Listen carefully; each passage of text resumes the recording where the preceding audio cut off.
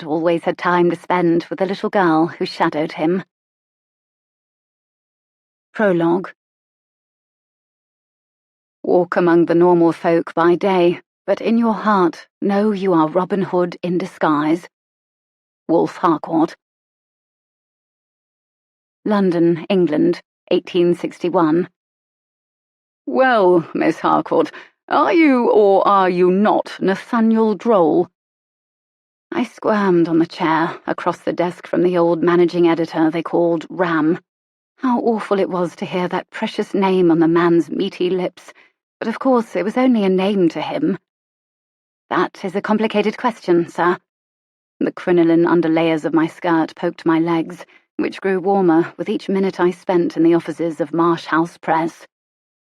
So is switching the final chapters at the last minute. You will forgive my doubt when a snit of a girl comes in here supposedly on behalf of a nationally famous author, yet appears to be no older than his first novel. Have you proof of your connection to him? This would take a great deal of explanation. Perhaps it was time to retreat. But no, this had to be done. Turning back now meant the final installment of the novel would release in a few days, and the man of my dreams would find out how deeply I was in love with him. It was not possible to imagine an existence beyond that dreadful occurrence. Here is one proof. I set my notebook before the balding bulldog of a man who reigned over his desk full of papers and clutter. Is it not the same type Droll has sent you for years? He whipped through the book with harsh fingers, tearing a page at the top, then shoved a pen and inkwell toward me across the desk. Of course, I would need to show him my handwriting for comparison. Leafing to an empty page, I drew the pen from its heavy well and wrote, I am Aurelie Harcourt. I collected Nathaniel Droll's pay at 32 Hedrow Lane in Glencora, Somerset. The letters formed by my shaky hands had taller loops and were slightly less perfect than the rest of the writing in the book, but it was an unmistakable match. He yanked the book toward him, inspecting it as seconds ticked by on the clock behind him. I focused on the ivory-topped fireplace in the room's shadows, counting the ticks. Finishing his assessment, he leaned his heavy frame back against the chair and studied me, every button and tuck of my brown travelling gown. Thick fingers pulled at his jowls. Well, well, I've always wanted to meet the great enigma who has earned me so much, and here he sits. A woman, a rather plain one at that. As if I was unworthy. Transcriber. My voice cracked. I've been his transcriber for years. How is it you came to know Nathaniel Droll? His eyes narrowed. Could I refuse to answer? He hardly believed me anyway, that much was obvious. A long, uninteresting story, sir, but right now I am merely here to inquire about changing that ending. I waved a hand toward the notebook before him. Holding his spectacles in place, he studied the book, then me, then back to the book, his left eye nearly disappearing beneath the folds of skepticism. He's never done this before. This book is different, he growled, squeaking his chair back and folding his arms. Tell Mr. Droll he is lucky. First, because you caught us before we printed this installment, barely. Second, because his fame has earned my pleasant side today. He lit an ornate pipe and puffed, exhaling tiny balls of smoke. I know it's a lot to ask, but fortunately I'm a wonderful person. He waved the gathering smoke away from his face, grimacing at it. A trapped breath released from deep in my chest. I'd succeeded. Everything was safe. So you'll change it? Well, that depends. If I hate this ending, I shall use the one he already sent. It has been approved, and this has not. I straightened against the unforgiving spindles at my back. I cannot let you print that. Oh, the little transcriber forbids me. He swiveled in his chair and tapped his pipe in a tray. I'll not take risks with the final installment. Sales are predicted to break records at this house, and that ending will not disappoint. He slapped his hand on the desk to emphasize his words. The first chapter sells the book, but the last chapter sells the next. Understand? Yes, sir, but I must ask that you— Where the devil did you come from, anyway? Well, We'll have to cut his pay, you know. That will be fine. But can I— Just how old are you? Frustration eclipsed my self-control. 203. How old are you? I shut my mouth behind the escaped words. A few silent puffs came from the man behind the desk as he gave a wry smile. His eyes did not leave my face. Now you are someone I care to speak with. He leaned forward, the leather chair creaking under his weight. So, little thing, tell me exactly how you came to be in possession of Nathaniel Droll's notebook, how his work bears your handwriting. I cannot do that, sir. I understand completely. He swivelled away from me, foot over foot. And I can no longer consider printing your new ending. Poised in the little wooden chair his assistant had brought, I bit my lip and gripped the arms. I suppose I could tell you a brief version of the story, if you promise to strongly consider the switch. He whipped around to face me again, eyes glowing, elbows anchoring him to the desk. Nonsense. If we're to discuss Nathaniel Droll, I want every detail. Understand? Every little detail. I want to know who exactly is hiding behind that pen name, and what his story is. Start with your part, and please do tell me about the impostors, too. I've been dreadfully curious. With a shuddering sigh, I glossed over memories not worth revisiting. Perhaps it would be sufficient to tell him only what happened in the last few months. That would cover the important pieces. With a fortifying deep breath, I slipped into my one and only talent, storytelling. It started in Shepton Mallet debtors' prison, which is where I am from. That is, until recently. 1. Lady Jayne dreamed endlessly of escaping to something different, of living a fascinating and dramatic life.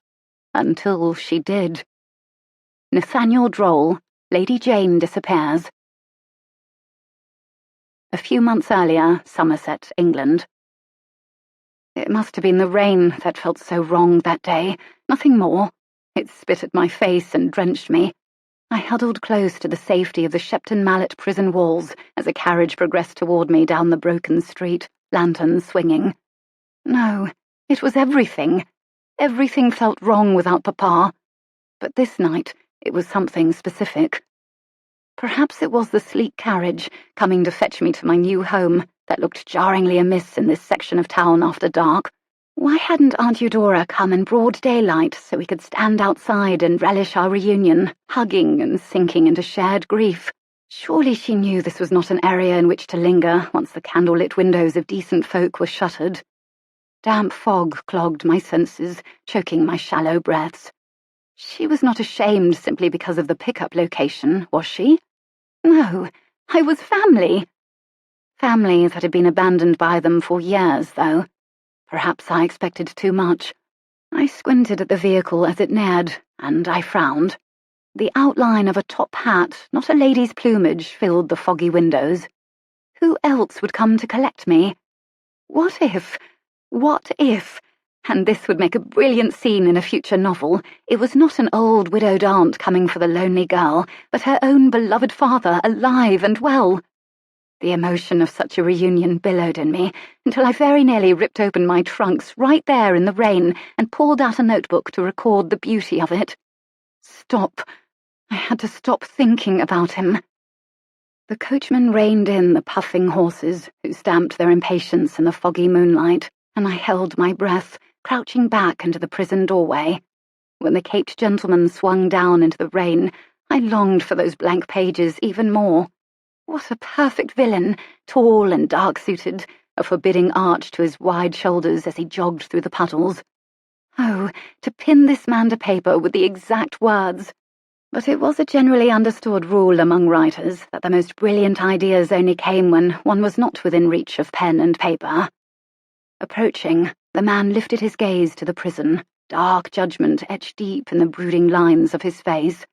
He removed his hat, nearly useless in the deluge, and swiped rain off his face with his sleeve. Upon spotting me in the shadows, his face darkened further. eyebrows hooding sharp eyes. He was more ominous close up, threatening even. I backed up until I hit the rough stone wall, and now there was no one left to protect me, not a single person who might report me missing to the constable. Like a kite with its string suddenly cut, I was alone. The Lord is my shepherd, I shall not want. I'd never had to depend so fully on the Lord before this, and it seemed now he was all I had. My nails dug into the dirty stone at my back. The storm swelled and rain pattered against my shoulders, pouring down my neck and soaking my dress. Why were we not running toward the carriage and huddling under its roof? The man squinted against the shower, as if waiting for me to speak and explain my presence.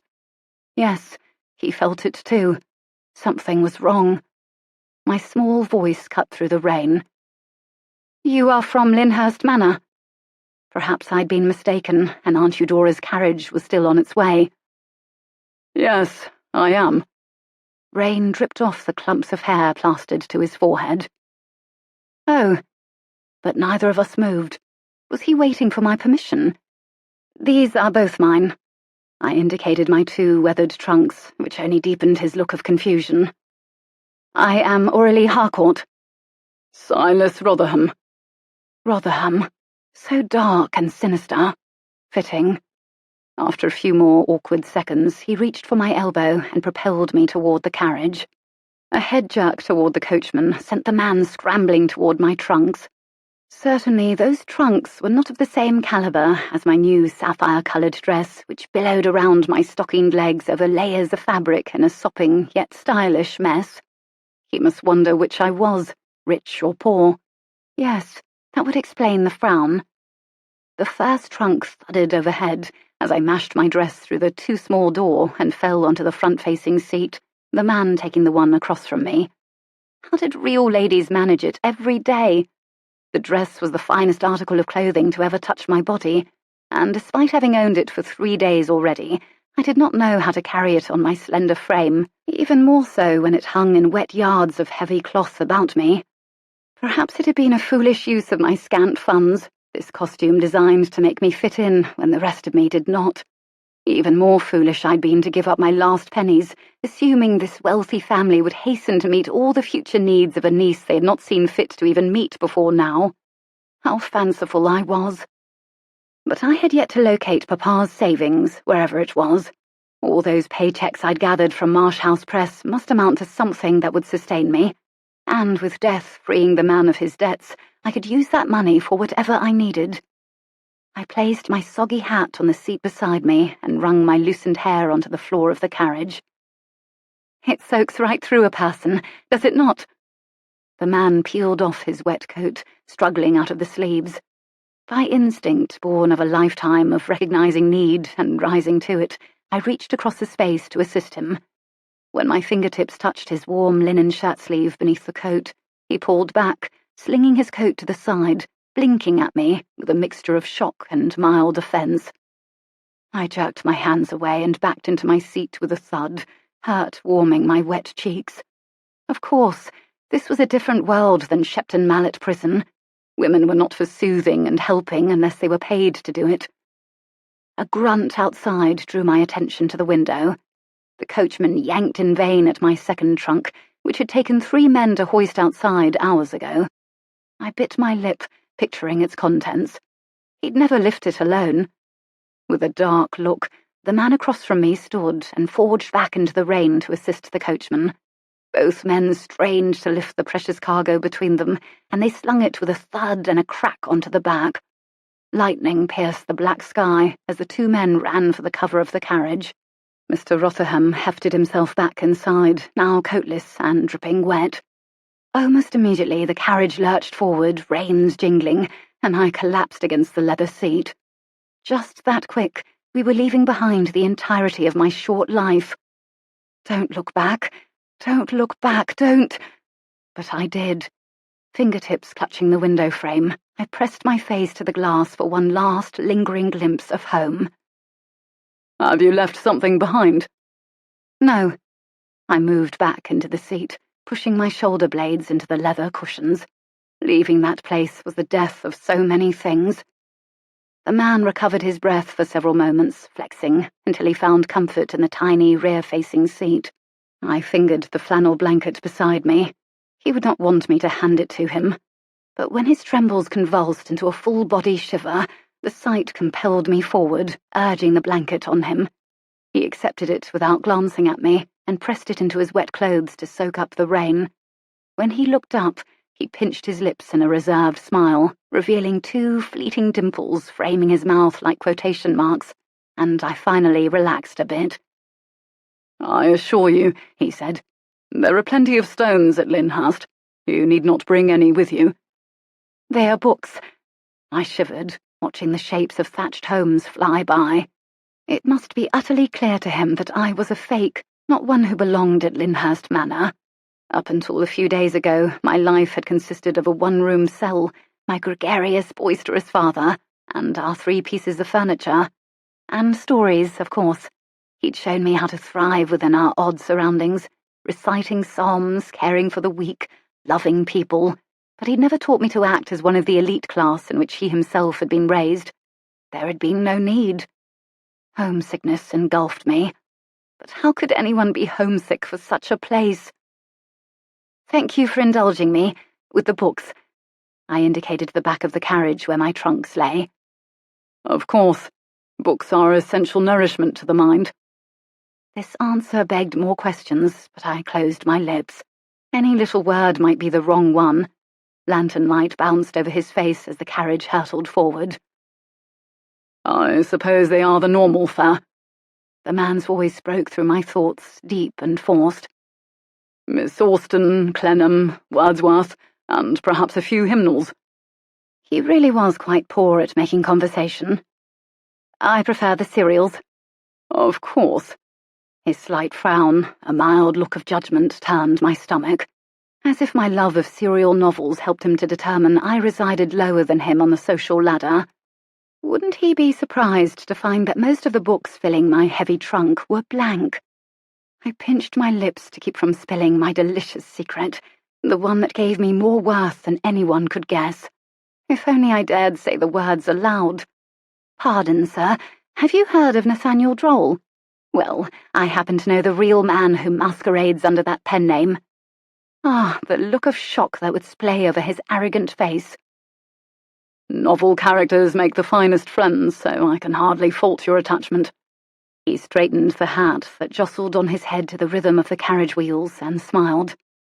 "Flesh and blood people are more complicated and difficult to know." "I should say not. So many people are closed up, or tucked inside themselves, yet they bloom open in beautiful ways if you would only take interest in them." The flick of his eyebrow hinted at disapproval, driving me deeper back into my seat as my face heated. I had done it again. I tipped my head back against the cushioned seat and allowed the carriage to carry me and my heavy thoughts toward a life where this disapproval would be normal fare. "I hope I did not offend you, sir." "It was merely a surprisingly deep answer to what I believed a simple question." "Life is deep, Mr. Rotherham. Oh, so deep, especially when it is a series of intense moments all piling on top of you, fighting for your urgent attention every day. Which is why books are such a lifeline.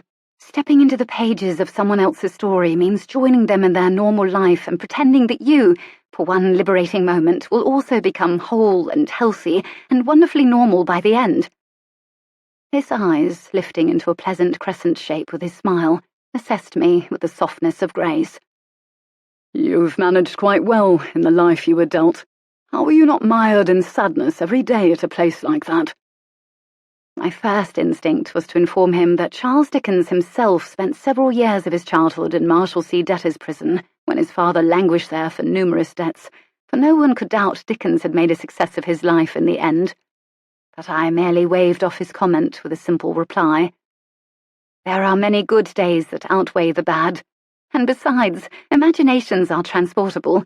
They even follow one into poverty." His face dipped back into the shadows.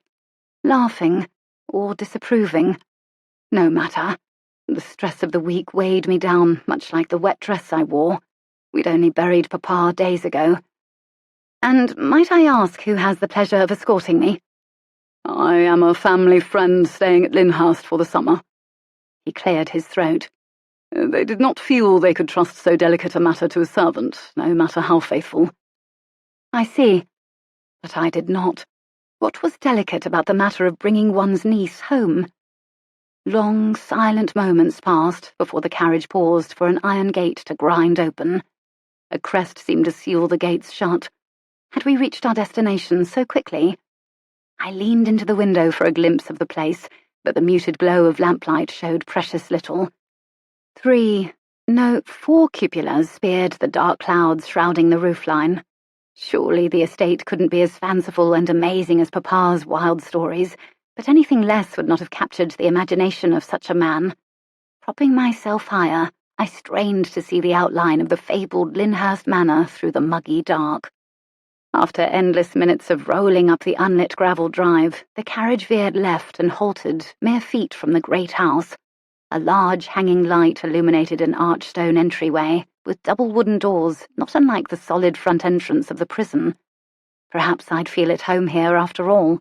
The mansion's grey exterior wall extended far outside the little circle of lantern light into what seemed to be eternity. It was true, then. I'd hardly believed Papa's stories of this place, for what family could live in such wealth while their brother languished in poverty? A mere pittance of their wealth might have freed Papa years ago. Steeling myself against bitterness, I tried to summon an explanation, but could not. At least the rain had stopped. Mr. Rotherham alighted. As I pushed off the seat, he held up a palm to stop me. "You'd best let me prepare them first, Miss Harcourt." I sank into the seat, the damp feel of my thick skirts beneath me. "Prepare them for what?" He paused just outside the carriage, a rare smile flicking over his face. "We all rather believed you to be a collection of bags and trunks." "I beg your pardon?"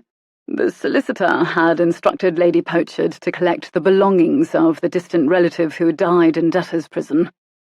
"Distant relative?" I frowned. "You can imagine her surprise when she finds out exactly what this relative's belongings include." He shook his hat and replaced it. "Wait here.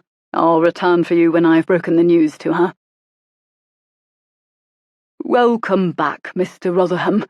Silas strode through the double doors held open by the butler, who ushered him into the deeply shadowed hall tinged with lemon freshness on wood-panelled walls. The weight of it jerked his arm down, but his face maintained the placid butler mask. "I trust your errand was pleasant." "Pleasant as expected." He stamped wetness from his shoes and strode through the arched front hall to the drawing-room where Lady Pochard waited. How was one to answer these meaningless questions, really? "A fine day today, is it not, sir? How was your walk? I trust you are in good health this morning." He should tell them the day was terrible. He had witnessed a murder, and he'd walked to the moon, just to see what they would do. What a stark contrast from the girl waiting in the carriage. Everything she said meant something, her sentences plump and juicy with originality, fresh and delightfully odd. "Good evening, Lady Pochard. I'm surprised to see—" "Well, have you fetched them?" Lady Eudora Eustace Pochard huddled in her wheeled chair in the bay of heavily draped windows. The fireplace glowed behind her, giving a soft yet eerie light to this red and gold gilded room of her ancestors. Oh yes, he had fetched them, both trunks, as well as the additional piece of baggage. "Yes, my lady. Every last belonging of a Mr. Harcourt of Shepton Mallet." "He is dead!" Diggory's faithful butler mask shattered. "No, Mr. Harcourt!" A daggered look from Lady Pochard sliced the end off his sentence. The poor man's Adam's apple bobbed, wiry hands working at his sides. Silas tried again.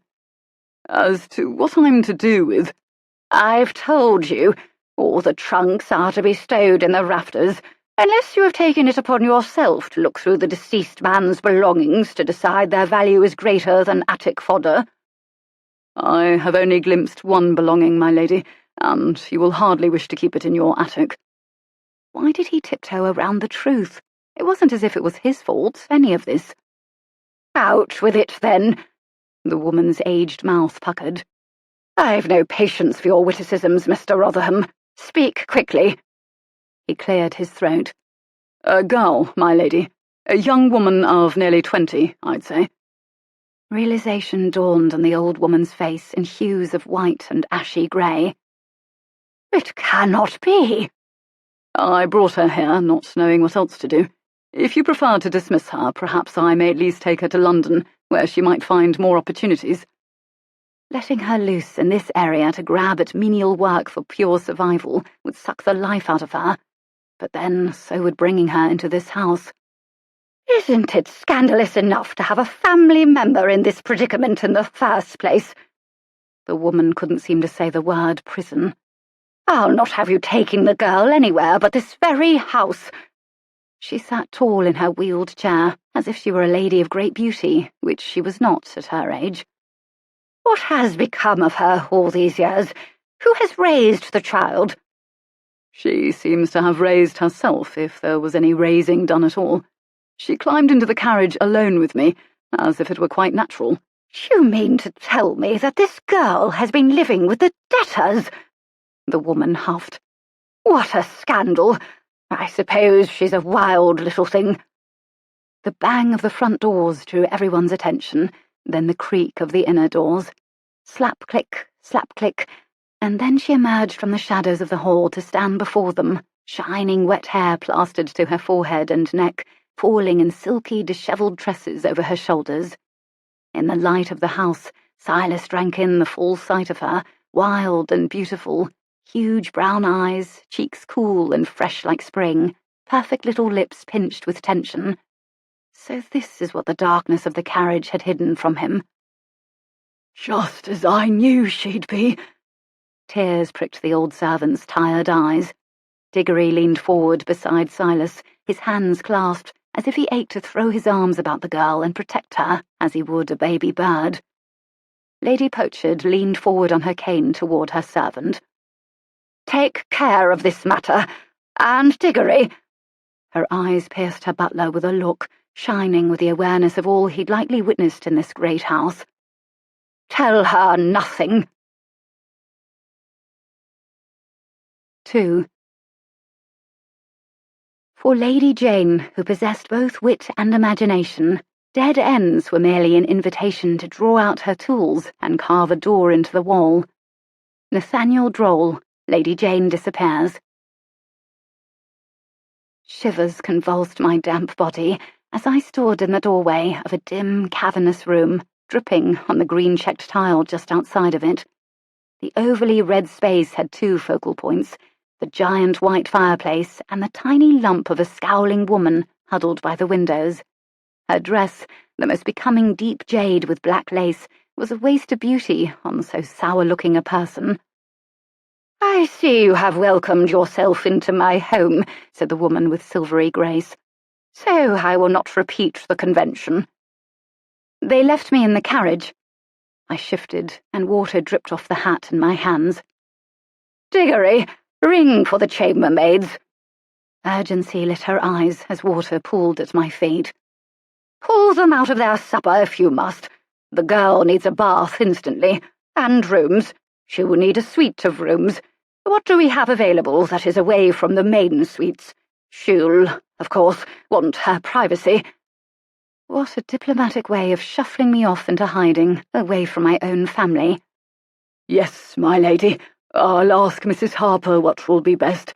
Unless you wish to give her the South Tower rooms." South Tower? I bit my lip with hopeful pleasure. There had been a South Tower in at least 2 of Papa's novels, including the unfinished work in progress. "No!" A pop of the woman's cane punctuated her response, and she glared at me, as if assessing whether or not I might fit into a small closet or a crate. "You'd just as well put her in the cold stables as in that old tower.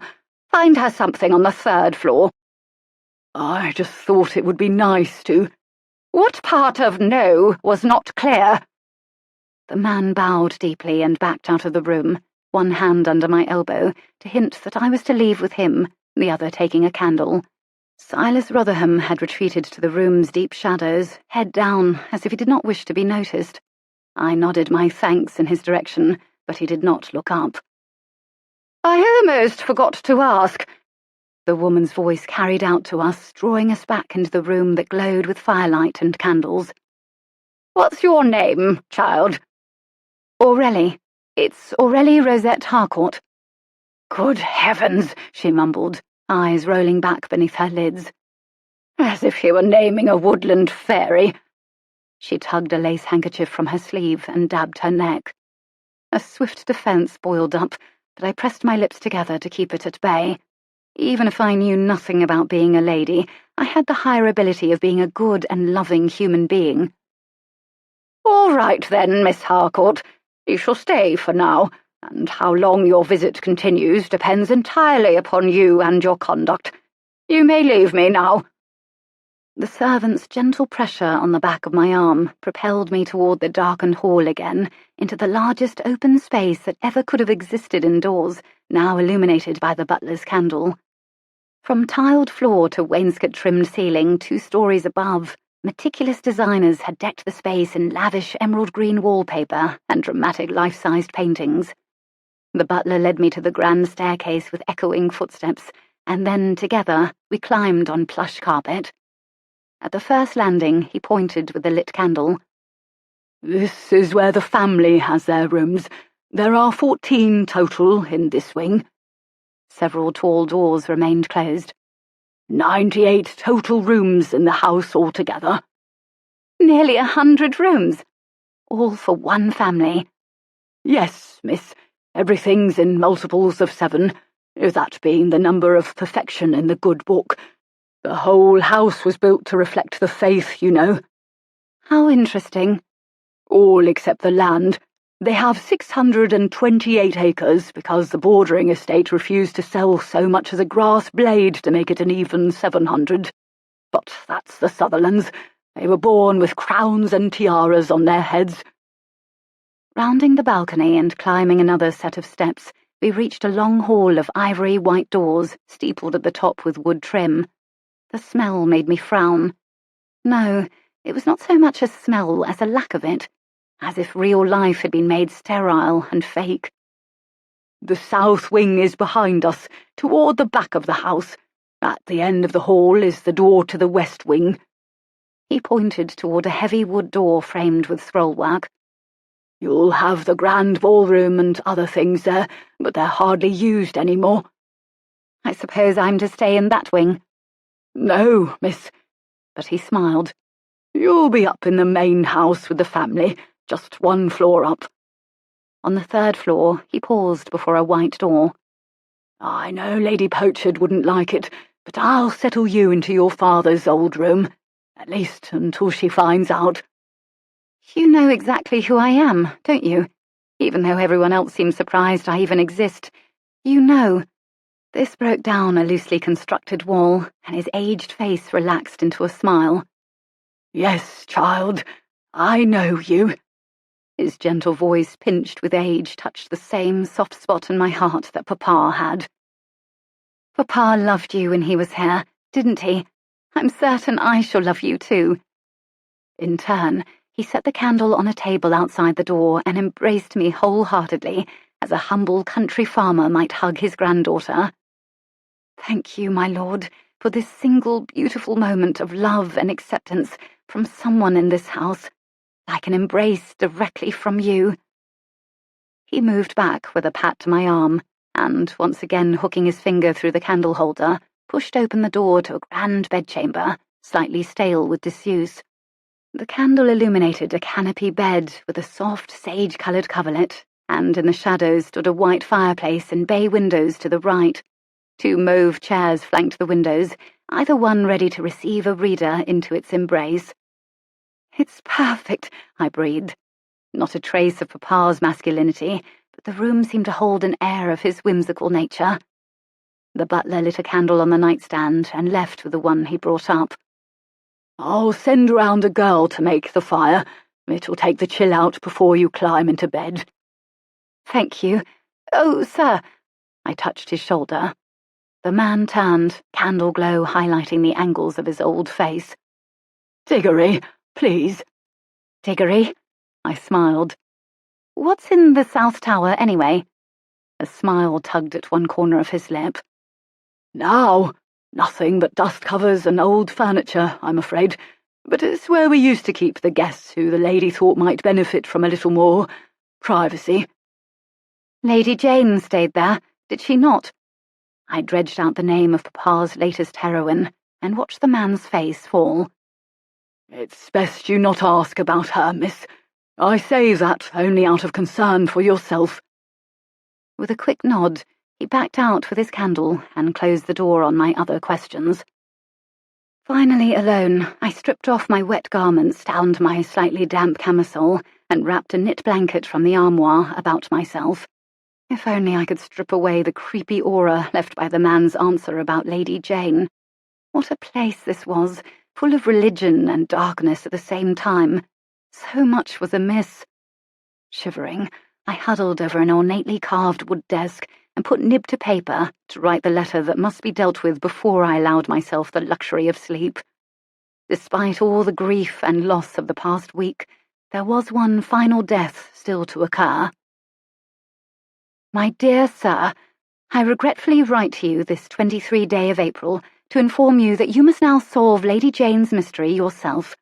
After completing only 21 of the contracted installments in this work of serial fiction, the man you know as Nathaniel Droll has gone to rest in an early grave, having bled out his last word for your benefit before his beautiful soul departed to heaven. As the contents of this novel's remaining installments were disclosed to no one, it will be left to your most understanding self, or your kind readers, to guess for yourselves what has become of Lady Jayne. Most sincerely yours, Nathaniel Droll's transcriber. He would have loved the irony of so perfect a cliffhanger. When a knock cut through my thoughts, I dropped the pen beside the page and stood to answer it, gripping the wool blanket more tightly about me. Water, miss. 2 young chambermaids, girls of maybe 14, shared the burden of a large copper tub supported by ring handles. I opened the door farther, and they carried it to the empty hearth and were followed by another girl, labouring under the weight of a cauldron of steaming water. I leaned against the wall, blanket clutched awkwardly around my nearly unclothed body, as a curly-haired maid stooped to create a fire in the cold hearth. A steady line of mob-capped girls struggled to carry in water, all so I could wash.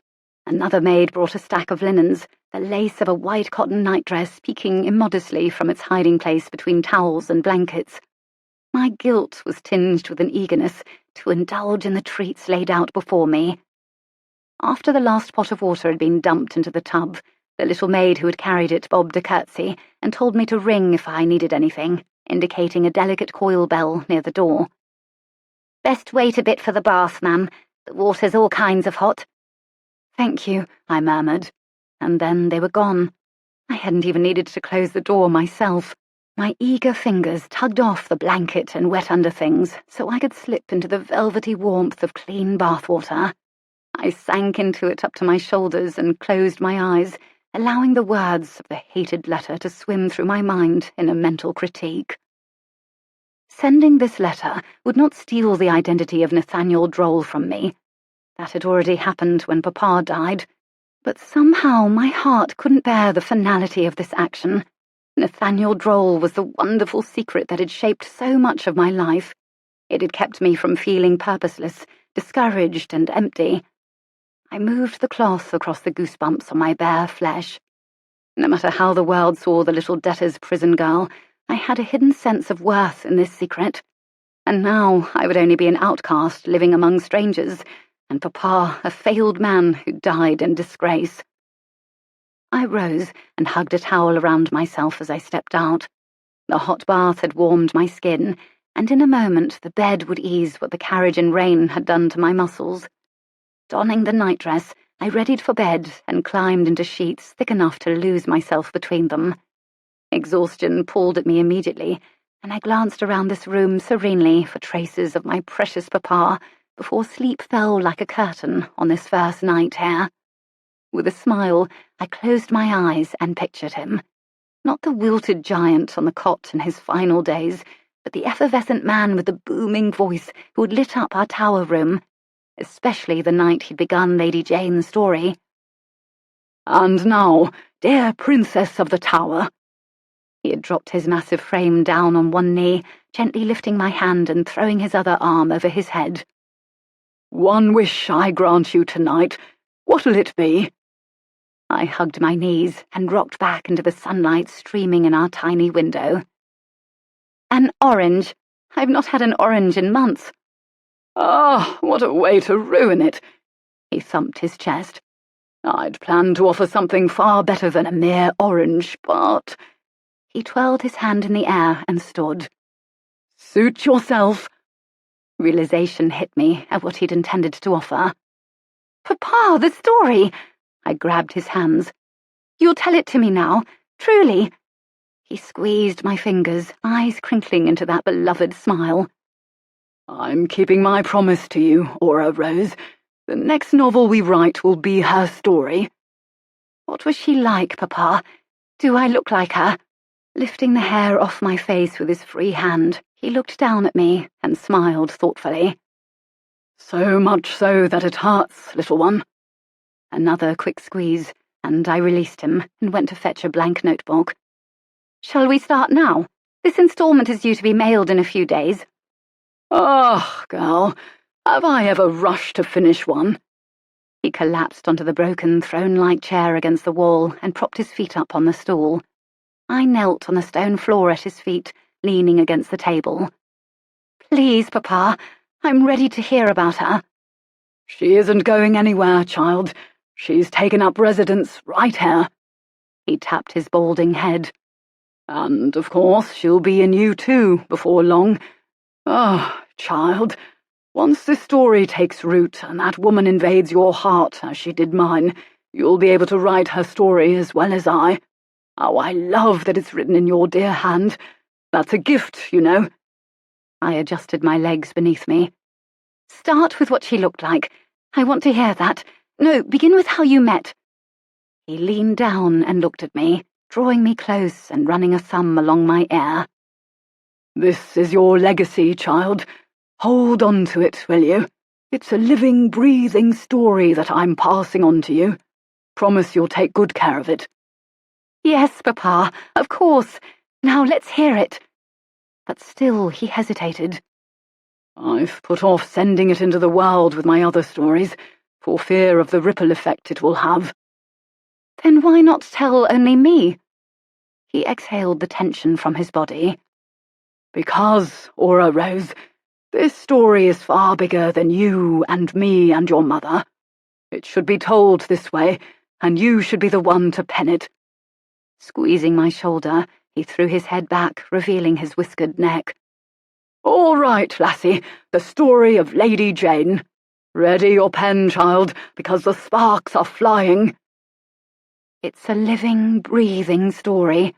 I'm passing it on to you. Passing it on." I snapped awake in the dark chamber at Lyndhurst Manor, with the extinguished candle a smoking stub on the table beside me. I must have drifted off. Scrambling to sit up, I clutched the covers to me and glanced about the room. Tree shadows waved from the window, and embers glowed in the fireplace. Nothing else in the room moved, yet his presence seemed powerfully real there.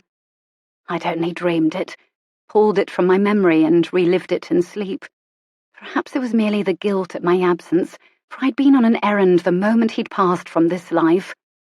Those words lingered in my mind, drawing me to the story I was about to cut short and pack away forever. But he'd never intended for it to be set aside, had he? "You'll be able to write her story as well as I. How I love that these words are in your own dear hand. That's a gift, you know." Not a gift to him, though, a gift to me. Realization solidified in my mind. All along when he'd asked me to take dictation, he was offering the only gift he had to give me, the legacy of Nathaniel Droll's great name. Slithering back down into the bed, my mind whirled with options. He wanted me to do this, but I wasn't the writer my father was. I blew the hair off my face and stared at the panelled ceiling, where angelic scenes scrolled across the white expanse. I was not qualified in the least. Yet here I lay, in Lyndhurst Manor, the setting for Lady Jayne Disappears, and every book that had come before it. I'd now walk among people every day who'd known my mother, who'd been present when she disappeared. I dusted my cheek with the tips of my hastily upswept hair, and pondered the risk it might be to write under his name, to uncover years of buried family secrets, but I knew with immediate clarity what to do. "Pardon, sir, have you heard of Nathaniel Droll?" "Ah, well, I happen to know the real man who masquerades under that pen name. In fact, it isn't a man at all. Not anymore. It's me." Chapter 3. Lady Jayne's antidote for boredom was not entertainment, but rather curiosity and imagination. Nathaniel Droll, Lady Jayne Disappears. I woke to a room lit with sunshine, rising and pattering to the window bay past the now cold tub of water. I stood barefoot and looked over the lawn, through a tangle of purple flowers climbing trellises toward the jutting wings of the house, each flanked with a tower at the end. Which one was the South Tower? Today I would take over Lady Jayne Disappears and create the next installment, for it would need to be posted immediately. That required opening a fresh notebook and filling its blank pages with words beautiful enough to carry Nathaniel Droll's name. But more than that, it meant unravelling what had happened here nearly 20 years ago. Visually tracing the pattern of vines winding over the wallpaper, I pondered the direction of the plot. It was an ingenious novel, actually, one I'd enjoy working on. The prologue was the scene directly after Lady Jayne had vanished from the mansion, when the entire house slipped into a panic at her sudden absence, and then the story jumped back in time and told everything leading up to it, all the way to her disappearance in the final scene. Readers were pulled through each issue, guessing who and what and how, as everything built up toward her mysterious disappearance. Lowering myself to the rug, I lay on my back, arms spread above my head, imagining the woman who'd captivated my father, the woman who'd given birth to me. Jane Wyndham, or simply Lady Jayne, as the readers knew her, had come to visit a friend's country mansion. Lyndhurst specifically, but the book had not mentioned that detail. She often had vases of heather in her room, and almost exclusively wore her favourite colour, purple. She'd spent a glorious summer playing about Bath and Bristol, and then disappeared, leaving all her belongings behind, including her beautiful amethyst ring. And her child. That element made it even more confusing. It had seemed like he was telling the story of how they'd met, her appearing on the social scene as a lady of mystery and capturing his heart. But if the last time he saw her was the end of that summer, they'd have already been married with a baby. I picked at the plush rug. Perhaps Papa had made up the tale to give me a mother story. For every girl, if she did not have a mother, sooner or later required an explanation as to why. This story, however, did not fit. Aside from the timeline discrepancies, the only way a woman would leave behind such things was if she'd been killed. Ruminating on the story and letting the facts percolate, I glanced out of the windows. Somehow the sun had magically risen higher as I daydreamed. Hours must have passed, and my only accomplishments had been severe procrastination, inspecting wallpaper patterns and sweeping story facts into a pile to analyse. Not a single word put on paper. How would I ever maintain deadlines? When Papa had been alive, his stories poured out chapter by chapter, without hesitation or flaw. Oh, that I would be so lucky. Rising and pushing one of the wing-back chairs to the decadent bay window, I lowered into its cushions with blank paper and looked over a flower-filled yard more elegant than my dreams of heaven. It was time to begin. Encouraged, inspired, I breathed in the magical beauty of my novel's setting and poured out the words that would paint the picture of my family estate. For nearly an hour I wrote, giving Lady Jayne a few mild enemies and some friends. My wrist ached when I released the pen. How draining, and they required one installment per week. Pushing out of the chair, I forced myself into the motions of dressing for the day. My underthings, stiff from last night's drenching, had been strewn about the chairs to dry. My new blue dress, however, hung in a damp mess from a rod behind the door. Just when I began to wonder if I was expected to breakfast in my stiff underclothes of the night before, someone knocked. Tying a colourful, shiny dressing gown from the armoire over my nightclothes, I opened the door. There stood a large pile of colourful dresses, supported by a girl about my age, with curly, chestnut-coloured hair and smiling eyes. "I've been waiting for you to wake up. I have clothes for you to borrow, and oh, I'm going to dress you up like a doll." Shouldering into the room, the well-dressed girl swished the items onto my unmade bed. "I've even brought you the most beautiful underthings you'll ever see." Underthings. That was normally not part of the second sentence two ladies said to one another. "I am Aurelie." There, that was a much more reasonable start. "What a fine name for a pretty little thing. It makes me want to put tiny rosebuds in your hair." She finger-combed my wild tangles, sweeping them up with a dimpled smile. "And who are you?" She dropped the tresses and hopped onto the bed. "I'm your new dearest chum." The bright smile showed perfect, sharp little teeth and naturally pink lips. "I'm the old witch's granddaughter, Juliet." I perched on the edge of the bed with a tentative smile. I should at least try to join in the camaraderie the girl offered so easily, and, well, without invitation. Her light green gown shimmered as she moved. Her undeniable, flirtatious beauty was the sort that likely fit every man's ideal. "She isn't really a witch, is she? I mean, she does possess some redeeming qualities." "The old woman? Hardly. She despises everyone and only tolerates her family because she must. Have you a special gentleman in your life?" What a rapid shift, all over the place like a hummingbird, making one work to keep up with her. "No, How perfect!" She sprang up and pulled me to stand before her. "I have the ideal man in mind, and oh, he'll be absolutely smitten when he meets you." "Does that sort of thing happen?" "Oh, of course Alexander will adore you." The girl held a full-skirted pink frock before me, hanging it from my shoulders and eyeing it. "And all of Somerset will be sighing over the fabulous new couple in the social set." I frowned, and she lowered the dress with a smile. "You must think me vapid. I'm more intelligent than I look, that I promise.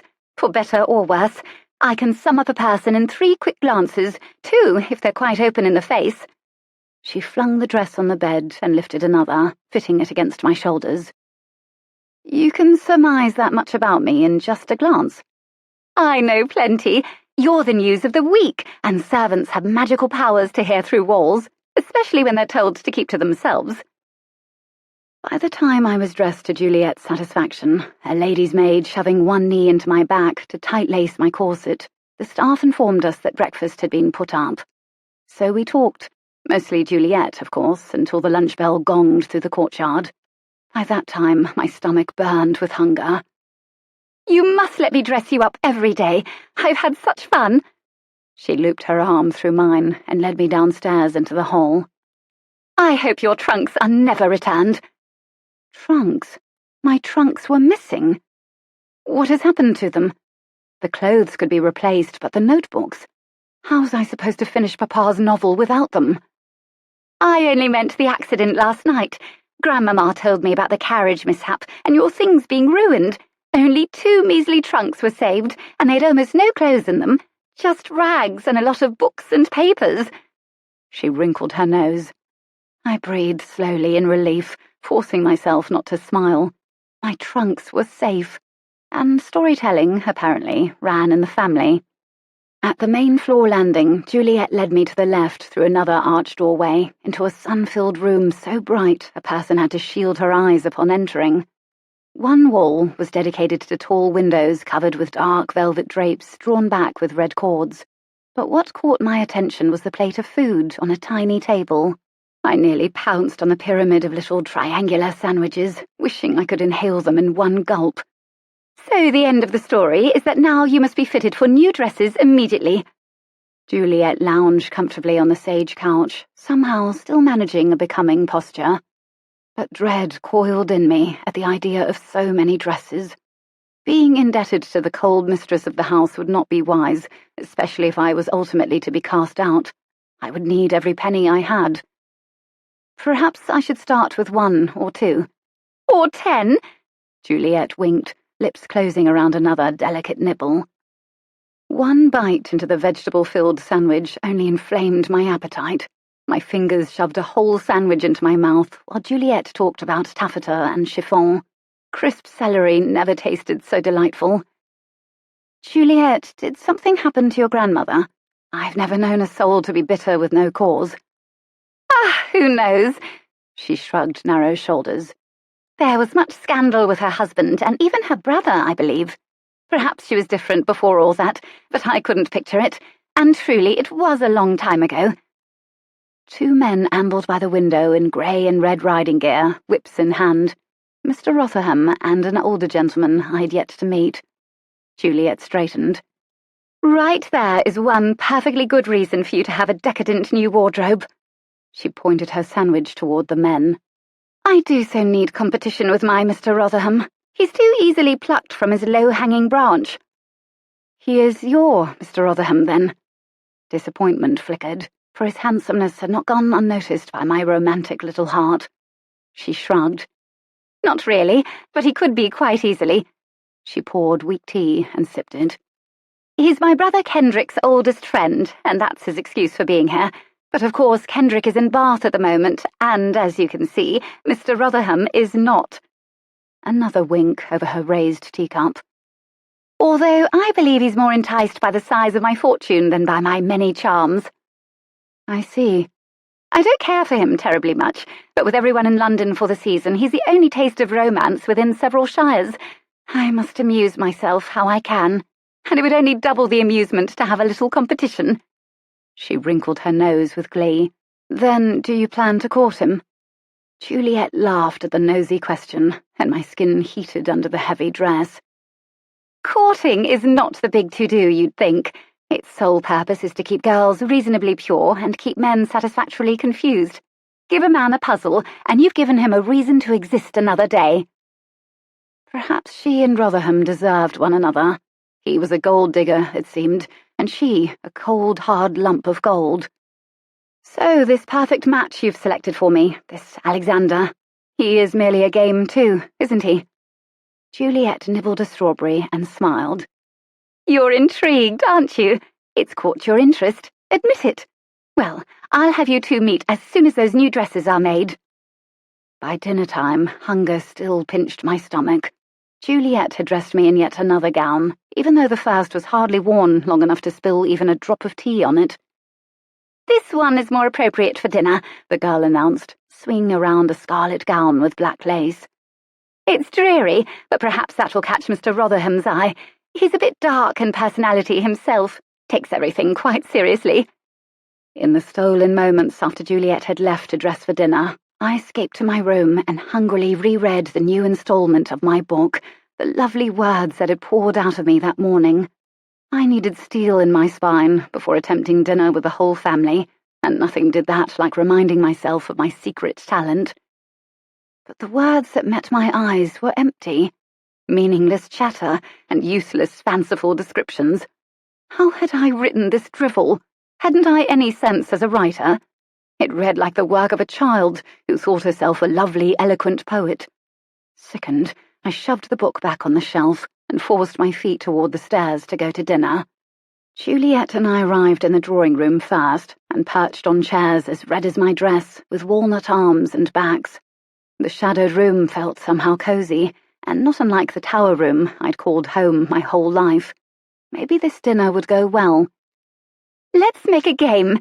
Juliet moved up behind me. First one to speak at the table loses, shall we? Why ever would I do that? Footsteps clicked in the hall. She bent close, her breath tickling my ear. Because it's the only way a girl like you will survive what is to come now. 4.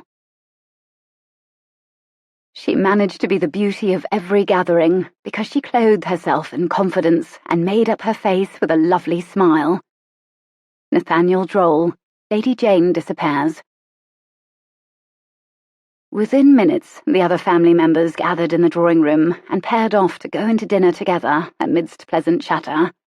My arm was caught by a young boy no taller than me, with serious green eyes and freckles over his nose and cheeks. Silas Rotherham escorted Juliet. The couples filed into a long room of intricately carved wood and tall candles and stood behind their seats. Situated in the centre of the long table, I faced a low, austere fireplace with a gold-rimmed mirror above it.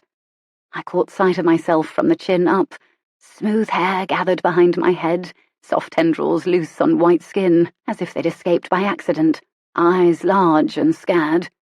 No wonder Juliet thought me in need of guidance. The last to enter was Lady Pochard, my Aunt Eudora, walking with the aid of a cane and the severity of a queen. She paused her royal entrance behind me with a crinkle of fine clothes. and the aura of peppermint. Surely she wouldn't make me leave this minute or shame me before the family. Not a woman this genteel.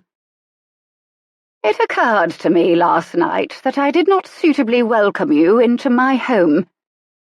I turned to the heavily powdered face, unsure what was expected of me at the moment, and dipped a curtsy for good measure. The others stared as the woman patted my shoulder with stilted movements and dropped a kiss on my forehead. Silence followed the gesture. Aunt Eudora hobbled to the head of the table and took her seat, signifying that the rest of the family should take theirs. As the aproned maids served soup, Aunt Eudora spoke to me. I'm pleased to have you meet my family. Beside me are my daughter Glenna and her husband Garamond.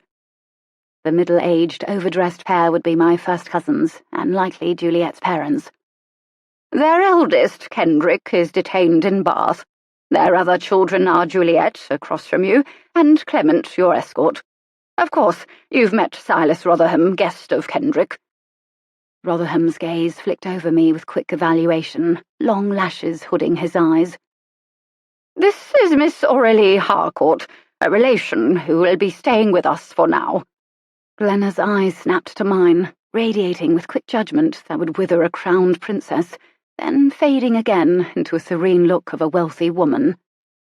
Harcourt, coughed the little man at her side, studying me with sudden interest. Juliet clapped, drawing a pointed look of annoyance from the head of the table. Isn't she a pretty thing, Mr. Rotherham? She asked her companion in a stage whisper. So innocent and unworldly. It's as if she's grown up in the woods. Apparently her little game of silence had been abandoned as her attention flitted on to the next interesting thing. Mr. Rotherham hunched over his soup, brows drawn, clearly uncomfortable. But he did look up at me after a moment.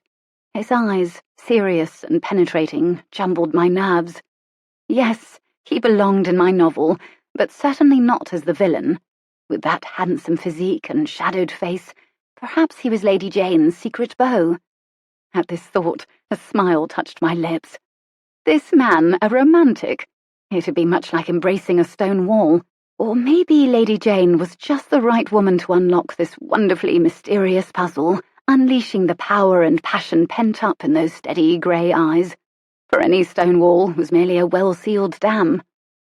Conversation floated politely around me as the first course passed to the second, and I watched the others for how to arrange my linen napkin and balance my glass aloft with my fingertips. Poor Garamond, with a nose and ears bigger than his face, worried over his dainty little woman, whom he seemed to believe was in danger of straining herself with the serving utensils or under-eating. But the radiantly plump woman, with rosettes dotting her dress across her abundant bosom, could likely lift her husband over her head. The courses arrived one by one to the mostly silent room. When a server placed a plate of pheasant before me, I immediately cut into it, relishing the way the tender slice fell away. The soup and bread had only tantalized my gnawing appetite. Juliet lifted her glass toward Aunt Eudora. Grandmamma, you must insist that the woman come from Bristol tomorrow. A girl needs her own dresses. Aunt Eudora sighed with the practice of 1,000 hardships. When I can produce a woman out of thin air, Juliet, I will present her to you. She turned to Glenna, who sat beside her. Why did we allow her coming out so soon? The girl is far better suited to ornamentation. Cheeks warm, I swallowed my bite and spoke. You needn't worry about dresses for me. I don't enjoy them quite so much as other girls. A young lady who is not dying for dresses Garamond spoke up, mouth dotted with garnish. Is she broken? Really, if you only give me access to a library, I shall be more than happy to amuse myself. Reading makes me forget that I'm wearing anything at all. A fork clattered, and someone choked on a bite, and Aunt Eudora leaned back and rolled her eyes. The other diners fell silent. My already warm face heated even more. What? Were ladies not even to like books? Rotherham's low voice broke the tension. Reading is the perfect way to engage and excite your mind while appearing to merely pass the time. He met my gaze with the barest trace of a smile on his solemn face. Light chatter resumed around the table now that I, the oddity, had been safely tucked into conversation. Yes, Mr. Rotherham made such a fresh character. He was quiet and brooding, yet with some undeniable redeeming qualities to round him out. Perhaps he had come to Lyndhurst to woo Juliet for her fortune, but there had to be a reason. Was his mother ill, desperately in need of medical care? Maybe a sister with an illegitimate child languished in some secret corner of his house, needing protection and financial assistance. One thing was certain. I had read far too many books. Rotherham stared openly across the table, as if still trying to label me, yet constantly reassessing his findings. His voice broke through my thoughts. And the maiden found her escape into books, the worlds created by the pen of some stranger who would creep into her mind and rearrange the furniture. At this, my gaze snapped to his sparkling grey eyes. I'd never heard those words voiced aloud, but I knew them oh so well. You read Nathaniel Droll. And that particular quote had been from a chapter I had penned during one of Papa's illnesses. I had no idea gentlemen polluted their shelves with serial fiction. Good literature is good literature, whether it is marketed toward the poor for halfpenny an issue or the aristocracy for a fortune.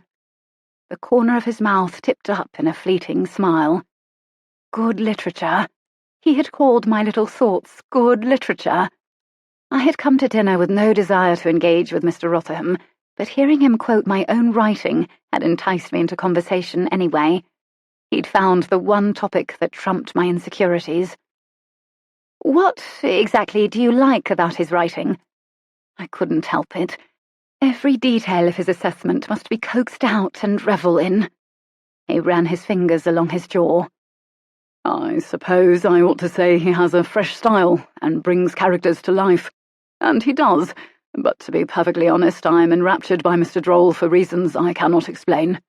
It's as if he laced his words with an addictive substance that draws me through the pages until I'm surprised to find myself at the end of the installment. Really?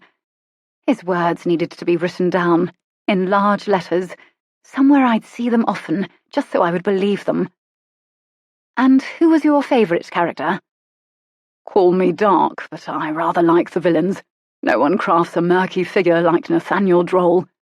It makes one wonder what sort of company the man keeps. I bit my lip to keep from revealing the truth. I longed, I ached to spit out the secret, but I offered a rote reply instead. Not the sort of company anyone of this household keeps, that is for sure.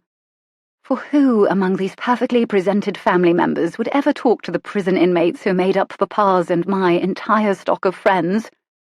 Which is exactly why I needed to introduce the world to them through the novels. Yes, it was brilliant. The decision swelled to an overwhelming desire that nearly drove me from my chair to find my notebooks. Oh, if only the world could see the prison and the people who lived there as I had. Well, soon they would. I'd put everything about prison life into those books. Crippling disease, death, slimy newborn babes, open sores, sewer rats. The grit of real life to me, but completely foreign to this family. Whatever his experiences, they must be incredible for his mind to spin such tales. Silas reached for his water glass. Perhaps it is his interesting life that makes Nathaniel Droll the genius writer he is. Garamond leaned towards Silas, waving an empty fork with a frown.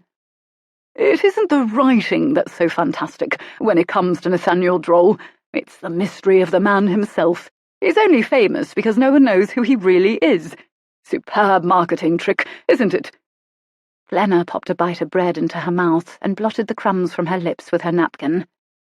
No, no, no. Why ever do you insist on talking when you don't know anything? And you never know anything. Honestly, Garamond, you're sharp as custard. The napkin then descended on her poor husband, blotting every trace of food from his face. Why, a man's come forward. I swallowed the green bean already in my mouth and coughed. Another gulp, and it was down. Come forward? You mean to say someone has revealed himself as Nathaniel Droll? Isn't it splendid? He has made himself known to the publisher and plans to come forward publicly rather soon, I believe. I cannot wait to know who he is and why he has hidden himself for so long. What a story his life must be. After forcing the rest of my food down, I followed the other women into the drawing room while the men disappeared down the hall for billiards. Juliet perched at the piano, highlighted by the glow of a dozen candles above and beside her, and, in the stillness of several moments, transformed into a lovely work of art as she closed her eyes and drew magically beautiful sounds from the instrument. Was it truly the same girl who had flounced into my room, all dimples and gaiety? But the sounds faded into background music as my thoughts once again crowded in. Who was this man claiming my father's nom de plume? Could the publishing company have concocted this mess to generate more excitement? I had to tell someone he was an imposter. No, because that meant revealing that the real Nathaniel Droll had died.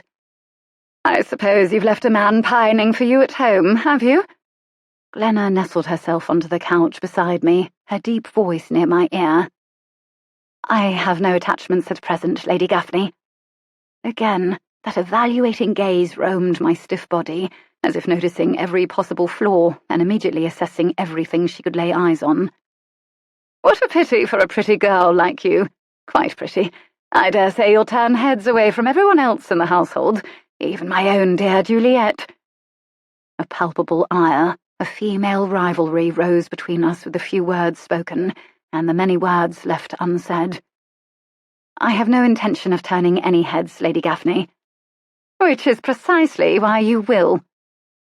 Diggory brought in a tray with biscuits, wine, and tea, and the women rose for refreshment, redistributing around the room.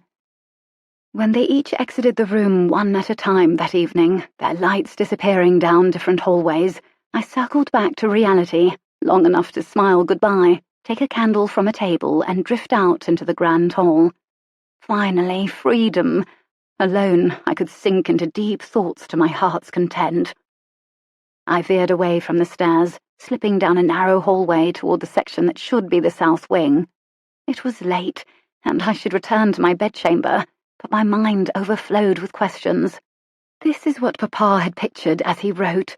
Suddenly I could not imagine tearing myself away from this place. Papa had spoken of Lyndhurst Manor so much that it had settled into the dear parts of my memory, as if it were my own childhood home.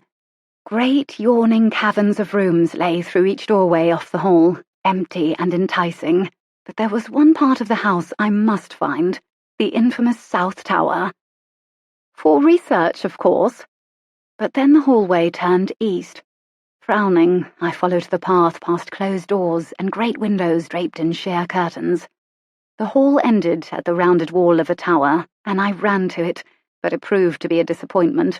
A mere storage closet for the servants' personal items, the delightfully creepy space seemed a complete waste.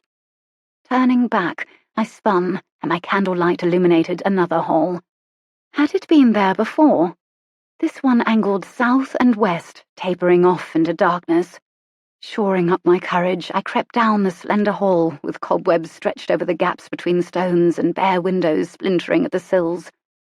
At the end of the lonely, moonlit passage, another tower curved into the hall, the door open and enticing, with the foot of a bed visible just beyond. Upon entering, the feminine aura of the place wrapped itself around me. Dusty glass surfaces and rose-coloured trim dominated the round room. Certainly, this was the South Tower where Jayne Wyndham would have stayed, if Papa's stories were true. You certainly would have lived like a fairy-tale princess in this room. My mumbled voice did not echo. Likely the only place in the house where that was true. I perched on the rosebud coverlet and absorbed the lovely emptiness, ideas spinning. It could have been a jealous rival or a former suitor who caused the disappearance. Maybe it was a kidnapping. Perhaps someone had snuck in from outside. Sheer curtains sparkled over the ground-level windows, letting in a full dose of moonlight. But that still did not explain how all the pieces fit together, and where I came in. I pivoted to look at the place where my mother had supposedly spent her final months. My mother! That had been such a foreign concept while growing up, but a vague idea of warmth and femininity accompanied all thoughts of the woman who'd given birth to me before she'd ceased to exist. Even when Papa began sharing her story months ago, the woman still seemed like a fairy in the woods, ethereal and fleeting. That's when I admitted it to myself. I did not believe in my mother. At least, not the one in my father's story. That magnificent woman had been his grandest fairy tale. Drawn to the cherrywood armoire gracing the north wall, I walked to it and parted its doors, letting in the nighttime glow. There, hanging in shimmering perfection like forgotten ghosts, were the most luscious gowns. Purple gowns, every last one. Suddenly, her presence in the room nearly overwhelmed me, as if she called out to me to find her killer, as if some part of her lived here still. I moved back, panic rising in my throat. As I pivoted away from the door, a tiny, sparkling object caught my gaze. There, on the glass-topped dressing table, sat a delicate, ornate gold ring with a light purple stone, blanketed in dust. An amethyst, like the one in my father's book. She was real. Lady Jayne was real. And something very real had happened to her. A tingling fear invaded my body and propelled me from the room. Candle in hand, I slipped out the doorway and down the hall. Footsteps sounded deep in the shadows, echoing against stone. Paranoid, I turned and walked back the way I'd come. The footsteps sped up, click-clicking with rapid beats, and I hastened my steps. But the sound grew closer. When I turned with the candle, I spotted the outline of a man moving along the passage toward me. Fear gripped me. Overcome with the notion of ghosts and horrible murders in these very halls, I abandoned all caution and sprinted, hand out before me. At that moment, a wall rose up and collided with my body. I crumpled with a cry, fingers pressing into the pain in my temple. Blackness swept over me and muted my senses. Moments passed. Then light flickered on the hallway walls, brightening with approaching footfalls. Turning over and planting my hands behind me for support, I watched a figure close the distance in seconds, and there he stood, his dusty grey suit hanging open over me, mutton chops lining his jaw. "What are you doing here?" "Only exploring. I've just arrived." My arms shook under the weight of my upper body, and my vision swelled. Angry eyebrows lowered. "No. What are you doing here, at my home? Isn't it enough that you've already stolen my work from me?" "I've stolen nothing, that I promise." A low growl radiated from his broad chest. "Sir, might I ask who you are? I thought I'd met the whole family." His jaw twitched, mutton chops jerking. "I am Nathaniel Droll, and I want my stories back." 5. The bright lavender dresses she wore was simply an outward display of Lady Jayne's personality, an expression of the colour and joy that overflowed from her soul. Nathaniel Droll, Lady Jayne disappears. "Rise and get up, sleepy!" Juliet's voice jarred against the sharp throb in my head as the sound forced me out of sleep. It was morning. I twisted onto my side, legs tangled in the sheets, and groaned. Had I managed to get myself into bed? No, it was the maids. Diggory had been there too. Flashes of memory from the previous night swirled through the flood of pain. The room with the purple dresses, the man in the hall. I jerked as a shiver climbed my spine. Before I could string together the words to ask questions, and really, what on earth could I ask without sounding like a madwoman, Juliet approached the bed and flung an armload of bright fabric onto it. "I brought you a dress for the day, but only one." "I'm sure it's lovely." Would the girl remain all morning? I massaged the splitting pain in my forehead, eyes closed. "I do hope you're feeling better today." Her voice softened, and the bed sank at the edge under her weight. "How's your head?" Forcing myself up, I leaned against the headboard and continued the gentle massage. "Still attached, it seems." Juliet giggled, eyes sparkling.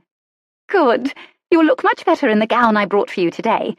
Aren't you going to ask me why I brought only one?" I opened my eyes and fingered the gown, a green and yellow affair with stripes that somehow managed to be feminine. "The dressmaker from Bristol. She's coming today." "Yes! She's bringing a full swath of samples and fabrics and everything you could want." Juliet took my hands. "We're to start right away." "Without breakfast?" My stomach growled. "I suppose we could manage a hasty breakfast if you need one." Disapproval shadowed her lovely face. After gingerly dressing with the help of a chambermaid, whom I forbade to yank my hair into a formal design, I led the way down the stairs. The pounding receded with my slow steps and long inhales of fresh air pouring through open windows in the great hall. In the morning room, Glenna and Garamond stood near the sideboard, Glenna leaning over to spoon more oatmeal. "Yes, but she simply does not belong. You cannot shove a bird into a rabbit nest and hope it survives. I'll talk to Mother about it presently in very strong terms." Garamond's eyes widened as he spotted us, his finger jamming into his wife's fleshy arm. "You needn't always shush me, you know. I'm more than a mantelpiece decoration in your life. My opinions needn't—" One final shove stopped the flow of words my curiosity desperately wanted to hear, but my soft heart wished to shut out. "Good morning, Mamma, Father." Juliet brushed into the room, smile in place. I only followed because she'd gripped my wrist like a shackle and yanked me along. Juliet fit in here. Mask in place, she could glide about as if she'd heard nothing. I, however, would need a dark room and a good cry before I could appear such. A slamming door in the great hall broke the tension. Footsteps clicked on the tile, and voices carried in to us. "I'll announce your arrival." Diggory appeared at the door. "Miss Flossie Payne to see you. May I say you are at home?" "Oh, of course we're at home. Tell her to meet us in Miss Harcourt's suite immediately."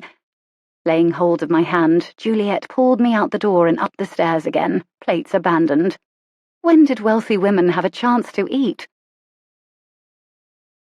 The whole affair felt awkward and somehow degrading as the two women spun and measured my body. My body.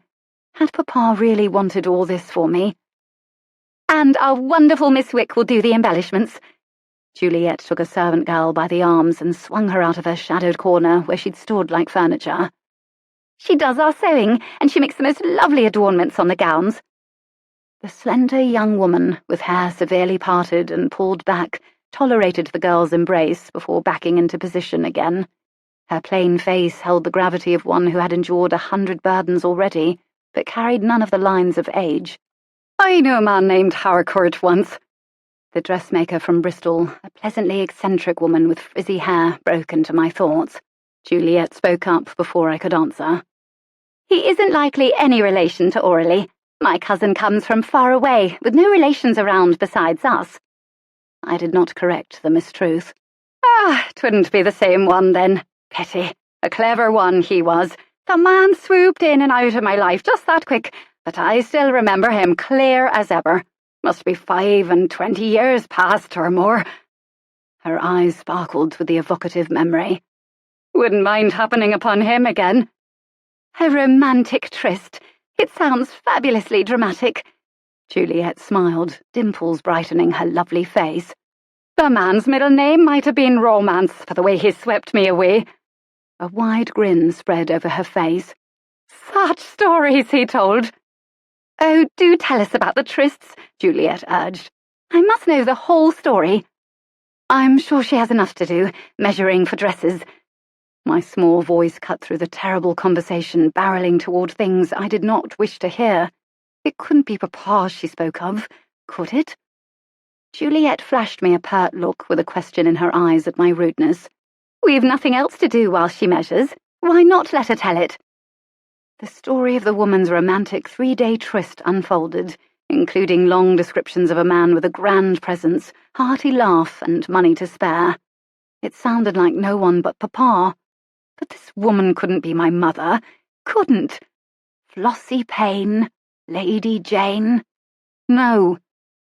When the woman finally made her exit, a trail of Cockney-tinged words following her down the hall, I shoved the story into the attic of my mind. I buried it in a dark corner and covered it with many sheets, never to be revisited except in some rare, unforeseen need. Now we must find Father in the library and send Miss Wickham to Bristol for all the things we'll need. After dressing, I followed Juliet and Miss Wick to the library, the room I'd craved since arriving, but it turned out to be wholly disappointing. Lined with half-sized bookshelves, the space was dominated by an ivory and black fireplace, taxidermy on the walls, and a large walnut desk where Garamond Gaffney sat.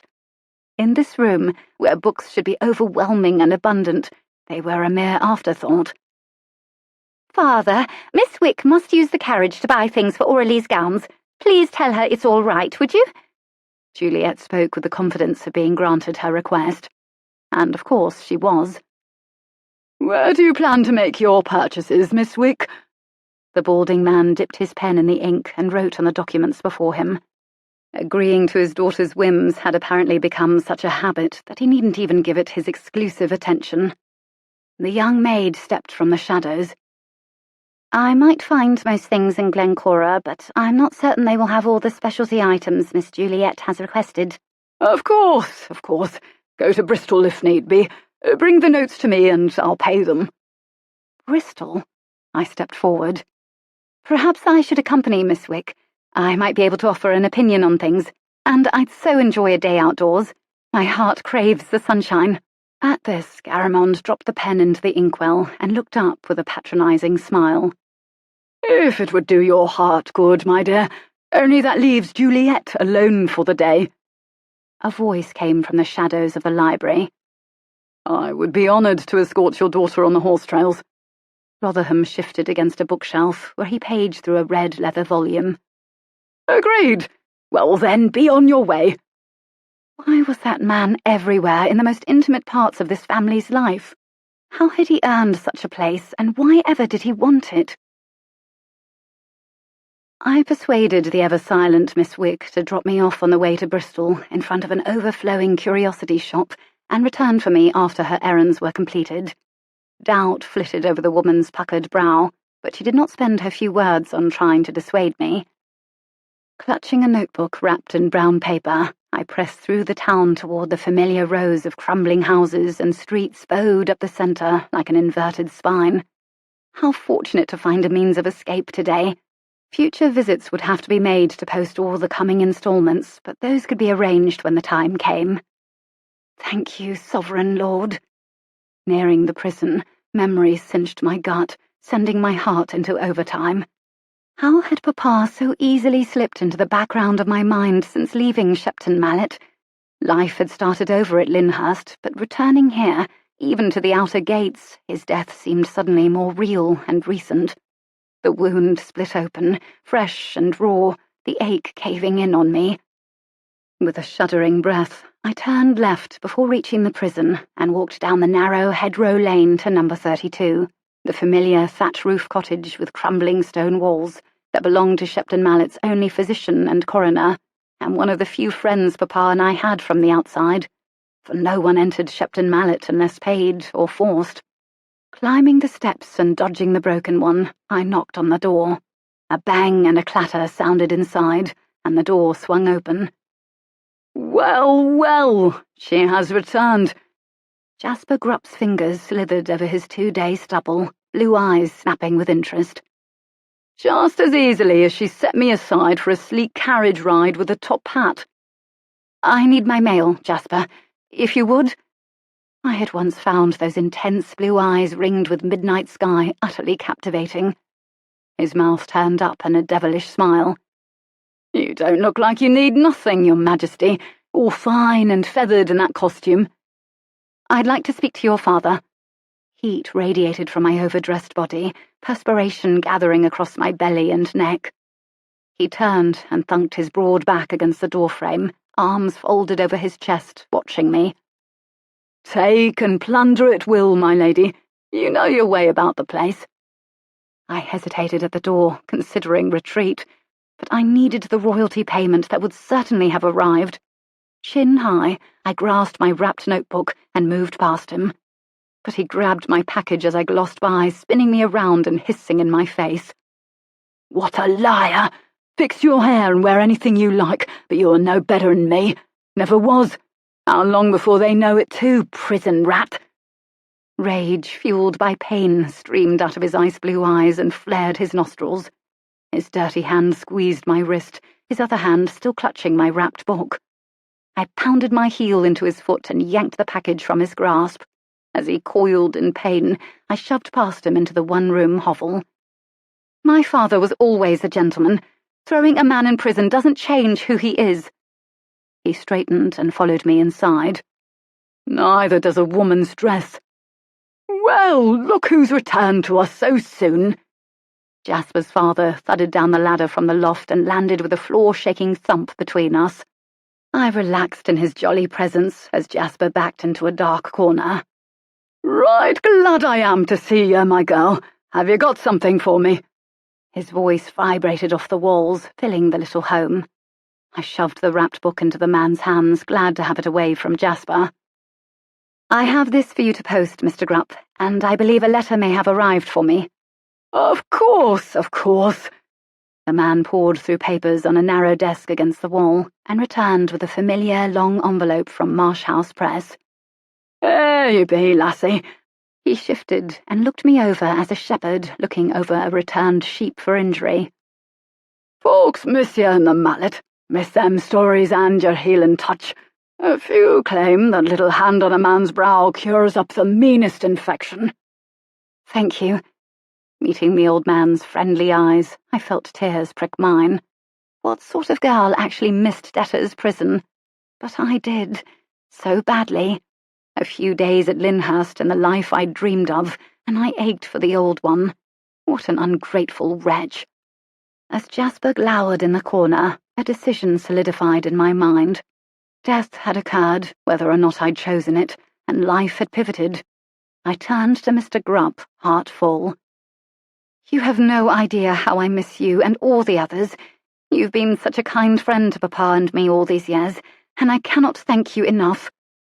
Grey eyebrows arched up. "That do sound like a goodbye of sorts." I nodded. "I believe it is.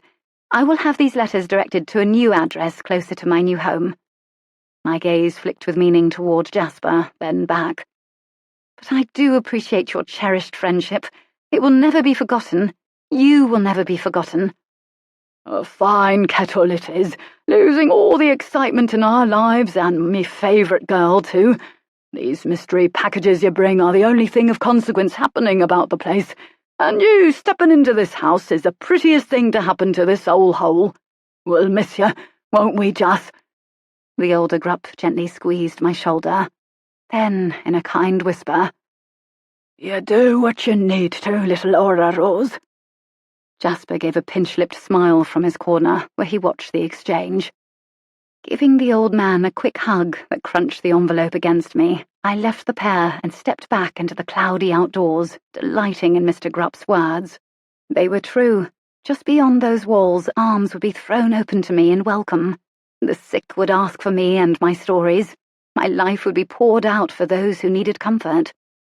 But I couldn't make my life at the Mallet anymore, for I owed no one a farthing.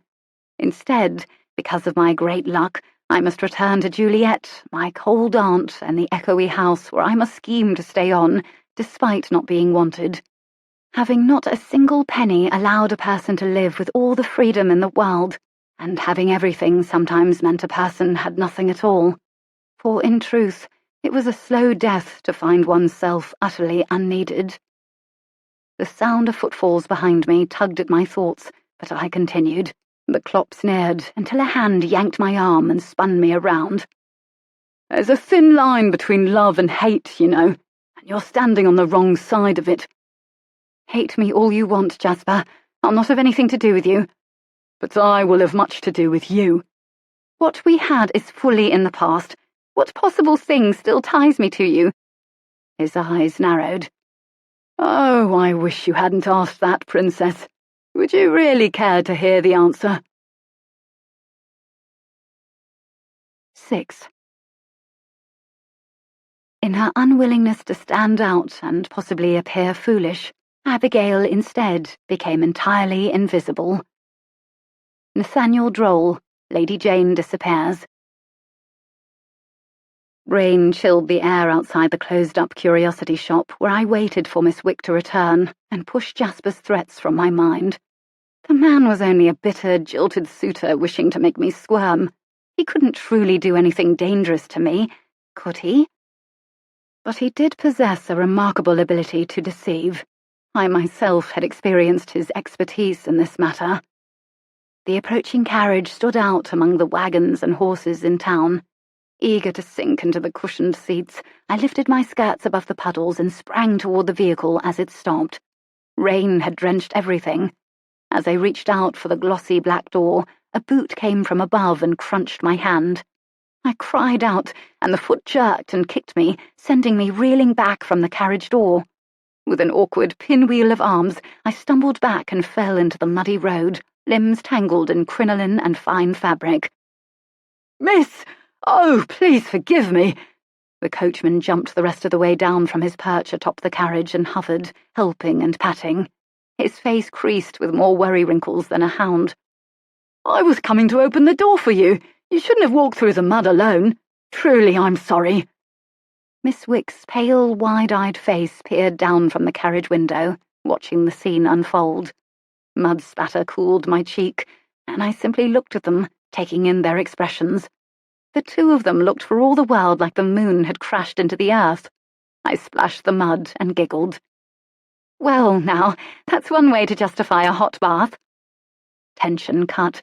The coachman pulled me to my feet with an embarrassing schlep as the mud released me.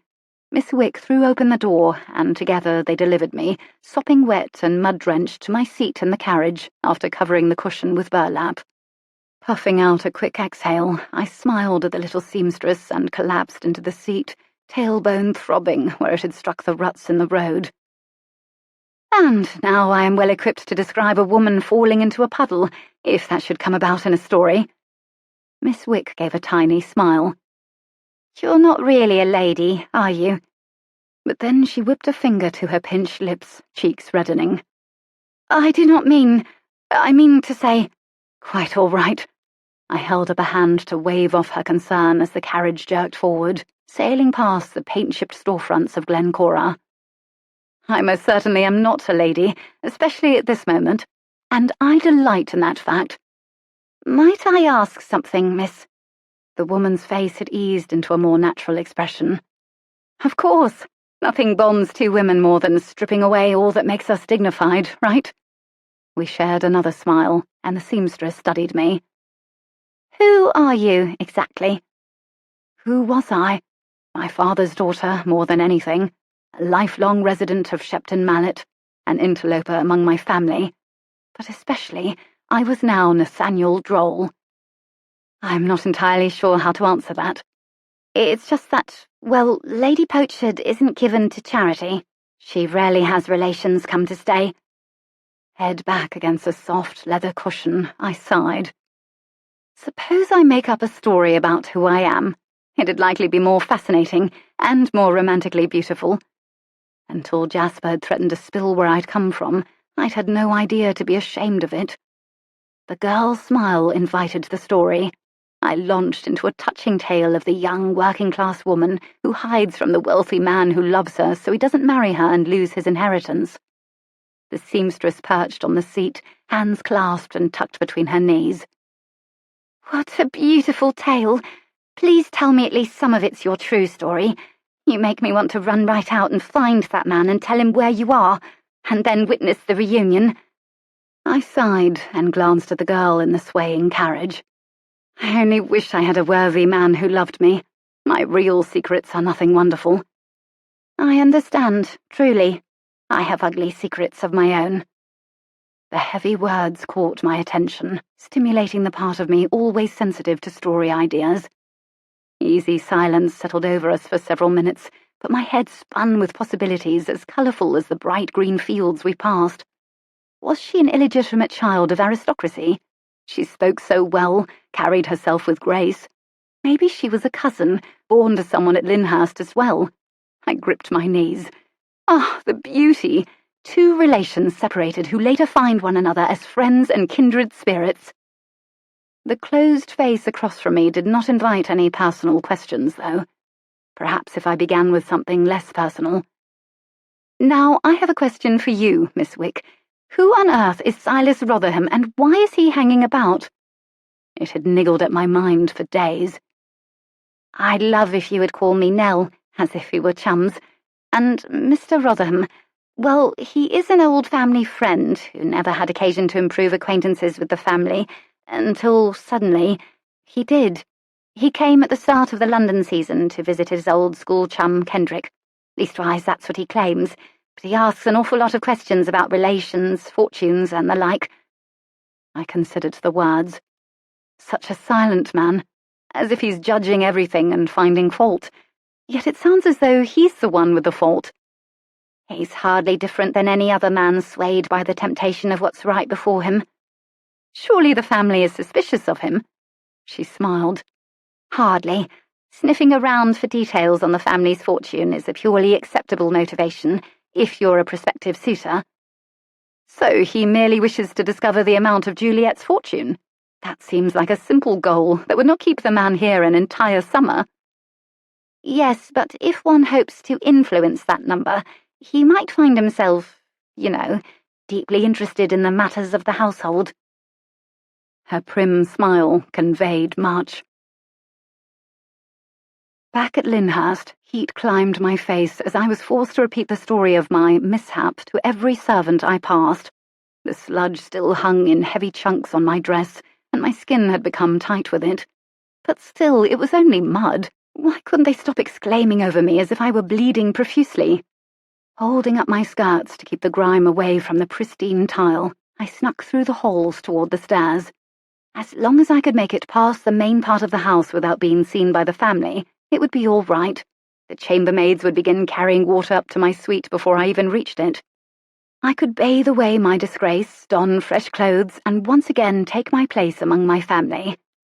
Ahead, the hallway spilled into the grand entrance with a clear escape up the staircase. It was empty, but the library doors stood open. I held my breath to sneak past. Silas Rotherham and Garamond hunched over papers inside, low murmurs and pipe smoke floating about. Once past the doors, I sprinted lightly toward the stairs, the toes of my ankle boots tapping across the tile as I watched the doors of the library. 5 feet from the first step, I collided face first with a pillowy mass and stumbled backward, nose smarting from the impact. "Oh!" Glenna's shrill voice echoed in the 2-story hall.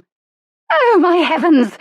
She pawed desperately at her dress where we'd hit and backed away. Desperate hands flitted around her marred frock. I lunged back, feeling like a leper, and bumped something hard behind me. Crash! A blue vase shattered on the floor around my feet, the pieces rocking, then coming to rest in the silent hall. Fresh-cut flowers lay in a puddle of water. I shook. The men charged out of the library like a rescue brigade, Garamond flitting around his distressed wife. Diggory and a handful of lace-capped servants streamed from doorways, blocking my escape. One of the maids dropped to her knees before Glenna and scrubbed the dress with her apron, as if the mud were flames. "Get this wild girl away from this house at once! I shan't be attacked in my own home!" Hot and perspiring from scalp to foot, I stiffened, arms held away from my muddy clothes. Juliet rushed in, steadying her mother by the arms. "What's happened? Are you hurt? Look at the sort of mad woman your grandmother has welcomed into our home. Just look at her!" Gazes turned toward me, and Jasper's words of condemnation rang through my hassled mind.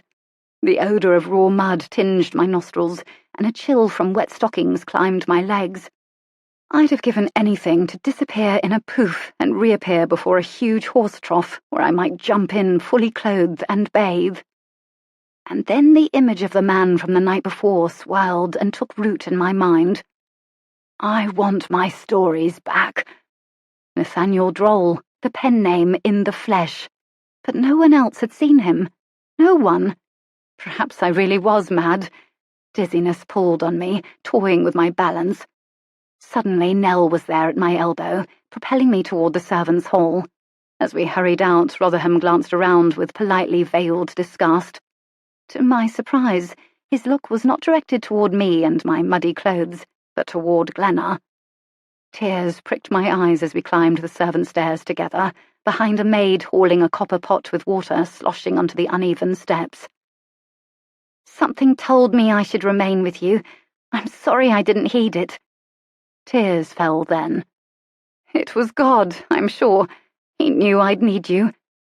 Closed in the quiet bedroom upstairs, Nell helped me untie, unlace and unbutton, laying the muddied clothing across chairs as it was shed. "A house full of fanatics, and you're the only one who talks about God that way, as if you really believe he's floating about, ready to pull us up from a fall. It's quite nice, you know."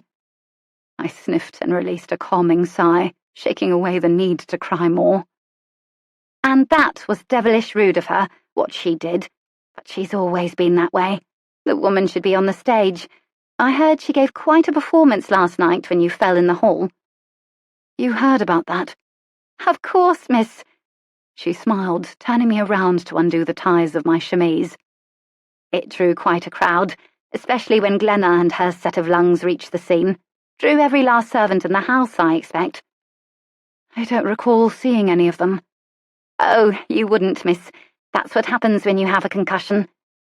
She pulled my hair together and piled it onto my head with a comb. "It's probably better you don't remember. That woman's dramatics would have made you want to fall through the floor with embarrassment.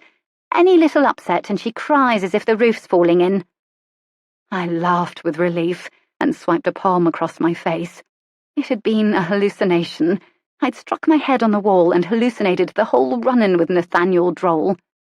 I stepped behind the divider, hiding the tub from the rest of the room, and peeled off the loosened chemise. I sank into the warm water, easing my chilled body in as low as it would fit. Her voice grew louder to reach beyond the partition. "This house simply oozes religion, but has precious little of God. They've even built their own chapel right on the grounds, which, I might add, has likely never heard a sermon on decent human kindness."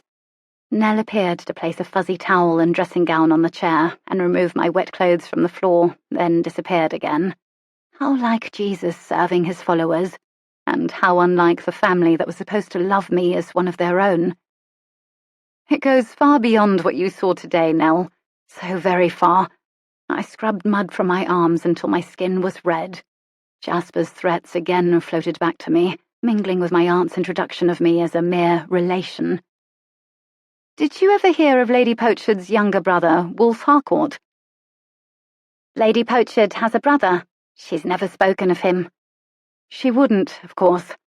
Pain constricted in my chest at the admission. Poor Papa. "He died a pauper in debtor's prison. Even with all that wealth, the woman would not extend help to him. I am that brother's daughter, and I spent my entire life with him in Shepton Mallet prison until his death. There, that's my story. See? Far less fit for a fairy tale." "Well, it's something of a fairy tale coming from Shepton Mallet to a place like this." "Will you keep this a secret? My aunt is quite ashamed of it. I am becoming so too, I must admit." "As well she ought to be." Her voice softened. "But not you. Shame is reserved for those who disappoint God, not people." "What words of wisdom." "Have you seen the way she treats poor Lord Gaffney? The man isn't the shrewdest bloke, but he never gets the kind end of her glances." "Whatever has he done to her?" "He married her daughter, that's what. He was the house steward when they still had the London townhouse. A gentleman, but still very much in service." I couldn't stop a grin from stealing over my face. Glenna, the stuffed peacock afraid to besmirch her gowns or her reputation, had married a servant. Papa had been right. The walls were bursting with stories, and I must remain among them as long as humanly possible. Skin tingling from the warm bath and fuzzy towel, I stretched out alone across an open space on the pale rug in my room, wrapped in clean clothes with a notebook and pen before me. Something about Nell captivated me. It wasn't her looks, which were better than ugly and less than splendid, but her remarkable love. Gratitude mixed with awe compelled me to pen a new character into my novel, Lady Jayne's close friend Abigail.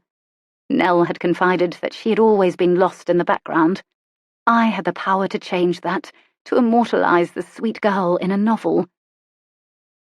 Beautiful women rarely find true friendship among their own gender, but when they do, it speaks highly of such a friend's great worth. Abigail was one such friend to Lady Jayne. A girl with gold-spun hair and delicate grace, she was oft called plain by the world, if she was called anything at all. And when Lady Jayne's suitor happened upon the pair in the entryway one day, he paused in hanging his greatcoat and took in the sight of them. Lady Jayne smiled coyly, but it was not his love who drew his stare this time, for he was already well acquainted with her beauty. It was the unusual girl at her side who radiated contentment, a quiet joy that overrode her plain features for reasons he could not determine.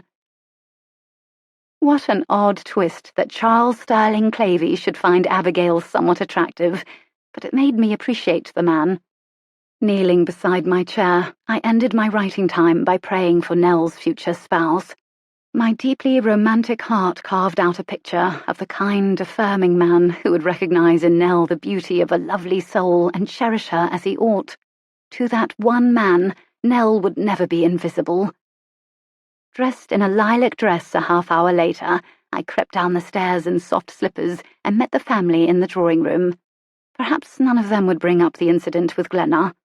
But as we pulled out the heavy dining-room chairs, Glenna turned to me, made-up face sparkling with dangerous delight. "Aurelie, I'm so glad you feel well enough to come to dinner. I'd like to make a request of you." 7. She slept very well at night, owing to the fact that she never took her bitterness into bed with her. Nathaniel Droll, Lady Jayne disappears. Pheasant and mashed potatoes awaited us on the sideboard in the dining room when we entered. The buttery smell did heavenly things to my senses, despite the nerves twisting my stomach. "Dearest, let her be seated first," Garriman's whispered words reached the entire room. "But it's such a marvellous story, and she simply must share it before I burst." Aunt Eudora's lips pinched in sour disapproval, a trademark expression, to be sure, for the wrinkles around her mouth so easily slipped into the pucker. The old woman took her time being seated and directing the staff as they served the food to each person. Several long moments passed, in which I eagerly hoped the matter would be forgotten, but Glenna never forgot another woman's moment of downfall. "Miss Harcourt, do tell us the whole thing, and start with whatever happened to drench you in mud in the first place. It must have been a dreadful story." Glenna's awful smile looked as though it would crack her face. I cleared the mashed potatoes from my throat. "It was a simple misstep into the carriage." "Come now, there must be more to the catastrophe than that." My gaze lifted and met Silas Rotherham's grey eyes, and the tenderness I found there comforted me. He offered a small, private smile, and I returned it.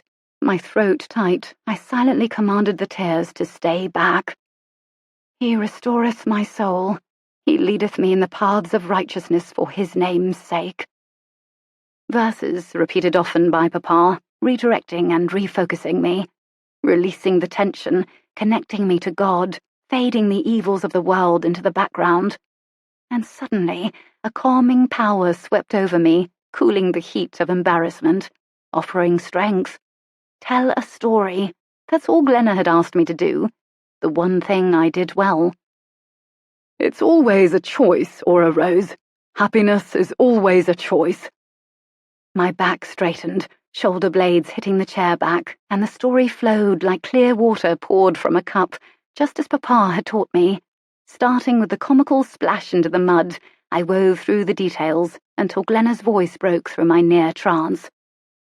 "And then she broke the blue-flowered vase in the hall," she clapped. "The priceless one Papa brought you from London." She turned her animated face toward me. "Truly, it was like a game of dominoes, was it not, Miss Harcourt?" As if she were magnanimously making light of the situation for my sake. Aunt Eudora's eyes blazed toward me. You broke my Royal Worcester. I'm so sorry. I bumped it by accident and...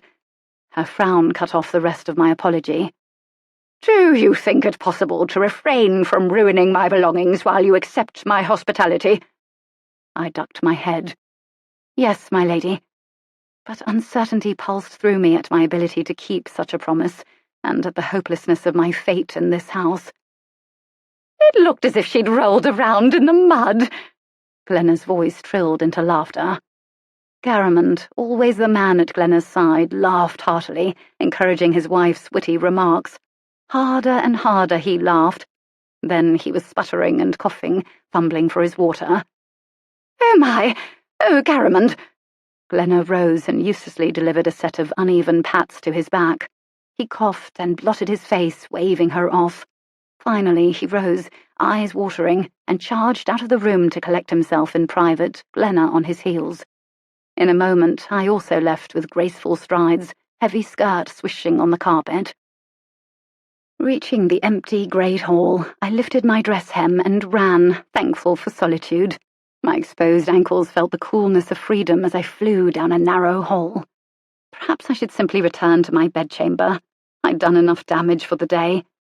But a few paces more revealed a light streaming from the west, where my memory had painted nothing but a wall.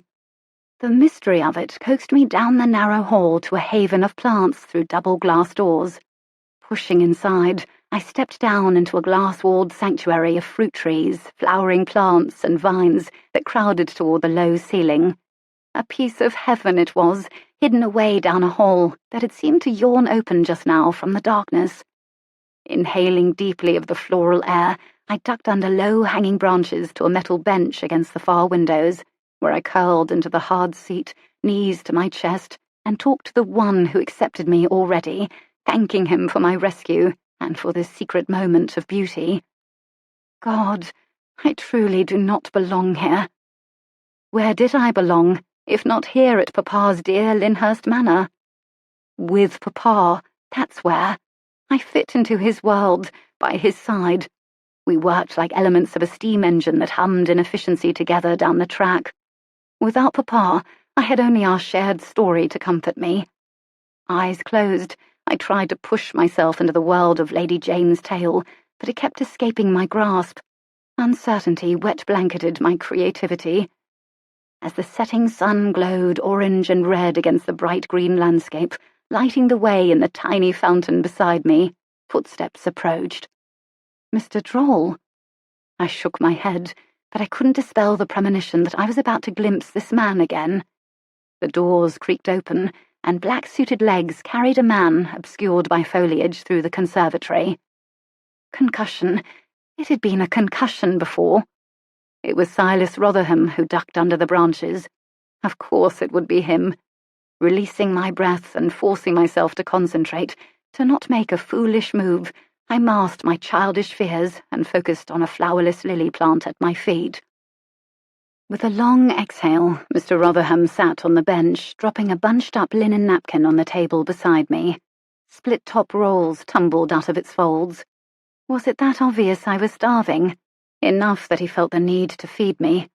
My body heated beneath the heavy fabric of my ill-fitting borrowed gown. For moments we sat, his relaxed posture denying any awkwardness existed between us. Finally, he drew his gaze up. Have I ever told you how to rid yourself of distressful ants?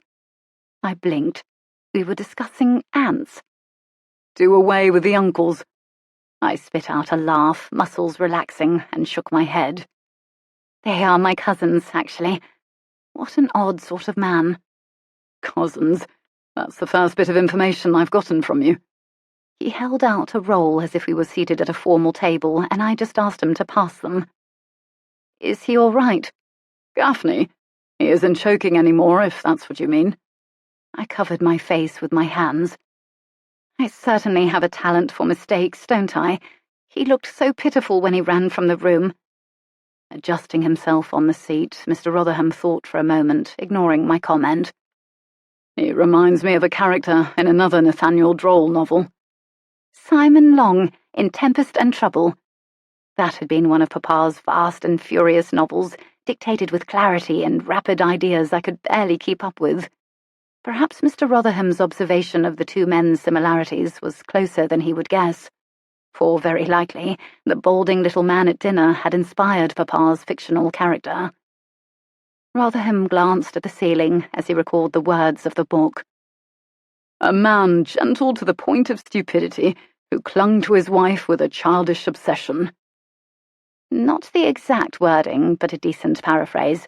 I reached for a roll as I spoke. What of Juliet? She sometimes strikes me as Estella from Dickens' Great Expectations, a bit cunning and worldly. You cannot judge someone who's merely a product of circumstances. Nothing they could help, either of them. His defences slipped out quickly, quietly, as if he'd thought it through before and circled back to that conclusion several times. Both of those women have brains. If you've known Juliet for half a day, you'd know she's well equipped to make her own decisions. His chin jerked, and he frowned. Whenever I read Great Expectations, I pity Estella. We are all driven by our most important experiences, but Estella never had that privilege. She inherited Miss Havisham's and was taught, no, brainwashed to act on them. I studied his face, the shadowed planes that hid such depths. Did he really think of Juliet that way? A helpless victim of her circumstances, as Estella was? Don't you find her a bit foolish to let others control her that way? I bit into the soft roll, relishing the food about to reach my starving belly. She is both controllable and headstrong, neither of which are appealing traits. But Pip saw something of value in the girl to the point of obsessing over her. I forced down the bite and cleared my throat. Obsessing? Could Rotherham possibly feel that way about Juliet? Pip seemed to want her wealthy life as much as he wanted her. Of all the characters, Pip was the most misguided one, working so hard to join the wealthy. He could never possibly fit in, no matter his efforts. Poor Pip, who only wanted to belong somewhere, to someone. I frowned as I finished my bite and swallowed. All people learn to be the way they are, including the rich. Why couldn't Pip? And indeed, why not myself? But you see, he couldn't have belonged. In his very nature, he was never one of them. My very nature. That's what was broken, what would never belong. It was not Glenna, nor my cold Aunt Eudora, not even the demands of society itself. I was the one in disrepair. Mr. Rotherham, Pip was so alone and unhappy. Is it so terrible of him to want to belong? Silas. Call me Silas. And no, I suppose it is not entirely terrible.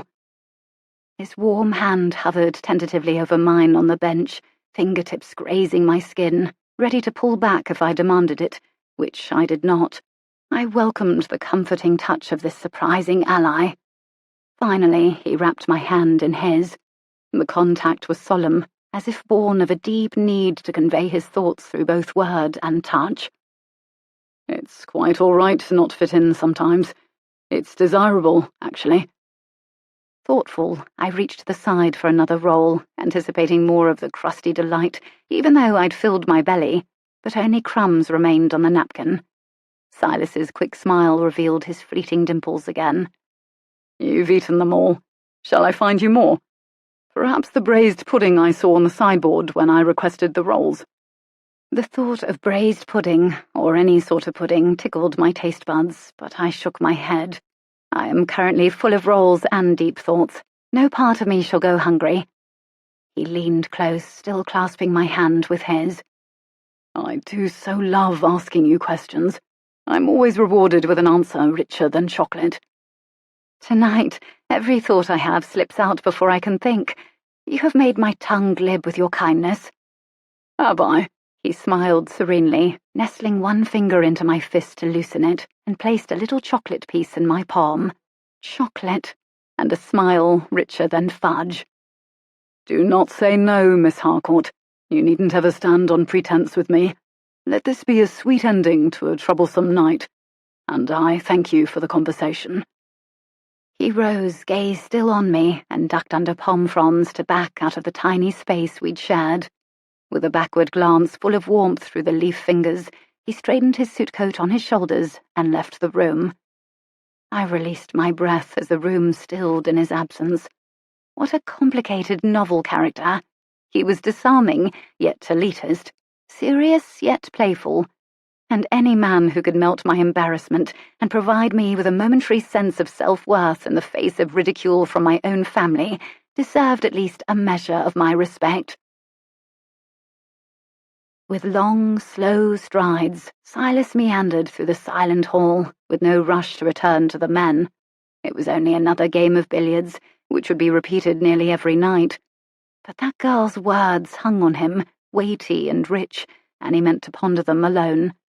How did she always do that? No matter what intelligent thought he put forth, she turned it upside down, made him think. He never wanted to leave her presence. In the words of Nathaniel Droll, she climbed into his head and moved the furniture around. Dust had settled over his stagnant beliefs, arranged just so in his mind. Yet she made sure they shifted just a little, or fully stood on their heads every time they talked. "Pardon me, sir." Diggory slipped out of the shadows and extended a long envelope with a red wax seal. "This has come for you, sir. I thought it best to wait for a private moment." "Thank you, Diggory." How had he not seen the man? The butler blended into Lyndhurst as if he'd grown out of the gold-papered walls, just a part of the great house, like the gilded mirror or the ornate doors. The man had likely witnessed a great deal over the years. Silas tucked the letter inside his suit-coat and rocked back on his heels. "I've just come from a pleasant conversation with Miss Harcourt, and I wanted to thank you for the rolls." Hands in his pockets, Silas focused on remaining casual. "You remember the girl's father, I imagine, don't you?" "Of course I do. Mr. Harcourt was one of the most extraordinary men I've had the pleasure of knowing." "It's a shame he was cut off from this family, all because of a woman." Drop just a few of the pieces he'd overheard to imply he knew everything and— "Aye, the man never knew a stranger, but no one in this house could forget what happened with poor Jayne Wyndham." Silas blanketed his shock with a placid expression. Who on earth was Jayne Wyndham? I couldn't face Glenna. Not yet. Anger heated my belly at the thought of that woman. No, not anger. Deep embarrassment. I curled into a chair before the windows in an unused drawing room toward the rear of the house with an empty notebook. The writing part of my brain quickly strung together harsh, pointed sentences that would pierce the woman's bubble with remorse and validate me. If only I had the courage to speak them. How vindicating it would be. Then I could move forward and stop smouldering over the whole thing. While those sharp sentences zinged around my brain, pushing for release, the notebook before me caught my eye. A solution filtered into my mind. Dare I? This installment did need to be completed immediately. Thoughts firing, I fitted a new nib on the pen, hardly believing what I was about to do. Shadows moved as the wind blew trees outside the window, and my heart sped up. Glancing about to each corner of the room, I saw no one. But why did I feel a terrible presence upon me? Nathaniel Droll had been a hallucination, nothing real at all. Firming my jaw, I set myself to writing. Lady Tabitha Toblerone used confidence like honey, drawing important people into an acquaintanceship whenever she could, since she lacked Lady Jayne's youth and beauty. And on the night of her masked ball, her own schemes were thwarted when her rival, hidden behind a bejeweled purple mask, radiated beauty, only magnified by the costume meant to cover her. Corseted to a dangerous degree, Tabitha watched Lady Jayne through squinted eyes that poured malice upon her impossibly exquisite head. Something about this woman was wrong. No one possessed beauty so flawless unless such a blessing was tempered with a life of hardship or lower-class living. Lady Jayne most definitely had a secret, and soon she'd uncover it. That thought alone brought the miserable woman comfort. Our poor Lady Toblerone, finally overcome with jealousy, took herself out of the party and hastened down the hall, with gentle pat-pats from her slippers. She had only one salvation where Lady Jayne was concerned. Fumbling in the near dark hall outside the kitchen, she slid open the door of the dumbwaiter and plunged her arm into its great cavernous space, the movement as habitual as whisking out orders to her staff. Her fingers found the hidden stash and drew out a handful of golden delight. Peanut brittle. Filling her mouth and chewing, she breathed through her nose, and the hard breaths drew sharp pain under her corset. After a few more painful breaths, she performed a feat of fantastic agility to undo a portion of her dress and loosen the stays below. One must always make room for what was important. The salty treat excited her senses and calmed her nerves. After consuming the quantity needed to fill her belly and her obsession, she hurried back to her guests. With the grace of a born hostess, she descended royally on them, charming smile and perfect posture in place. The gathering sailed smoothly, her daring emerald and lace gown drawing looks of amazement, as she'd intended. Emboldened by the impact she had on her peers, the woman swept from cluster to cluster, giving grand little speeches, and even speaking before the entire party. And after all this show and pomp, it was her maid who finally informed her, well after the party's conclusion, that her gown had not been fully closed in the back, her lacy camisole exposed to the world the entire night.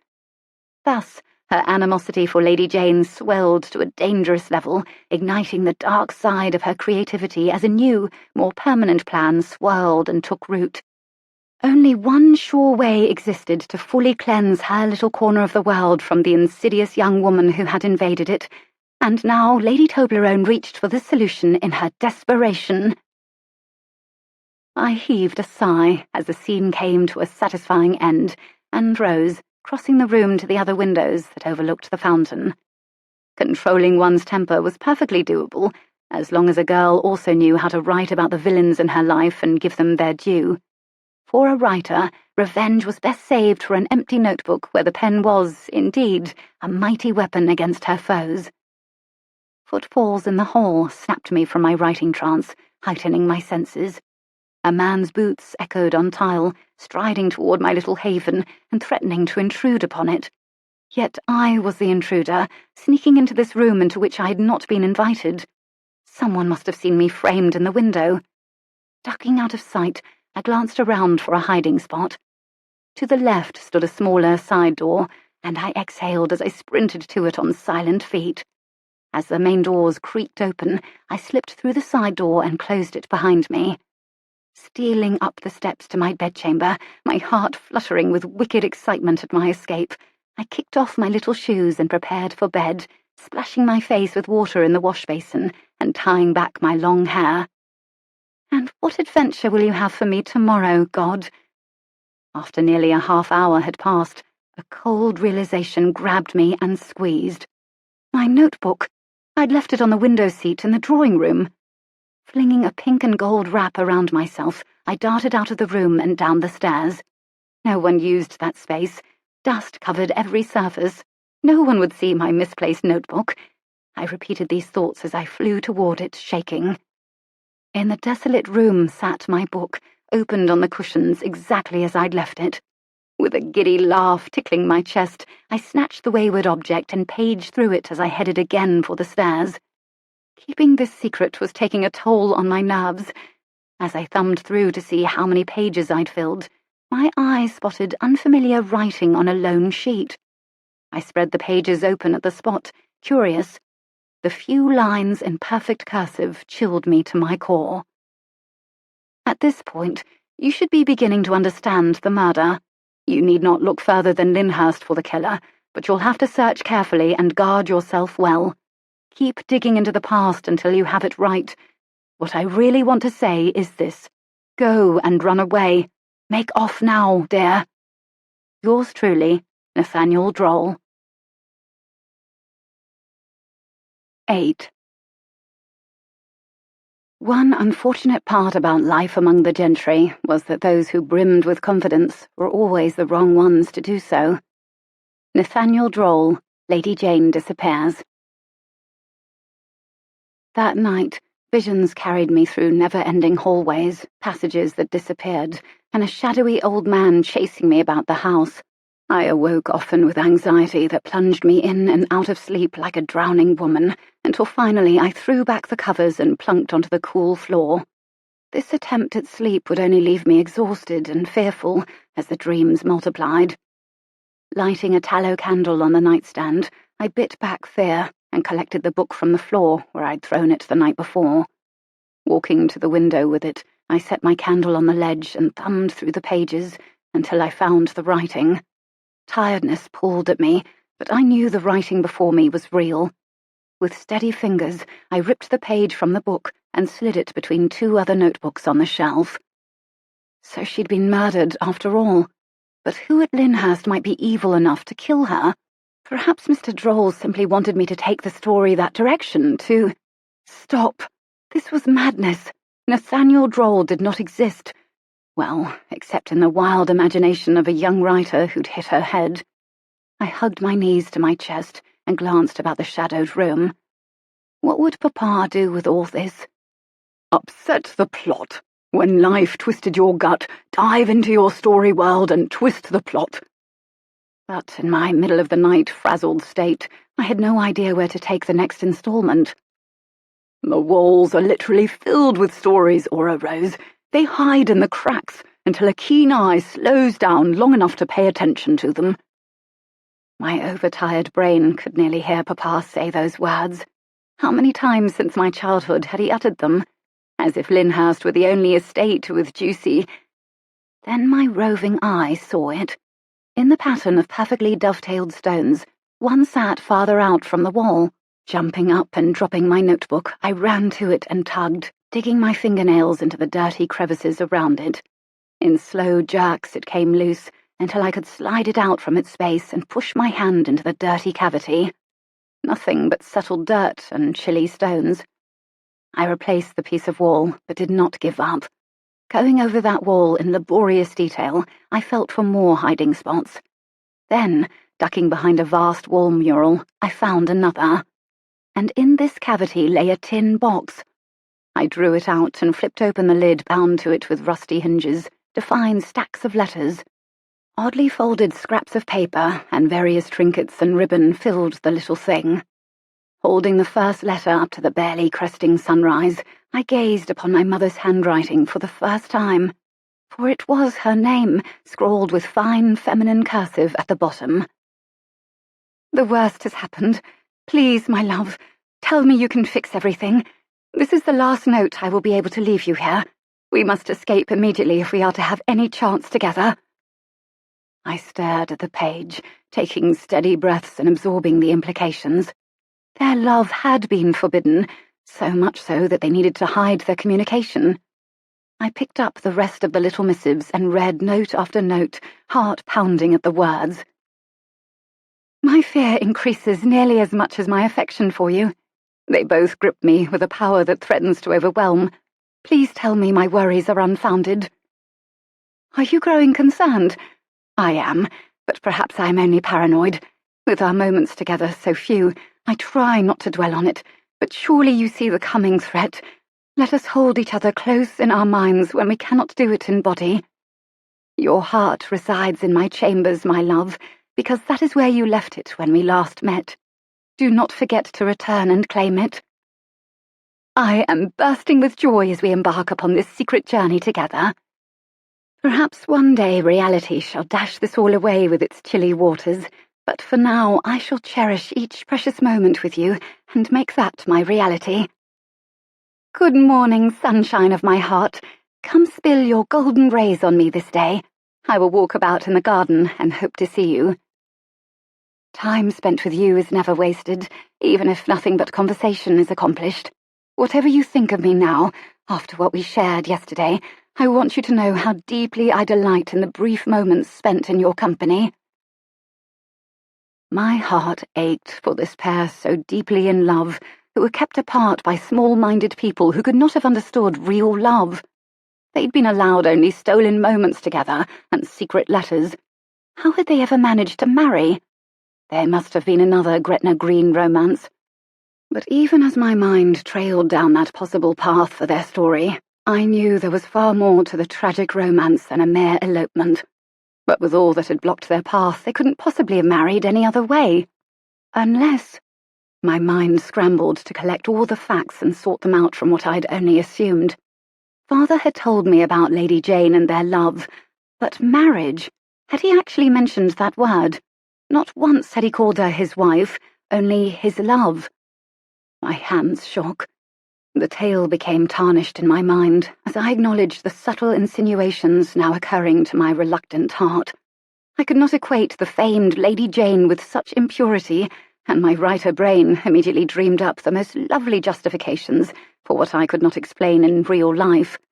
Heroines must be above reproach, and I could not include even a hint of impropriety on her part.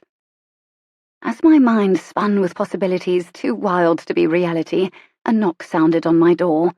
Shoving the letters into the box and hiding the whole thing beneath my bed, I hurried to answer. "Here to help you start the day, miss." The chambermaid bobbed a curtsy and swept into the room. After dressing with the help of this hapless young girl, who was wonderfully terrible at tight-lacing my corset, I turned to her and smiled. "Minnie, have you served long in this household?" "Yes, miss. 10 years this fall." "What of the other servants? Have any been here 20 or so years?" This would be one way to narrow down the person indicated by that note. The killer would have been here 20 years ago when Lady Jayne had come, and if Nathaniel Droll meant for me to find the guilty one here and now, it must mean he or she remained at Lyndhurst. "Diggory has served here his whole life. Most of the others have had a shorter stay than myself, but you can check Lord Gaffney's books if you'd like. He keeps records of the stuff." What a brilliant idea. Thank you, Minnie. Of course. He'd been the house steward years ago, and certainly he still retained that level of management, even though he now wore the title of son-in-law. I readied myself with haste, grateful for a day with looser constraints about my ribs. Pausing at the doorway, I turned and locked my chamber door, pocketing the heavy key. If Nathaniel Droll wanted to pour through my things, I wouldn't make it easy.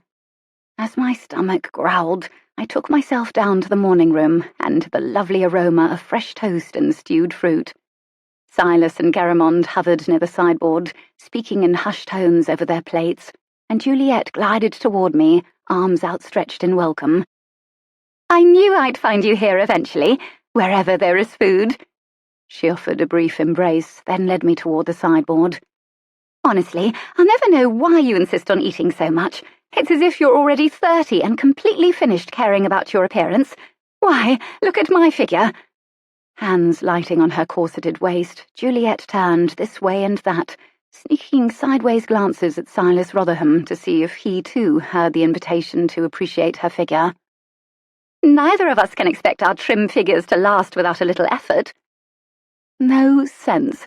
The girl had no sense. How could one live without eating? Besides, my figure was more slender than hers. I plunged a silver spoon into a bowl of eggs and heaped them on my plate. Salivating, I tucked a stack of sliced cheese on the side, dropped crusty bread on top like a cherry, and followed Juliet and her single teacup to the couch in the centre of the room. "Don't you delight even a little bit in your waistline?" These last words Juliet whispered, hand flat against her cinched belly. I smiled coyly and popped a bite of crust into my mouth. "Very much. I delight a great deal in filling it up and testing its capacity." Generous bites of bread and jam followed.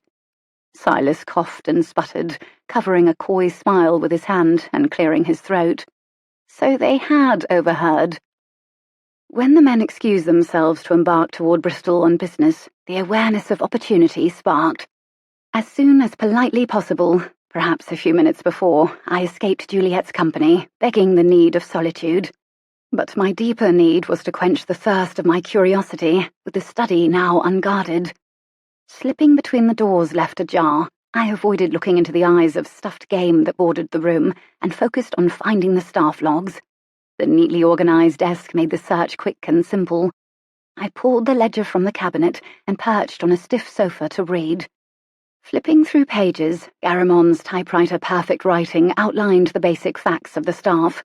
Skimming the list, I tore out a sheet of paper and recorded the names of every staff member serving before the year I was born and when Lady Jayne had disappeared from Lyndhurst. and one by one, every name came off the list as I found a record of their service end date.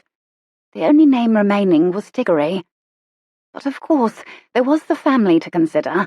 I wrote down each name: Aunt Eudora, Glenna, Garamond, Kendrick, and Juliet. Clem would not have been born yet, and perhaps not even Juliet. She had to be at least a year or two younger than me. Tapping my pen against my chin, I crossed out Kendrick's and Juliet's names. If they had been alive then, they would have been mere children. Tucking the paper into my purse, I snuck out of the room and into the garden through the patio doors for the solitude I'd requested. A lovely floral aroma greeted me in the heady noonday sunshine, and I slowed at the edge of the patio to breathe it in. There were some things about Lyndhurst that made it feel like the haven Papa had described. Soft whinnies drew my gaze toward the stables. Yes, a perfect way to spend my coveted time alone, rubbing the soft noses of horses and looking into their large, serious eyes. I lifted the hem of my pink morning dress and ran, only to lose one of my kid slippers along the way. Limping into the straw-littered building on one shoe, I blinked to allow my eyes to adjust as the earthy smell of animal rolled over me. Before I could make out the dark shapes of horses, a roughened hand grabbed my arm and yanked me back, my shoulder bumping the rough walls as fingers bruised my arm. Finally left your little castle to be part of the real world again. Jasper! My erratic heart recovered as my mind worked to fit this man from my past into my present location. You have no business here. Of course I do. His knowing smile showed white teeth against a dirty face. One bony arm reached over my head to lean against the beam, and he moved close, towering over me. Got business with the princess of the castle. You wouldn't happen to know where I might find her, would you? Stop playing and run home. I shall, but I like my pockets to be a bit heavier when I go. He leaned back and pulled out empty pockets, scattering crumbs on the ground. Panic squeezed my chest. With a frown, I pushed past him toward the door. I did not have access to my family's money. Did he really think I would? I was a guest, a barely welcomed one at that. I've a loud mouth, you know, his voice called from the shadows. And quite a bit to say about dear Princess Aurelie that would shock everyone. Irate, I spun in the doorway. Why should it matter if my father had died a debtor? I will not let you do this. Go home, Jasper. Those secrets are all past history. I'd call it more of a present condition, seeing as how Nathaniel Droll still seems to be writing. Hot waves chased an icy chill over my skin. That secret. Lady Jayne's voice carried like a sonnet through the empty house and lifted the spirits of even the lowest servant. My stomach turned, hearing my carefully crafted words from the latest installment on his twisted lips. Why had those silly words ever felt beautiful to me? Like a child who has applied her mum's face powder and colour and thinks herself beautiful, I'd fooled myself horribly when I'd sat down to fill Papa's notebooks with my writing. Everyone else had the privilege of keeping their thoughts and words buried in a journal by their bed, but not me. Yes, I did. I took a peek in your package. I figured to myself how this might come in handy, knowing what the little ice princess was always posting to London. He stepped toward me, worn boots scuffing the hard-packed floor as he hemmed me against the wall with his body. And knock me over, it was a book. A rather famous one, I understand. You cannot tell a soul. I hugged my middle. Wouldn't dream of it. Palms up, he feigned innocence. But just to make sure it don't slip out, you know, I might need a little reminding. I balanced on my one shoe, bare toe from the other foot on the ground to aid. What is it you want? Oh, I imagine £15 6pence would do the trick. You saw the money.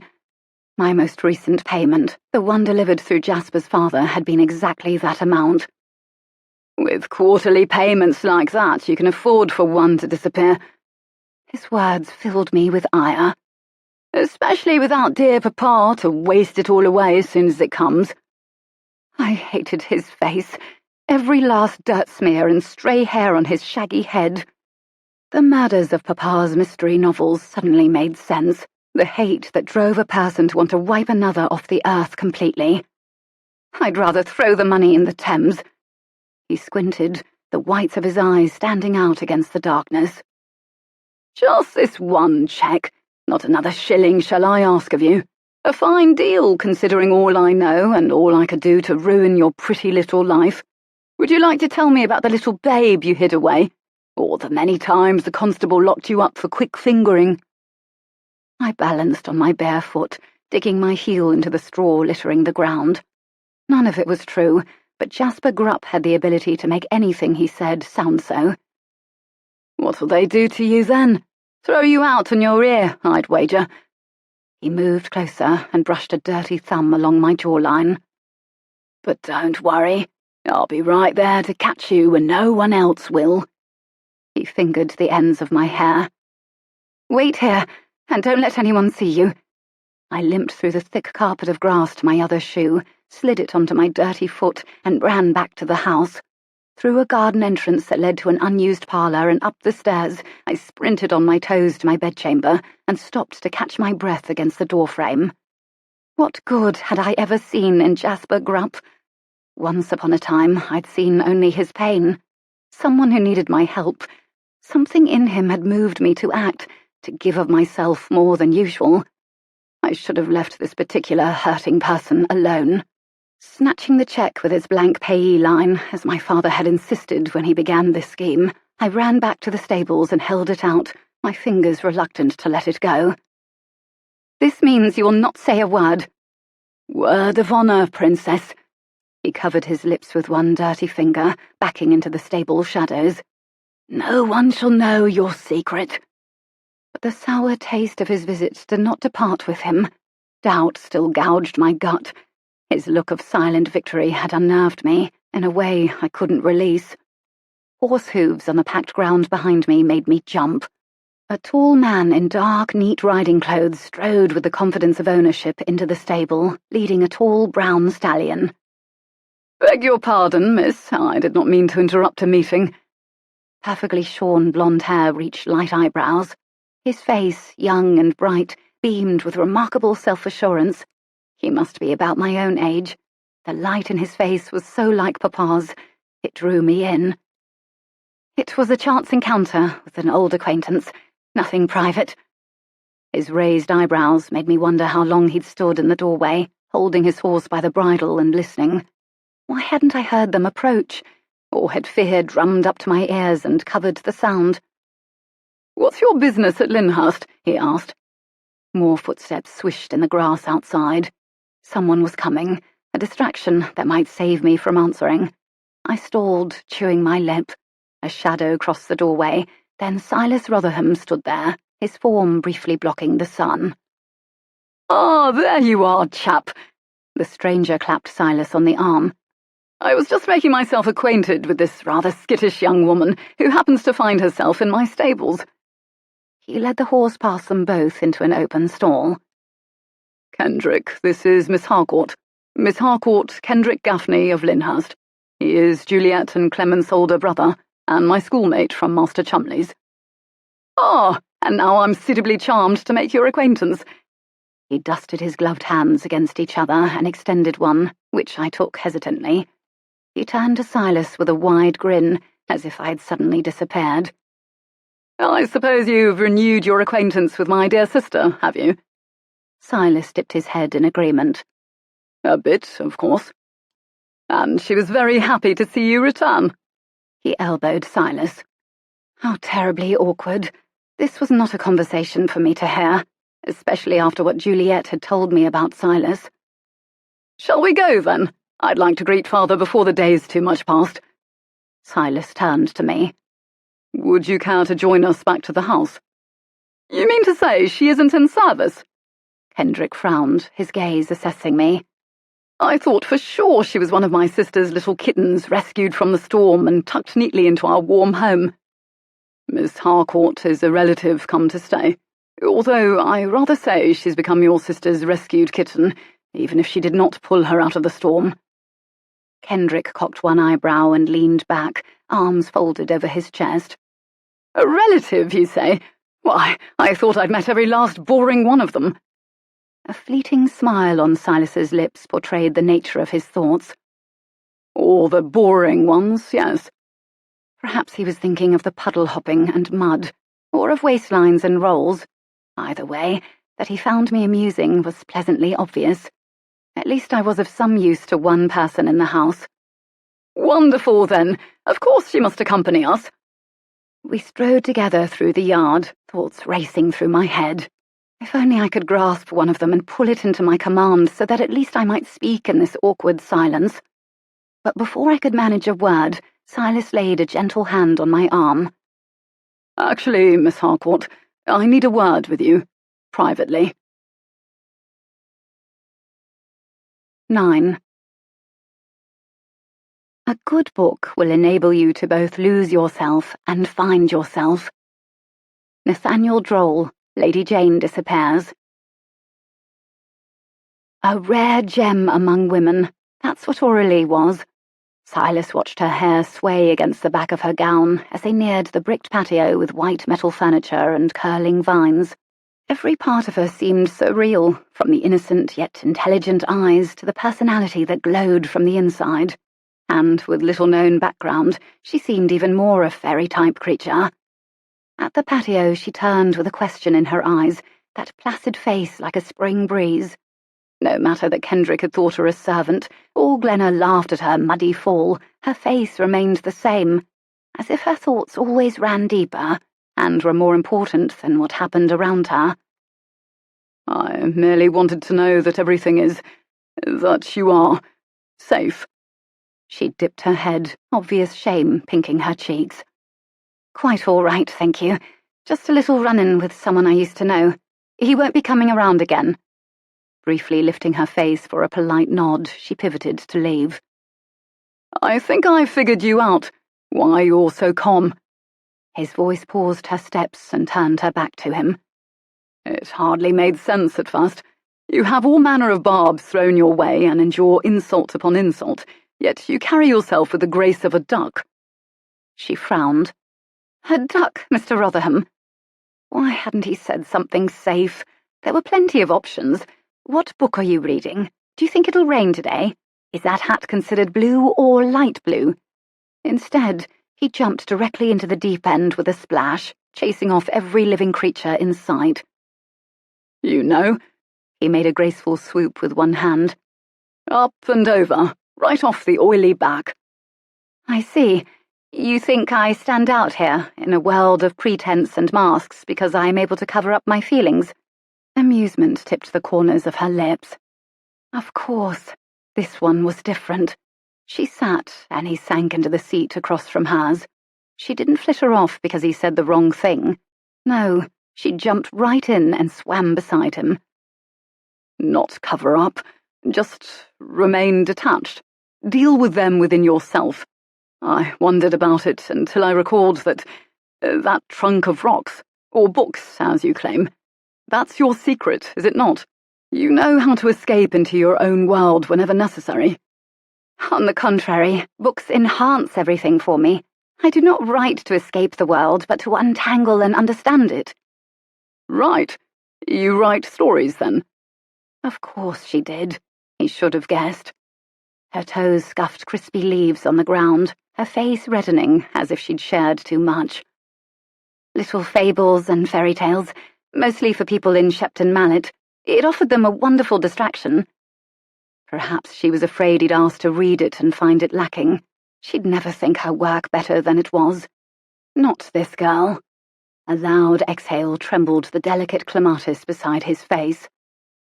"I admit I'm an escapist when it comes to books. I become drunk on story, on words, as a buffer against reality." If only she knew how often. If books were alcohol, he'd be the worst drunk in history. "Growing up, we lived in a swampland, in an abandoned house until my father's business became successful. Insects, a big, lonely house, and plenty of people eager to look down on us. When reading, a boy could nearly pretend other people did not exist for a time." "How could you pretend that? The best books draw the curtains back on a person's life and allow the reader to glimpse each part and understand it fully. A smile flickered over his face. Tell me one of your stories. I'd love to hear it. She fidgeted, hands on her knees, then relaxed. I suppose I could tell you one of the stories heavy on my mind at the moment. Flicking a glance toward the stables, she settled into a comfortable, wide-eyed, sky-gazing pose, as if it were a well-grooved chair she reposed in every day, and launched into a story.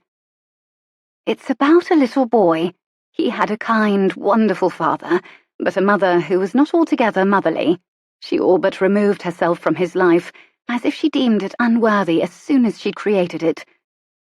He forced a gulp down his throat that was thick with tension. Yes, she possessed that remarkable writing knack, the ability to, in a few sentences, recreate his own experiences as clearly as if she'd been there.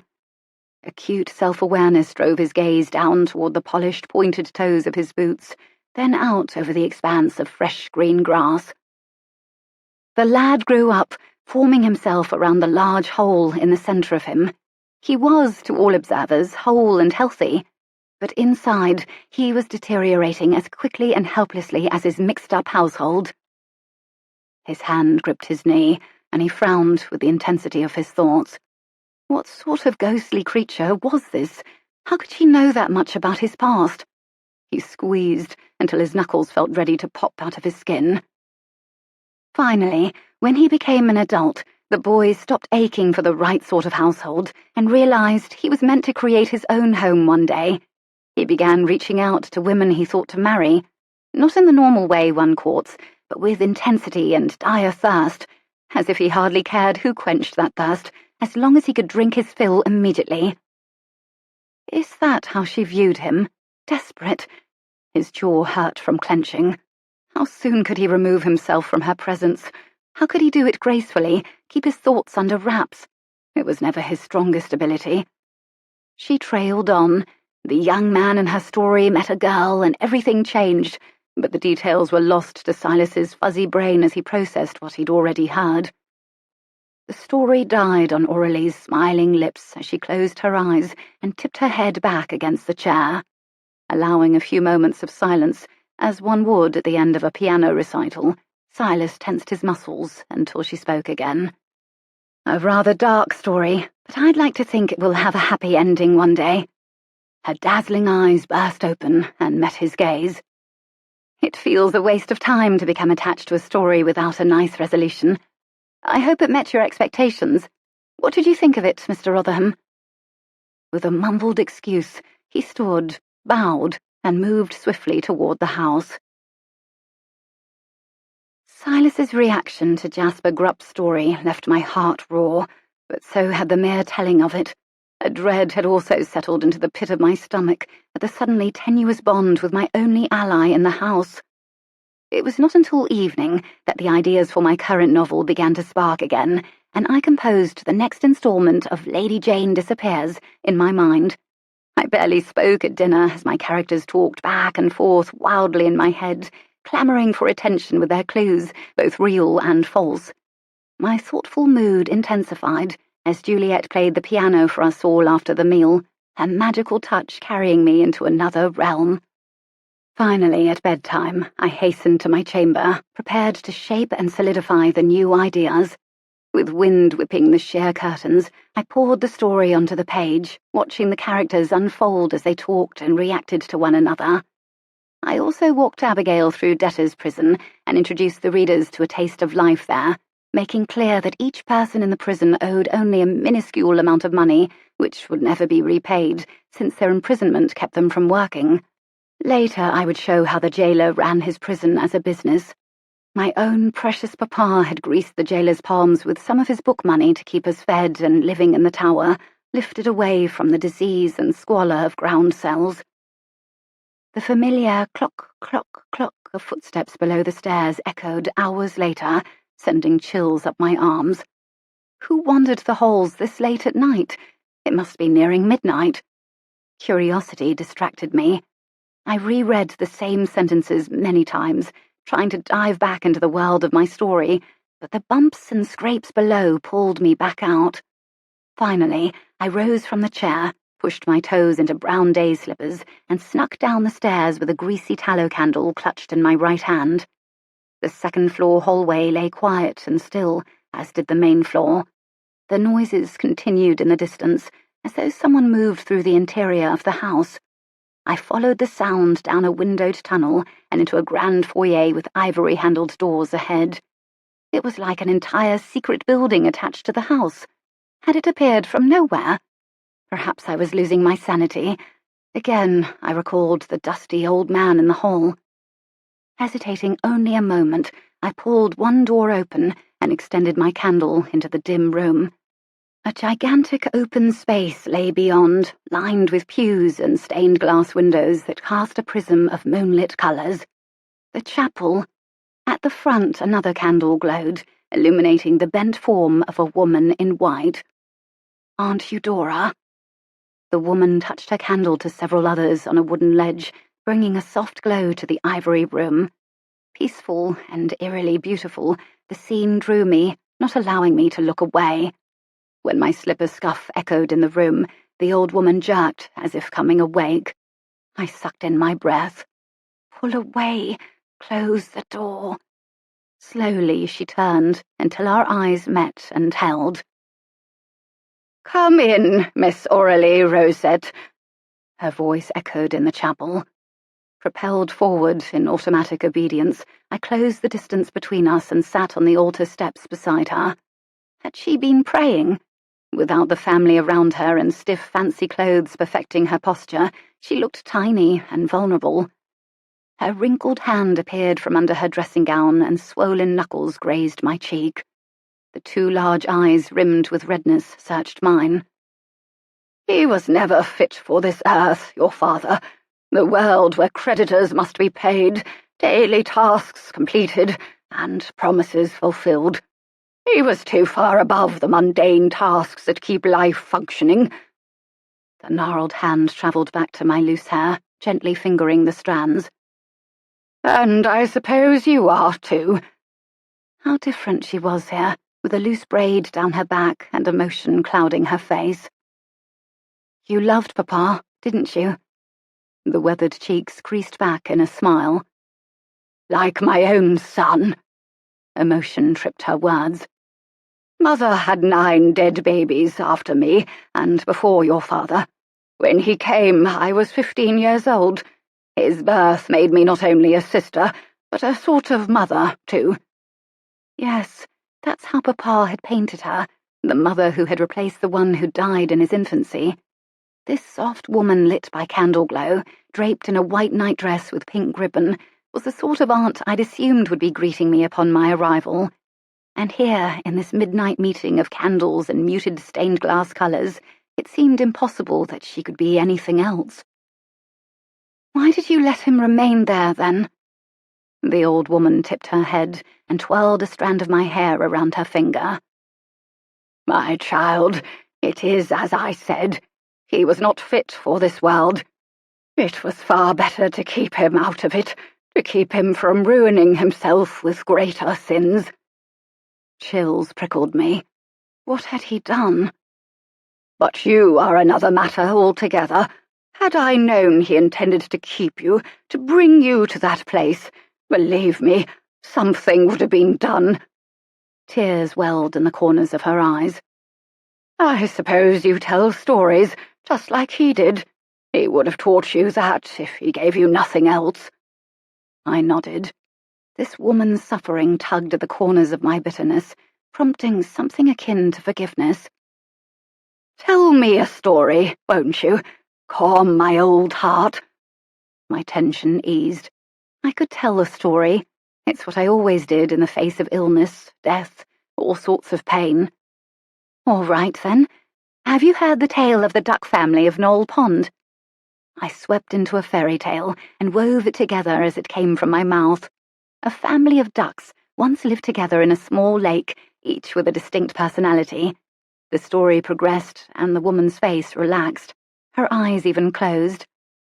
But somehow, the sight of her calmness irked me, pulling out the bitterness I'd nearly tucked away moments earlier.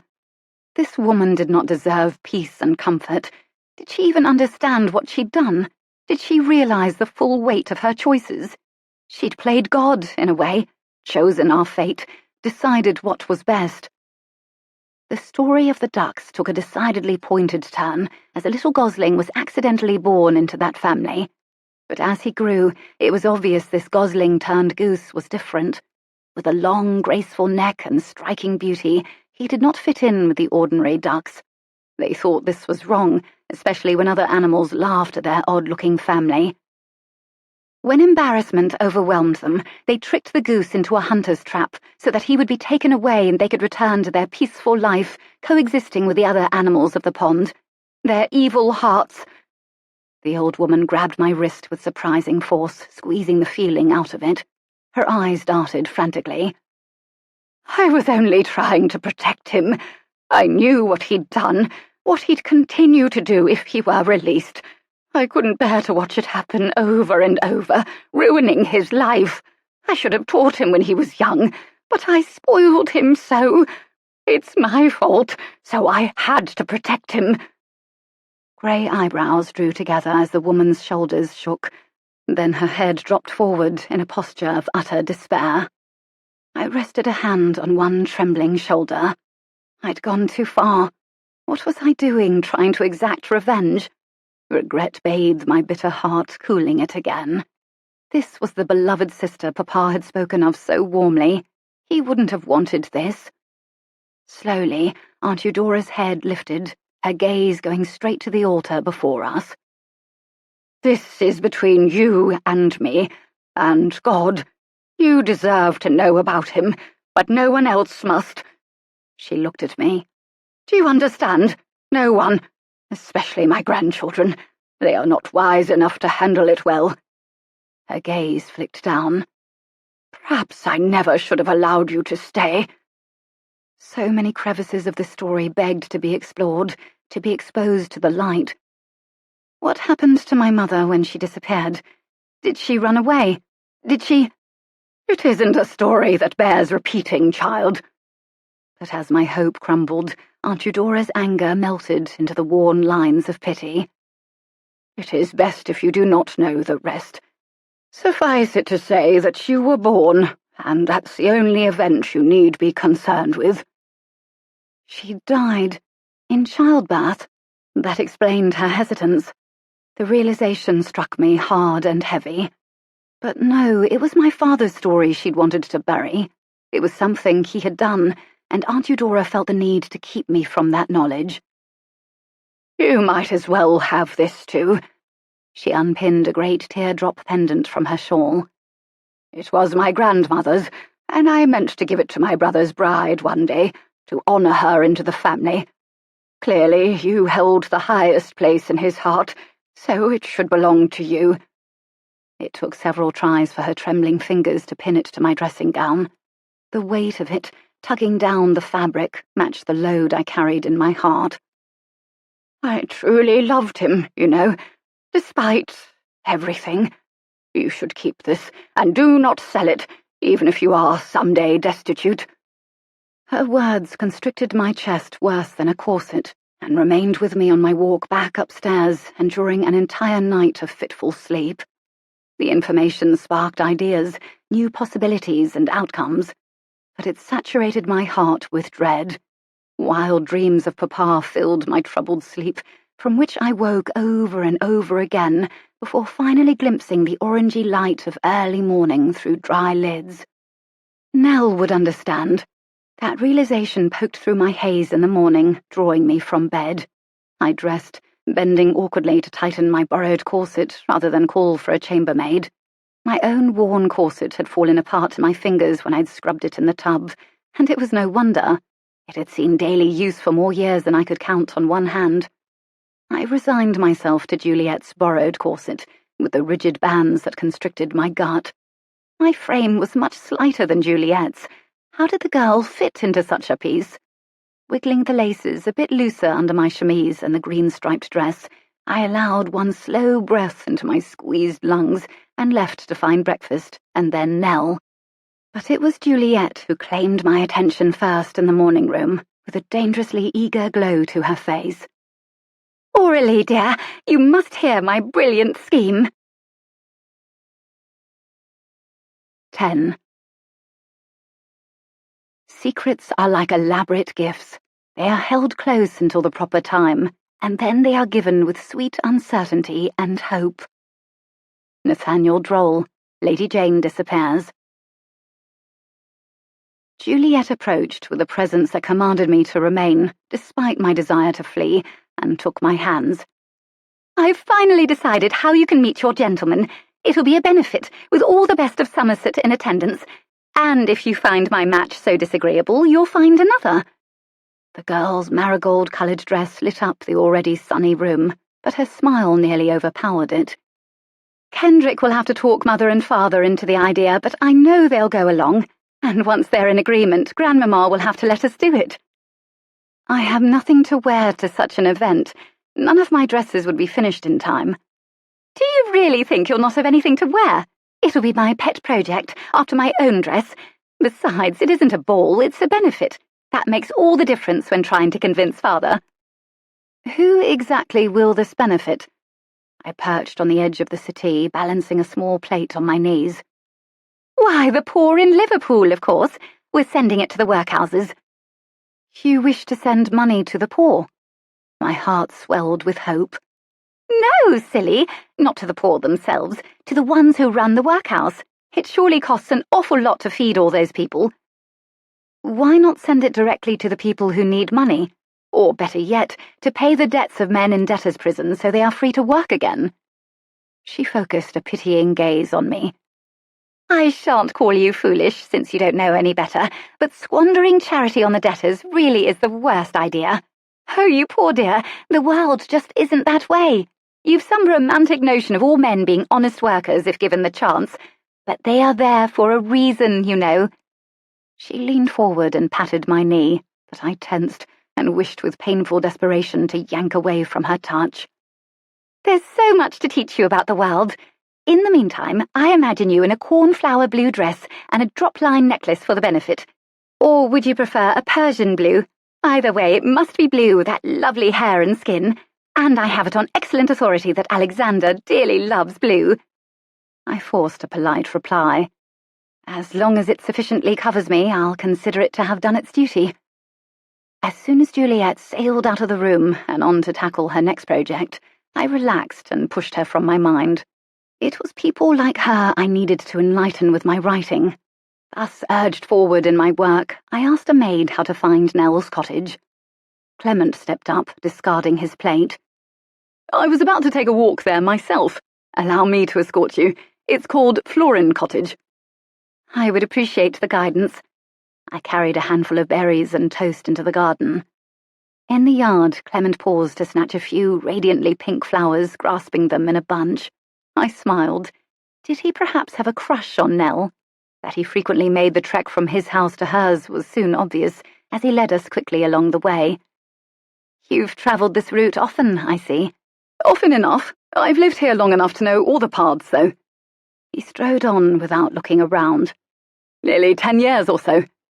I frowned. Only 10 years? Did that mean I should cross his entire family off my list of suspects? "Did your family live elsewhere before that?"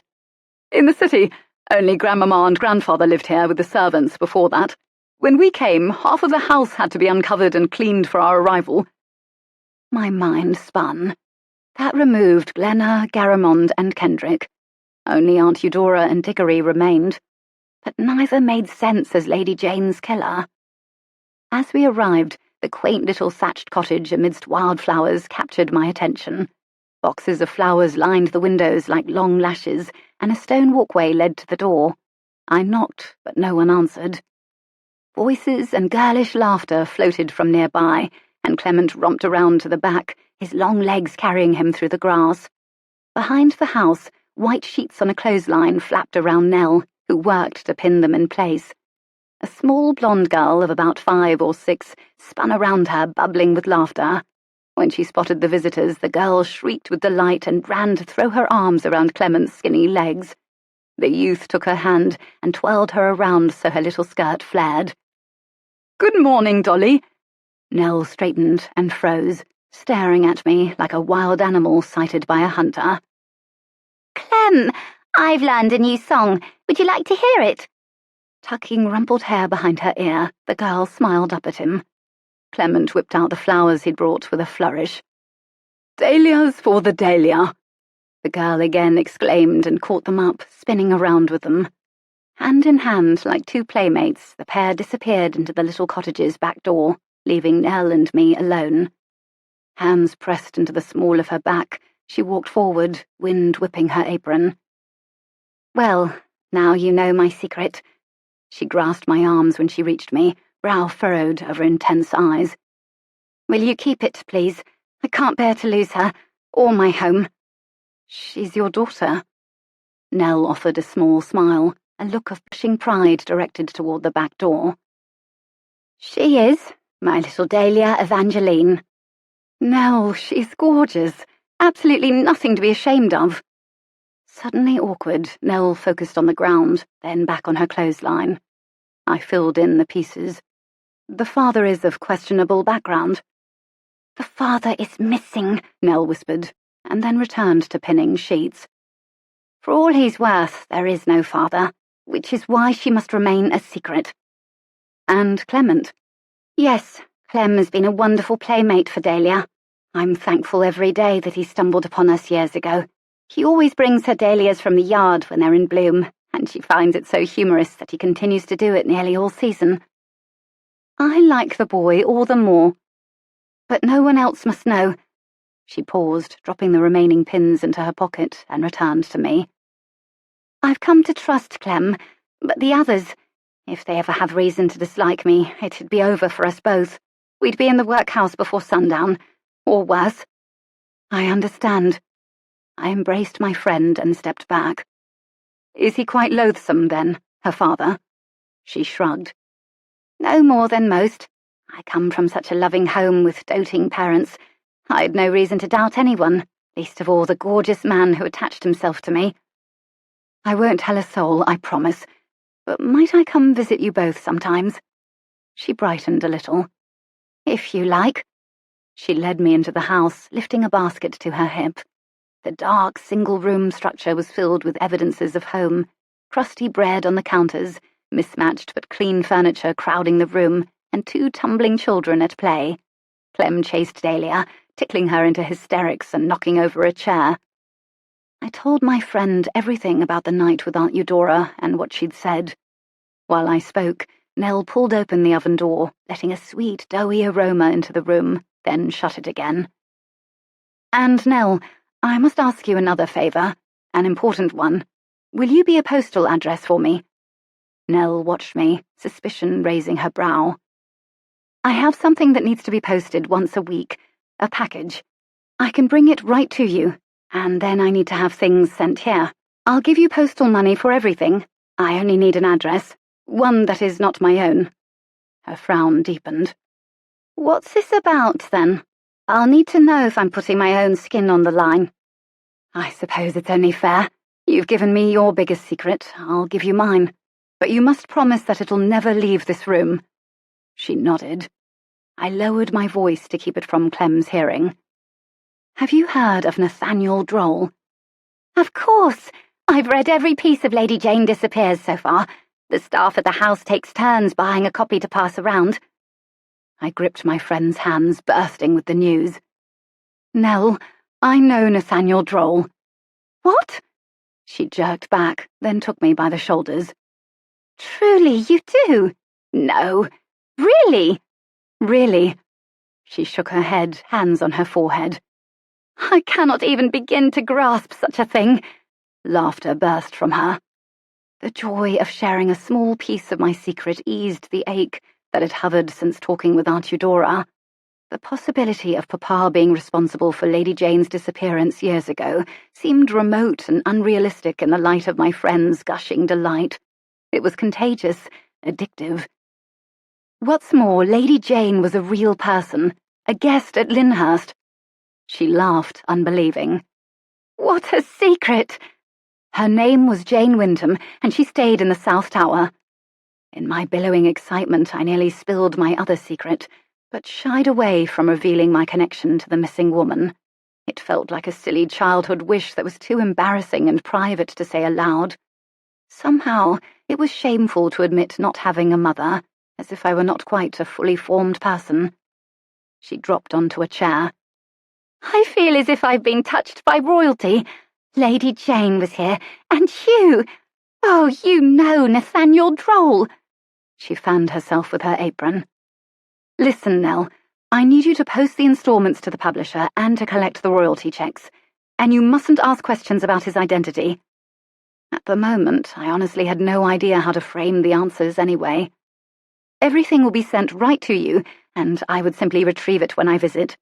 I'll include one other little thank you, too. I'll bring the notebooks to you unwrapped, if you have time to read them. Her grin nearly broke her face. You mean it? I'll read a Nathaniel Droll installment before it's published. Yes, ma'am, you will. I took up my friend's hands again. That is, if you'll help me. Please, I really need it. Eyes shining, Nell stood and embraced me. Of course, my dear friend. I shouldn't have questioned you. Wrapping her hands in her apron, she again opened the oven and pulled 2 loaves of bread from it. Steam poured from the split-crust tops. She carried them to the wide window where delicate curtains blew in the breeze. I see you've noticed them. She indicated the billowing material. That is my secret, if you can call it that. I stepped over a stool and dolls to the front window and fingered the lace and elaborate eyelet design across the scalloped bottom. Nell, you made this. It's unbelievable. The perfect stitches looked like the month-long work of an army of women. Why, you could go into business for yourself. You would have the most elegant ladies asking for your trim work. She dropped her gaze, eyelashes dusting her cheeks. It would be presumptuous of me, trying to push above my station that way. They'd all know about Dahlia in short order, and then no one would come. Why order your life to please people who do not even care for you? The girl swiped off the counter with her apron, then pulled it over her head and sat across from me. After the choices I've made, it hardly seems I deserve to ponder such a dream. In those watery eyes, I saw the depth of my friend's longing. This is why I'd felt so compelled to pray for Nell's future husband. His role took on an even greater importance. He would be the father of her secret child, and he would set about righting the lies she believed about herself and her worth. How great was God to use husbands so often in that task. But for now, until the man appeared, it was put to me to remind the girl of truths she already knew. As someone told me, shame comes from disappointing God, not people. She gave one short laugh and stood. The one return I cannot argue. A screech cut the solemnity, and 2 playmates barreled through the kitchen. Dahlia stumbled into Nell's legs, swaying the slender woman. What a little bubble of joy, I smiled. That boy brings it out in her. She's the quietest thing until he comes around. Nell lifted the girl by her arms and set her on her feet. Time to settle, darling. The lower lip protruded, threatening a rebuttal. I rested a hand on the girl's slender shoulder. Have you heard the story of the warrior prince? Come, I'll tell you. Settling on the floor, I invited the 2 to join me. Dahlia perched on my lap, the sudden weight of her surprising me. Clem sat beside us, arms around his bent legs. It seems you and Nathaniel Droll are birds of a feather. Nell smiled at me. He with his stories, and you with fairy tales. I launched into the story of a warrior prince looking for the stolen source of his power. Brushing the girl's hair off her moist forehead, I sank into the homey comfort of friendship and shared afternoons. Here, I felt like royalty welcomed into a common home with joy and awe. A few 100 meters away stood the house of my true family, where I was merely the tolerated intruder. When the story ended, the girl's eyes shone, and Nell wore a placid smile. Thank you for visiting, and for the story. Truly, I'm grateful for any company I can offer my sweet Dahlia. Nell pulled me up from the floor. There, and now it feels we are close chums, doesn't it? We have each shared our intimate secrets with one another. Heart overflowing with gratitude and sweet friendship, I left Florin Cottage with a prayer on my lips. This prayer for Nell's husband would have to be even more specific. He would have to be more than a good man. He'd also have to be an able and willing father to a child already born. Very few men would fit that need, which meant all the more that prayer would become vital, and I would shower my friend with it. On the walk back to the main house, I remembered the benefit, and suddenly it presented me with new and wonderful opportunities. Surely there was a man among my family's acquaintances who would be exactly what I had prayed for. While Juliet watched out for my perfect match, I would seek out Nell's. 11. Were the whole world blind, Lady Jayne would still stand out among the common grass as an exotic flower. Nathaniel Droll, Lady Jayne Disappears. The benefit loomed ahead as a happily pivotal moment, providing a veil of distraction from my worries. I might meet Alexander, the long-discussed man I was meant to love, and begin a sweeping romance, or I might find the perfect man to introduce to Nell. I spent more than a half-hour readying myself for it when the night came, which seemed an absolutely ridiculous amount of time for such a task. Possibilities for the event played through my mind as I tucked and adjusted, agonizing over stray wisps of hair. But then Juliet and her lady's maid spent 3 hours redoing me into something else entirely. With bold peacock feathers sprouting from my partially upswept hair, the beautiful blue dress Nell had created somehow seemed gaudy. The iridescent fabric shimmered when I walked, which wasn't often, with an overtight corset and heavy underlying fabric. Juliet met my eyes in the mirror. "You shall make your grand entrance just before 8 o'clock, when I'll have stationed myself at the door as hostess. Then everyone will be able to compare. We look so vastly different that we'll each have our own camp of admirers, with few who straddle the fence." Can I not just sneak in from the drawing room? This whole affair had become far too complicated. "I won't let you waste all this beauty on sneaking in." She cupped my bare shoulders with cold palms to turn me, her eyes meeting mine. "When you walk down those stairs, I want you to smile. Not because you're happy, but because you might be happy one day as a result of this night. Smile as if this is your future love's first glimpse of you, and he'll be immediately smitten." I'm not sure I'd care for a romance that begins that easily. "Love needn't be complicated." The chilly fingertips rose and cradled my jaw. Her angular face softened. "You wear your entire self on that beautiful face, dear cousin, and some man will know immediately when he sees you that he's found the perfect woman in a crowd of pretenders." Chin tipped, she studied me with a vague smile. "Keep that sweet charm, for it isn't every girl who's born with it." She stepped back and wiggled her fingers into elbow-length gloves. "Every girl is born with the ability to be herself. Many simply unlearn it because they do not like who that is, and they think no one else will either." I shoved my fingers deep into my own gloves.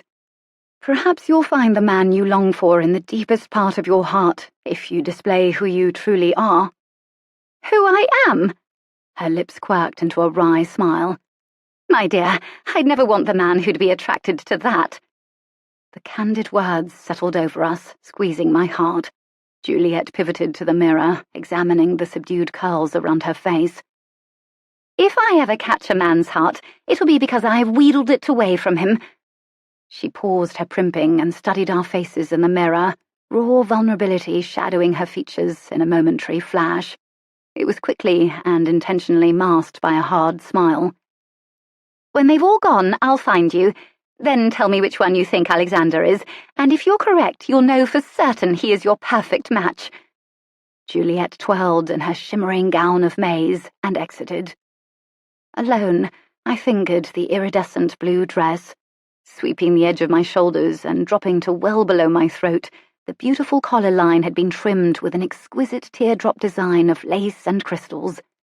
A bit like a walking lampshade stuck with a feather, but the overall effect in the mirror was remarkably stunning. I was a new girl. It would have been a proud moment for Papa to see me this way, dressed by his family and waiting in his own room to attend a party at his beloved Lyndhurst Manor. If only he could escort me through the night, making light of my mistakes and easing the social tension. I fluffed the peacock feathers blooming from my hair. Had I really agreed to appear before strangers this way? Perhaps a small alteration. Plucking the feathers from my hair, I fitted the pendant from Aunt Eudora into their place in my upswept waves and turned in the trifold mirror. Yes, much more fitting.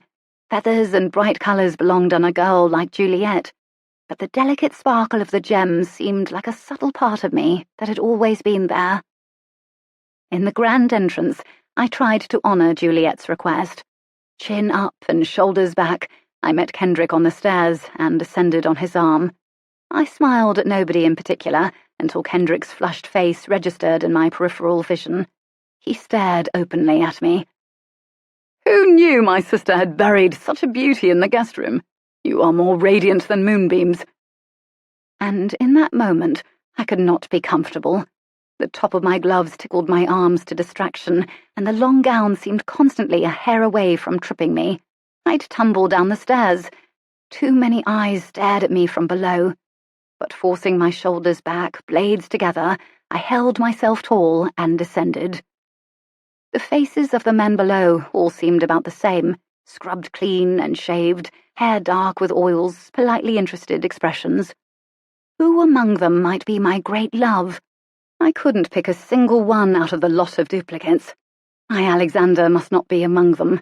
He certainly didn't strike anything special in me if he was.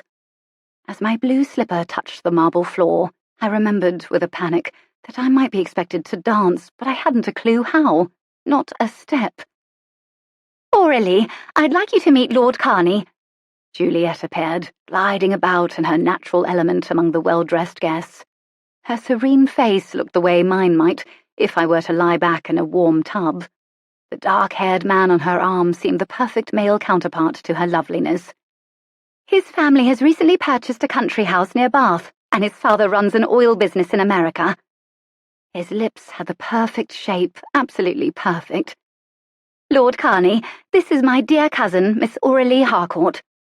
I nodded to the man and whispered to my cousin. Am I meant to dance with him first, then? "We're not to dance tonight. Grandmama threatened to snuff the whole party if we did. Light fare and conversation, then we're chasing them all out before midnight." Cool relief pulsed through me. No dancing. "As much as I love the colour blue, I've never seen a girl who carries it as well as you do, Miss Harcourt." I offered a polite nod, examining his handsome face for some sign he was my perfect match, this man who liked blue. "Ah, dear Aurelie," Glenna's voice stiffened me. "I'm so glad you've made a few acquaintances. I was afraid our Juliet would outshine you completely, especially with a background such as yours." "Mother!" At these words, Lord Carney gave a grim smile with gentlemanly aloofness and moved away, ending the formal introduction. Her mission completed, Glenna offered her own prim smile and turned. "Was that Alexander?" I whispered the question that had hovered for many minutes already. Juliet glared at her mother's back and turned to me. "Is the man swooning over you?" I shook my head, watching the man's retreating back. "He was only meant to ease you into things. I have far better in mind for you." Her eyes sparkled as she glanced about the room, her gaze stopping on a familiar figure huddled alone near a far pillar. "Just look at poor Silas, hanging about on the fringes. He's such an unsociable creature, even if he is nice to look at." Perhaps he's uncomfortable. His wavy hair was tamed, his posture perfect, and from the outside he fit in with the others so well. Yet there was a gentle strength to his face, a rugged authenticity that went unmatched in this crowd. "You know, he asked after you today. He wanted to know exactly who you were and how you were related. He took a keen interest in your affairs." "What do you mean, my affairs?" It felt as if he'd punctured my precious privacy and looked at the most embarrassing aspect of me, and then he'd gone and judged me by it. His invasive questions became off-putting, even to Papa. He wanted to know if part of Papa's good fortune, as he put it, would someday pass to you. When he said it would not, He wanted to know if you had any fortune from your family. He wanted details." Heat burned in my chest. How could he ask such things? A few kindnesses thrown my way like breadcrumbs hardly afforded him the right to ask such questions. As if he were window shopping for the right combination of pretty face and fortune for his wedded bliss. "He seemed quite convinced you had money, but I've no idea why."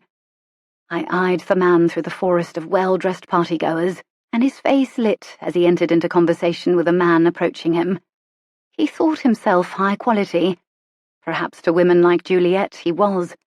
With a deep breath, I thanked God that Papa had had the good sense to teach me the true measure of a man's worth.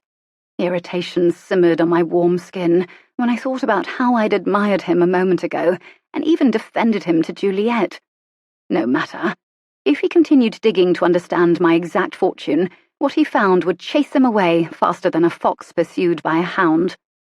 A wry smile lifted my lips. The joy of poverty, it provided a convenient buffer against the wrong sort of man.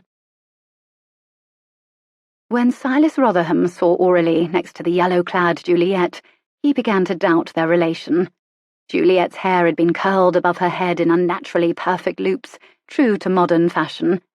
Aurelie's looser hair, wild and exotic, floated thick and fluid about her petite face, matching the personality that sparkled through her eyes. One could never tame that girl, which was truly a blessing. Maybe that was the answer. She wasn't really a relation, but was bound to this family from some past wrong they committed against her own. But no, she had called them her cousins. She could spin a wonderful story, but she wouldn't lie, would she? She had too honest a face, so unlike her cunning, confident cousin. The drawing-room doors opened again to admit a woman whose familiar posture, graceful and statuesque, drew his attention. Her coiffed silver hair seemed too perfect to be real, but he knew it was. He'd tested it with his own hand as a child, which had immediately earned that hand a slap. He closed the distance between them, nodded in greeting, but her wide, genteel smile dimmed as she saw him. "Mother, surprised to see you here." Silas leaned in to kiss her cheek, but she blocked it with a folded fan and offered her hand instead. "So this is where you've buried yourself away, and for the entire season, I might add. I'd rather your new damask curtains be on display for your friends, not me.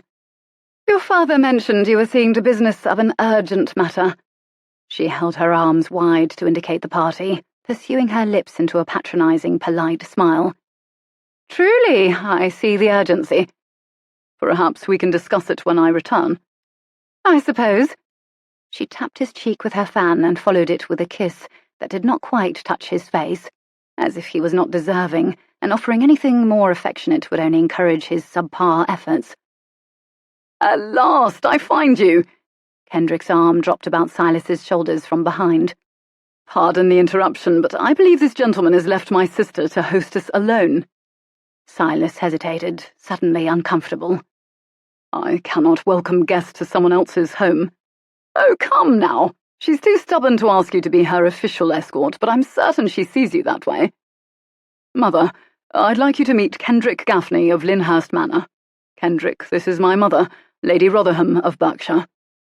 The drawing-room doors burst open with a flourish, interrupting the introductions, and a finely dressed young man with a wily gait strode into the room, a butler running after him to catch up his coat and hat.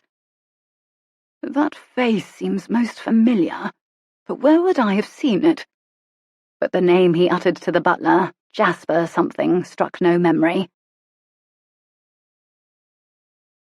12. Most rumours about Lady Jayne came from men who could not have her, or women who could not compete with her. Nathaniel Droll, Lady Jayne disappears. Another awkward moment of hostessing. Juliet leaned toward me, smile still in place. A guest who brings a friend I've not yet met. Do I introduce him, try to find a suitable conversation companion for him, or do I merely let him wander until he is introduced to me by the truly rude acquaintance who brought him? If you did not invite him, ask him kindly to leave. Her lips twisted as she assessed the man with his back to us. I suppose that's one answer, but I rather prefer to keep him here. One always hopes for diversity in her dinner parties. Besides, I find the man interesting to look at." When the familiar face spun toward us, I spit my drink back into the goblet and coughed. Did he wish to torture me all my life? With slicked hair, a well-fitted suit, and a clean-shaven face, Jasper fit in as well as I did. "If he's to stay, it's my duty to welcome him, isn't it?" Without waiting for an answer, Juliet left my side in a breath, dress whispering along the tile as she went to meet him. Private conversation between the two led to a playful volley of touches back and forth. Jasper's eyes glittered dangerously as the beautiful girl absorbed every trace of his attention. Jaw clenched, I imagined stalking over there and cuffing him with an open palm. It'd leave a red mark. How dare he? How dare he? "Has she stolen the man of your dreams?" Silas's deep voice tickled the hairs around my ears. His body was close behind, near enough to brush if I wobbled on my unsteady legs. His aura of some elite-class scent lingered after he stepped back. "Of course not. Whatever made you think that?" "And the disdain in your eyes is enough to poison a whole herd of elephants." "He's the one who receives the look, not Juliet." I bit my lip hard, too hard, hating my glib tongue. I'd said too much, and now he'd asked something I couldn't answer. But he did not do the expected. "Good. I should hate to have to pry you apart from him later. He is far from worthy of you." I angled toward his face that was smooth as oil. Were all men wretches? How can you assess a person's worth by a simple glance? Or perhaps the amount of one's fortune? "You do the same. Something about what reading does to the mind. A good book allows you to examine the life of another. Are you saying that a girl who analyzes book characters does not also read people in real life?" Performed on real-life people, it's called judgment, something I try not to partake in. I moved away, but he followed, close at my elbow. "What is the difference, other than a kinder label?" I turned. "You take great pains to draw similarities between us, Mr. Rotherham, but there are more differences between us than stones in this house." The heated words, useless and silly, felt good to my frazzled nerves. Life was not kind. People weren't either. I had grown tired of being gentle in this world of games and selfishness. He moved around to face me, gaze digging into mine. "Why do you insist on hating me so suddenly? Have I so severely wronged you?" Why did he see through everything with such unsettling depth? He'd seen my fear and anxiety, as always. "I do not hate anyone, Mr. Rotherham, but I do dislike shallow judgmentalism of any kind. Pardon me." Pushing through the crowd, I strode through the drawing room and onto the terrace, separated from the room by 2 thin curtain panels. What was I doing? How could I let Grupp shake me so? I wasn't myself. To think only a few short years ago he'd proposed. I'd considered it, back when I believed him to be a damaged but repairable wreck. Now... Thank you, God, for protecting me from him when I knew no better myself. I could have been his wife by now. Closing my eyes and lifting my face into the moist breeze, I exulted in God's protection. I sank easily into a conversation with him, baring my heart and asking for help with the current predicament, which twisted my insides. The sound of footsteps jostled me from the prayer, and I turned toward the open doorway. A dark figure beyond the curtain walked intentionally toward me. I glanced around, then lifted my skirts, perched on the rail, and swung my legs up and over. I dropped onto lush grass half a story below, ankles stinging. The pursuer above me stole onto the terrace and easily cleared the rail in a side jump and landed before me, polished boots thudding inches from my dress hem. "Jasper, what is it you want?" Anger simmered below the surface at the sight of his face, but remained controlled, soothed by the talk with my heavenly Father. "Only to show you my new clothes." He held out the overcoat by the lapels, spinning in the grass. "You paid for them, you know."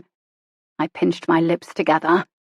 "I've kept your secret, as promised, but now I need you to do a little something for me." "Not another farthing will I give you." "Only because you haven't any. Your wonderful papa gave every farthing to come through his greedy little fingers over to the prison guard. That grand tower, high as his pride. My defences rose, but I pinched my lips shut. I had yet to locate any trace of money from Papa thus far. But he couldn't have squandered it so, could he? It meant we never would have left Shepton Mallet, and surely that wasn't his intent. Jasper smirked. Besides, it's not money I want this time. It's about a girl.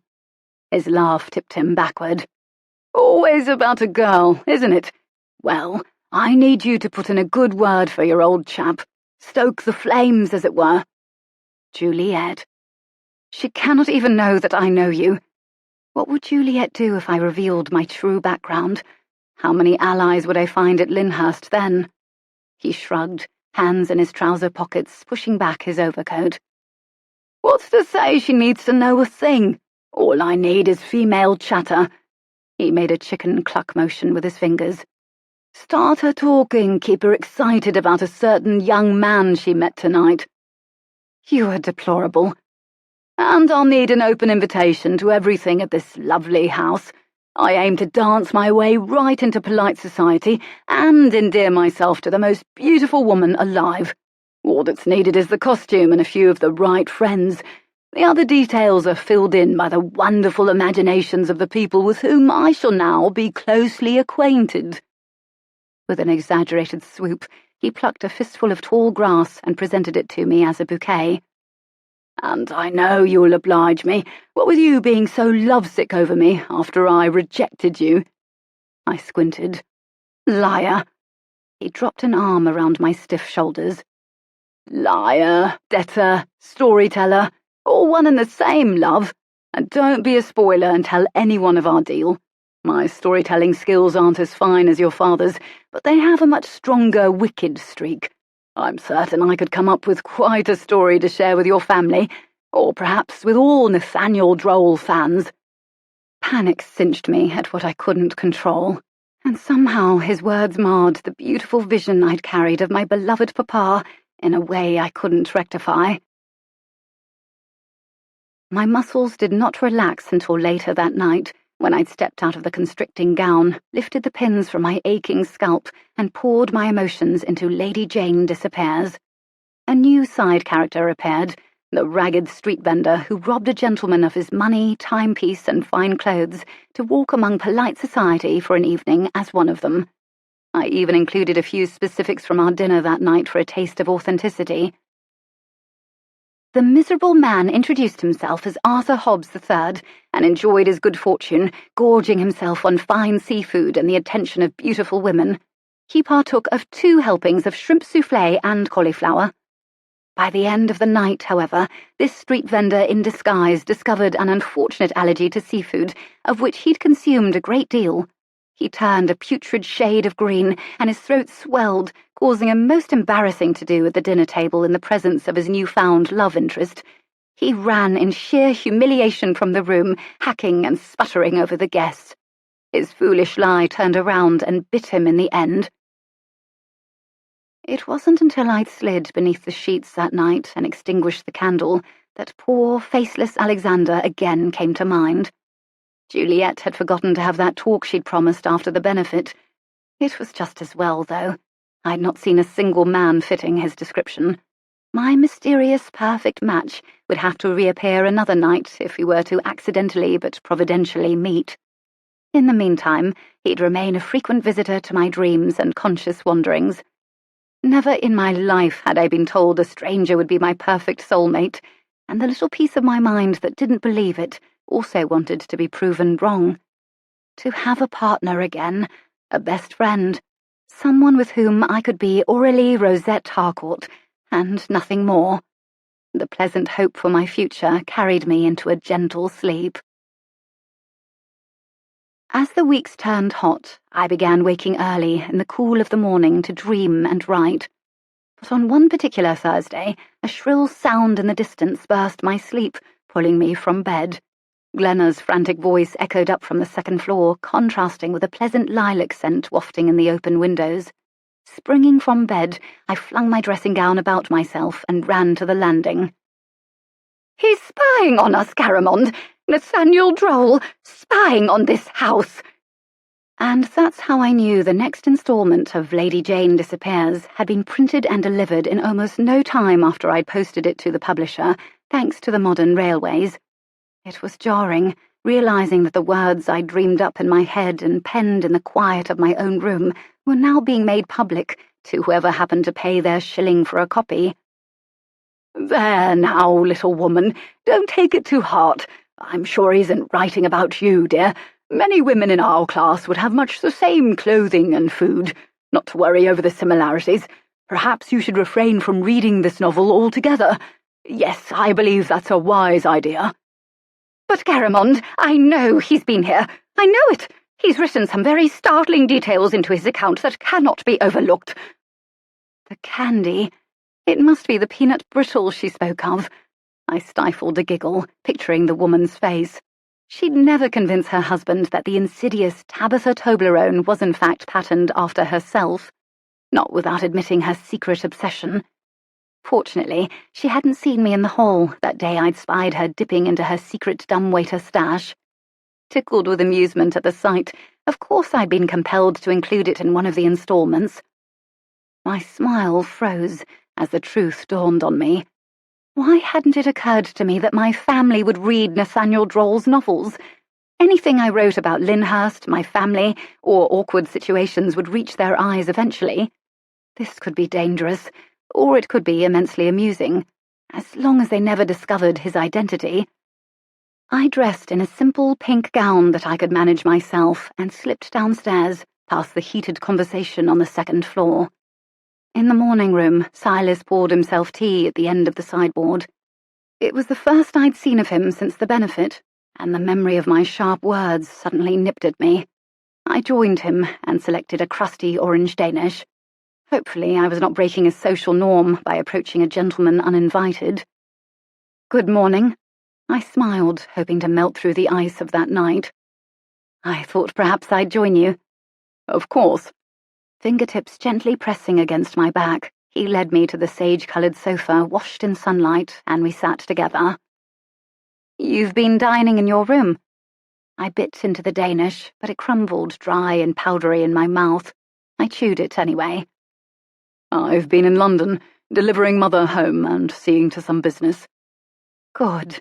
At least I had not been the cause of his absence. A pinched smile turned his lips up.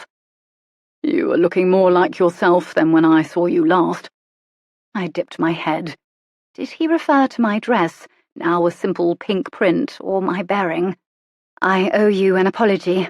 I was cross about other things, and you happened upon me in the right moment. Wrong moment, actually." "I found it refreshing." Again, he turned the tables on my expectations, glancing up at me with a lightly stubbled yet fresh morning face. "For once, the girl with such deep thoughts has let some of them seep out into the world. I was glad to hear you saying exactly what you thought, even if it offended a bit in the moment." It was unladylike and uncontrolled, hardly a positive trait. "But it was honest, a very positive trait." Saying every honest thing that came into my head would cause a lot of trouble. "Or it would mend relationships and connect you to the people around you." He set aside his plate and turned fully to me. "Nothing's to say you cannot tell your aunt and your delightful cousins exactly what you think when they ridicule you and force you into awkward situations." My father once gave me a rule for writing. Squinting, I imitated his exact tone. "Always learn the rules before you break them." He watched me steadily, the calmly amused expression glowing on his face. "I aim to learn the ways of polite society before I decide which rules to break." "Why do you need their rules? Like Dickens' Madame Defarge, she immediately knew what was broken in her world and refused to be a part of it." What of Charles Darnay, who had to live as an aristocrat for years to know for certain he must reject it? Besides, I'd never want to be Madame Defarge. I haven't that level of cruelty in me, no matter what sort of social evils I fight against. Silas's grey eyes flicked back and forth, absorbing my face in a glance. "And do you fight against social evils? What a shame if you were too busy adapting to the rules to fight them." I'm hardly a revolutionary, but there are certain social ills that tug at my heart. I have my own way of fighting them. The urge to spill my secret was nearly overwhelming. I'd like to hear about your efforts. My skin warmed. I must protect my efforts with secrecy for the moment. That sounds very specific. Now you have left me wondering. What about you? Surely with all this talk you've done your share to fight wrongs. His eyes twinkled. I must beg secrecy as well, for other reasons, but I do promise you that I have my own way of righting wrongs I see in this world. He shifted, draining the last of his tea. So at least tell me what sin in this world you wish to fight against most ardently. That answer was easy. Debtor's prison. It's a terrible way to compound a simple problem, not to mention the conditions of the prisons. If people knew what really happened inside those walls, it might prompt them to overhaul the entire system. Certainly, it's a bit overdramatic to throw a man in prison for mere debt, but the crime must be punished. It isn't as if we still hung the debtors or shipped them off to foreign parts. We simply slap their wrists and take their toys away for a time. Haunting images flashed through my mind. Disease that peeled away the skin, desperate hunger for those who had nothing to pay their jailers, and rat-infested cells stuffed with half a dozen people. But he wouldn't know that. No one on the outside did. Not yet, at least. Your eyes tell me you disagree passionately. Most passionately. Mr. Rotherham, have you ever stepped inside a debtor's prison? I suppose I haven't, but it isn't like they're on a remote island. They are right here in England, all over. I know of them without having to visit one. Desperation welled up in me. Desperation to be understood. Knowing of them is not the same as understanding them. Believe me, you would be appalled at what occurs inside. He fingered his teacup, considering me. This has truly shaped you, hasn't it? How much of your life did you spend at Shepton Mallet? Every single day of it, up until now. I carried the memory of his face, gentle and spellbound, up to my bedchamber as I readied to write again. Perhaps I could recreate that image for my readers in this next installment, if Charles Sterling Clavey happened to grace the page with his presence. Settling in at my desk with the next notebook, the most prominent words in my head were those my mother had penned to Papa. They haunted me with an eerie fear delicious enough for a novel. When Lady Jayne moved about the drawing-room with the others, her gaze flitted to Charles Sterling Clavey, no matter where he stood. The gentleness in his strong features drew her in a way no other had. Their longing glances and hidden smiles beamed back and forth, gliding over all the oblivious guests filling the space between them. Why her benefactor had forbidden them to speak, she had no idea, but no human limitations could tear them apart any more than she could tear her soul in half. When the guests drifted away, some retiring to their suites upstairs, Lady Jayne took herself with a measure of secrecy into the yard tinted blue in moonlight, crumpling a piece of paper in her hand. If anyone glanced out the windows, they would see her lilac-coloured gown stealing through the dark, but she had to take the risk. She thirsted miserably for the briefest contact with Charles. Pausing at their willow, the kind tree that had so oft shielded their amorous embraces, she tucked the note into the great gaping hole in its trunk and retrieved the note left for her. With rapid steps, she slipped back to the house and entered through the silent patio doors, her slippers muting all footfall. Charles's note to her she'd crumpled in her fist, to be enjoyed in the privacy of the South Tower, where no eyes watched her blush as she savoured his words. As she hurried, I froze. More unfamiliar writing greeted me as I had turned the page, shocking all ideas from my head. It was signed Nathaniel Droll. I slapped the book shut and pivoted on my chair, looking back at the closed door. I'd locked it when I'd left, hadn't I? Of course. It had become habit to lock it and test its security with each exit. My gaze flew about the room for another entrance. The fireplace, but hot ashes glowed in its mouth. Thumbing through the pages again, I paused to read Nathaniel Droll's message to me. The villain in this story knows how to cover up a vast array of motives. Suspect everyone, consider every possibility. The only thing I know is this: ghosts are real, and may one never die. Nathaniel Droll. Ghosts aren't real. Ghosts aren't real. But Nathaniel Droll was. 13. They found Lady Jayne wise for keeping her secrets so tightly, but she knew in her heart that the real wisdom would be in not having any to keep. Nathaniel Droll, Lady Jayne Disappears. Swift feet carried me to Nell's cottage that afternoon, where the aura of simplicity and real life banked my nightmares. I'd had to finish writing the installment in the sunny morning room to escape the ghostly aura of my chamber, praying no one walked in. Now I handed her the book with one particular page torn out and tucked away. "Nell, have there been any stories of Lyndhurst being haunted?" She smiled, wiping a bread pan before putting it away over her head. "Do you plan to spin them into your fairy tales? But yes, of course there are. What country manor house has no ghost stories? People this wealthy always find it difficult to leave this world completely behind." "So you believe they are true?" Her laughter filled the cottage with silver tones of mirth. "As much as I believe in your fairy tales. The only one that even sounds believable is the old master's ghost, Lord Pochard. When his daughter Glenna married below her, it broke his heart. They say it killed him within a day. Supposedly he lurks about the place whenever one of his own is about to enter into a terrible marriage with someone below them." "Poor Garamond," I sighed with a smile, my sombre mood lifting. "He thought he married above his station." Nell smiled. "The poor man painted himself into that corner." Rain sheeted over the vast estate on my return, walling us all indoors for the rest of the day. A moment in the morning room to snatch a luncheon sandwich had trapped me into an afternoon of whist, the entire family seated in chairs of different heights around an oval sofa table. Even Aunt Eudora graced the room with her regal presence. My mind wandered, gaze nipping about the room at the portraits hung about. But surely I would not see the man from the dark hallway among those faces, that awful manifestation of my delusion. He did not exist. And suddenly his name rang out on Glenna's high voice. "Have you read it, Mother?" She swiveled on her high-back chair to speak to the older woman framed in the bay window. "Nathaniel Droll is writing about Lyndhurst, the South Tower, the neglected drawing room, even the orange grove. There's no mistaking the setting." Must the woman obsess so much about it? I fanned my cards out before my face. Aunt Eudora grimaced.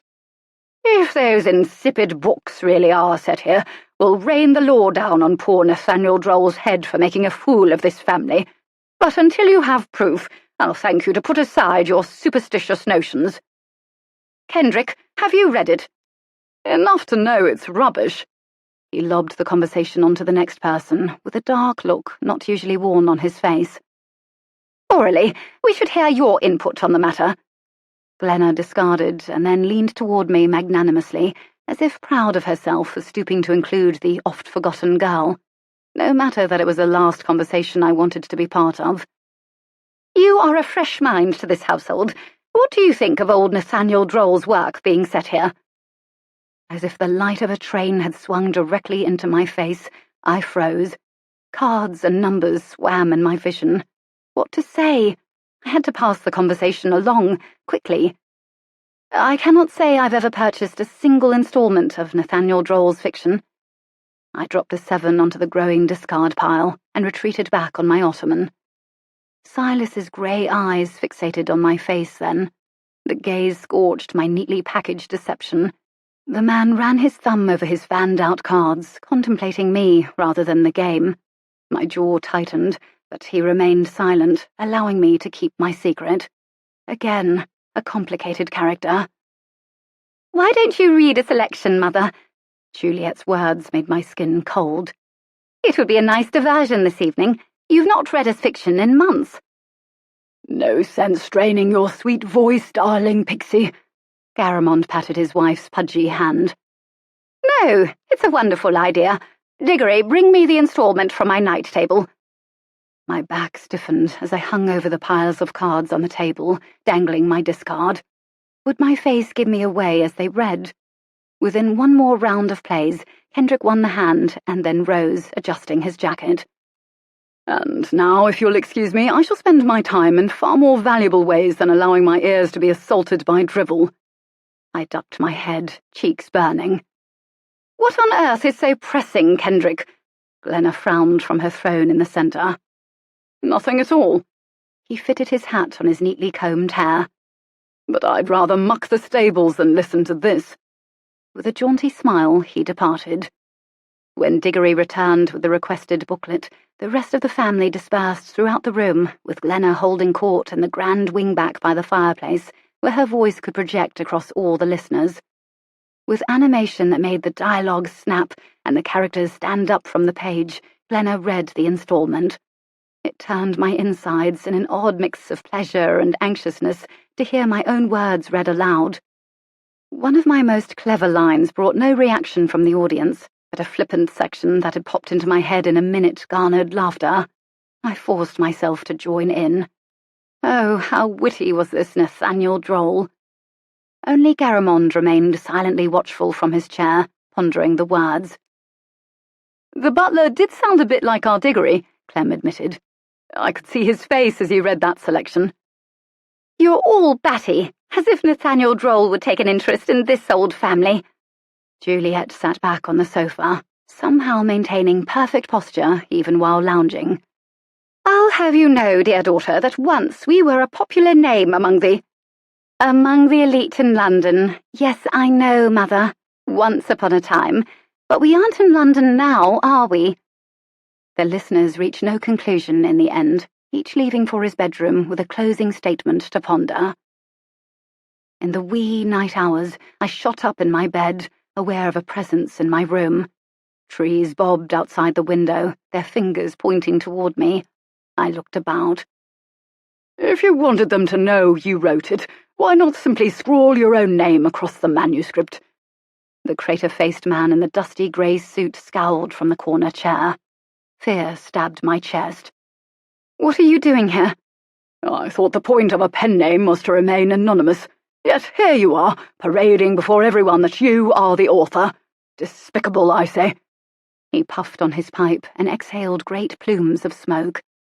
If you're going to write such drivel, at least take my name off of it. I've done my best to hide it from everyone. If they guess... It'll be because you told them, you fool girl. His puffs intensified. You had Lyndhurst written all over the last instalment. You think they won't guess? I sucked in a breath, my stomach rolling over as the details of the latest piece flitted through my memory. It depicted clear scenes from their recent dinner party, from the brand of wine served to quotes from the toast made by a tipsy Garamond. But they can't possibly, he snorted. Better start running, princess. His voice suddenly became Jasper's, oily and low. Panic rose, choking me. I clutched the blankets to me as moisture gathered on my skin. What had I done? Seconds later, the dream was yanked away, my eyes flicking open to the reality of early morning. Dream. It was a dream. I breathed hard, buried up to my chin in blankets. None of that had been real. But that warning was. I lurched onto my side, tugging the blankets with me. What an idiot I was, an utter fool. But what could I do about it now? Nell had already posted the manuscript. Restlessness jabbed at me until I rose and penned a letter to the publisher in the harsh red light of early sunrise. I would be most appreciative if you would remove a few details from my latest submission. Then came a list of the telling details. It needed to be posted immediately, in Bristol if possible, where a train would speed it on to London that day, only a single day after the instalment Nell posted would reach them. Rain already dotted the window, and dark clouds hovered low.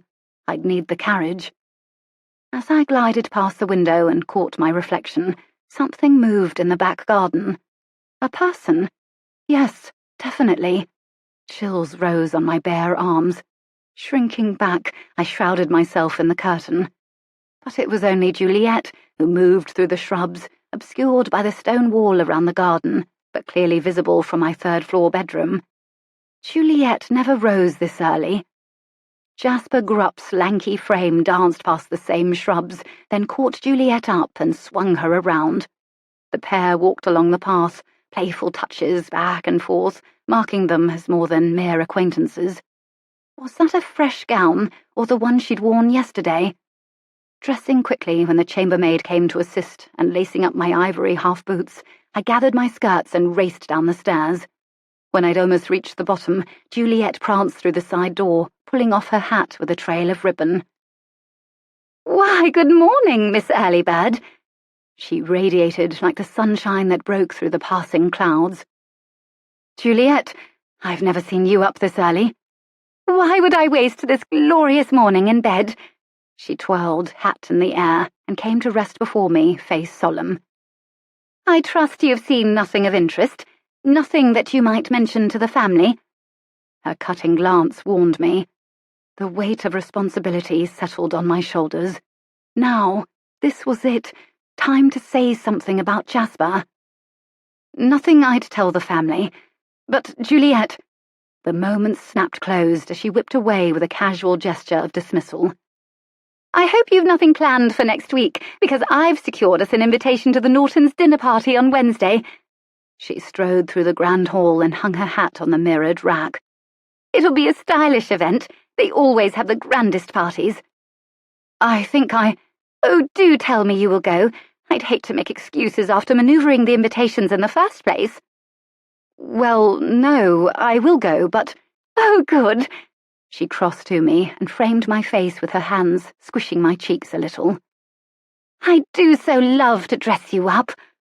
A frightening spark lit her eyes. Sweeping her scarf off her neck and across my face, Juliet ended the conversation. With a few confident clicks of her boots, the girl reached the stairs and jogged up without a backward glance. The first attempt was a failure, but there'd be others, of that I would make certain. I pivoted away from my cousin's retreat, guilt hanging heavily about me. Breakfast would help. The morning room, usually quiet, bustled with servers placing trays and arranging teacups on the sideboard. I'd never come to breakfast quite this early, but there was much to do. I needed to talk with Juliet soon. Perhaps I should prepare my speech, and the letter absolutely must be posted to the publisher that day. I'd snatch breakfast to take along. Grabbing a Danish and an orange, I stepped back into the tunnelled front hall, where Diggory held out a hat for Silas. Settling it on his dark hair, Silas turned to smile a good morning. "Are you travelling to London again?" Perhaps this was a way to get the letter there faster. Pocketing the orange, I slid the envelope out. "Just to Glencora?" "Close enough." "Would you be willing to post a letter for me?" "Of course." He accepted the envelope, fingered the edges, then looked back up at me. "In fact, why don't you come with me? This trip is, after all, because of you." 14. Sharing with another soul the pain from your past dilutes its hold over you. Nathaniel Droll, Lady Jayne Disappears. "Diggory, would you please tell the ladies of the house that I've gone out and taken Miss Harcourt with me?" "Of course, sir." He leaned toward me, offering his elbow with an inviting smile. Perhaps a trip would clear my crowded mind and allow me to think. With a nod, I took it and followed him to the front doors and out into the cloudy morning, curiosity swirling. At least the rain had slowed to a misty trickle. "A bit like our last carriage ride." His jaunty smile encouraged mine as he took the rear-facing seat.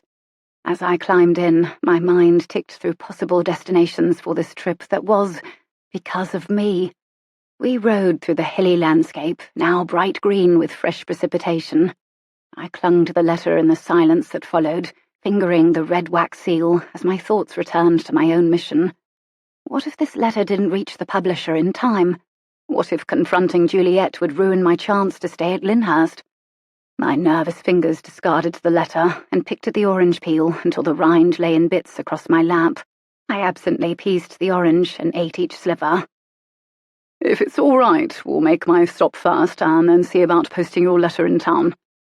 Anxiousness clawed at me, but I nodded. When the carriage turned off the main road into the village of Glencora, waves of homesickness passed over me, temporarily minimizing all thoughts of the letter. Where on earth did he intend to take me? A few more turns down a familiar alley, and the carriage rolled up to Shepton Mallet Prison, the stone and metal gates looming before us. Why are we stopping here? Because an intelligent, well-spoken girl challenged me to visit the place I had so many opinions on. Pushing up from his seat, he reached for the door and stepped down with the aid of the footman. And now I have the finest escort I could have asked for. His smile was warm as he turned back to help me down. Won't you please show me around your home? Odd sensations of warmth spiraled through my chest at the invitation. After climbing down, I lifted my skirt hem over the rain that had pooled in the uneven street, one hand on my chest. Memories made my heart pound. Why hadn't he warned me of his destination? At least I'd worn a soft brown print dress with a simple ribbon hem, the plainest of the dresses created by the woman in Bristol. Imagine if I'd worn the beautiful gold or red gown. I'd be scorned right out of the cell block. A double knock on the little door in the gate brought the guard running, his ratty coattails flapping behind him as he swung out on the gate. Why, looky what we got! The heavily whiskered man ran a finger under his crooked nose and sniffed, but stepped back to allow a sentry. Never thought to see you again. It's that easy to enter the prison, is it? Silas whispered the words as we stepped over the threshold and into the muddy courtyard. Easy to enter, not so easy to leave. For the prisoners, anyway. Flooded with the familiar sights, the tall stone buildings and broken fountain in the centre of the courtyard, I hardly knew where to go first. Suddenly beset with the urgency I'd always felt in this place, I glanced around. Who might need a visit most? Which sickness was currently the worst? But I was not alone, and I was hardly the same girl who'd left. Would my visits be as welcomed as when I was a daughter of the mallet? My feet directed me toward the tallest building, carrying me on the path I'd walked millions of times. What better place to start than my own home? It was the best cell by far, and perhaps it would ease this poor gentleman into the reality of life in prison. After I'd gauged his reaction to this one, I could decide if I dared take him to see actual prisoners. Ducking into the main entry, we climbed the circular stairway, hopping over the broken steps. Halfway up, Silas held a handkerchief to his nose. Not a good sign. But when I pushed through the door at the top of the stairs, a sense of home surged over me, purging all other thoughts. I rushed into the empty space, hands out to feel everything I'd once held so dear. The large bed with the 3 quilts, the one-doored cabinet on the wall, even the vibrant blue curtain meant to brighten the room. Everything was exactly as I'd left it. Thank you, Lord, that they have not yet filled this cell. Lyndhurst seemed less real in my mind as I wandered from item to item in the cell, running my hand along everything and taking it in. Yes, Lyndhurst was a dream, and this place was my reality. We were fortunate to be here. It's by far the best cell at the Mallet, and these blankets are a rarity as well. And that's when Jasper's words returned to strike me with all their ugly implications. I glanced about this tower at the items I'd always taken for granted. No one else has furniture, nor such lavish space, I said the words almost to myself. We were quite lucky. But luck had nothing to do with it, not here. A wave of truth came crashing across my mind, stealing the sweetness of the moment.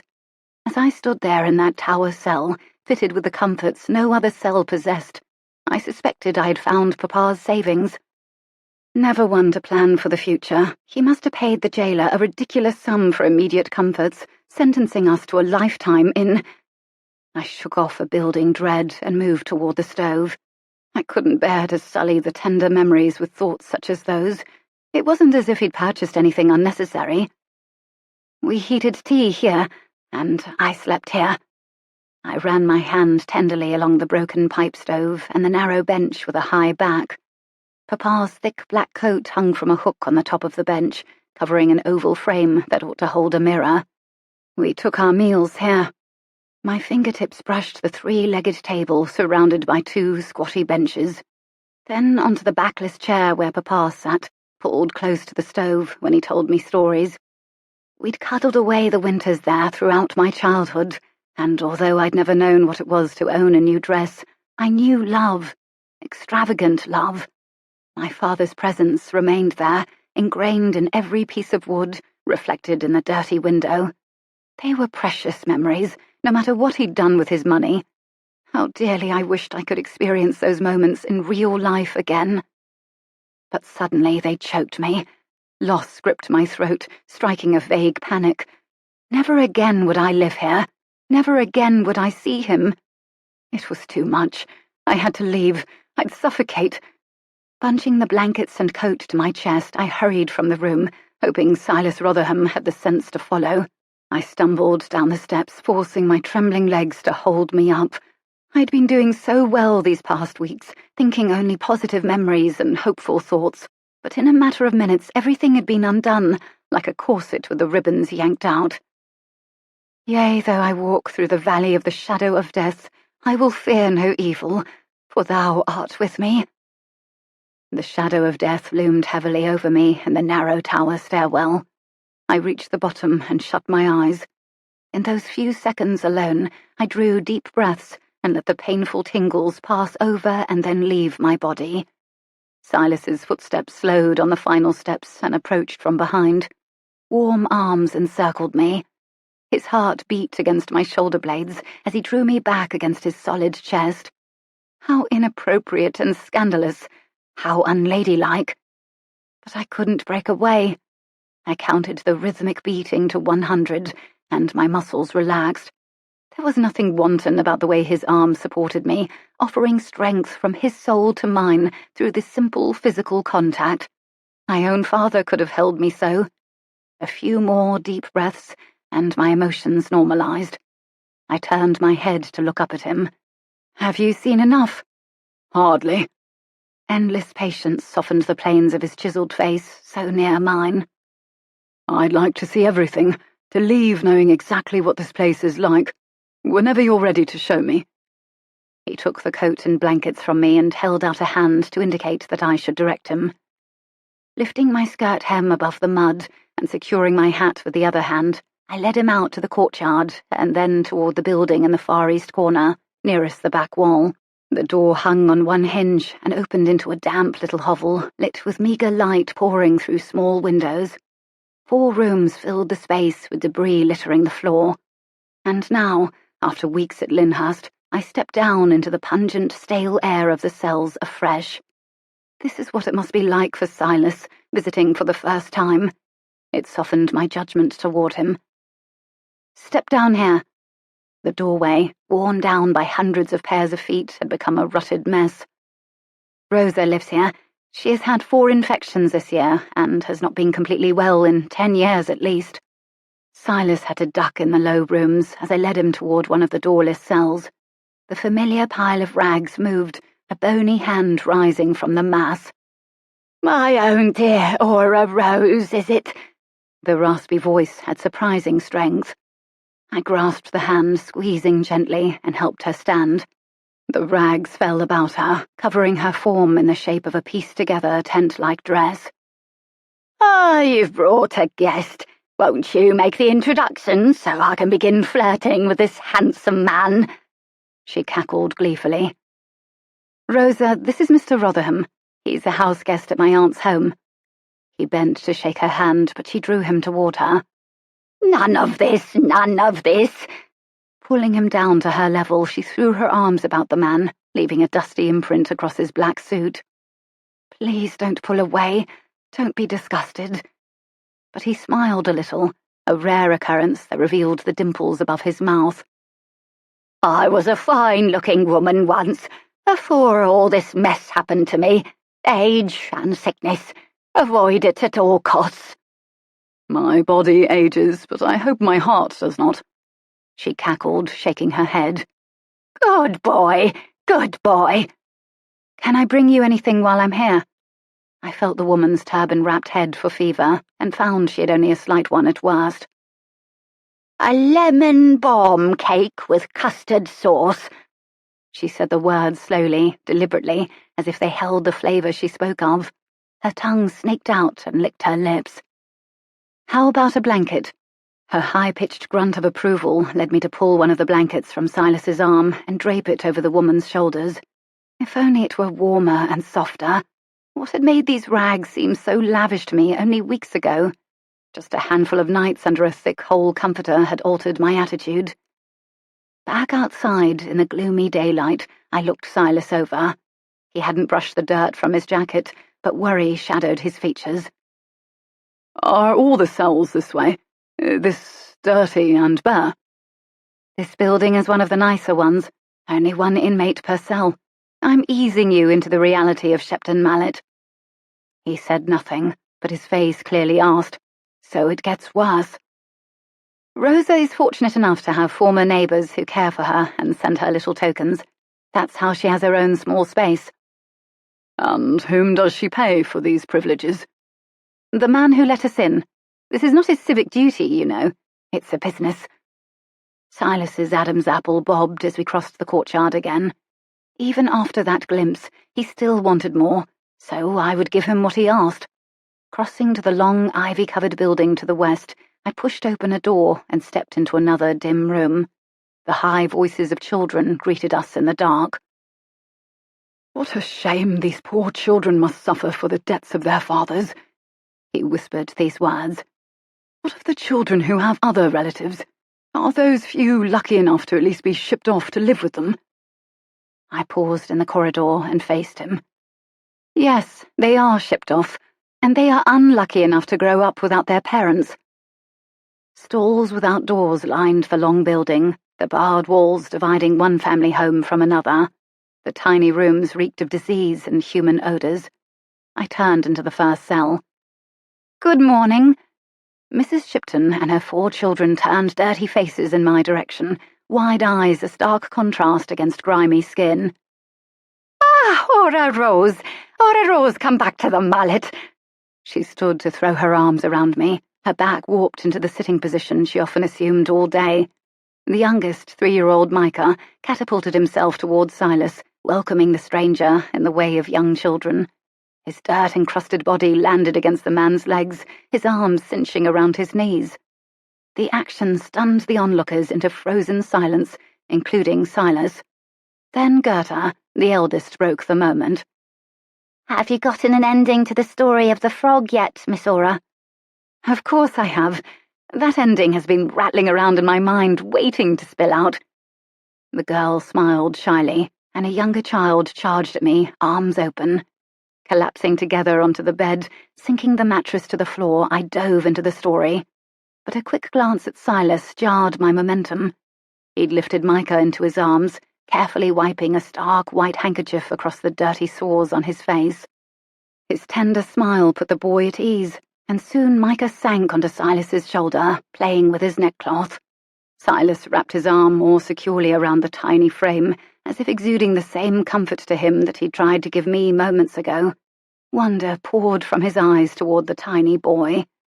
The sight fractured my heart. Taking in the scene in quick sips, I permanently embedded the image in my mind. Whatever his flaws, the man had a heart, one remarkably like my own. After the story, I lifted the Danish from my pocket and set it on the table before Mrs. Shipton. For the family. Why, thank you, Ora Rose. She set upon the pieces greedily, shoving a piece into her mouth and handing the remaining ones to her children. Lucky for us, Father is in the courtyard at the moment, or this would have to be divided 6 ways instead of 5. We finished our visit and stopped at the next cell, home to the Ides. A couple in their late 60s, they'd come up short one month when the meat business had been bad for more than a year. I quietly explained to Silas the struggles that had landed them in this place, where they clung to each other still. Mrs. Ide huddled under the same plaid shawl she'd worn into the mallet 6 years earlier, though the body underneath it had grown considerably weaker and more bent. She leaned on her tall husband on their shared bench. I'd like you to meet Silas Rotherham. He's a friend of mine. Oh, Ora Rose. Tears pooled in the woman's eyes as she struggled to rise, holding out a hand. What a delight! Come, let me love on you. I hugged the couple together and then nudged the woman's sleeve up to inspect her arm. Have you changed the dressing? Until I ran out of clean strips. But it does feel much better now, really." Lifting the hem of my skirt and locating a clean section, I ripped a strip from my garment and wrapped it around the woman's arm, pinching the open wound together. "Still all right?" I turned to Silas as I worked. "Actually, I'd welcome a small break. Something's come up that must be attended. I will see to my errands and return for you shortly. Would that be all right?" My heart plummeted. But like a drowning man, he needed to surface for air sometime. The misery and reality were enough to overwhelm any outsider. I nodded, dismissing him, and turned back to the task. Even if he did surrender early, he'd done remarkably well. Better than I'd anticipated. I needed to focus on that. But I suspected there was no errand awaiting him. 15. Too often we cut away essential elements of ourselves to fit into a mould, and discover those elements were vital to who we are, and our improvements have only made us more ordinary. Nathaniel Droll, Lady Jayne Disappears. Silas Rotherham stepped down the dank hallway and out into daylight. Was it really still daytime? It seemed like eternal night in that dungeon. Approaching the carriage waiting outside the gate, he tossed the coat onto the seat and flipped a coin to the coachman. "Go to the Briar Avenue bake shop and bring me a lemon bomb cake with custard sauce, and throw me your handkerchiefs. Here's another piece to get yourself some new ones." He flipped a second coin, then retreated back into the prison. Walking into a building identical to the one he'd just left, he moved down the row of cells, glancing at the husks of humanity trapped in each. Inmates stared at him with empty faces as he passed. So different than when Aurelie had swept through these same halls. She'd lit up the space, infusing life into worn-out bodies. Finally, he stopped at a cell with several dirty children lolling about. The smaller ones rolled over each other with squeals. A hairy man with thick, overgrown mutton chops hovered in the back corner, a lifetime of failure weighing down his shoulders. "Good morning, sir." Silas smiled at the man, then his children. "Would you like an orange?" He pulled the fruit from his wide pocket, eternally grateful he'd placed it there, yet wishing he'd overloaded his pockets with them. No, overloaded the carriage with them. A small girl took the orange gingerly, but the father smacked it onto the floor. "Take nothing from strangers, Hattie. We haven't the money to pay for tokens." "It's a gift from Aura Rose." Her name worked like a password. The man's eyes brightened. "Aura Rose?" He retrieved the fruit from the floor and considered the orange treasure. "Does everyone here know the girl?" He nodded. "She prayed my beautiful Lily into heaven last year, sang to her the whole time." A tear made a path through the dirt on his cheek. "She came through every day to check on her, cleaned the infection and gave her food." Silas tried to swallow past the huge lump in his throat. "Then she told them wild stories of hers, just wild enough to keep my little ones afloat when they lost their mamma." "What of Aura Rose's mother? Who was she?" The man paused, blinking at the straw on the floor. "Don't believe I ever heard tell of her having a mother. I suppose she must have at one time, but heaven knows who she is." Silas travelled down the row of cells, stopping at some, talking to the residents about their illnesses and about the enigmatic Aura Rose. Two things struck him: that the residents had been flooded with preventable diseases and unnecessary infections, and that no one knew anything about Aura Rose's personal life. A few told snippets of her stories or described the healing touch of her hand, but none knew anything about the girl herself. How amazing, how humble was this girl who broke herself into 1,000,000 pieces and distributed them to any who had need. Finally, Silas emerged into the courtyard again. Before he could choose the next course of action, the guard flagged him down and handed him the requested delicacy from the coachman. He thanked the man and turned to the building containing Rose's cell. The woman had asked for such a small item. For this day at least, Silas would ensure the woman got her simple wish. He ducked back through the door and into the cell where the moving pile of rags huddled in the corner. "Rosa, are you awake? I've brought you something." The warted face appeared in the dim light, blinking at him. "Ah, the handsome one back for a second date. Come in and shut the door behind you." She pushed herself up onto her legs. "Can't have the chickens getting out again." Of course. He made a motion to shut the non-existent door and held out the treat. Your dessert, madam. Her eyes flew open, hands twitching over the white box. Oh, oh! Tears pooled in her glossy eyes.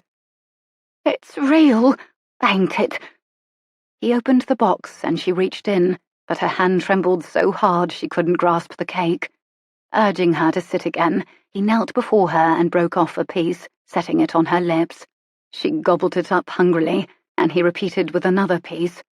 His stomach turned as he watched this woman, a woman with a childhood, likes and dislikes, skills and interests, who devoured this food as a hungry dog. When the last piece had disappeared into her mouth, Silas stood, but she grabbed for the box. "If you've no need of it, might I keep it?" He lowered it back to her lap. Of course. "I want to look at it every day, and remember that I've tasted heaven today." She winked at him. "And seen an angel." When he pivoted to the door, Aurelie hovered in the shadows, her finely freckled face a mix of intense emotions. Had he trod on her territory, crossed a line? Perhaps she thought him foolish. He'd brought the woman a silly luxury item, when what she really needed was clean clothes and a bath. Have you more to show me? I'm ready now. He approached her, rubbing at the grit on the back of his neck.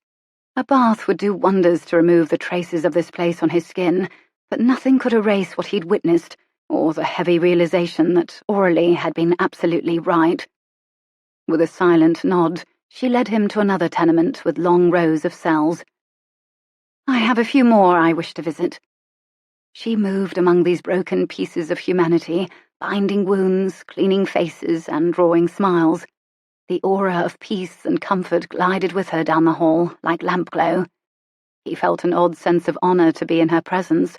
With her pure skin and neat clothes, she did not appear to belong, but neither did she belong at Lyndhurst among the flirting, the insincerity, and dramatic wardrobes.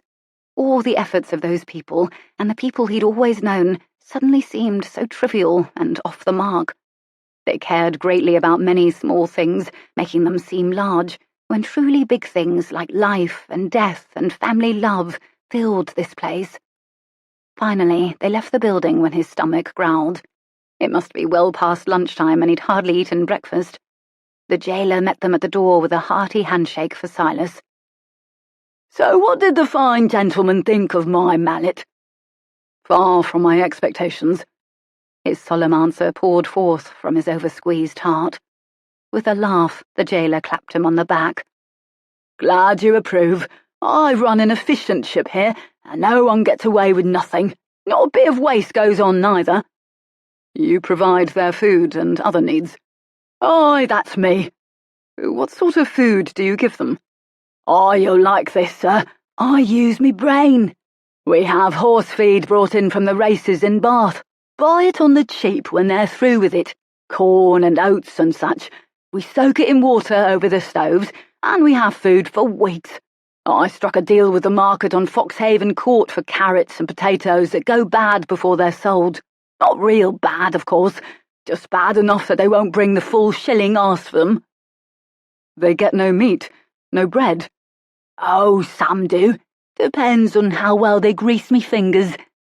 He rubbed his thumb and forefinger together with a wink, as if Silas would appreciate his shrewdness. I see. Without more to say, Silas led a white-faced Aurelie by the elbow from the prison and back onto the street where the carriage waited. Outside the gates, she leaned her narrow shoulder against his arm, almost as if by accident. Surprised by her touch, he dared not shift away or even breathe too hard.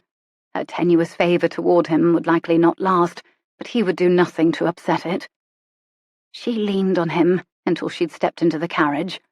He climbed in after her, suddenly filled with an overwhelming urge to shield her forever from the evil of this world. Not the disease-ridden prisons where she walked about like a miracle, but the parts like Lyndhurst that sought to exclude and devalue her. The carriage jerked and bumped over the rough alley and turned down the main street of Glencora before either of them spoke. The letter had been posted, and the vehicle now turned toward Lyndhurst. Aurelie watched him with bright eyes from the shadows. "Now, how do you feel about debtor's prison, Mr. Rotherham?" "Would it be dishonourable of me to call your home a miserable stinkhole?"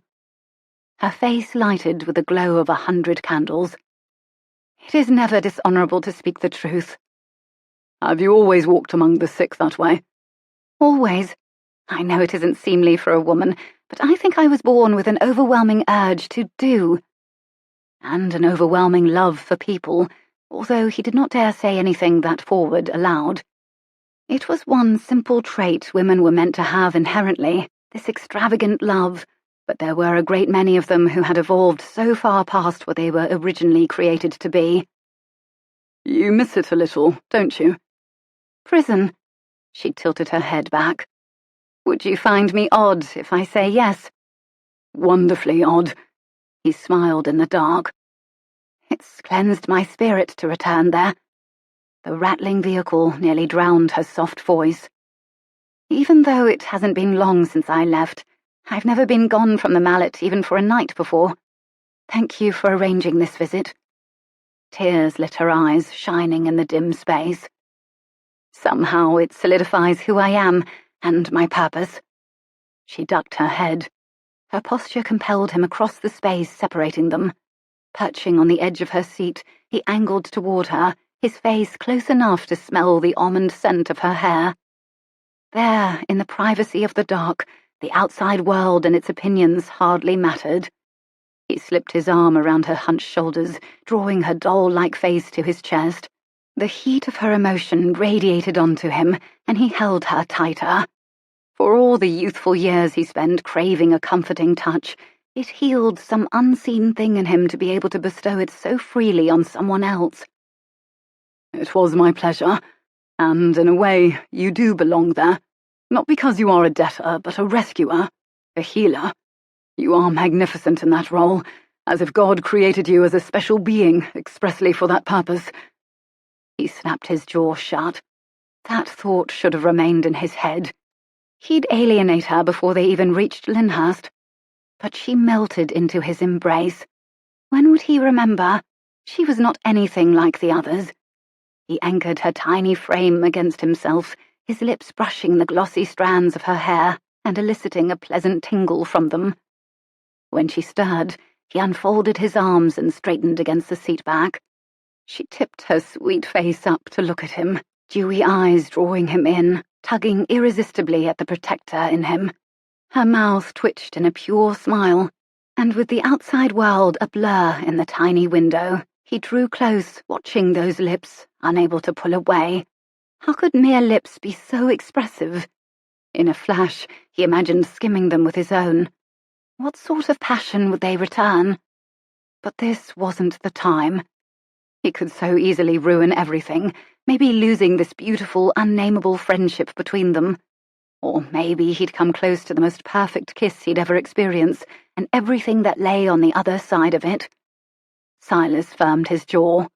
No, the timing was awful. What flitted over her rosy face? Fear? Worry? Now returned to herself, the girl's delicate chin tipped up and her mouth thinned, indicating she intended to push past whatever emotion had overcome her at the near kiss.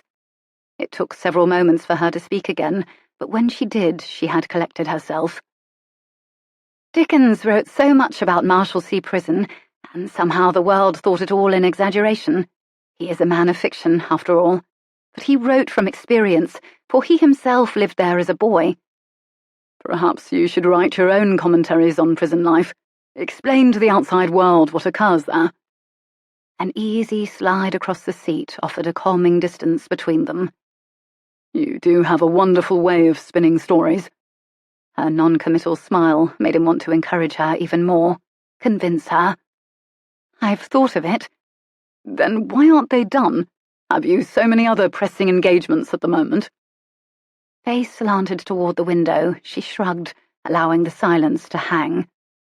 "All right, then tell me one of your stories. I never seem to have my fill of them. With a sleepy smile, she leaned her head against the wall of the carriage. "Have you heard the story about the princess and the knight?" Amused, he shook his head. "No, but I would love to." Animation filled her lovely face as the story took on its own life in the carriage rattling down the open road. As the story poured forth, Silas focused on breathing in and out, achieving normalcy again within himself. What had so intoxicated him about this girl? She couldn't be of this earth. No one really loved the way she did, not without an audience.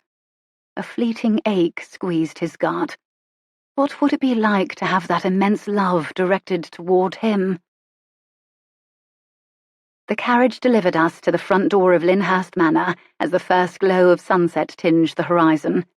Had it really grown that late? I stepped out and nodded my thanks to the coachman. Silas landed on the gravel next and shoved his hands into his pockets. "It was a lovely time." Somehow those moments of being supremely comfortable together only led to increased awkwardness afterward. Had I nearly let him kiss me? I'd never been that relaxed, and yet remarkably alive in my life, not even when crafting the perfect scene. And now we had to walk back into Lyndhurst, sit across from one another at meals, and pretend the whole blessed day had not happened. But it would never be forgotten. It would spur my work, driving me to it with even more purpose and love for the truths I'd write about. The early warning dinner bell sounded, sending us scurrying into the house. At least we were free from awkward conversation for the moment. I climbed the stairs to my room and dug through my wardrobe for a dress that fit my mood, serene and soft and far from flashy. But Papa's coat tossed over the corner of my bed caught my eye. Papa, my wonderful dear Papa. I walked to it and buried my face against the smooth leather collar and worn fabric, breathing in the lingering essence of him. Oh, Papa. Going back to the mallet, to the space we'd shared for years, had perhaps been a mistake. I needed to heal and move forward, not backtrack into my pit of grief. Sobs rose to my throat, threatening to spill over. With a wavering breath in and out, I pulled myself away from the musty coat and perched at my desk. For a writer, no pain was ever without purpose. The tears dripped down my face without permission.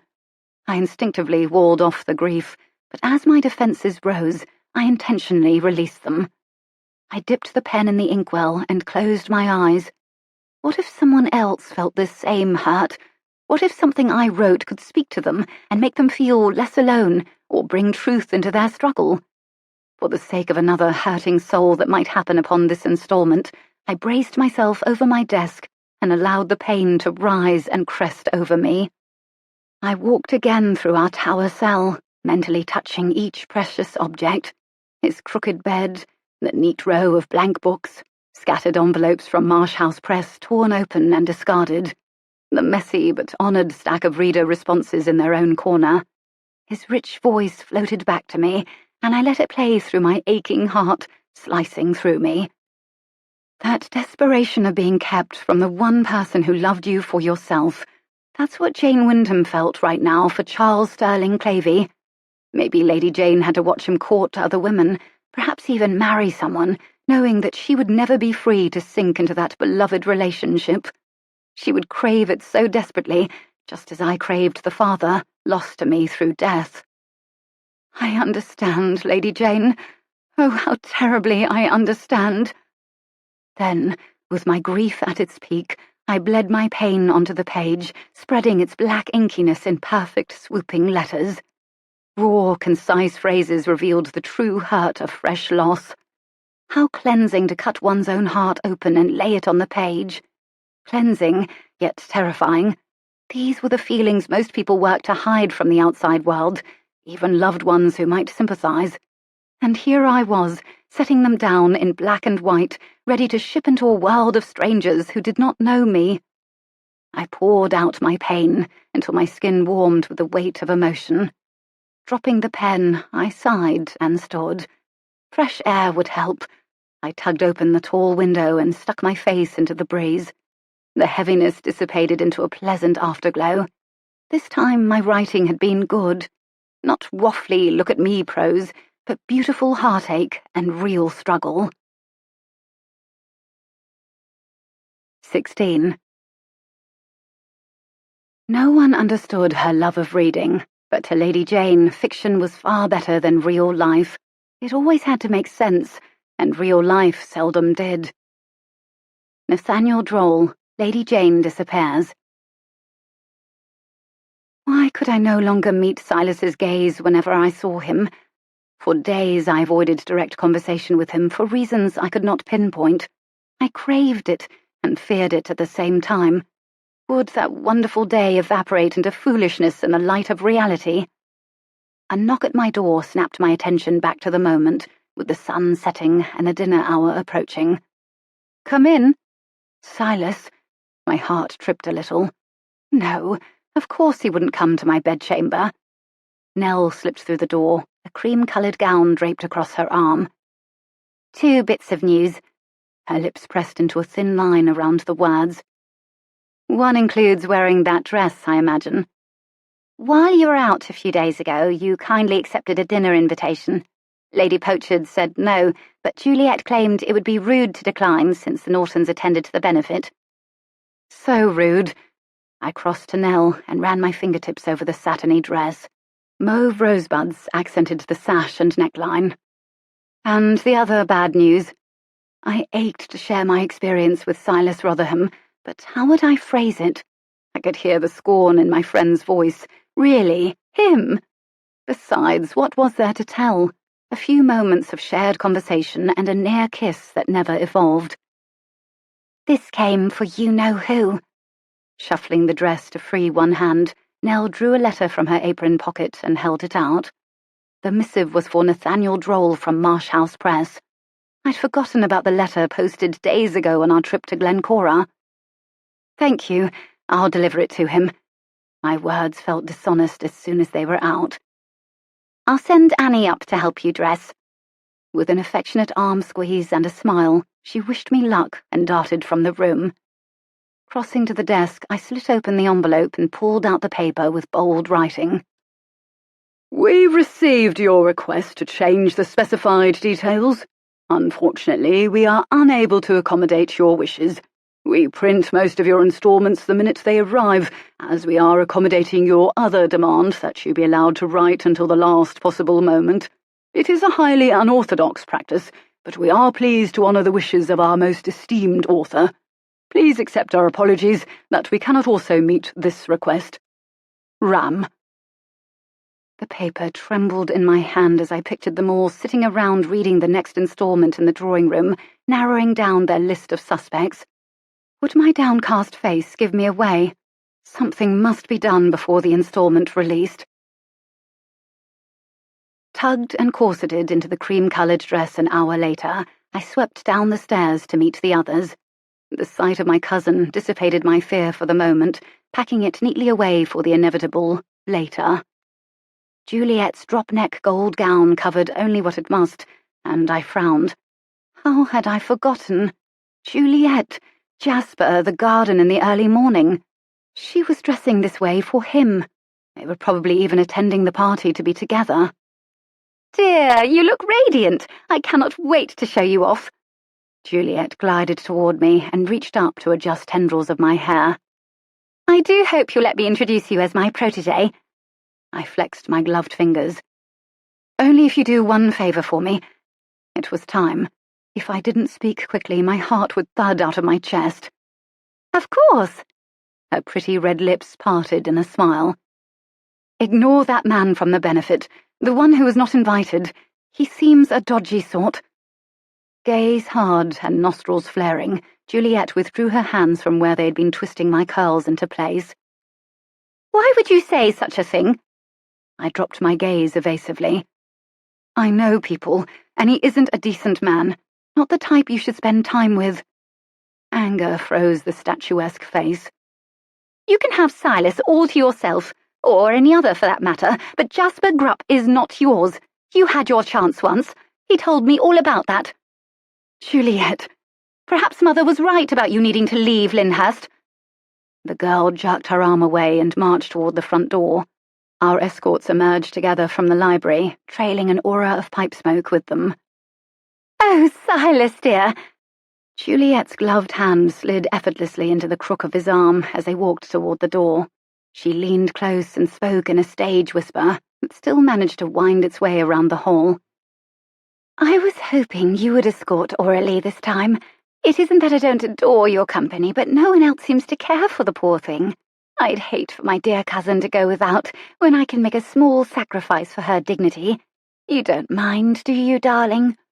She slid her hand from his arm and moved toward Kendrick. He must think I'd arranged this, that I was becoming one of them, scheming and maneuvering. Silas, who'd avoided eye contact with me until then, turned his solemn grey eyes to mine and held my gaze. "It would be a distinct honour." It was dark before we arrived at the Nortons' ivy-covered country home. Silas helped me from the carriage, flashing a private smile that spoke of our shared confidences. Over the gravel drive and up the 2 large front steps, I held lightly to Silas's arm. Just past the bright entryway, Jasper Grupp stood, folded in among the gentry, as if he belonged. He wore the same suit that he had worn to Lyndhurst. Would anyone notice? And lounged against the stair railing, balancing a crystal glass on his fingertips.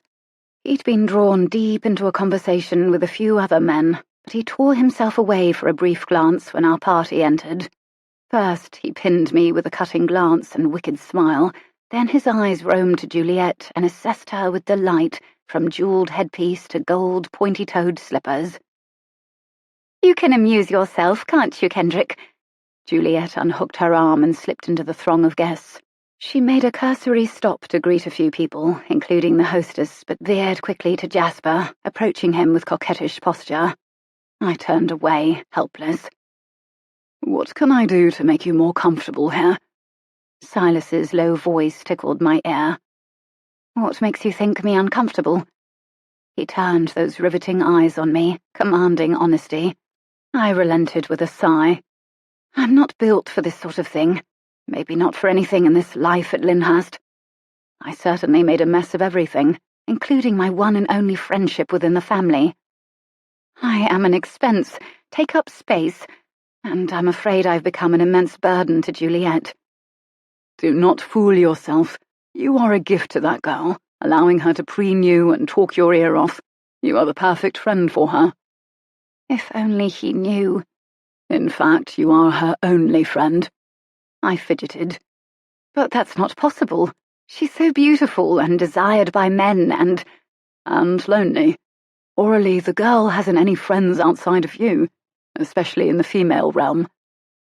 The weight of truth sank his words into my heart, leaving an ache. It was true. Juliet never kept company with other women, never had any females call at the house. I'd ruined everything. Rolling my closed fan across my open palm, I glanced at the vivacious girl with the mess of beautiful ringlets down her shoulders.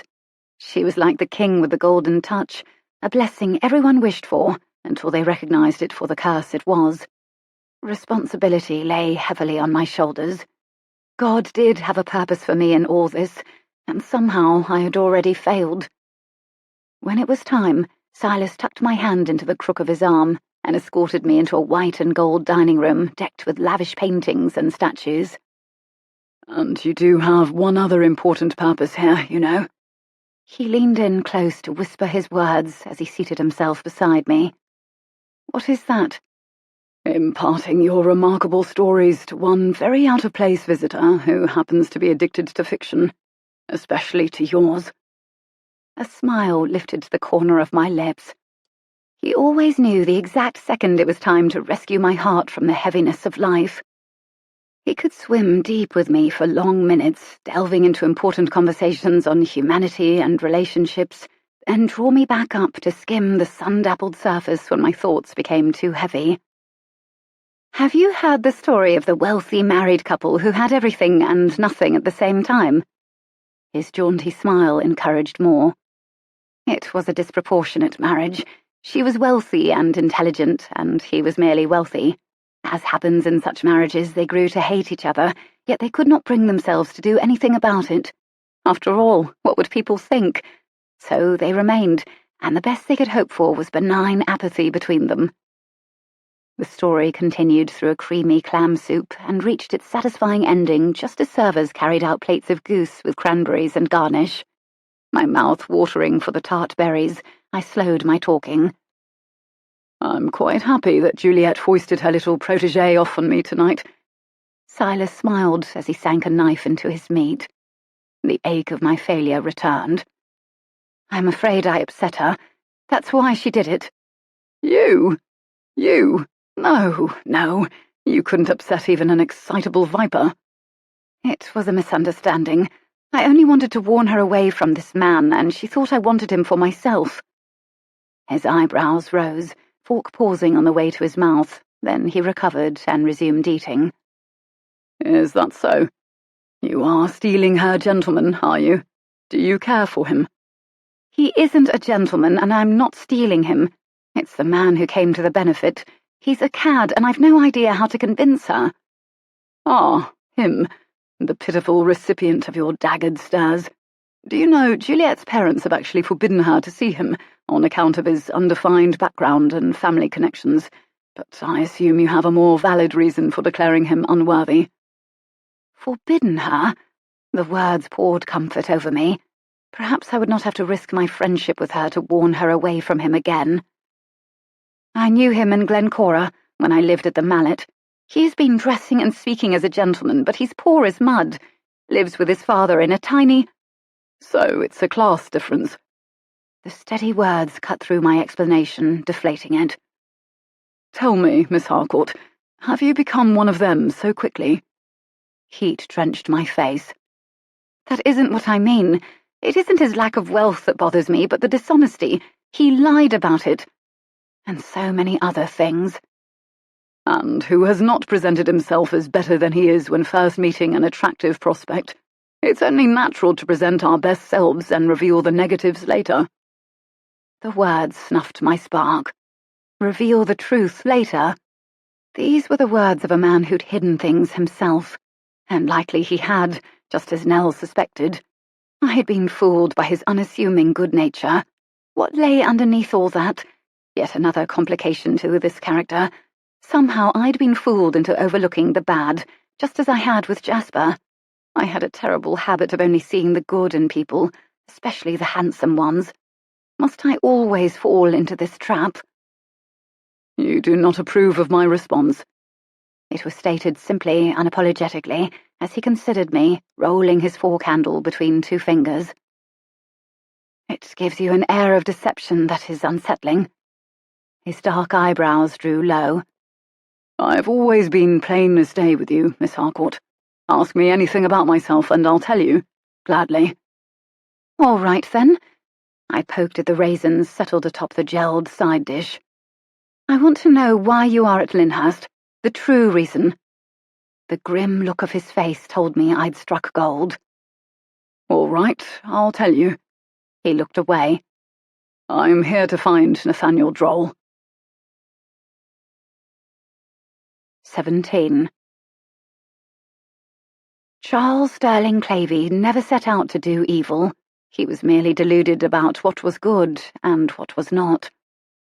Nathaniel Droll, Lady Jayne disappears. By the time the chambermaid loosened my bodice and corset later that night, I never wanted to leave my chamber again. How could I ever face Silas Rotherham now? We'd made such a pleasant habit of talking often and deeply, sometimes alone. But now that must end completely. Why on earth did the man want to find Nathaniel Droll? And how had he known to travel all the way to Lyndhurst to conduct his search? He'd spent time here with Kendrick in his childhood. Perhaps he read something about the setting that had tipped him off. But still, why spend an entire summer on the endeavour? I might have considered divulging my secret to him, and only him, were it not for his earlier words about Jasper. It's only natural to present our best selves and reveal the negatives later. What would a man with those scruples do with my secret? Likely the man only wanted to line his pockets with bribe money from Nathaniel Droll, or make a name for himself by revealing the author's identity. Either way, I would never give him a spark of an idea as to Droll's true identity. I sighed and pushed tired fingers through my hair. Holing away in my quiet chamber might not be a terrible idea all around. I did not belong among these people, and no amount of clothing or hairstyling would change that. It was as if I attempted to play cribbage with a room full of experts, while I was only truly qualified to play marbles on the floor. They all played masterfully, as if they'd done it all their lives, knowing exactly when to hold cards or discard, what to reveal and what to hide. Even the facial expressions were calculated to reveal exactly what they wanted the others to know, and no more. Just as I pulled my cotton nightdress on and wrapped my dressing gown around myself, thankful for the wasteless clothes, a knock made me jump. Shaking my fingers through my newly released hair, I opened the door. "Juliet." "I'm glad you're still awake." She brushed past in a blue dressing gown and dainty slippers and curled into one of the twin chairs, cradling a brown package in her lap. "I simply cannot sleep, and we're going to have a ladies' night. I've even found this delightful stash of peanut brittle thanks to Nathaniel Droll."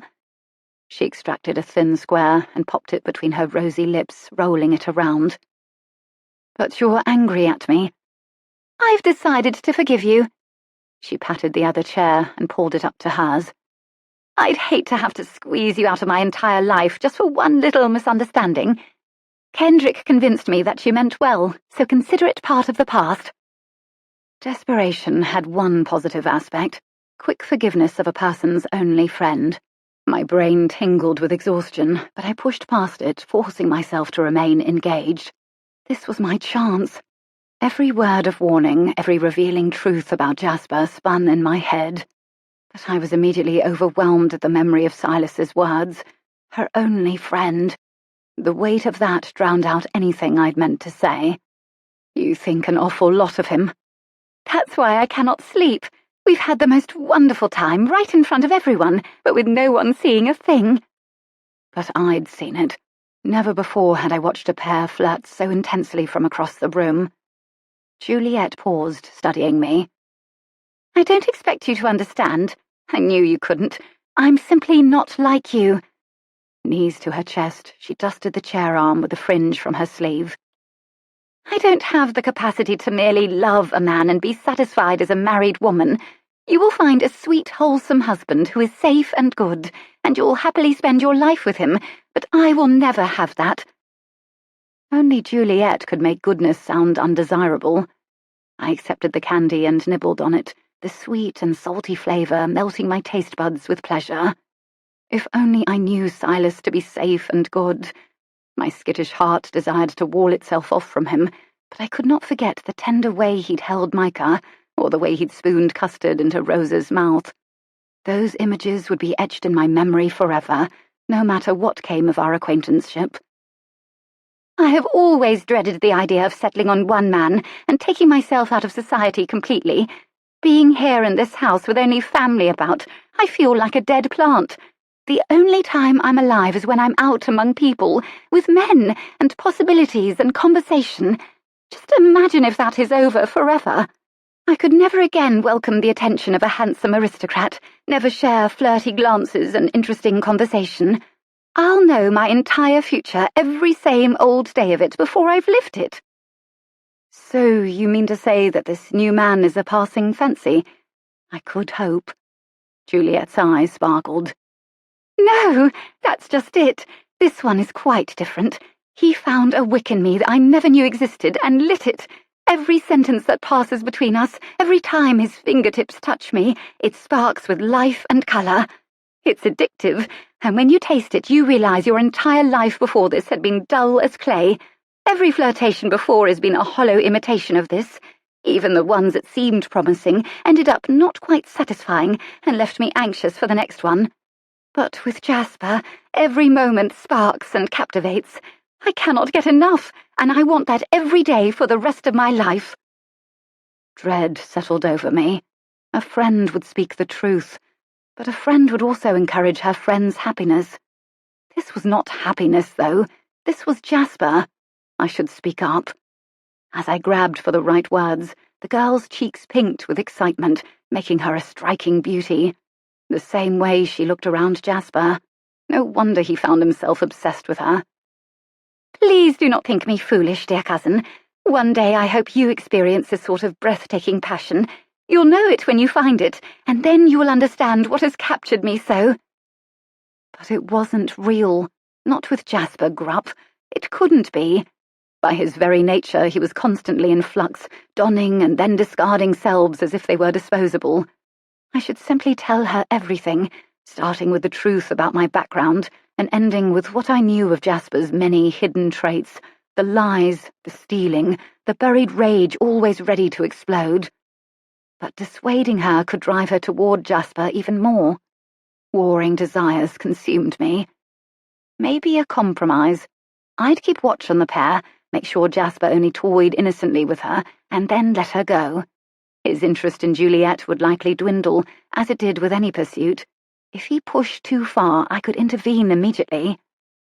I wish you'd be happy for me. I need one person to be so. This is the most amazing thing in all of life, ever. I want you to be glad for me because I'm finally alive.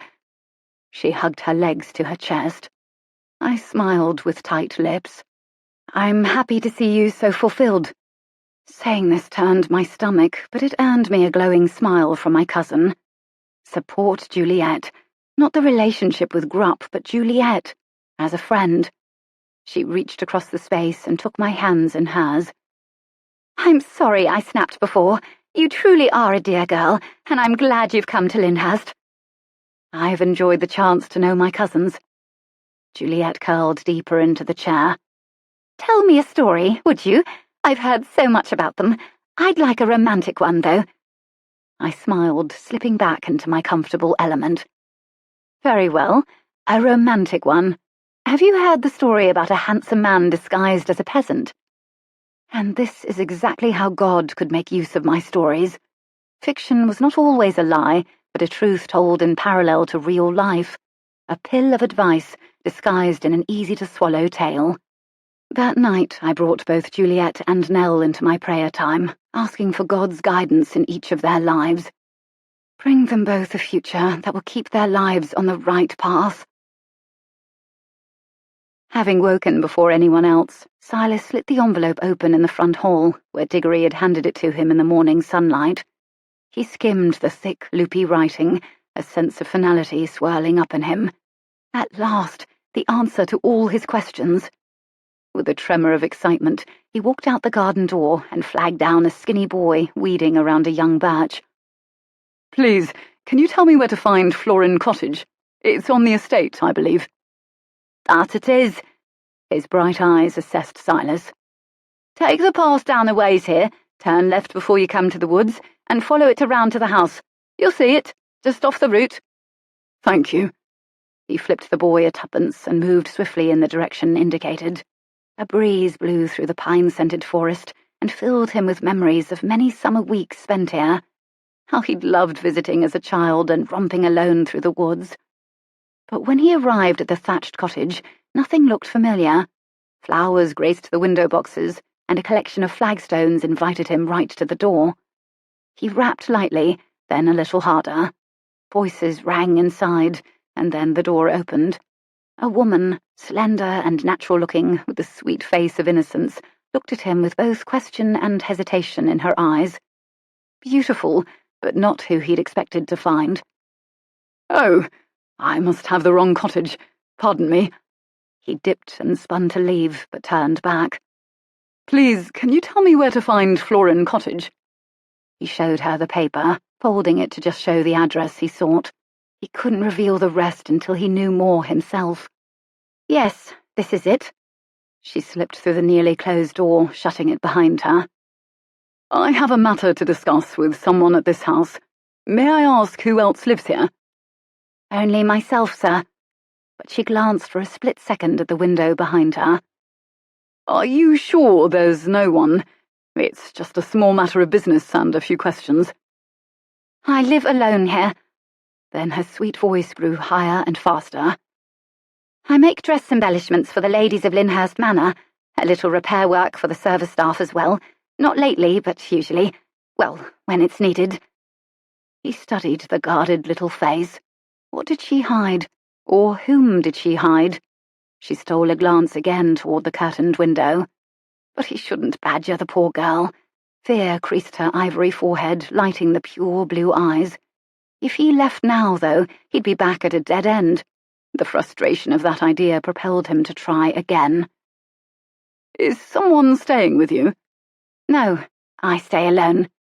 But I heard voices when I came to the door. I speak to myself, for company. Red stained her cheeks. He smiled. A mark in your favour, to be sure, but I'm certain I heard 2 voices. She backed against the door, eyes wide. Please, I am harmless, I promise you. I just need some information, and apparently you are my one way to access it. Her eyes rounded like those of a cornered animal, and 2 desires surged through him, the desire to assure her and the need to follow this lead and find the answers.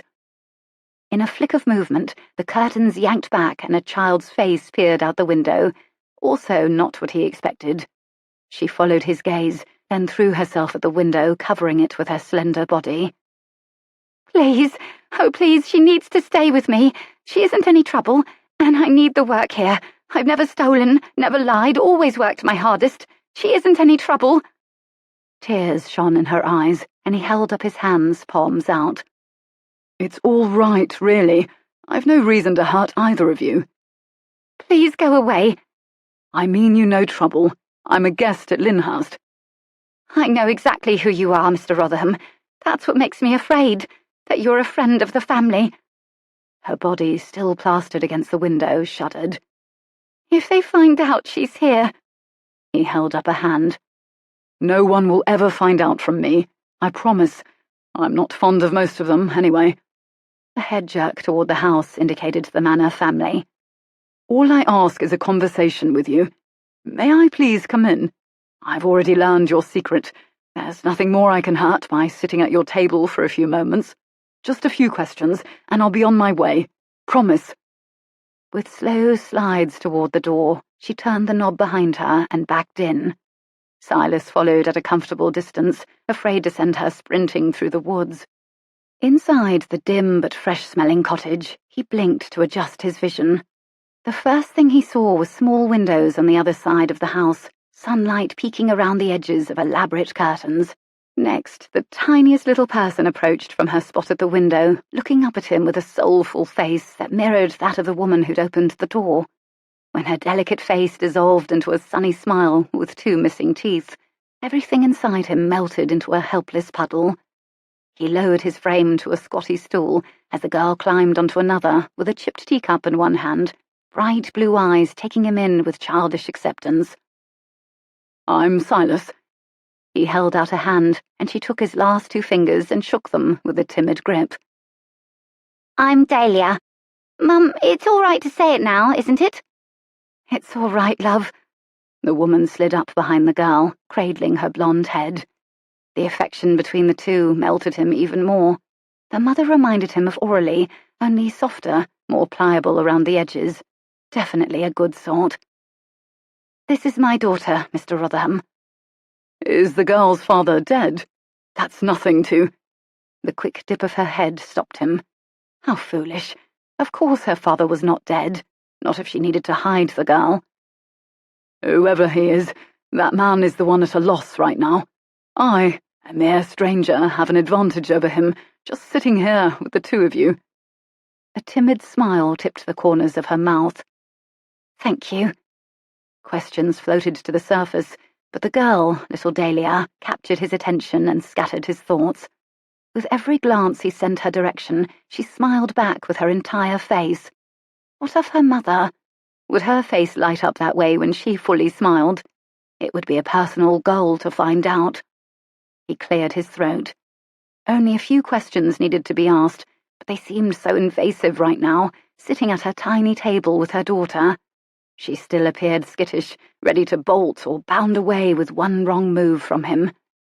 He smiled at the child, where warm acceptance already radiated. Might I try some tea? The teacup she'd carried now lay abandoned on the table.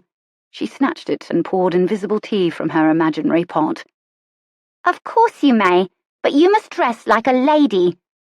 Silas froze. The mother's horrified expression made it worse. Clearing his throat and yanking on his cravat, he forced an awkward smile. Suppose I let your mother dress as a lady and I dress as a gentleman come to call on you both. That'll do nicely. The girl's blonde head gave one emphatic nod. He lifted the tiny cup, his overly large fingers at awkward angles about the handle, and sipped the make-believe tea. When Dahlia dissolved into wonderful giggles, he never wanted to return to the business matters for fear of breaking this spell. But eventually the invisible tea ran out, and the woman had relaxed onto a third stool, waiting for him to state his purpose. Unable to plunge into the straightforward questions that needed to be asked about Nathaniel Droll, Silas instead decided to lay before her his own carefully guarded information first. I am on the estate in search of someone, and it is important that I find him. I know little about the place or who lives here, since I haven't returned myself in many years. Or, in the words of the man himself, 100,000 stories worth of time ago. I've not been here many years, Mr. Rotherham. I probably cannot help you. Please, tell me what you know about the true identity of Nathaniel Droll. His host's lips pinched, and her eyes widened at the name. I definitely cannot help you, Mr. Rotherham. I'm sorry. I will not lie and say I know nothing, but I've made a solemn promise to keep certain facts secret. He looked at the simply dressed woman with new respect. By the way, I don't believe we've finished the introductions. You already know who I am. I am Nell Wick. He took her soft hand in his and considered the beautiful face etched with wisdom. Pleased, Miss Wick. And now, if I tell you who I am and what I'm about, will you consider helping me? I'll agree to hearing you out. Fair enough. 18. Having experienced both poverty and wealth, Lady Jayne only wanted freedom from both. Nathaniel Droll, Lady Jayne disappears. It was Thursday, publication day for Lady Jayne disappears. Would the family have read it by now? Would they have guessed? I loosened the corset after the maid laced it up to cater to the sickness attacking my stomach. Lord, be with me. You always have. Now I need you again. What was my plan if they ejected me? When I strode into the drawing room, the entire Gaffney family perched on chairs facing Garamond, who held the latest issue of Lady Jayne Disappears. He lingered over the final page, studying the words with a frown. His wife glared. Maybe you'll listen to me next time. You are sharp as custard, Mr. Gaffney, and I pray after this you'll never forget it. Diggory, I want every published instalment written by Nathaniel Droll brought here as soon as possible. Garamond didn't even look up from the page as he issued the command with a shaking voice. His white face remained downcast. But, sir, Mr. Droll has been writing for years. That would be hundreds of instalments. The dinner bell interrupted, and the couples paired off to go into the dining room. Clem assumed his spot beside me, and we walked in, a pregnant silence hovering beyond the swish of skirts and scraping of chair legs on the floor. The undiscussed awareness of the new instalment overpowered the room like a thick fog. I stared at the back of my chair when I reached it, focusing on the smooth wood. Silas slid through the doors then, head down in light of his tardiness. At least he had missed the reading in the drawing room. Aunt Eudora strode in with her usual measured grace and motioned for everyone to be seated. What a cheerful crowd, she said with a humph. Makes one glad to join the festivities. Glenna glanced at the other diners in muted judgment. Stress pinched Kendrick's usually carefree face. How impossible it suddenly seemed to swallow a bite of vegetables. I forced down one small bite of carrot and kept my gaze on my plate. No one spoke through the course. Miserable silence blanketed the entree course as well. When a black-haired, clean-shaven server hovered behind Glenna to refresh her tea, the woman swiveled to glance at him. With pursed lips, she turned back to her husband, passing him a knowing look. He shrugged. It could be any of the staff. Any of them. Her whisper was audible around the table, but ignored by the other diners. Aunt Eudora cleared her throat with a pointed look of warning toward her daughter. Garamond fiddled with his linen napkin. Well, it isn't one of us, is it? Glenna stabbed her potato wedge, bursting the bubble of awkward secrecy as she finally addressed the whole table. Of course not. Kendrick downed his water and glanced around the table. Juliet has nothing to do with books unless she's forced. Mother hasn't the time, and father hasn't the inclination. I've been away at school, and grandmamma can hardly hold a pen. Rotherham's only come recently, as well as Miss Harcourt, added Garamond. But Mr. Droll has been publishing novels for years now. Mr. Rotherham has visited Lyndhurst before.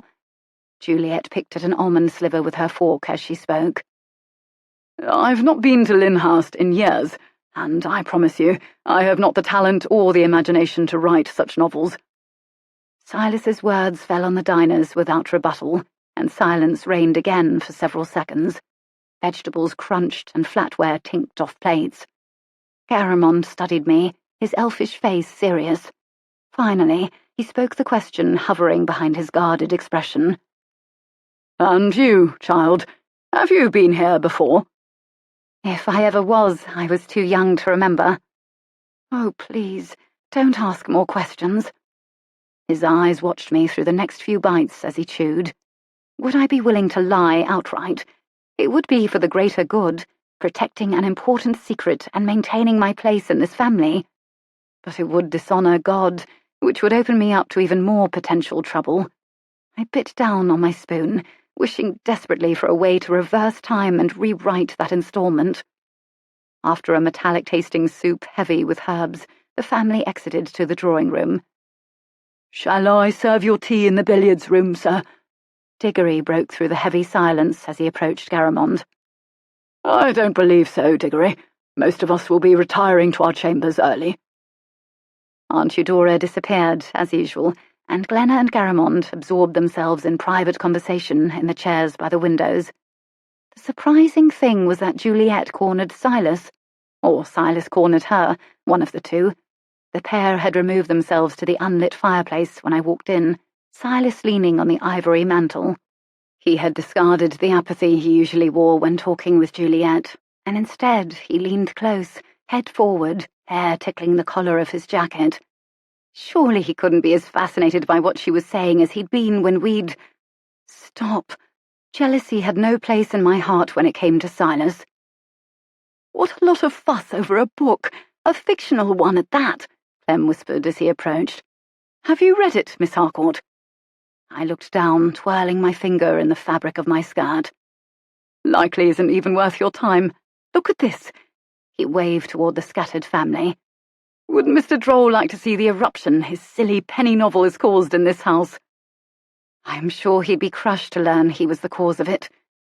Shaking his head, he departed from my side and strode out the door. I had ruined everything. My dreams of writing were foolish, a part of my childhood I'd have to release. Maybe I'd misunderstood God's intent with my work, and he was not behind this at all. Had I thrown my own human desires and goals into it, surely he wouldn't have led me into such a mess. The possibility of removing everything regarding writing sifted through my thoughts. Life would be empty, as if 80% of me had been suddenly and painfully carved away, leaving only a remnant of who I was. Blessedly ignored for the moment, I perched on a flowered chair in an alcove, and with 3 deep breaths sank away from the world and into God's presence. You are sovereign, God. You have a plan, and I need to know what it is. At least, I need to know the next steps. I'll give up writing, really I will, but I need to know it's what you want of me. How do I make this right? For several moments I remained perfectly still, eyes closed, allowing strings of scripture to wind through my mind. Be still and know that I am God. May the words of my mouth and the meditations of my heart be pleasing to you. He which hath begun a good work in you will perform it until the day of Jesus Christ. Each line of truth embedded into the fibres of my muscles, relaxing them. And then the words came through, clear and warm. Keep working, child. This is the way I've chosen for you to serve me. After a closing amen, my eyes flicked open, and my vision immediately filled with Juliet, still standing with Silas across the room, In that second, an idea flared, quick and sure. Yes, I could take this terrible situation and make it good. The wonderful idea bombarded my self-imposed writing ban, flooding me with purpose and intent. I made my escape, while the rest of the family remained engrossed in private conversations. Ideas flooded my mind, until a desire to write nearly overwhelmed me. In my chamber, I dug eager fingers into my hair, and pins tinked on the floor, my scalp experiencing the relief my heart was about to feel. I might leave Lyndhurst next week, but I'd make full use of every last day spent there. Grabbing a fresh notebook and pen, I lay across the rug and began to write madly about a new character. If my relatives were going to absorb my books with a hunger to see what traces of themselves existed in its pages, I'd give them something valuable to read. As the scene spilled out from my heart, I prayed over and over. Make it clear, Lord. Give me every word. Empty me of my sinful self and fill me instead with your spirit, so these words are yours. Open their eyes as they read this. Use it in the way you desire. My pen completed the last word and then dropped onto the page, my head hitting the floor, cheek on the carpet. Mind buzzing, I lay there basking in the moment, exhausted and empty. Then I climbed into bed, fully ready for the coming day. If you were to guess, I asked Nell the next morning, what do you think will happen in the next installments? I needed to begin planning the twist in the ending, but after pouring myself onto the page the night before, I had no steam left in my brain. Well, I'd expect to see Lady Jayne and Charles Sterling Clavey admit their love for one another at some point, but I'm guessing it doesn't go well, looking at the title of the novel. You don't think Clavey murdered her, do you? He wouldn't. Oh, no, of course not. I'd guess someone who doesn't want them together kills her, or scares her off. Why does no one want them together? Images of my mother's letters and Papa's lovelorn face rose to my mind. We know he's a gentleman, but we know so little about her background. She leaned forward, eyes sparkling. It's her secret that keeps them apart. I'd bet my wages on it. I smiled, considering the wager. Little did she know how much control I had over the outcome. Maybe, but I rather think Charles Sterling Clavey has secrets of his own. I'm beginning to think most men are that way. I caught her gaze. Do you know, I believe you were right about Silas Rotherham. He said a few things the other day that painted his character differently. Perhaps I only thought him valiant because of his kindness toward me, but that effort only masked his true self.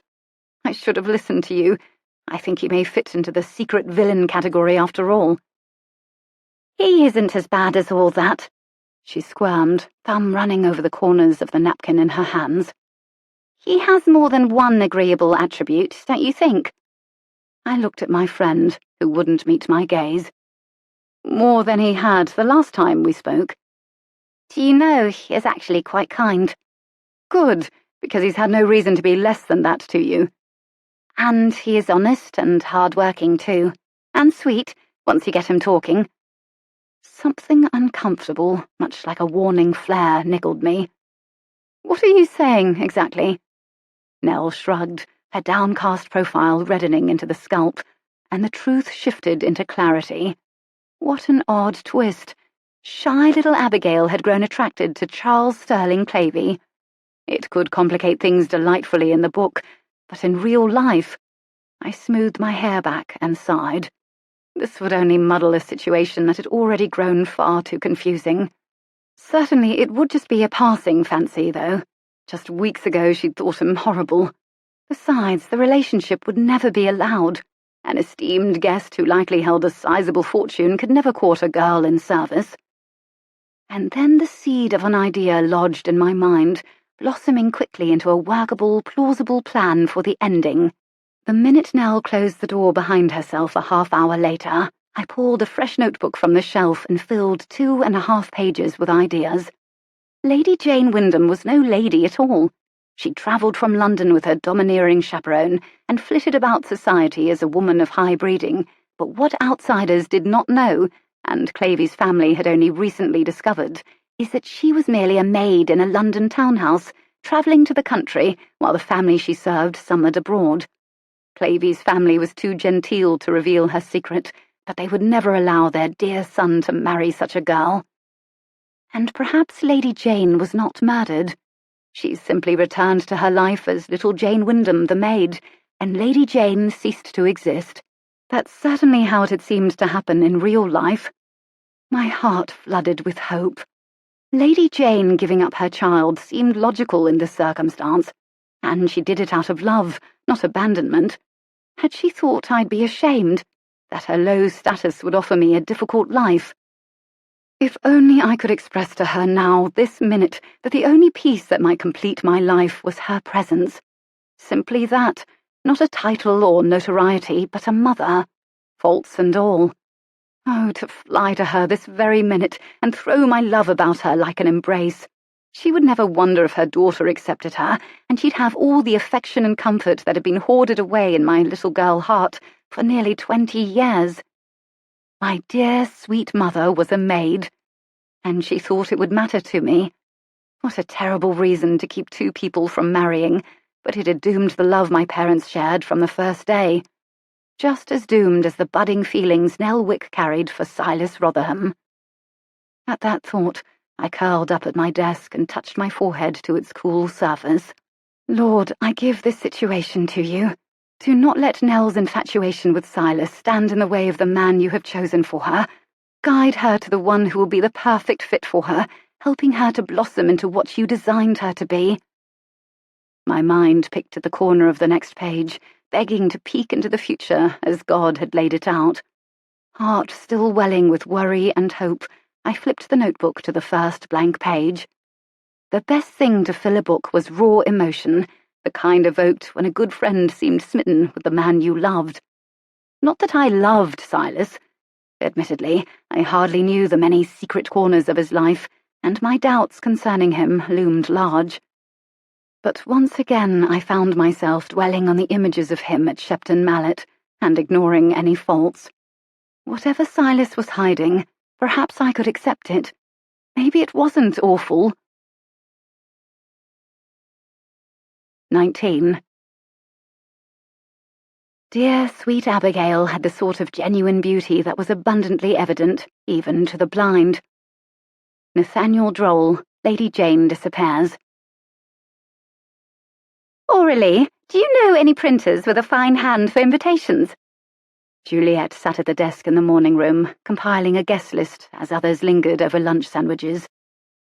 I've never known a single soul who knew how to do it. I pulled my gaze from the London Illustrated I hid behind and snuck a glance at Silas Rotherham. He bent over his lunch beside Kendrick in the far east corner. Would he think my answer a lie, with everything he knew? Who did you use before, for your house parties and dinners? Perhaps there's still time to send an order away to them, at least for the place cards. I curled further into the couch behind my paper. Not one name comes to mind. Would the need for cover-ups never end? I didn't belong. That truth became increasingly apparent every week I spent at the home of my ancestors. Heavens, Juliet, are you really going through with this dinner party? Kendrick leaned back in his chair across the room. I personally did not come to the country to be thrown into every social event of the summer.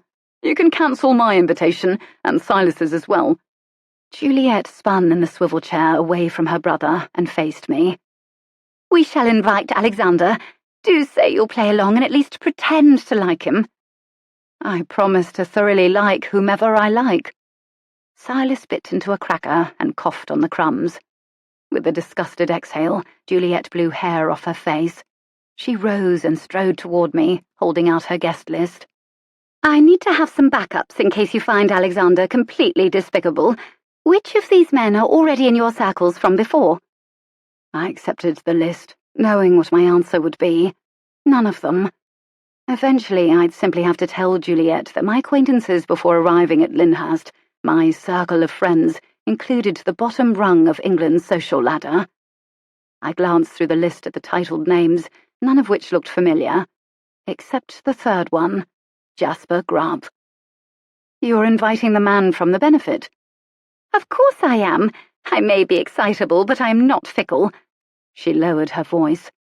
You know exactly how I feel. And what address did he give you to send his invitation? I sat forward to hand the list back to Juliet. His is hand-delivered. She swiveled again, more slowly, to face me and give me a warning stare. He's travelling a great deal, staying at this hotel and that. He cannot say from one day to the next where he can be found. Of course. Have you ever visited him at these hotels? Juliet's responding glare could have stripped the pink from the rug at my feet. Of course not, she hissed, shielding her voice from the men with her hand. I had crossed the enemy-friend line once again. I'm merely asking if you've ever been able to verify his story. Do you know anything of him that has not come from his own mouth? His credentials need no verification. Certainly. What more could I say? Nothing that would not ruin our delicate friendship. Perhaps the man is Nathaniel Droll.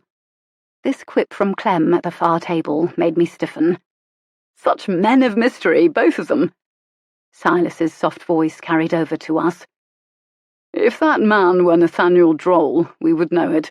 Droll cannot remain hidden when he is among other people, for such a writer would glow brighter than lamplight among the drab people of our day.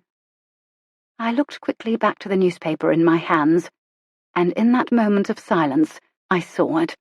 The literary review in the London Illustrated, which focused on the latest instalment of Nathaniel Droll fiction. My eyes were riveted to the familiar name. Fingers crushing the edges of the paper, I absorbed the words as quickly as my eyes could move back and forth, then went back to linger over them. Words like masterpiece and brilliant swirled before me, bathing my heart in warmth.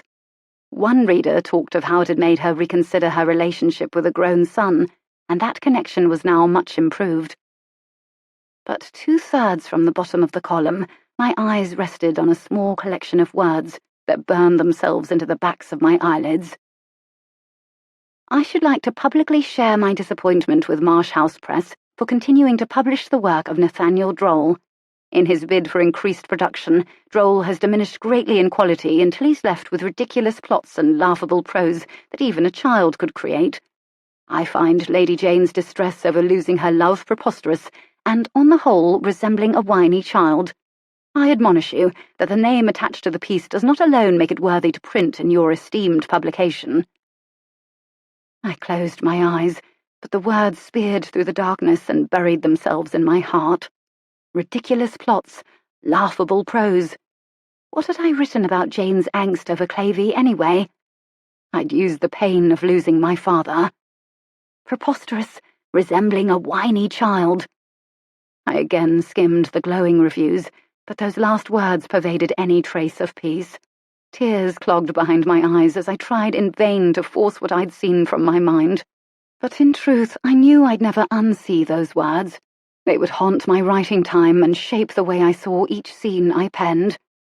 Silas rose, brushing off his shirt front. I would enjoy a turn about the gardens while the horses rest. Would you ladies care to join me? Miss Harcourt can accompany you, Mr. Rotherham. Juliet tucked the hair behind her ear and bent over her list again.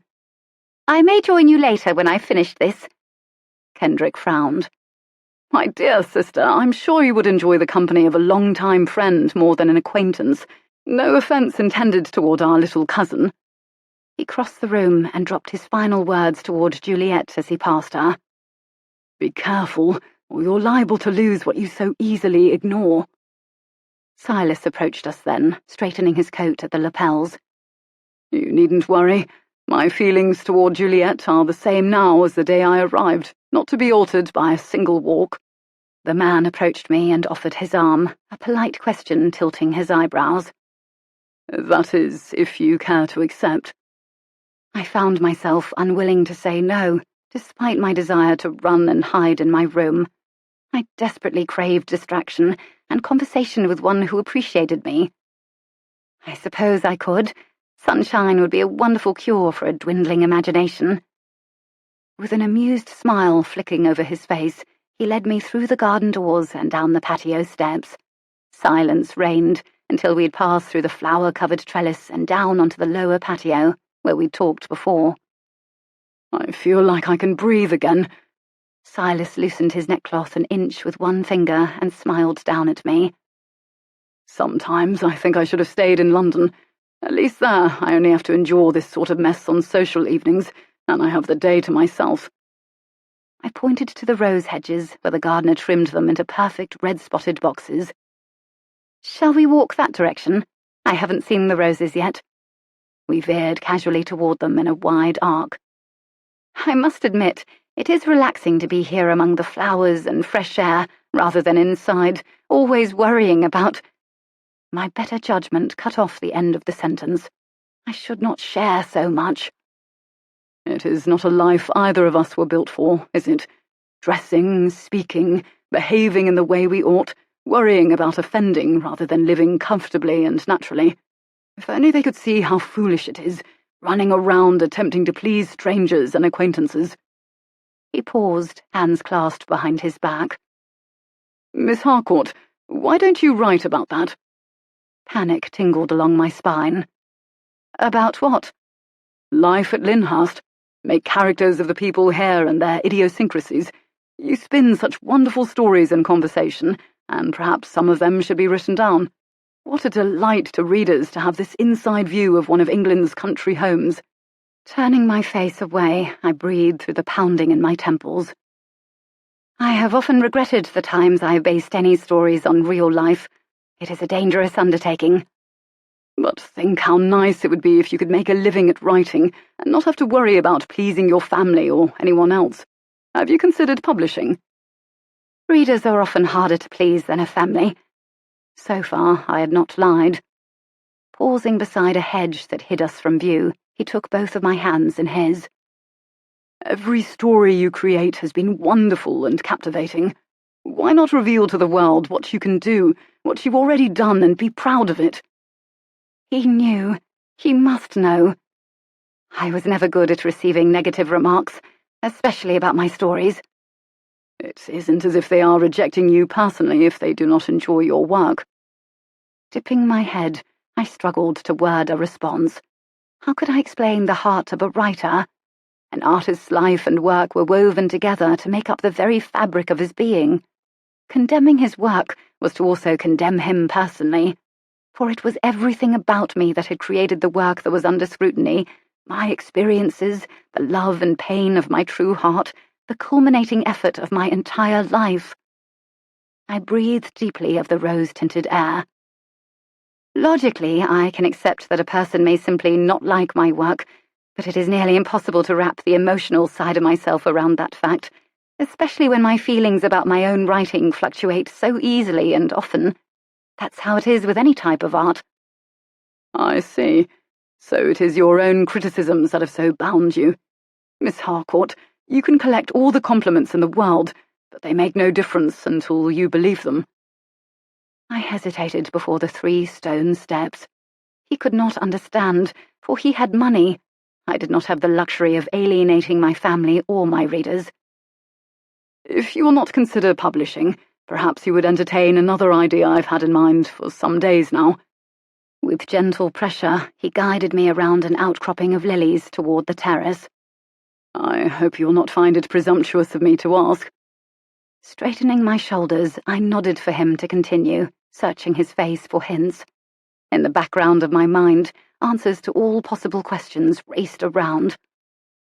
What do you think of Miss Wick, the little seamstress on the estate? Nell? For several empty seconds, my shoes whipped grass blades. That was his presumptuous question. She does very fine needlework. Come now, that isn't what I mean. I sighed and released the information he wanted. As a person, Nell is even grander than her needlework. I've only been acquainted with her a few weeks, and I already love her dearly. I could not lie about Nell. He lifted a tangled clematis vine for me. I think you should help her open a shop. The jarring suggestion sparked a number of thoughts and uncertainty. A shop? Do you think I'm made of pound notes? I have fewer resources than she does. I didn't say you should finance it, but help her. A wild imagination is more valuable than all the money in the world with something like this. What makes you suggest such a thing? And why Miss Wick? Confusion pelted my mind at his sudden interest in Nell, of whom he'd never spoken before. A suitable match. Brilliant one, actually. Your colourful imagination, her delightful talent. Possibly even a better match than the marriages Juliet's attempting to secure for you. I blushed, but pressed on. I haven't the slightest idea how to open a shop, and besides, there are a few complications on Miss Wick's end that have kept her from pursuing this before. Those hindrances still exist. Nothing that can't be overcome by a magnificent imagination and a big heart, both of which you possess. An odd mix of pride and angst spun through my heart. The thought of Nell's sweet face brought the question to my lips. Do you know she's becoming attached to you? This would be the perfect opportunity to warn him, but the words escaped me.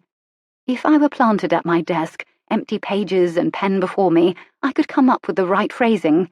There may be plenty of cross-outs and rewritten sentences, but eventually I'd craft exactly what should be said. It's a shame for talent that remarkable to remain hidden away. Just like Lady Jayne, the beautiful flower covered in the black and white uniform of service. Or perhaps he meant me, staunchly hidden behind the nom de plume of my father. Speaking of talent hidden away, have you heard the gossip on Nathaniel Droll? I thought you'd be interested. Instantly my face warmed, and I regretted relaxing my staunch boundaries. I've heard everything Glenna has to say about him. Actually, I was referring to public gossip about him. It seems the man is planning to take back the rights to his work to reprint them, and he has no plans to complete Lady Jayne's story. Fear tripped through me, head to toe, and I pictured the pockmarked man in the dusty suit with vivid clarity. I dipped my head to hide my emotions. Miss Harcourt, what has upset you so? You look white as a ghost. Swift feet carried me back to my bedchamber, where I pulled notebooks off the shelf and flipped through them. Nathaniel Droll had begun to rattle my brain and shake my nerves. Was he the imposter, or was I? Did he even exist? The torn-out pages with messages from Nathaniel Droll fluttered to the ground. Flipping madly through the remaining notebooks, I found one more. Follow your heart. It's rarely wrong, you intelligent girl. Do not lose your life to solve the murder. All I can tell you is this. Darling Aura, fair Aura, I'm too soon dead. Nathaniel Droll. Fear spiked up my back. I stared at the word dead over and over. Nathaniel Droll was... But he'd called me Aura, just as Papa had. But why didn't I recognize the writing? And that's when the truth filtered through my thoughts. For all the stories we'd created together, everything we'd dreamed up and put on the page, I'd never seen a single written line of his own hand. Only his voice conveyed his captivating, wild stories. I dug through the desk like mad, pawing through odd papers and trinkets. Surely he must have written something while he lived here. He'd been creating stories since before my lifetime. But no trace of his handwriting existed in the room. 20. "But it is impossible to be in love with the wrong man," cried Lady Jayne. "For the very fact that I love him makes him the right one for me." Nathaniel Droll, Lady Jayne disappears. Lady Jayne was ultimately a liar. That was the only way the new storyline would work. I glided through the small forest of wildflowers, where Silas had left me hours before, as the sunshine warmed my uncovered face. Diving deep into the world of my story was the only way to settle my mind, as it insisted on swaying to so many troubling things. My mind picked up the threads of storyline as ideas flared by force. I had to finish this story immediately and dash it off to the publisher before the imposter sent a new book to them. That required fast thinking. For starters, Jane Wyndham had come to Lyndhurst pretending to be a lady, hiding who she really was, which made her a liar.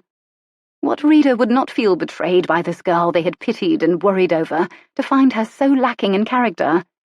It would be a difficult twist to execute. Maybe Abigail would be the heroine after all, and Charles Sterling Clavey would fall in love with her. I briefly imagined Silas and Nell embracing, and the thought left me cold. No, The hero loved too deeply to pass his affection around like a bag of beans. Jayne must have the spotlight in the romance thread. Pushing the heads of daisies with my fingertips, I considered the words I'd use to aptly describe my heroine as a relatable woman who sometimes had to lie. I sighed. This changed everything, but it was lovely when a heroine had the depth of character to take over her own story, wrangling the plot away from the author. And Lady Jayne had become so real. I could almost hear the girl's voice, the way her laughter would sound, light and joyful, bubbling up with ease. It was so clear in my head. No, wait. I listened again. The laughter was real. Bushes rustled nearby, and rose-coloured fabric flashed between the hedges. Juliet eased herself through the branches, lightly scratching her arm, a blush tingeing her cheeks and exposed neck. Jasper Grupp stumbled out after her, laughing and brushing leaves from his coat. The same coat he always wore. They looked up together, a perfect pair moving in unison like two startled deer, and met my gaze. Guilt washed over both their faces, hers a blushing glow, and his a mottled red clear down his neck. "This is an unfortunate meeting." Jasper's sleek voice poured out softly between us as he brushed the debris of nature from his arms. "Perhaps we should have parted ways before coming up the drive, but a gentleman never leaves a beautiful woman to find her way alone." He bowed, eyes sparkling, and kissed Juliet's gloved fingertips. Cords tightened along Juliet's neck as she accepted the affection with a smile lighting her face. Jasper released her fingers but held her gaze. "You needn't worry about Aurelie. She won't say a word." Juliet stepped forward and grabbed my hands, swinging them too hard. "We're chums, aren't we?" She dropped them and turned to smile at Jasper. Two instincts battled within me, and in the end, the overwhelming desire to agree, to cling to the tenuous friendship, won out. Of course. Footsteps approached on the gravel path behind me, cutting off the need for further awkward conversation. "Who might the outsider be in this gathering?" Clem approached, riding whip in hand. "It's about to become a twosome." Jasper stepped back with a bow. "I must take my leave if I'm to reach Bristol in time for the meeting." Anxiousness tightened Juliet's features, but her hands remained at her sides. Clem silently observed his sister, the leaf bits and twigs on her that matched those on Jasper Grupp, not seeming to escape his gaze. Juliet also excused herself to delve into party preparations, leaving Clem and me alone among the shrubs and roses. I studied the boy's lightly freckled profile. Would I find an ally in this youth? God might do such a thing, to arrange this walk so we could discuss Juliet and Jasper and reach some solution together. With a breath in and out, and a casual gait, I began. "What do you think of your sister with that man?" Ah, but he was young. What youth of his age would care a whit about his sister's love affairs? But his intelligent eyes sparkled. "It's a fine pairing of two like hearts." "You think highly of your sister, I see." I flashed him a grin of camaraderie. "I think little of my sister and who she marries, unless it happens to be Silas Rotherham. The very fact that Mr. Grupp is not Silas Rotherham earns him many points of favour with me." "You dislike Mr. Rotherham?" "On the contrary, I find him absolutely wonderful, but not for my sister. She's not deserving of such a man." "And you know of another girl more worthy of marrying him?" The thought sent spirals of thrill through me, drawing my mind firmly on another track. "It's not so much the one who'll marry him as the one who will call him father." "Dahlia!" My chest constricted. "He would be more than her father, though. He would be her ticket into the world." The words scrunched my heart in a bittersweet ache, both the pairing of Silas with Nell and the tender way Clem dreamed for the fatherless girl. "It cannot really be that pivotal." I fought to keep my voice normalised. "Don't you think Miss Wick just a tad overprotective? Who in Lyndhurst would end her position if they knew?" "Every one of them would, not because her sin is so great, that's the irony of it, but because they fear what it will bring to light about themselves. The date of Kendrick's birth is inconveniently early, well before our parents' marriage, and Grandmama, well, her husband had more children than she did." Why did it seem that every person in the world loved or disliked a person based mostly upon the effect they had on his or her self-esteem? So you want Miss Wick to attach herself to any man just to make herself acceptable to these people? Dahlia's never been to school, never learned numbers or reading. She's never had friends outside of me and her mother. All of that because of her wretched father abandoning her. But think of how she'd glow like sunshine, being let out of that cottage to make her way. She could do anything. He shoved his hands deeper into his trouser pockets. Juliet would never suspect a mere maid to be her competition, but that's only because she doesn't understand Mr. Rotherham in the least. Images of Silas overwhelmed my mind. The tender look on his face as he watched the people of the mallet, the dust on his perfect black suit, the gentle way he hunched over to feed cake to Rosa. Those images would be tucked away in a sweet, cosy part of my memory that would hold them forever, no matter who he married. But Clem had forgotten one very important element, the very reason he wanted Nell and Silas married in the first place. Miss Wick has a great many positive attributes, and I'm sure Mr. Rotherham would eagerly appreciate them all, but she'll eventually have to tell him her secret, and convince him to accept it. Silas Rotherham raising someone else's child. He'd be awkward and closed off. But then again, the way he'd been with Micah. No, that had been a momentary experience. It was a different matter entirely, accepting someone else's child into your intimate life and home. She was ashamed to tell me about Dahlia. Think how long it would take Mr. Rotherham to uncover the secret. His bony elbow nudged my bare arm. I do believe he already knows. Clem's head jerked toward a lone figure in a dark suit, striding with purpose down the path toward the cottage we both loved so much, with tall, slender children's books tucked under his arm. He nodded briefly as he passed, but did not slow his steps. He hardly glanced at me. Was it possible? Perhaps Miss Wick is the reason he's here this season. Clem's words revealed layers of thought already invested in this situation. A gut punch. Maybe my prayers for Nell had been answered. Head spinning, I willed a recovery to happen. But they were strangers until recently. They couldn't have known each other before Mr. Rotherham's arrival. Unless he was Dahlia's. But no, that was impossible. Nothing says he knew he came here for her, but he did all the same. He hooked his fingers through his belt loops. God cuts out the puzzle pieces and then fits them together when it's time. A deep breath bolstered my strength. If God is orchestrating, Juliet cannot stand in the way. It is Grandmama who has the only real power to divide them. She's done it before. My neck tightened, and I looked to my shoes. Yes, she had. Would Papa still be alive if he'd been allowed to remain with my mother? Life would have been so different for all of us. But you love Nell, and you know Silas better than most of us, I can tell. Clem looked back at the cottage. You see how perfectly he'd fit into that family. Silas's tender face sprang to mind, and the image of him cradling the dusty child against his perfect suit. I inhaled the powdery aroma and breathed, fighting the weight of a responsibility I did not want.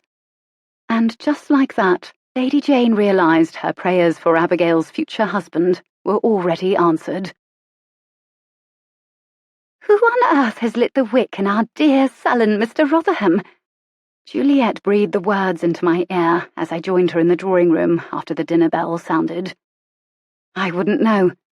I tried to avoid looking at Silas, but I could not ignore the remarkable glow of his face.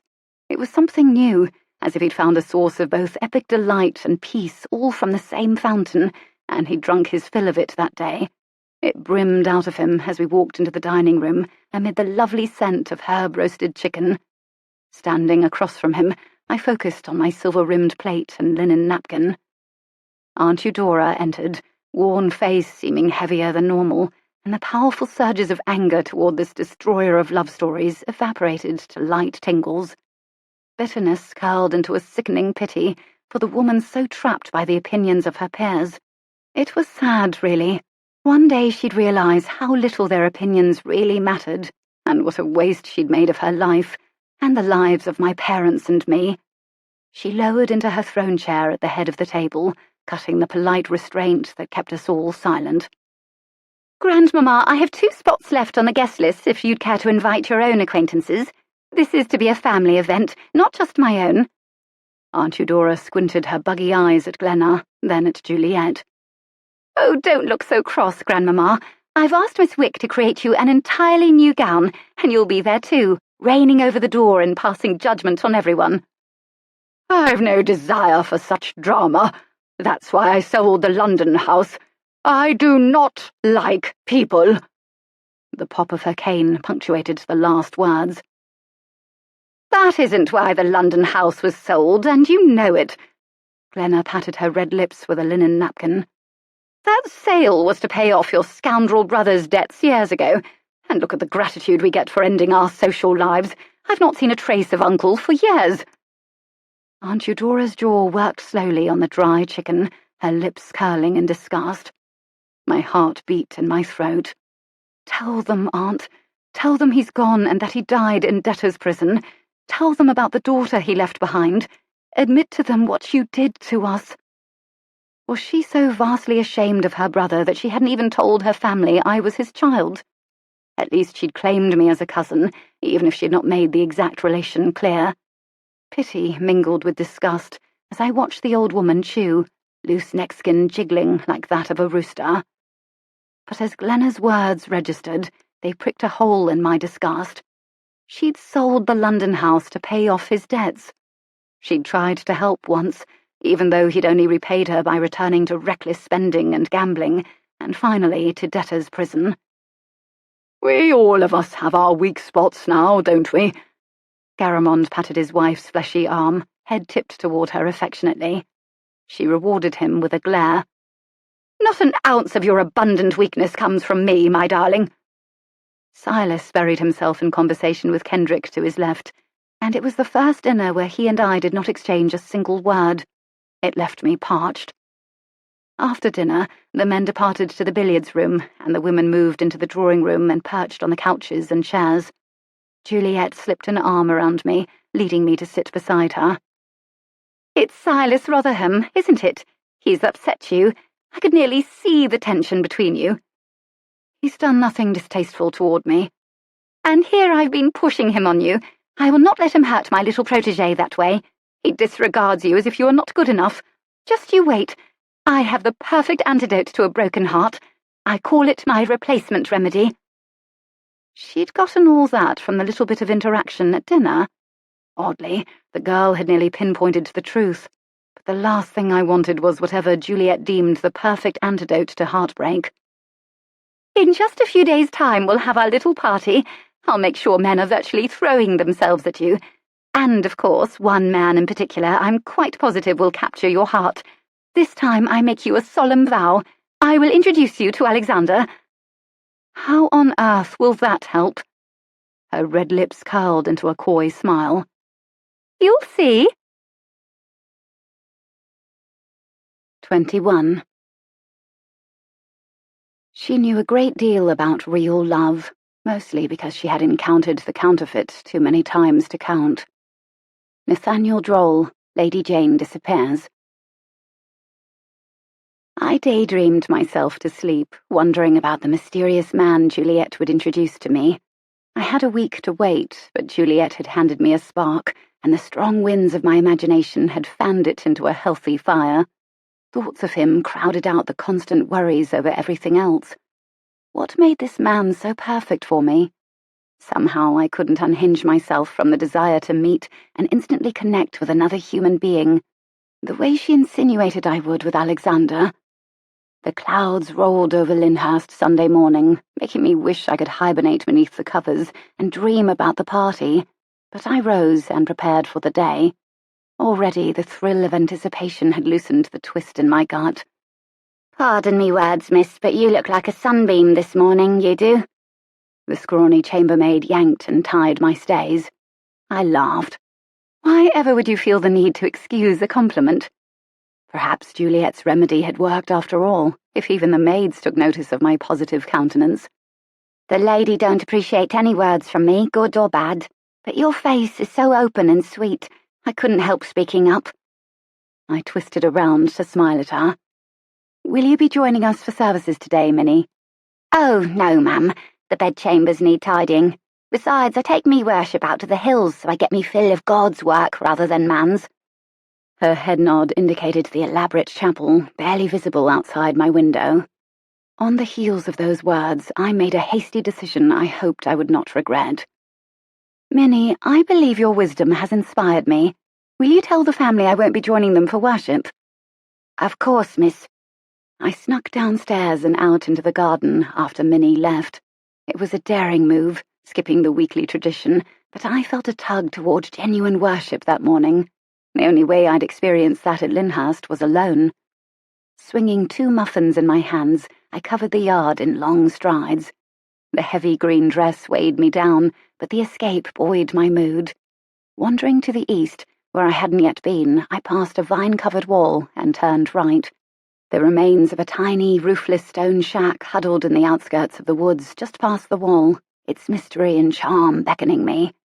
Chilly air wrapped itself around me as I stepped into the abandoned space, crunching on the broken and half-buried litter of dishes in the former kitchen area. But on the soft grass that had once been a bedroom floor, I spread my arms and closed my eyes, basking in the solitude of the outdoors and the freshness of it. Sunshine heated my skin. "He maketh me to lie down in green pastures." I dipped into prayer, beginning with silent worship, then exposing my heart to the one who already understood my plight. "He leadeth me beside the still waters." Life had become so complicated, and before taking another step, I needed God to help untangle it. For countless minutes I lay there, conversation flowing freely. "May I join you?" The deep voice burst my tryst in one heart-pounding second. "This looks like an inspired worship service." "Mr. Rotherham!" I scrambled to sit up, grass blades falling from my moist skin. "Please, don't stop on my account. I simply wanted to find where my little friend had gone. I knew wherever it was, it would be far more spiritual than the services held in that room." A jerk of his head indicated the grand chapel, striped with stained glass.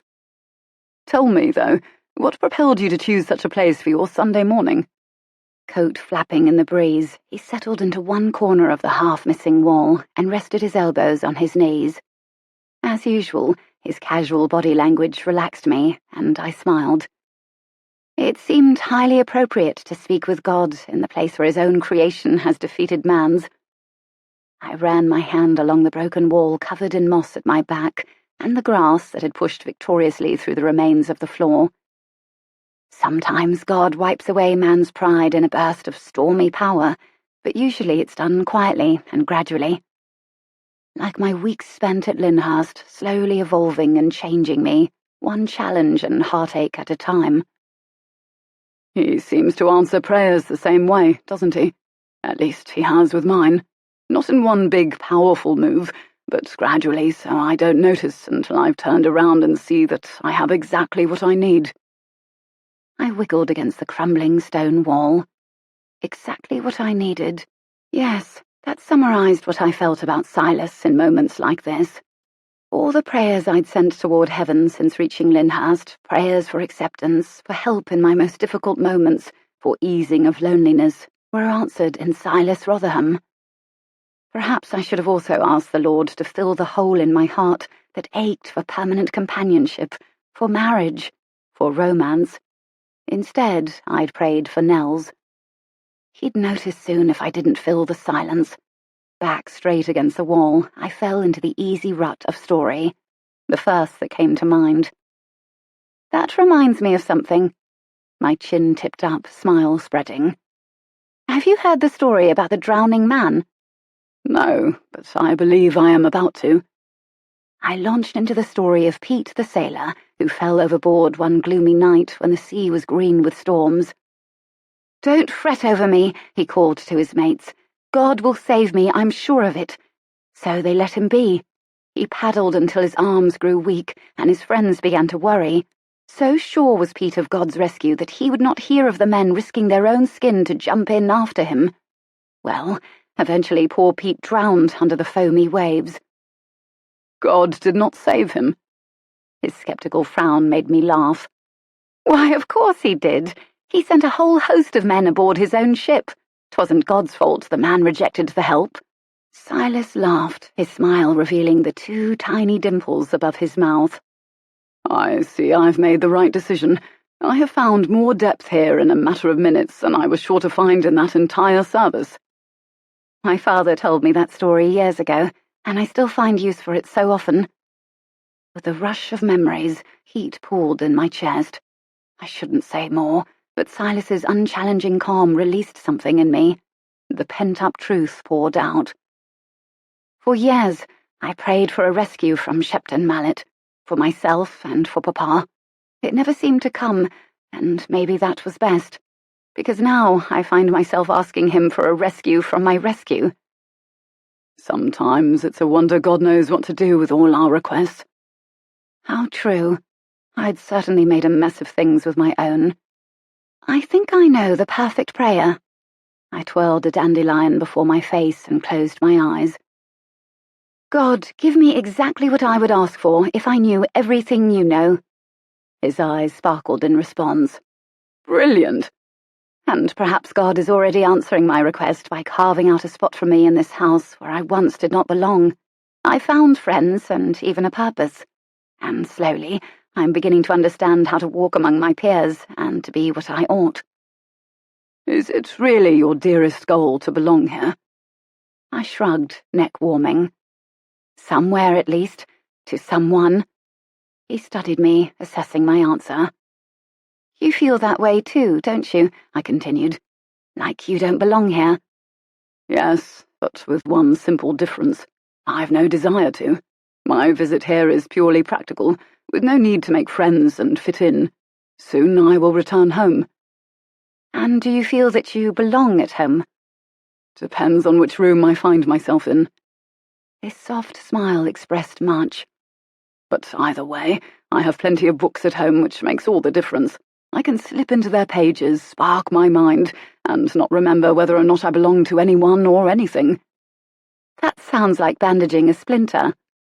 He shrugged, and comfortable silence settled between us, punctuated with sweet bird voices and wind in the trees.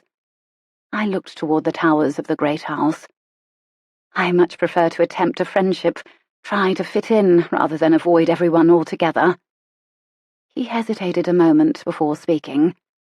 Must you do such a thing? You were quite unusual, just as you were. I much prefer that to you becoming a duplicate of everyone else.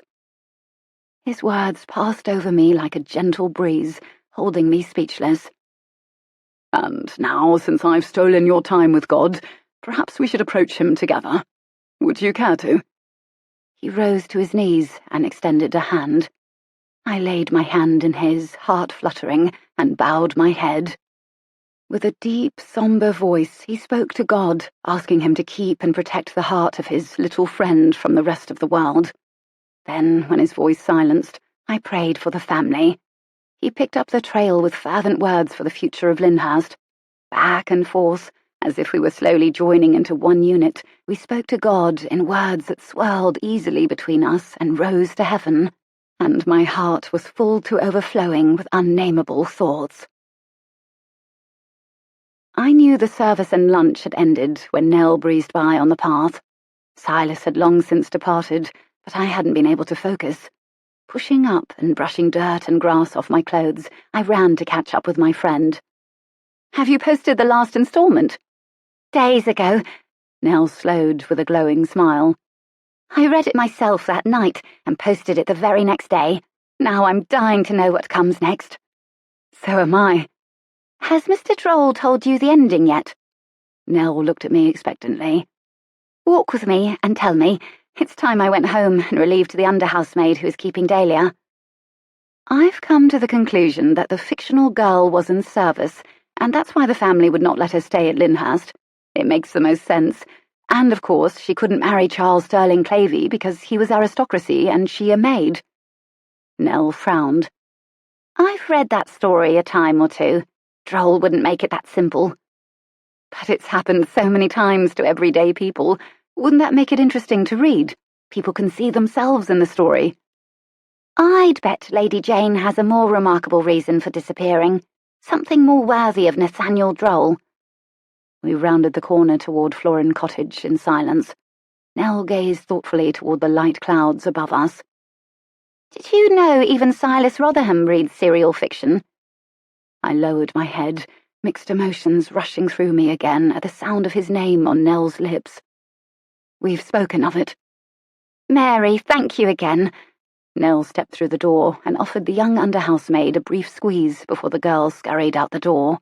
She shut the door behind us and leaned against it. I wish you wouldn't hate him, dear friend. He is not so objectionable once you really talk to him. Dahlia whisked away a sheet hanging around the bed and rushed to us, a little voice trailing after her, and crashed into her mother's legs. You were gone so long, Mum. You've been wonderful.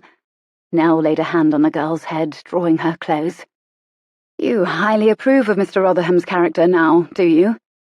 Even asking the question tightened a band around my ribs. Very dearly. Oh, Aurelie, please do give up your hatred of him, as I have. You needn't adore him, but if you only hated him a little less, will you do it for my sake? Leading the girl, Nell crossed the room and perched on a squatty stool at the table. I suppose. I sank into a seat across from the pair. I've been so wrong about him. He is wonderful and genuine and sweet, even with Dahlia, and I'm a judgmental backward woman with no sense about men. I laid a hand on Nell's across the table, forcing a smile. You're a mother, trying to protect her little girl. Will you do it, then, as my dear friend? Except Mr. Rotherham. I'm merely asking you to remain agreeable and try not to hate him. And what would she ask in the future? For me to host their wedding? Sunday afternoon spread the family throughout Lyndhurst and its grounds, allowing for a deep quiet over the house as Silas entered the patio doors into the morning room. Diggory, you wish to speak with me?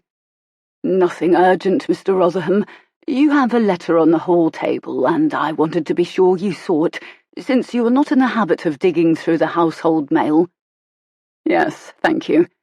Dropping his riding whip into the canister at the patio door, Silas strode into the hall and lifted the envelope from the marble-topped table. This one wore the seal of his parents' household. With a frown, he slit the top and extracted the single page to skim the precise writing. His father's business interests had increased, and he needed Silas home before the end of summer. Reading the unspoken words surrounding the few items written about his mother, it seemed their marriage was not faring any better than when he'd left. Drama unfolded around him, whether he remained at Lyndhurst or returned home, but the mysteries of the manor proved far more intriguing than any involving his own family. Thank you, Diggory. Good news from home, I trust. With a tiny smile, he looked at the old servant. If there was good news forthcoming from home, I'd hardly choose to summer here. The old servant bowed his head with silent understanding. Pocketing the letter, Silas strode toward the stairs and shifted. The tight riding clothes irritated his skin. A bath would help. But at the base of the stairs, one boot on the bottom step, his attention was drawn by a slight movement in the room directly across the great hall. A new idea dawned, and he crossed to the open door. The gold and yellow room held only one occupant, Lady Eudora Eustace Pochard. Little trinkets littered the surfaces, and open books lay face down on tables, indicating it was a well-used space. The room seemed to be her sanctuary when she'd had her fill of people, which likely happened often. At least a dozen clocks pinged and plunked out the seconds of passing time in the dusty old parlour untouched by maids. Well, don't stand in the hall gawking at me, Mr. Rotherham. Might I ring for some tea for you, my lady? He slid one foot inside the room, testing. I am capable of ringing for my own tea. The high back of her wheeled chair hid all but her silhouette from him. In the extreme glow of sunlight, her parched skin looked nearly white. Would you care for a little company? Do I ever? She rapped her crooked knuckles on the arm of her chair. But you may come in anyway. Curiosity has brought you here, and obviously you will not leave until it is satisfied. You might as well come and gape at the worn old woman whom no one loves. The self-pity curled his insides, but he approached quietly. "I suppose, in this day, a woman of my age is a spectacle. She would have been venerated at one time, but now I'm a sort of sideshow." Her hard eyes reflected in the window she faced. "Forgive me for being so bold, Lady Pochard, but perhaps people are only respecting your wishes by avoiding your company. You've made your feelings plain." After several clock ticks across the room, the face that was twisted with a generalized irritation turned to him. "What is it you want here, Mr. Rotherham?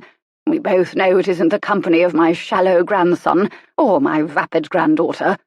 Are you perhaps trying to gain a financial advantage for yourself?" "I want nothing from you or your bank account, Lady Pochard. Hendrik is a wonderful rider, and he is refreshing my equestrian skill. As for the Juliet, she is not as unpleasant as you insinuate. She covers up an awful lot of intelligence with her attitudes." The two long lips curled into a smile of devilish amusement. "I do believe you could find the good in a reptile, Mr. Rotherham. What do you have to say about me, then?" Silas compressed his lips between his teeth, mentally shuffling for exactly the right words. "You have a highly acute perception, stemming from a combination of the sharp wit you were born with and trials that would shock your family." "A wise answer. You might even be smarter than the man who had the good sense to choose me for a wife." "I am merely intentional about recognizing the good in people. A little something to combat all the critics in the world." Her amused "ha" bounced her in her chair. "I'm not sure whether to call that foolish or brilliant." "I'd settle for obedient. It was God's idea, not mine." Rubbing her thumb across the edge of her chair arm, she held his gaze with her glistening eyes. "My acute perception senses you have evaded my question. Why, Mr. Rotherham, are you here?" She laid each word out carefully in the dusty air between them. Silas tensed under her scrutiny. He had no desire to tell her, but maybe she could help. Yes, he could tell her at least a piece of it.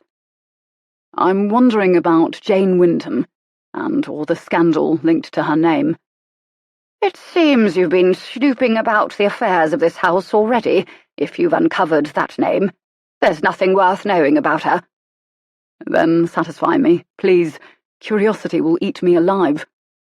Disapproval shot from her eyes as she examined Silas, as if deciding how much he might be worthy to know. Before she could deny him again, he encouraged her. "Secrets are so much less powerful out in the open. Besides, I believe I have a secret you'd like to know as well. Perhaps we can trade. That is, if you are interested in knowing who has been watching your home." Her slow grin seemed almost evil. "I thought you might know something about this Nathaniel Droll business.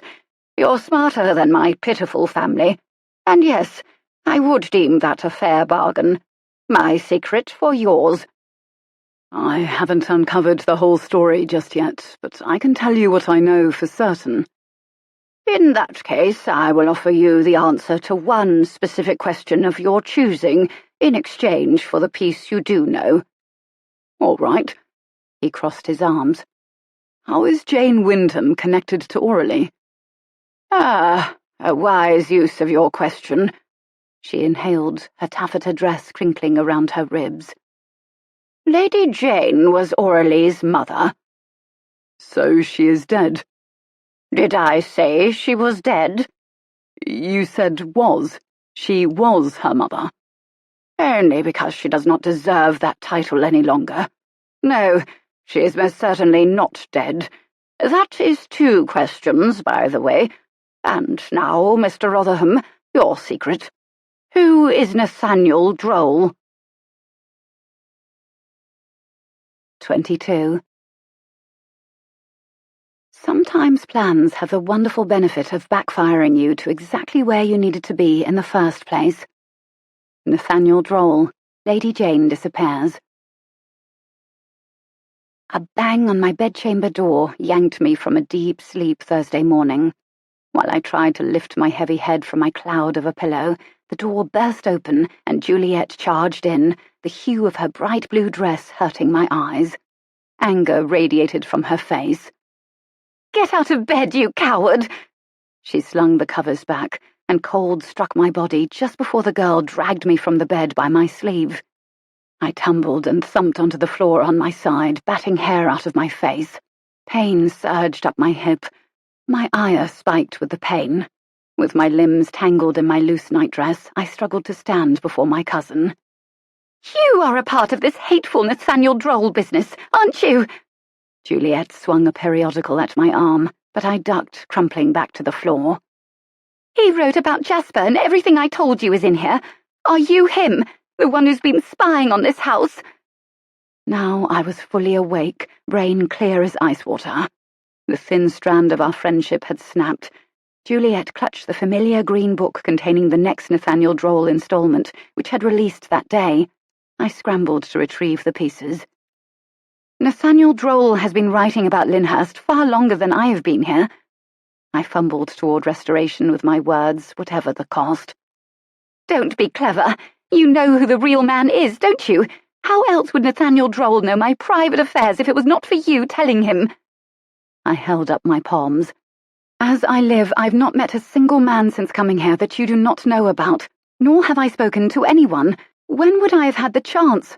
I am at Lyndhurst nearly all the time." Dishonest, that's what I was. Not outright, but still dishonest. My stomach twisted, but I held my gaze steady. It was necessary, vital really, to keep the truth quiet. Besides, I needed to keep the communication between myself and Juliet open if I was to protect her from the impending danger. Anger contorted the girl's face, but pain etched itself in her eyes. "You were the only one I trusted with that secret. How else could it have gotten out?" "Clem, he saw you as clear as I did on Saturday. If he did, there were likely others." I'd only written in the secretress, hadn't I? Nothing specific Juliet had told me. Nothing of the girl's feelings or thoughts. Right? Juliet hid her face behind her trembling hands, pressing her fingertips into her forehead. I laid a tentative hand on the girl's arm. How could I help at this point? All the vindication I'd felt writing that issue faded against my desire to calm Juliet. "What will you do?" "It's too late to do anything. Everything's been printed. Has Mother seen it yet? She mustn't. If you truly wish to help me—" She paced, releasing her wild curls. "I cannot take it from her room. She'll lay hold of it eventually. But we can—" "No, we have to get it out of her room before she sees it. I'll work out the rest later." A thump, and then a screech lifted up to us from below. "Juliet!" We froze. Scrambling to her feet, Juliet ran out the door, tossing her copy of the troublesome issue at my feet. Landing in a whoosh on the fallen blankets, I prayed for the situation currently unfolding. No, exploding. Guilt swelled from an annoying prickle to overwhelming waves. I'd made another mess of things with my oh-so-brilliant solution. What had seemed so obvious and easy was, in reality, a complicated and tangled mess. I flung my dressing gown around my body and tied it as I strode out the door with the installment in my hand. Only pieces of the heated conversation floated up to me as I hung over the third-story railing. Finally, I snuck down to the second floor, just down the hall from the suite of rooms hosting the drama. "I don't believe a word of it. No girl hides if it's innocent." How could anyone sustain that high of a pitch? "There were other reasons." "I do not care to hear them. Not a single one. Excuses." "Why won't you even give him a chance? Simply because we do not know his family background, it doesn't mean—" "It means everything. You are forbidden to have anything more to do with him, ever. No gentleman asks a lady to sneak around, dangling her reputation by a thread. I'll not have it, not for my daughter." "Would you listen?" "I will not." A thump against wood. "This conversation is over. I will not allow you to continue so foolishly." A shuffle, then Glenna banged out of the room, open robe barely covering her nightdress. "My child, my child!" Her plump bare feet paced across the hall. She pivoted and spotted me, and I shot up from the third step. "I'm sorry, I was—" "You!" One long finger shot out at me, and I quaked on my step. I want you with her everywhere she goes from now on. You hear me? Everywhere! She balled her fists and stalked back into the bedroom. My body instantly sagged against the railing. She turned at the door. Never allow them to be alone together, not for a minute. And if I find you failed, I'll personally remove you from this house, no matter what my fool mother says. Garamon's low voice carried on beyond the bedroom wall, Juliet's not inserting itself once. Clem's freckled face peeked out of another suite down the hall, his big eyes blinking. Spotting me, he sprinted closer and crouched beside me. You missed the grand show. With a tiny smile, I handed Clem the leafed-through issue that had just released that morning and pointed to the section that spoke of Juliet. He took in the story quickly, one hand cupping the back of his neck. A frown shadowed his youthful face, making him look older. She's in there now with your father. He glanced at the closed door, then back at the book with a lopsided grin. What a pity I've missed the fun. This'll put a chain on her for sure. I'm to be her chaperone from now on. He whistled. Put a chain on you too now, didn't they? That's the end of your life. The end of my life. Why, yes, it was. I breathed slowly, keeping my face calm to hide the sudden storm rising inside. This complicated the one part of my life that truly belonged to me, my writing. I had to keep working on it, though. Those issues had to be posted every week on time. If they stopped now, when I was not to leave Juliet's sight, she'd know for sure who had written it. And then, so would everyone else. The awkwardness of being Juliet's companion rivaled that of a three-legged race with a stranger. We stumbled over each other, and invisible boundaries shifted constantly. After lunch, I hovered about the main hall, watching Juliet climb the stairs. Surely they didn't expect me to follow the girl to her bedchamber, did they? Juliet had hardly spoken to me since our forced companionship had begun.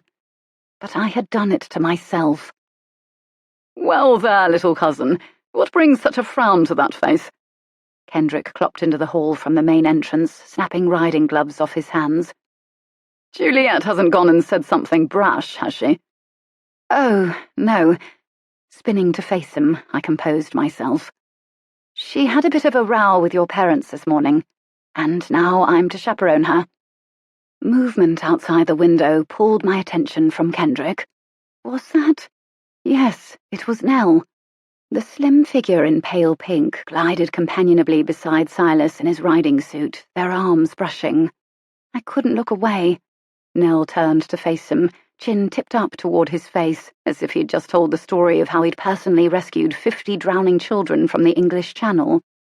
Silas turned to Nell with a glowing smile and nodded. And in that single moment, reality pivoted for me. What if it was mutual?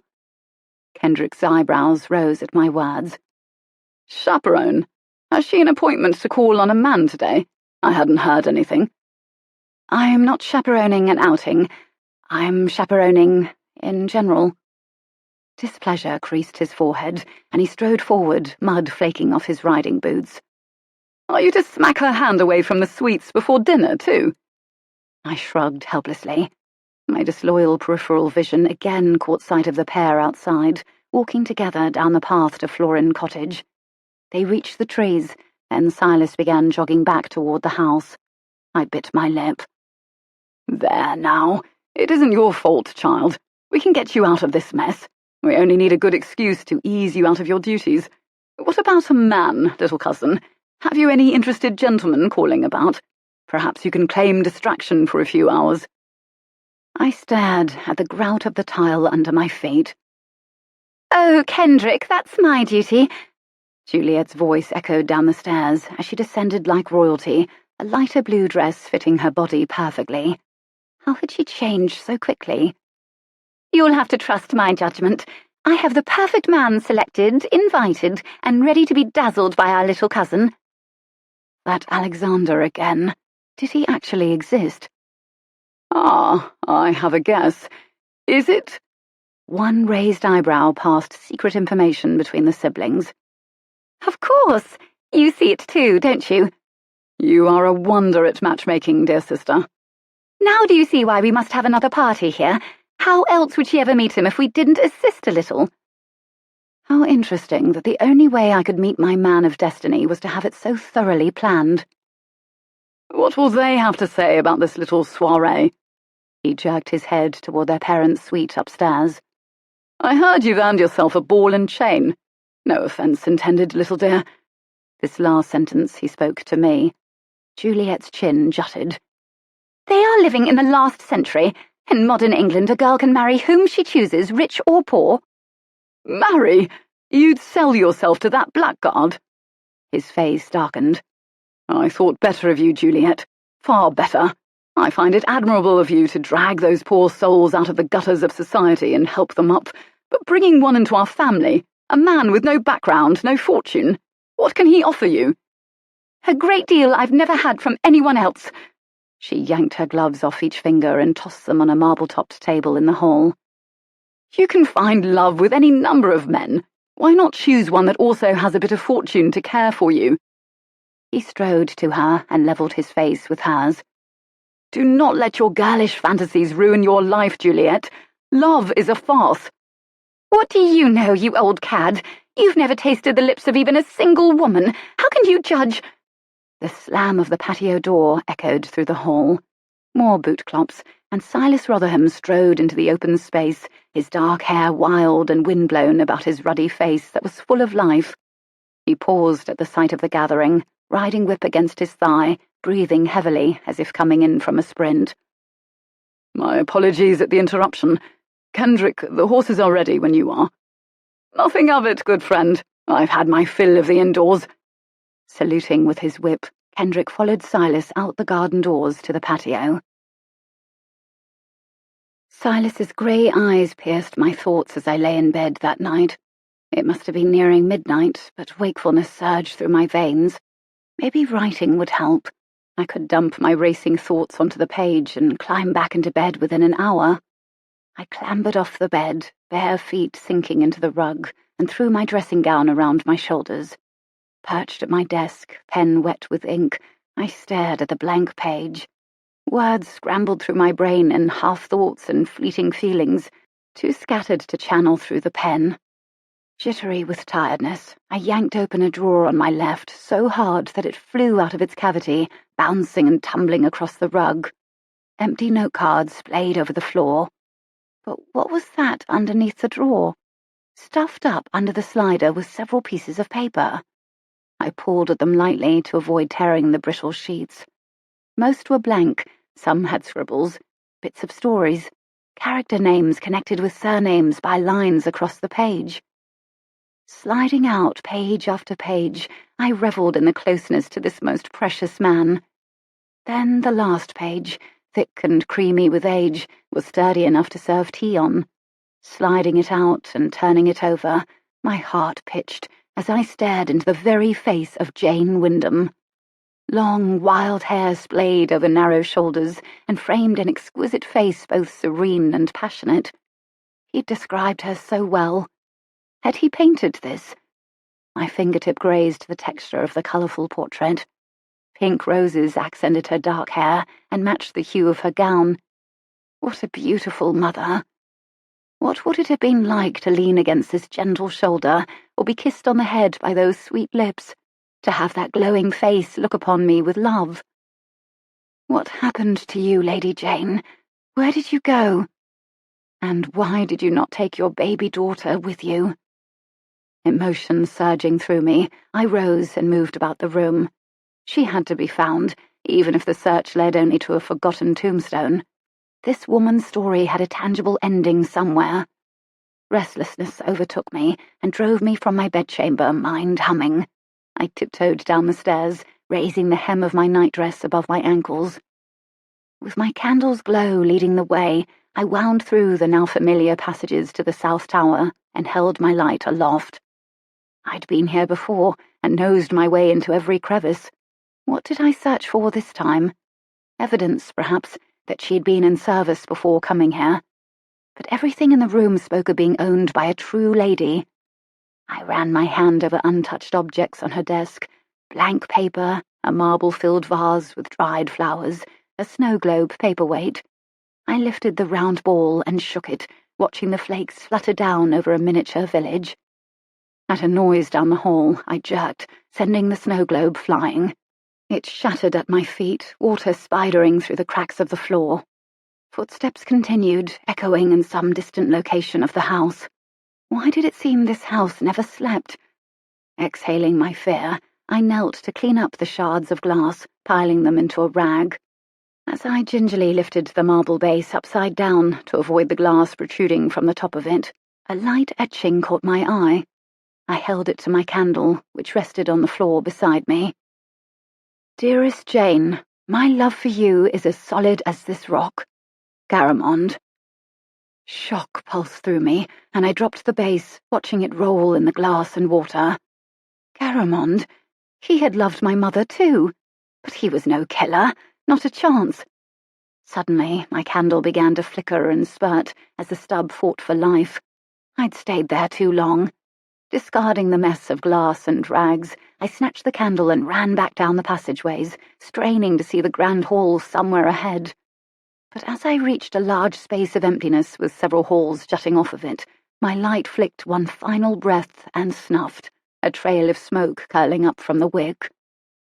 Standing alone in that empty chamber, with moonlight channeling down to me from every side, I blinked at each of the dark hallways. What else lay in the shadows of those long passageways? All the stories of the past swirled around me, chilling my skin as if the characters were ghosts moving about the house. Gulping down fear, I charged down the narrowest hall. Light faded as I progressed, and the moans of the wind sounded like a song hummed by monks in a cathedral. No windows lit my way. Turning, I saw only darkness behind me in the foreign rooms. Uneven footfalls, slow and heavy, sounded deeper in the house again. Why had I done this? It was foolish. I should be in bed, safe under the covers. Rounding a corner, the footsteps sounded louder and closer. Step quickly. Keep moving forward. Sweat prickled my skin as it broke through every pore. Was I having a heart attack? My ribs nearly broke from the rapid beating behind them. With a cry, I walked faster, praying I would not hit a wall. Thunk. A person. I hit a person. I shifted hard to the side to soften the impact as my heart popped, then thudded. I forced myself to recover and act logically. Shuffles echoed before me as the midnight wanderer steadied himself against a wall. Nathaniel Droll. A match sparked to life and dove toward my face. "It's you, Aunt Eudora. Good heavens, child, you could kill someone at that pace. Unless I died of fright first." She touched the long match to a candle standing in a wall cavity and pinched out the match's tiny flame. "You have no business being about at night." My mind wouldn't allow me sleep. I sighed, collapsing back against the wall to still my pounding heart. I cannot stop thinking about my mother. Ah, how stupid. My mouth clamped shut so hard after those words that I nearly bit my lip. Nerves had loosened my tongue, releasing this glib comment into the air between us. The face, tugged down by age, stared at me in the candle glow, not blinking. Her eyes were green, sharp green. "Search all you like, but she won't be found. Best save yourself the heartache now and stop looking." The old lady moved back, shadows jumping over her face. The cotton nightdress under my robe clung to my moist skin. "You know what happened to her, don't you? You've always known." "Go to bed, child." Sweeping past, she continued down the hall with her cane echoing against the tile. Shuff, shuff, clock. I ran after the receding light. All the answers were there, bottled up in that crippled old woman. "Please, don't go." Reaching her, I grabbed the arm holding the cane, desperate. "Just tell me what happened." "Take the stairs quietly. They creak." "Please." The woman brushed off my hand like an offending tree branch and surged forward with the force of rushing water. Helpless, I stopped in the dark hall, feet apart and mind exploding among the shadows. Tears pricked my tired eyes. My voice burst from my chest in a desperate, heart-rending plea. Why won't anyone tell me? The shuffling echoed down the hall, growing dimmer along with the light, leaving me alone in the dark passageway of my own dear Lyndhurst Manor. 23. There is something cathartic about immediately replacing what was lost, much like binding up a splinter in one's finger to stop the ache. Nathaniel Droll, Lady Jayne disappears. Aunt Eudora did not attend luncheon the following day. I felt her absence keenly, and wondered if I would be welcomed at the woman's bedchamber if I called to inquire after her health. A normal niece would do such a thing. But the hours passed, and I could not bring myself to approach the main suite, and before long I'd become caught up in the gowns and preparations of the dinner party. The woman is bitter. That's why she's been missing. Juliet slid her arms into long white gloves as we talked in her suite. She's entirely too bitter about a great many things. I took measured steps to the full-length mirror trimmed in ivory and gold. Her lady's maid had declared me ready for the great dinner party, and I could barely move to the right or left. When I reached the mirror, would I see a stranger reflected back? Nell and Juliet flanked me as I stopped before the looking-glass for my first glimpse of the rich purple gown with silver trim. The material fit snugly about my slender torso, gathering at my waist and spilling in rich waves and tucks to the floor. Silver embroidery peeked out of each tuck, and an elaborate design curled around my waist. Yes, it was extravagant, but I could not hate it. Not at all. The vibrant gown wrapped me in colourful beauty, like an exquisite flower, like my mother. Miss Wick, I believe you've outdone yourself with this gown, and in so short a time. I'll even forgive you not following my instructions to make it blue. Juliet approached from behind in a silver gown, cupping my bare shoulders with her gloved hands. Although I might not forgive you for making our dear girl more stunning than me. It isn't your dress that draws attention. I smiled at Juliet reassuringly, but the confident girl needed none of it. Her playful smile surfaced, eyes sparkling. It would be better in blue, as I'd ordered, but purple suits you as well, I suppose. It is the perfect look to finally introduce you to Alexander and allow your beautiful romance to begin. Miss Wick, have we finished our supply of the blue fabric? I thought we had ordered plenty. Purple and blue are nearly the same. Nell and I exchanged quiet looks in the mirror over my shoulder, both knowing exactly why purple had been chosen, though Nell did not realise I also had a personal connection to Lady Jayne, the woman in purple. I turned back to once again drink in the sight of myself arrayed in the magnificent gown. We only need trimming for your hair, something sensational to match that exquisite dress. Something gold, perhaps. But it has a silver trim. Nell fingertip touched the perfect tresses hanging down my back. Might I make a suggestion, my lady? Those would be perfect. She indicated a vase of fresh flowers from the gardens, hyacinth and baby's breath. Nell crossed the room and plucked the baby's breath and arranged it in the upswept part of my hair, giving the delicate look of lace. Juliet evaluated me at arm's length. An impressive touch. Fine work, Miss Wick. But the idea had come from my own mind when I described my version of Lady Jayne in the final gown worn before she had disappeared. It had been, to my thinking, the grand finale of the costumes the beautiful woman had donned before she completely left the social scene she had enthralled for months. A gentle hand squeeze communicated my thanks to Nell for the little talisman to take me through the night. You'll never be able to avoid men looking that way, Aurelie dear. Juliet surveyed me in the mirror over my shoulder. Prepare for love and romance. At least one of us in this room shall have it tonight. With a final coy smile, Juliet retreated to her walnut jewellery case near the window and began to pick at its contents. How I wish I could be there to watch. A soft glow lit Nell's kind face, lifting her lips as she spoke more freely with Juliet out of earshot. Will Mr. Rotherham be there? I'm sure he will be. They couldn't very well host a party at the house where he is a guest and not invite the man. What will he wear? I want to picture everything. A knot of dread clutched my stomach. He will wear a black suit and look very much like every other man there. He is not like other men. The soft words escaped the girl's lips. He enjoys children. Did you know that? Enjoys them a great deal. I've never seen an unmarried man take to children so quickly. She lowered her voice to the softest whisper. I must tell you, Aurelie, he's met my Dahlia. He's met her, and he treats her as a little lady. Brings her books to read and everything. He wants her to learn as if she were in school. I tried 3 times to swallow. He really is the finest man. You look troubled, but please trust me. I do so want you to understand about him. Will you promise to think well of him? At least a little. I forced my lips into a smile. Of course, I cannot truly hate a person, after all. Come sometime and see the way he speaks to Dahlia. It would surprise you so to see that side of him. He comes quite often, now that he knows of her, and I know he wouldn't tell a soul she's there. You must be speaking of a man the way your cheeks are flushed.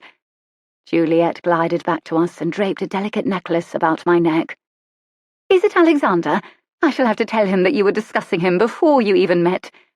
I'm sure he'll find it wonderfully romantic. It was Mr. Rotherham. I couldn't bring myself to lie, even though it was tempting. Still? Chills climbed my exposed arms. A fine gentleman, is all. Nell clasped the necklace and stood back, eyes cast down. Juliet eyed the girl. Is he now? Her assessing gaze flicked from Nell to me in the mirror, causing me to heat under the thick gown. We'll leave Silas Rotherham to whoever happens to catch his fancy. In the meantime, you will have a grand evening and meet the love of your life.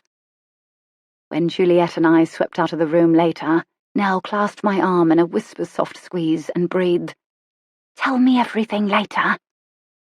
At the top of the grand staircase a half-hour later, I sucked in my breath and wobbled on the top step, as if I were about to drop off a cliff. A sudden rush of fear overwhelmed me, tingling in my chest like a fear of heights.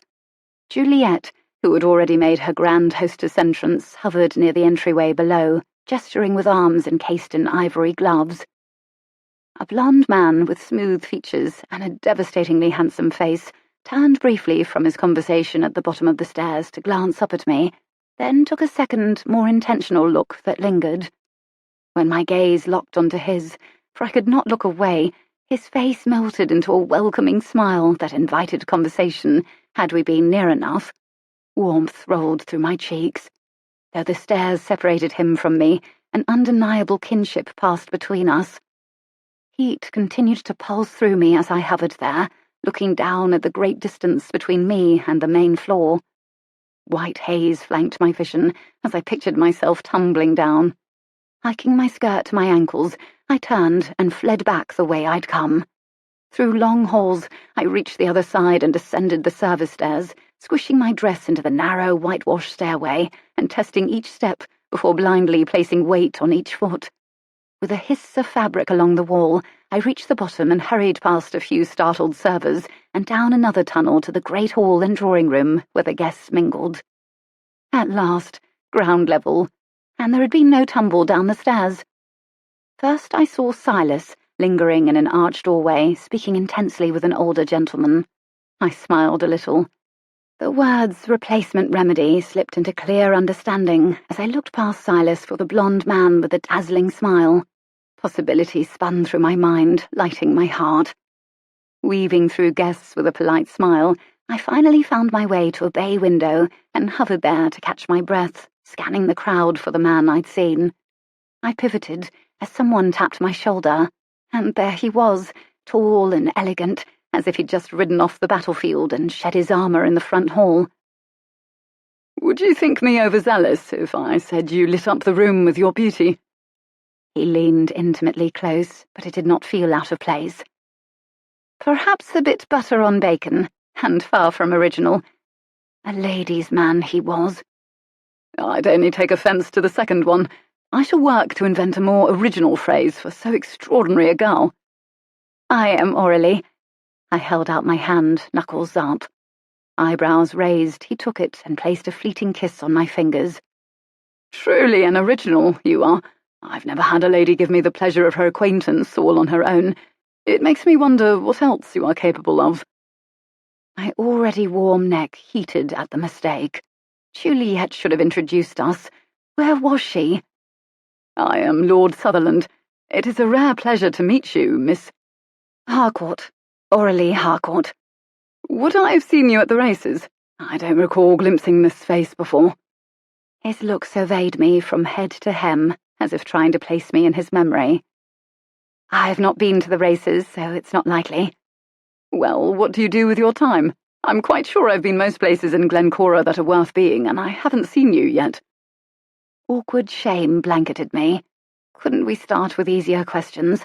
My past could wait for later. "I read a lot of books." "Books?" His eyes lit. "Do you read the Brownings?" "Some things, although I much prefer her writing to his." "Ah, I knew you would." He sipped the liquid in his glass. "I should always wish for a romance like theirs. What sort of passion must they experience together as their shared work entwines, operating in tandem? I've always romanticized the idea of sharing my work with my wife, being a partner to her in every sense imaginable." The fervent words brought more heat to my skin, down to my lightly throbbing fingertips, although I could not say why. I studied his fair features, contemplating the chance his words held any measure of authenticity. "Their true romance lies in the mutual sacrifice, though," he said. "She left her place in society to join his lower rung, and he cares for her in her handicapped state every day." I had not heard that part. The story touched me in a way that both softened my heart and excited me to write. "What an adorable pairing!" Juliet swept up behind us, fingertips grazing my shoulder. "How nice you've met already. Lord Sutherland, this is my cousin who's been staying with us these past weeks. Aurelie, dear, this is Lord Sutherland. Alexander Sutherland." Her red-lipped smile nearly curled off her face. "It is my honour once again, Miss Harcourt." His bold stare made me turn away, unable to look at him directly. The conversation pivoted hard onto a bumpy, awkward path, from which I could not seem to recover. All too aware of myself and all my clumsy movements, I soon made excuses and moved away. Time to calm my racing heart. When my roving gaze met with an approachable older lady in red and brown who smiled back, I closed the distance between us, hand extended. "What a lovely bird nestled in your hat. He looks as though he belongs." "Why, thank you, I suppose." The woman blinked. "I beg your pardon, but I seem to have forgotten your name, young lady." "Miss Aurelie Harcourt. I don't believe we've met before. I'm rather new to Lyndhurst." For I was certainly not new to the vicinity. The aged woman's eyebrows rose, creasing her powdered forehead. "Then you'll forgive my stare. You simply look familiar." Thin lips turned up in a welcoming smile. "Let's dispense with formality and simply declare ourselves introduced on our own. My fumble has earned you that much. I am Lady Duncan of Fairfax." "Lady Duncan, it's my pleasure." I dipped a curtsy. "And please, your fumble rescued me," and smiled, wishing I knew the proper words to say next. I should have at least inherited my mother's grace to go along with this life at Lyndhurst. Wait. Suddenly, the night lit with possibilities and great worth. "You said I look familiar, Lady Duncan. You do not perhaps mean I look like Lady Jayne Wyndham, do you?" "Please say yes, oh please." "Several people lately have told me all about her, and I've heard we share a few similarities." The old lady blinked wrinkled eyelids, her gloved hands poised near her waist. "Whoever would still be discussing Jayne Wyndham? She hasn't been to Somerset in years." I'd done it again, hadn't I? I had said the wrong thing. I forced a quick recovery with a smile. "I find myself drawn to the stories of Lady Jayne, and wondering how many are true. She was a legendary beauty, was she not?" The woman lowered her face close to mine, her easy grin returning. "Not a single young woman liked her. That should tell you how beautiful she was." The good-natured eyes twinkled. "I liked her immediately because I have the wonderful pleasure of being taken out of the competition. By age, that is." I laughed, delighted by my fine companion. Surely you were not old then, but I'm glad you enjoyed her. Of course I did, and so did everyone else once the initial envy wore away. She made it impossible not to be swept up in her buoyant merriment and clever witticisms. Even the hardest of hearts would sing her praises by the time she left. A shame she did not return, then. I heard she disappeared quite suddenly. Her eyes flicked back and forth. That isn't exactly the case. Her eyes glittered with a wealth of unshared gossip. Come, I'll tell you the whole of it. Arm in arm, we retreated to a wing-back chair and ottoman that decorated a lonely corner of the large room. She didn't disappear outright, mind you. A lady like that could never slink away without causing a great stir in society. She disappeared, little by little, kept great company with her room, reading books and lounging about. We saw her in the lower South Tower windows when we drove up, quite pale and without her hair done, and she refused to take callers. After a while, she stopped attending events altogether, so when she left, hardly anyone noticed. Shattered nerves. That's what happened to Lady Jayne. Depression. The disease of the heart had attacked so often at the mallet, sucking the life and love out of her body. It always happened to the vibrant, lively ones, because they could hide it until it controlled them. She's likely the well-cushioned wife of some member of Parliament by now, neatly decorating his lounge chairs. Marriage is almost the worst that can happen to a lively girl.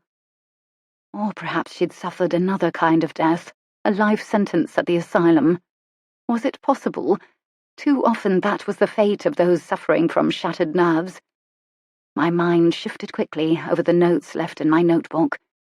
Maybe she was not killed at the time of her disappearance, but much later.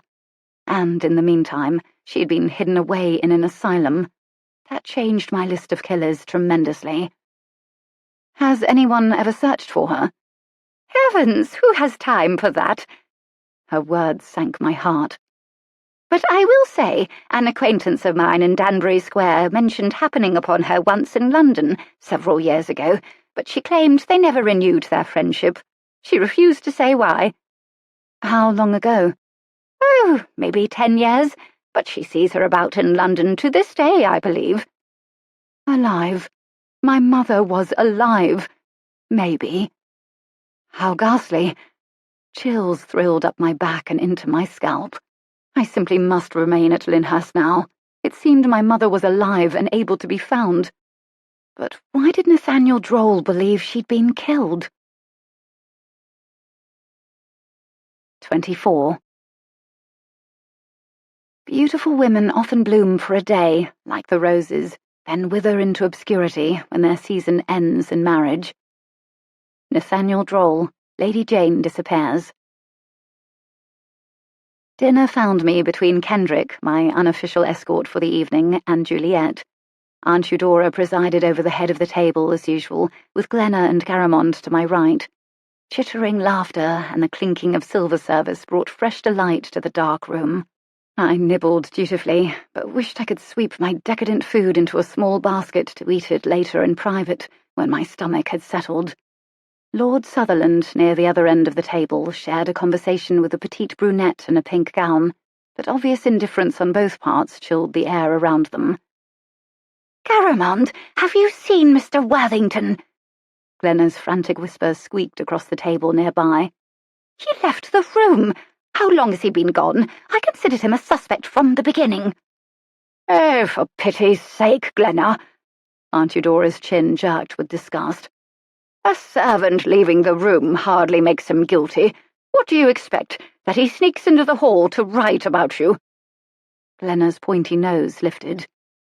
"Anything suspicious is worth noticing, Mother, unless you wish to allow this man to continue spying on Lyndhurst, whoever he is." The old woman rolled her eyes. "I'm determined to find him tonight. We must put an end to this." I bent low over my romaine lettuce, poking at the slivered almonds and cranberries. Not yet. Just a little longer. I'd made huge strides in my search tonight, and I wasn't ready to leave. The woman finally silenced her guesses when something farther down the table distracted her. I peeked through my lashes, to see her staring with a frown at Alexander Sutherland, who cut barely perceptible glances in my direction, even as the woman beside him continued to speak. Glenna directed a glare toward me that might have frozen a desert. As the servants cleared the final dishes, Juliet stood to invite her esteemed guests into the large drawing room for tea and entertainment, and when she waved me on, it suddenly struck that I was one of the esteemed guests. I allowed myself to be carried forward in the thick mass of people.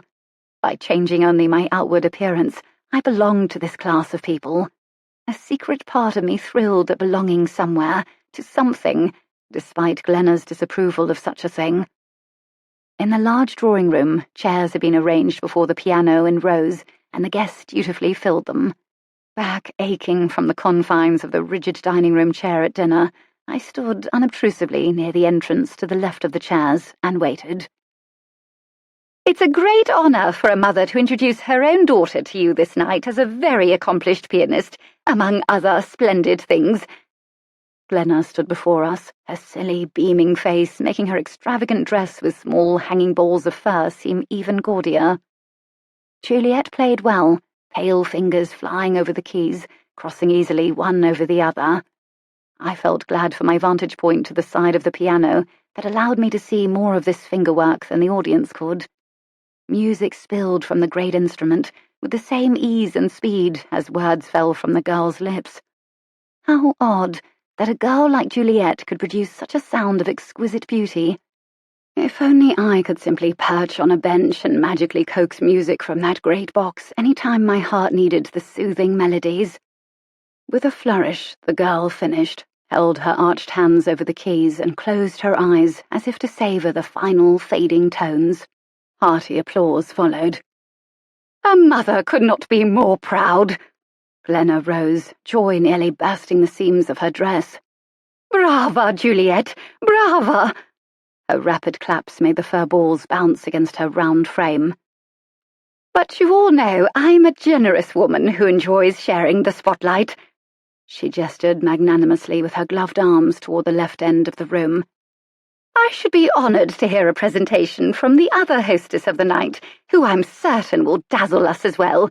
Ladies and gentlemen, I'd like you to meet our beautiful cousin, Miss Aurelie Harcourt. Striding directly to me, Glenna caught my wrist with one gloved hand, drawing me toward the piano with the sheer force of her confidence. You do play, don't you, Miss Harcourt? No, She wrinkled her nose in a smile of victory. Good. Surprise made me weak and pliant as Glenna towed me to the piano. What on earth would I do once I reached the thing? Guiding me under the chandelier meant to highlight the pianist on the bench, Glenna encouraged me with feather-waving nods and smiles. My stomach bottomed out to my feet. Moisture gathered. Heat poured over my face from the chandelier. Glenna tilted her head with a motherly smile. Come now, look at the girl's modesty. What a virtuous young woman. But you must indulge us. Everyone is anxious to hear your little recital. You'll be splendid, I know it. My knees trembled as I sat, vibrating the underlayers of my skirt. What could I do? I'd never put finger to key in my life. Before Lyndhurst, I'd only seen the instrument in the illustrations of Papa's stories. Diggory watched from the corner, worry stretching his face. Where was Nell? Strangers in colourful dresses sat between me and the door, facing me expectantly, closing off escape. The smooth ivory felt foreign under my fingertips. Oh God, rescue me. I'm frozen. My rescue approached from behind. A few footclops, then a dark figure slid onto the creaking bench beside me, arm against mine. Silas's warm breath brushed my ear. Just breathe. I'll handle the rest. Fingers played over the keys. I lowered my eyes and focused on breathing. And then a deep, beautiful song began at the bottom of the keyboard, drawn out by his tanned, strong hands. My eyes flicked open and watched Silas's fingers deftly spider over the keys with the ease of a professional. In one smooth movement, his hand climbed the keyboard toward my inept fingers and slid silently, gently under them, carrying the song up the keyboard in the part I was supposed to play. He guided my hand that lay draped helplessly over his, but I felt every thud of his knuckles into my palm, every move of his fingers working over the keys. I wanted to cry. The gentle song with rich tones sounded like heaven. The music poured forth from the open piano, and to the audience my arms moved up and down the keyboard. The words of David of the Bible rang through me, stirring my heart to tears. Gracious is the Lord and righteous, yea, our God is merciful. The Lord preserveth the simple. I was brought low, and he helped me. Return unto thy rest, O my soul, for the Lord hath dealt bountifully with thee. Bountifully. I had only to ask, and God rescued. Every time. I stole a glance at Silas, his calm face intent on the keyboard. He looked briefly at me, and I caught a glimpse of the deluge of strength and kindness stored behind the dam of his face. And Nell would be the one to unleash it one day. His gentle smile engulfed me, causing my hand resting on his to tremble. The desire to kiss him, to yank out the foundation of that dam, nearly overtook me. He carried an emotional culmination into a glorious ending, resting his fingertips on the keys as the sound swept over the room and receded like a wave. The sudden applause startled me, and I drew my hand off Silas's and jerked my gaze back toward the audience. A few in the back stood. With a quick, awkward head bow, Silas stood from the bench, twining his fingers through mine and squeezing my hand for a brief second before slipping away without a backward look. On shaky limbs, I also stood and walked into the audience without a bow, this time finding a seat. No wall would be enough to hold me upright at this point. My insides trembled like raisin pudding. Just before I collapsed into a chair, I caught sight of Nell in the shadows just beyond the doorway, watching the affair with rapt attention, fist to her mouth and tears in her eyes. Had she been happy to see the man she cared for helping me, or was she afraid of losing him to me? I should reassure her that it would not happen, but in the afterglow of the beautiful duo, I wasn't sure I could find the words to actually promise such a thing. I closed my eyes and breathed, white-knuckling the edges of my hard chair. Best not to think of it at all. I had been wrong before. What if Nell did not even think of Silas that way? What if I would never care for Lord Sutherland? If only I knew anything for certain, besides the fact that I deeply loved Silas Rotherham. 25. Lady Jayne dearly loved believing all surprises to be good things, but the older she grew, the more the opposite proved true. Nathaniel Droll, Lady Jayne Disappears. Whenever Juliet's eyes sparkled, it meant danger. That much I knew for sure. The girl had circulated among the guests, talking to each person individually. Keeping to my word, I had watched her throughout the night, but nothing had been amiss. Until now, that is. Jasper Grupp slipped into the room and handed his hat to Diggory in one smooth move. With eyes glittering dangerously, the girl glanced at Jasper in a flutter of lashes, then returned to whomever she talked to, her eyelashes touching her cheeks. Jasper returned her glimpses, a smile snaking over his face. A few times the glances lingered, a secret code passing between them. Juliet held her closed fan to her cheek, tapping absently as she talked to another man. Then the fan tapped her rosy lips as they curved into a smile. Frowning, I moved through the crowd toward her. Juliet swayed just ahead of me, gliding toward her mother, and laid a hand on the bejeweled woman's powder-white arm. "I have a surprise for you, Mother. One you'll love." Glenna pivoted to evaluate her. "It had better not include the name Jasper Grupp." "Oh, but it does." Her pinch-lip smile sealed the words. My heart drummed against my ribs. I swallowed. Was it time? Should I say something? This would be it. I had to speak up right now before they announced their engagement. Dear Lord, give me strength. I claim the promise from James chapter 1 and ask you for wisdom. But what on earth would you have me do, Father? Just then, Lord Sutherland slid himself between me and the mother-daughter pair. "I had no idea you were such an accomplished young woman. Have you learned to play the piano on your own as well?" Frustrated at the intrusion, I bit my lip. I have never in my life had a piano instructor. The deceptive truth slipped out of my tense mind. Outstanding. His eyes shone. I have a Steinway at my home, gathering a rather impressive layer of dust in an unused parlour. I would be honoured to have you come and dust those keys for me with your beautiful songs. I'm positive my mother would be astounded beyond words to hear you play. As would I. Thank you for the kind invitation, but I am truly not a pianist. The words rang in my ears as false modesty, but I couldn't help it. What else could I say without tangling myself in further deceptions? Lord Sutherland persisted, the sight of his handsome face tickling my stomach as he leaned close again, speaking intimately as one who had known me for years. You must know I want to see you again. Would you allow it? As long as you require only my company and not a piano recital. A realization passed through my mind as a fleeting thought amid the tension and fear. Lord Sutherland and I were not of the same world. If we married, as Juliet certainly intended, I would be a constant fake. But was I not already that? You have a bargain, fair lady. Although I will not promise I'll never again request to hear your lovely music. Silas couldn't keep his gaze from drifting in quick sips to Aurelie. Even surrounded by a flock of guests, the girl looked utterly alone.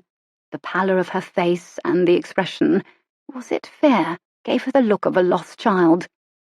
Don't worry, I will watch out for you. The Lord had placed the girl in his path for her protection, of that he was certain.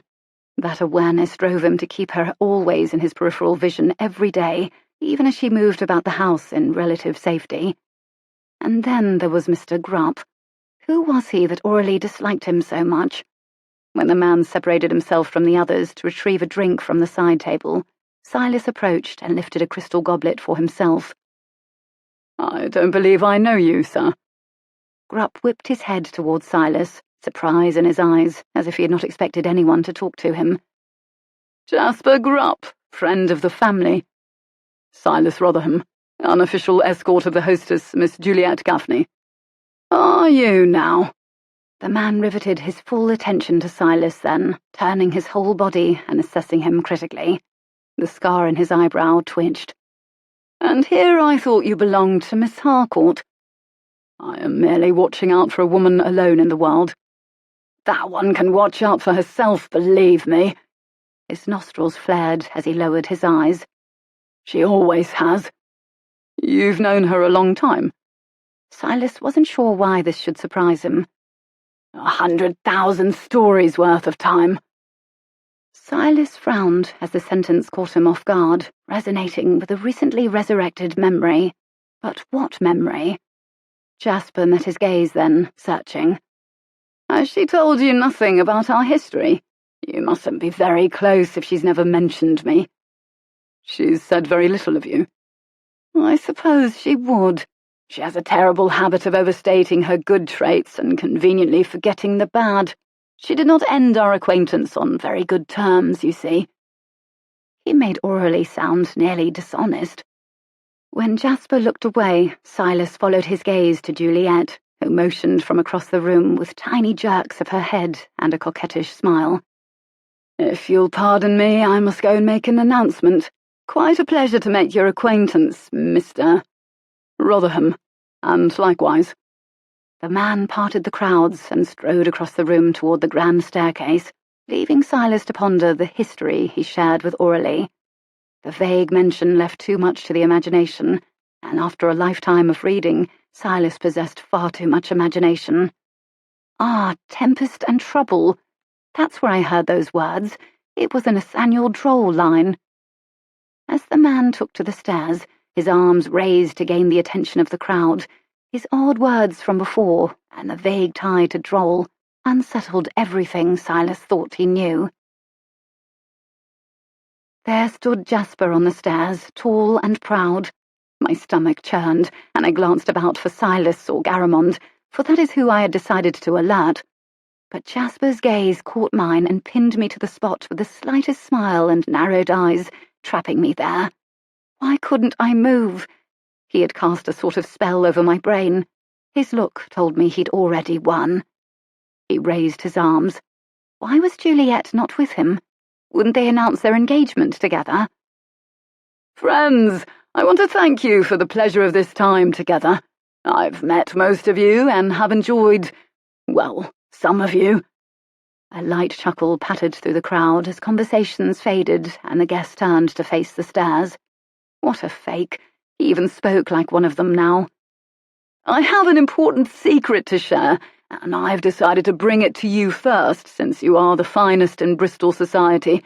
I'm pleased to tell you that you are now gazing upon the one and only Nathaniel Droll. Gasps arose from the crowd. Low murmuring ensued. I grabbed my throat, my breath catching. No, no, no! My mind screamed, throbbed. How dare he? How dare he? I pinned him with a look, channeling the anger inside me toward him in one powerful glare, but he did not see it. His countenance, alight with pride, swept over the well-dressed gentlemen and ladies who looked up to him. Murmurs and clinking punch glasses filled the momentary silence. Yes, it's true. I've kept myself anonymous for years to maintain a normal life, but I've recently been encouraged to make myself known. So there you have it, everyone, and I am pleased to make your acquaintance. With a bow, he descended the steps again into an eager throng of guests. Questions alighted from the people nearest him, and conversation swelled to a heavy volume. Juliet remained on the fringes, fan tapping her open palm. The smug look of victory said that this moment was to her a validating landmark. Several men toasted Jasper Grupp with loud cheers and sloshing glasses. Rage boiled. My long fingernails cut into the delicate skin of my upper arm. What would I do now? What could I do? That fiend! Anger pulsed over me with each thudding beat of my heart, exploding through my mind. Across the room and beyond the crowds, Juliet found me and winked. I met her look, but couldn't smile. Aloneness wrapped itself around my middle and squeezed until I could scarcely breathe. Speeding toward a quiet corner, I nearly collided with Silas. He jerked his glass up high to avoid spilling lemon water on me. Mr. Rotherham, all other words escaped me. Miss Harcourt, you look flushed. Are you well? Quite well, thank you. Focus, calm, mask in place. Chin up, shoulders back. I forced my best smile forward. And may I offer you congratulations on completing your mission? You now know the identity of Nathaniel Droll. Considering his water glass, then me again, he smiled. No, indeed, Miss Harcourt. I'm not sure I do. Tipping his glass to me in a parting gesture, he slid into the mass of well-dressed guests, becoming simply another black-suited man at the party. Not my rescuer this time. When Jasper wove through the remaining guests toward the balcony, I followed him. Whipping aside the curtains with trembling hands, I grabbed his arm with the full force of my anger. Jasper, what were you thinking? I ached to shove him over the rail. It would barely hurt him at this height. I was thinking I needed to save my hide after you so kindly roasted it for me. He dusted his shiny hat and tucked it under his arm. You left me in a rather awkward position when you hinted to Miss Gaffney about my upbringing. I needed to offer her some explanation as to why I'd risen above my childhood, and it had an even greater effect on her than I'd hoped. We were carried away one day, and she convinced me that I should tell the world my grand secret. You promised. Anger curled through me. We made a deal and you broke it. I want that money back. It had obviously been spent on his suit of clothes already, but I didn't care. Our deal was that I would never reveal you to be Nathaniel Droll. Dark eyes sparked at me from the shadows veiling his face. You tell me how I broke that promise, and I'll repay every farthing. Heat burned behind my eyes. You are despicable, Jasper Grupp. Do you have any idea what you've done? Weeks of fear and anxiety all swelled together, solidifying into the form of the skinny man before me. I haven't hurt you, Aura dear. Not yet. He stroked my bare arm, running one fingertip along its smooth surface. Chills rose along its path. I've only had a little fun with you. made things difficult, as you've done for me so often. All those girls deserved to know the truth. I don't regret warning them about you." He smiled, tilting his head. You shall, my dear. He flipped his hat back onto his head and bowed. Now, I should slip away from my adoring fans. With an easy leap, he cleared the rail and landed in the grass a half-story below. One last lift of his hat, and he moved forward, merging with the dark. I stared until I couldn't see him. Where was my rescue now? The inky night felt devoid of everything good, even God. I had no plan, no desire to write, and no help from anyone. 26. It was her beauty and wit that drew people into her life, but her intentional love for the downcast that made them remain. Nathaniel Droll, Lady Jayne Disappears. Silas Rotherham strode with purpose through the courtyard at Shepton Mallet Prison, which was lightly populated with a few tired inmates. A door banged, sending a cloister of doves up from the eaves with pleasant thwacks and coos. He hadn't been sure when he'd left the house that morning what had prompted him to go there, other than the unnerving weight on his mind after Jasper Grupp's surprise.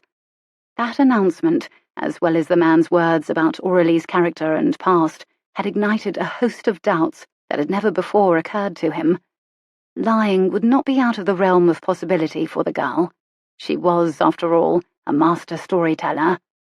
Then, in the dark of night in his lonely bedchamber, questions had surfaced. Questions about years of royalty money and the plausibility of a prison inmate penning famous novels. But as foolish as he'd felt then for missing the holes in her story, he felt even more so now for doubting the word of the girl he knew to be unusually pure and good, one immune to normalcy. This visit, and the talks he'd had with Rosa and the others, had only proven what he already knew. He hadn't answered his burning questions, but he'd learned several facts on this trip.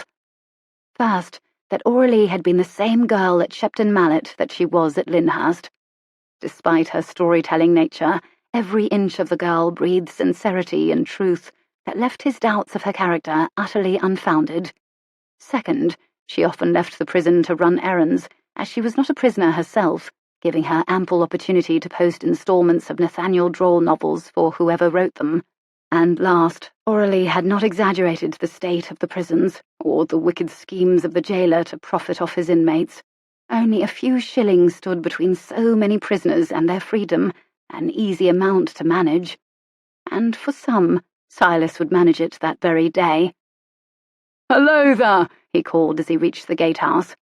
The wiry man swung out, holding onto the bars, tattered coattails flying out after him. "Hello there, Governor. Find everything you need?" "I'd like to discuss a few inmates with you." Walking among the prisoners Aurelie cared so greatly about had drawn out his protective side in a powerful way, spurring him into action. They required so little, and were given even less. "I've come across several men whose debts are to establishments no longer in business. Can you tell me why they've not been released?" Confusion creased his pale brow. "Well, you can't go releasing a debtor just because. He still owes the money, even if there's no one to take it from him." "All right, then what if you took it?" He blinked. "Let me see the prisoner log, please." His whiskered face shuttered. "Are you an inspector from Her Majesty, then?" He smiled. "No, sir. Just Silas Rotherham, ordinary man of business." The man returned with a long book, pages curled back to the most current one.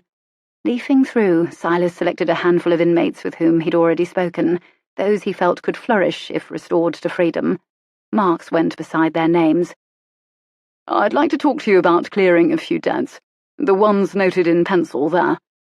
He extended the book back to the man. "Starting with Rosa Clemens from cell block 38.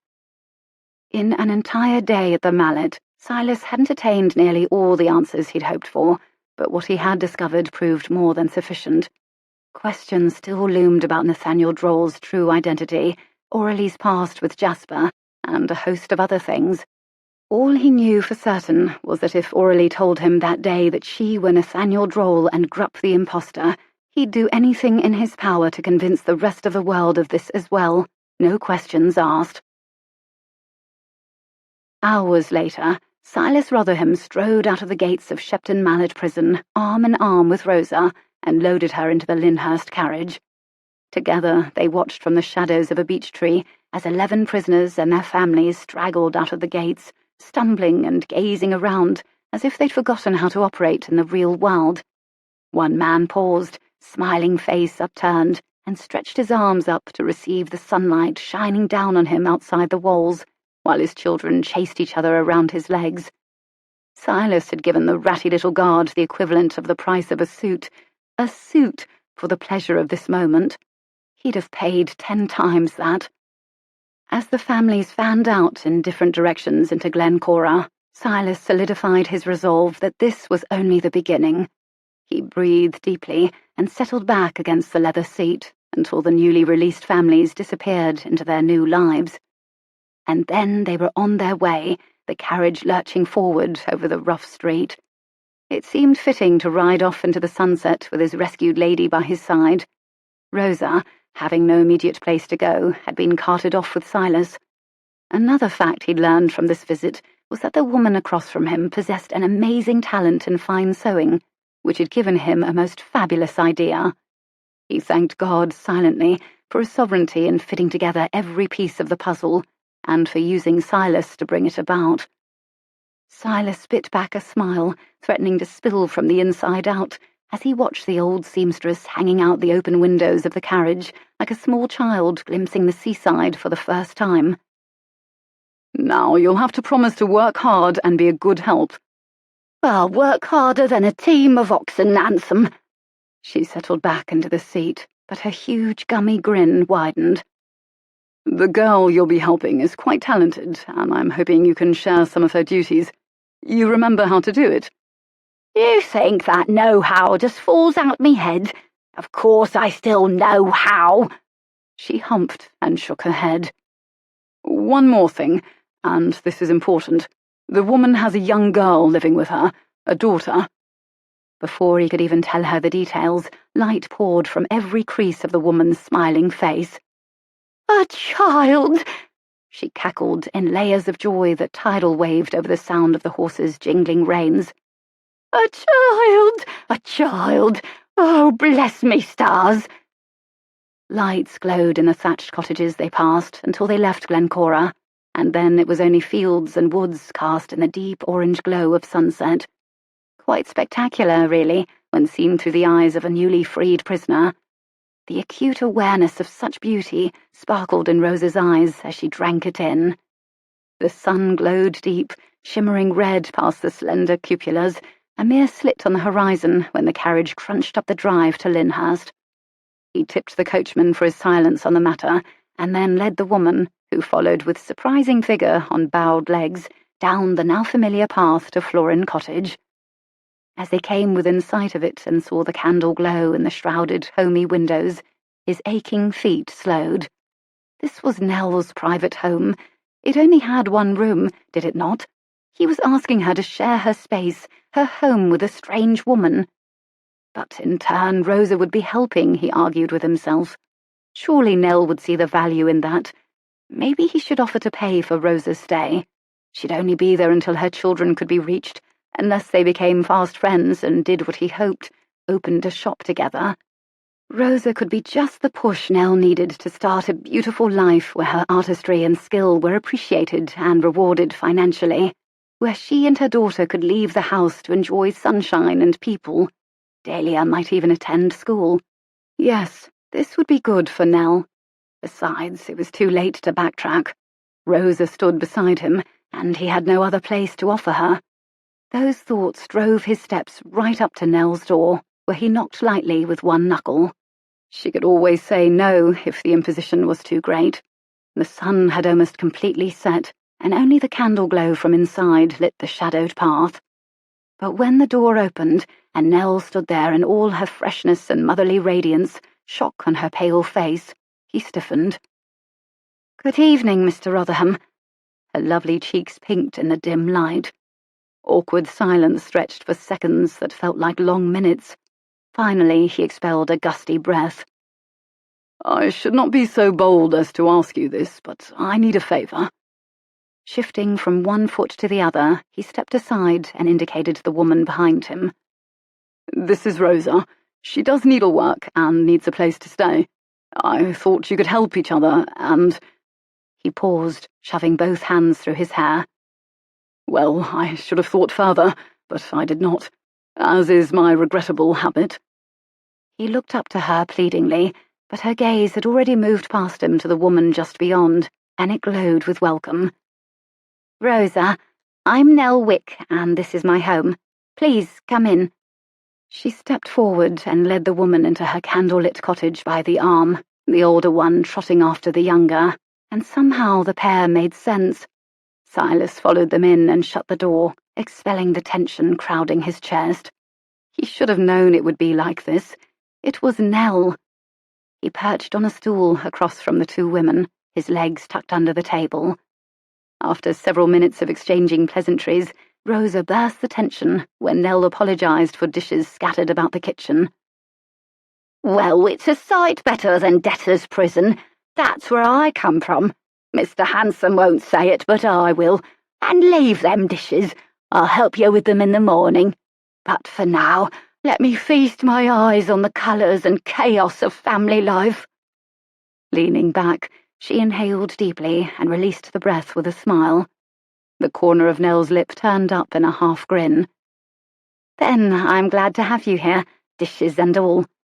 Ain't none of us perfect, and I'm the best example of that lot. Now where's your fine husband so I can make my acquaintance and pass judgment?" Silas's muscles tensed across his back. Nell absently swept crumbs from the table into her palm, then dusted her palms over the table. She repeated the nervous habit several times before forcing the truth out of her lips. "There is no husband." The lovely face tipped down as she spoke the words. "My daughter was accidental." With a deep frown, the old woman shoved up from the table and walked over to the bed that mother and daughter shared. Dahlia's sleeping form lay sprawled across it. Leaning close, hands clamped to her knees, Rosa inspected the tiny face flushed in sleep and shook her head. "Ain't no mistake about an angel like that, Miss Nell Wick." Silas's breath caught at the sight of the girl's tiny face, long eyelashes resting on pink cheeks. What he wouldn't give to have a precious child like that to protect and encourage. How could anyone resist scooping her up and swinging her around every day just to see her smile? When an aura of family and home filled the room of near strangers, Silas knew it was time to leave. He rose at a break in the conversation and excused himself. Nell followed him to the door to see him out. Looking down into her face, he so badly wanted to take her hands in his to communicate the gratitude overwhelming him. "I cannot tell you what it means to me that you have trusted this stranger to come into your home. You are a gem among women, Nell Wick."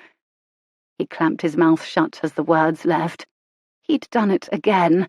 Why couldn't he filter things like that before he built a wall between himself and every woman he talked to? Not every thought was meant to be voiced. He prepared for the inevitable rejection, but Nell lit up with a gratified smile. "It is my pleasure to help you, Mr. Rotherham. A great honour, after all you've done for me. I'm only too glad." She clasped her hands in her apron. "Besides, I can tell by the look of her that this woman can be trusted. She isn't one of them." She tipped her head toward the big house. "She reminds me of my own mother."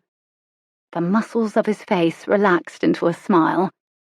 "If there's anything I can do for you to repay you, anything at all—" She dipped her head with the thought of whatever request she wanted to make but couldn't.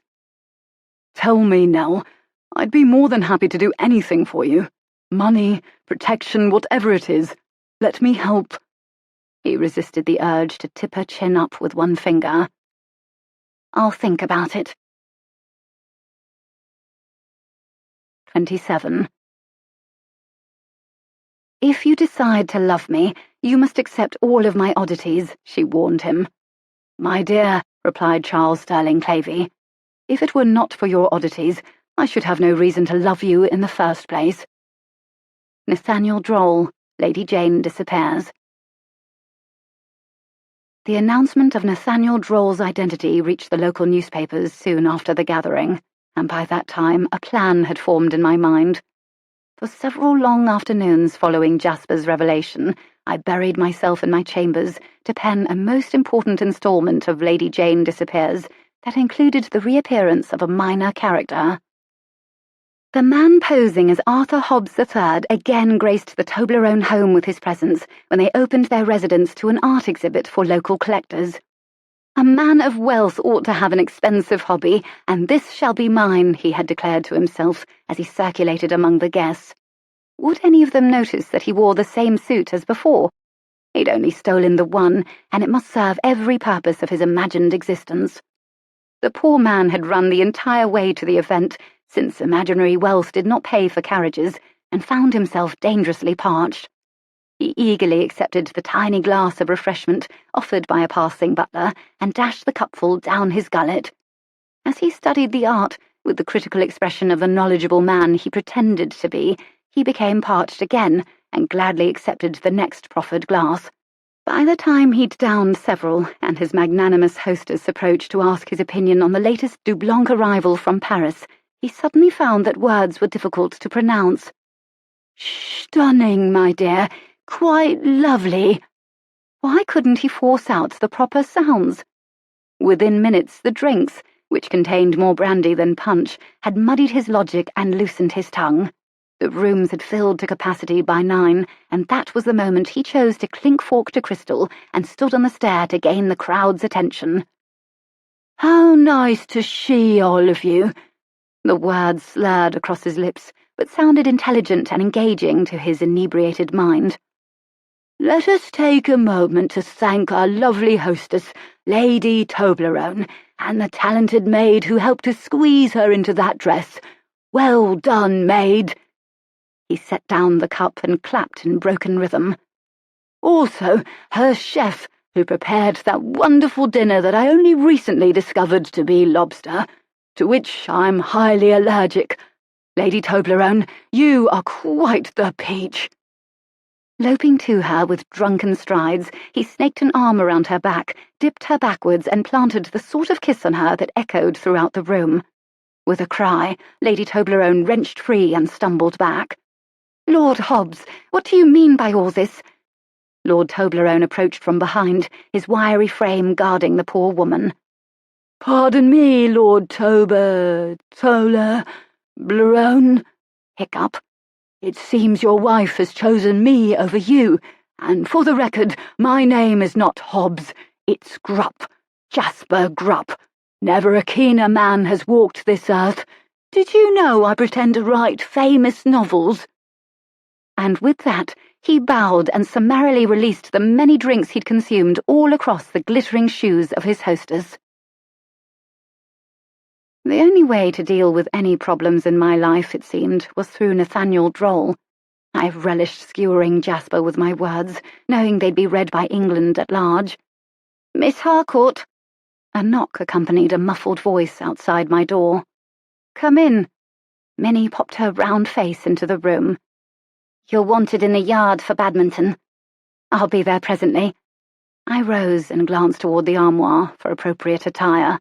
Despite my lack of coordination, the idea of fresh air and exercise appealed to me after several days of near imprisonment. But I quickly learned I was not meant to play the lively game but to watch it, along with the other women from Lyndhurst. Neatly arranged in the shade with cheese and crackers and a few assorted cold meats, we idled around the wrought-iron patio table, hat brims shading our faces. I reached for another slice of Swiss cheese, reveling in the sun warming my exposed arm. Something about constant fear and turmoil made one appreciate small blessings in abundance. "This is something we could never do in our London house." Juliet's high-pitched cheerfulness grated as the birdie popped from Silas and Garamon's side to Clem and Kendrick's and stuck in the grass. Aunt Eudora humped from her wheeled chair behind us, blowing out the handkerchief that covered her face. "Don't bother to sugar the truth." Glenna's sour face grimaced in the shade. "Country life will always be a miserable prison for those meant to live in the city." "Do you know, I've learned something rather interesting." Juliet leaned back and nibbled a cracker. "Wasn't it Uncle Wolfe we were trying to save when we sold that London house? Well, as it turns out, the man remained a wastrel, despite our sacrifice on his account. How abominable! Imagine, we gave up a city life for the man and—" "Who on earth told you such a thing, Juliet?" Aunt Eudora's voice snapped out from her corner of the patio as her handkerchief floated to the ground before her. Jasper Grupp. No one but that fiend would have done it. "A good friend who happens to have inside information on the man." "Remarkable proof that some people are simply beyond help." Glenna popped one bit of candy after another between her tiny lips. Teeth clamped shut and grinding, I tightened my belly but said nothing. Tears threatened. Glenna turned, fanning her red face. "Mother, what on earth put it into your head that you should even try to save that wastrel brother of yours in the first place?" "Glenna, do not question my judgment. The same generosity that opened my hand to him will also one day open my hand to your family as I write out my will." "But, Grandmama, he brought such disgrace to you. I heard there were even children born to unwed women of his acquaintance. Good heavens, we have little vagabond cousins running around that might show up at our door at any time, demanding to be let in." Juliet laughed. "Imagine a little urchin off the street wanting to join our family as if they could actually belong, simply because of some silly old indiscretion that tied us to them. What on earth would we do with such people?" Vagabond. Wastrel. The words rattled around in the part of my heart that refused to acknowledge the truth about the man. All the years of writing serial novels, the money he must have earned, yet he allowed us to remain in Shepton Mallet. I harshly shoved aside images of Papa throwing away his money in foolishly large amounts to secure the immediate comforts he so enjoyed, of our painfully empty tin that should have contained his savings if he'd had any. No, stop. He wasn't a wastrel. Wasn't. Hadn't he produced the stories that captivated even the elite members of this household? Who among them had accomplished such a thing? Even penniless, Papa had created a legacy to last beyond his lifetime, and I had to remember that, no matter what they said. Clear visions of Papa's precious face rose before my mind. "What would we do?" Glenna's narrowed eyes flicked to me. "Cast them out as soon as possible." I forced my crossed arms into my gut. The taste of all the cheese and bread I'd consumed rose in my mouth as I dipped my head. "There was one," Aunt Eudora spat out the words. "One child born to one woman. I will not hear you speak of my brother any more. There is too much you don't know." "You mean there's more? How wonderfully dramatic." Juliet clapped her hands in little pops that echoed in the shaded patio. "You shall have to tell us the whole story now, Grandmama. What became of the wretched woman and her poor child? Has the lad grown up to be as worthless as Uncle Wolfe?" I shot up, ramrod straight, chair jerking back. Anger had eclipsed my self-control, and I did not care a whit. "You know nothing about him. How dare you?" Or maybe it was I who did not. I breathed hard. My stiff bodice would suffocate me. No, they would. The tight circle of them focused on me, judging me. Commotion lit up the patio as female exclamations echoed in the little space. The noise drew the maids out, cap ribbons flying behind them as they ran to assist. Before anything worse could happen, I stole away, my slippers swishing through grass. Anger swelled against my ribs as I ran. Why had I ever walked into their silly games with courtships and flirtations, gowns and ridiculous curled hair? I'd been safe in prison, happy. My feet thumped the ground with all my pent-up ire, carrying me toward the woods. I veered left before the tree line and ran through the grass, pumping hard against my heavy dress. Whipping around a crumbled wall, I plastered my cheek against the mossy stones, breathing hard. Arrogant, worthless, That's all this family was. I should tell them, just spit out the secret I had tucked away inside me. Then they would look at their wastrel uncle and his child entirely differently, wouldn't they? Hot, angry tears poured over my cheeks. I moved slowly among the scent of roses later that evening as darkness descended, my fingertips skimming the powdery petals. Moist breeze cooled my skin. Aloneness suddenly seemed a comfort at the moment, not a threat. It had taken enormous courage to walk inside for dinner after the upset of the afternoon, but the conversation I overheard behind the closed drawing-room doors had shattered my bravery. Kendrick and Glenna voiced what I had feared from the beginning. I did not belong at Lyndhurst. Aunt Eudora had obviously told them all who I was, and the truth was in the open. What to do with this odd cousin from debtor's prison, who simply did not fit anywhere? In the dim starlight, I paused to the right of the tall drawing-room windows that framed the cosy family gathering inside. What was to be done with me? I couldn't return to Shepton Mallet without Papa. My whole family was here at Lyndhurst, and they they knew I did not belong. Making my living as Nathaniel Droll tempted me beyond belief, but I did not belong in that role either. For as much as I tried to shove my way into the identity, some unseen force pushed me back out with a power I could not combat. Perhaps that's all this was, God pushing me firmly from this work. Or the paranoia about some invisible ghost and seeing danger in everything. None of this was necessary if I removed myself from the two places I was not wanted. But if I did that, what had I left? I moved to the trellis and stood beneath the waterfall of clematis, closing my eyes to experience the aroma and feel of the flowers more deeply. No matter what happened in the coming days or weeks, whether I stayed as an intruder or left as a homeless waif, I could enjoy this moment. No one could deny me that. I leaned against the vines, twining the wooden frame, my face tipped heavenward. I've asked for so much, Lord, and you've given it to me. Forgive me for seeming ungrateful if I ask for more, but I would dearly love a place to— You look as though you belong. Silas's voice rumbled over my thoughts. My eyes winged open, my heart blasting, then recovering. Belong. Here. Something about his face seemed different as he stood quite near, as if the moonglow and quiet shadows had intoxicated him into a dreamy haze. Like he considered kissing me.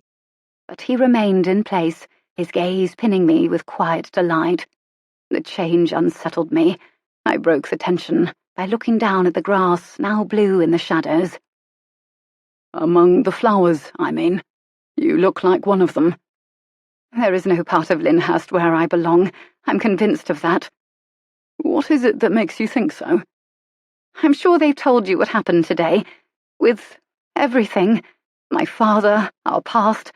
I do believe I could have belonged here, if only they didn't care so greatly what people think of them. Hurt welled up again, swift and sharp, as I thought about what they'd said. Has it ever occurred to you that you are guilty of the same? I whipped my face up to look at him, anger pricking. Is this another one of your word plays, Mr. Rotherham? A joke? Surely you know my character better than that. Then why does their disapproval bother you so? I dropped my gaze, studying the pink rose at my fingertips. Because Papa deserves better. He shoved his hands in his pockets. I've been to Shepton Mallet again. How incredible to hear how they love you in that place. Yet here at Lyndhurst, among your own family, you fight to be accepted. What exactly is the difference? The people. The answer rolled off my tongue. I thought so too at first. He stepped closer, his chest nearing my face. But after visiting your prison twice, I think the difference is in you, Aurelie. I balled my fists. How can you think that? I am the same wherever I live. No fancy clothes will ever change me, and I would think you'd know that much about me by now. Listen, if a boy was drowning in the English Channel, and you were the only one there who knew how to swim, you'd dive right in, wouldn't you? And the last thing you'd worry about is how proper your form appeared to the watchers on the beach. What a question. You lived that way at Shepton Mallet, passionately breathing life into those people with every action, extravagantly loving, diving in and rescuing. You hadn't time for caring what you looked like to anyone.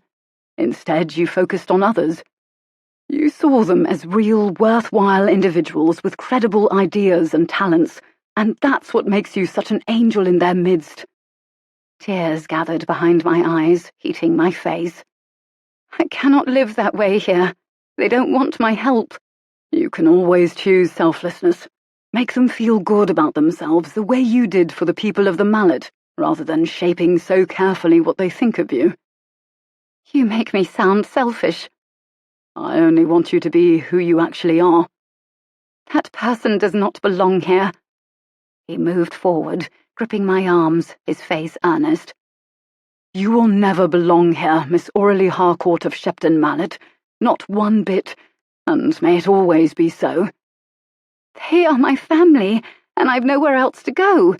And my heart needs to belong somewhere. It is not a loner. In answer, he bent forward, fingertips moving up and exploring my hair as if he revelled in the tresses, nose resting atop my head. That I know. His voice tickled my scalp until he leaned back, and it was intoxicatingly intimate. I leaned a breath closer. Do that again. May I speak honestly with you? I sought his eyes. What have you been doing since I've known you? This was it. The words were at the gate of his lips, ready to flood out into the night between us, mending and warming my heart, answering my prayers, for I read the deep feelings in his expression. Eyes closed, I savoured his nearness.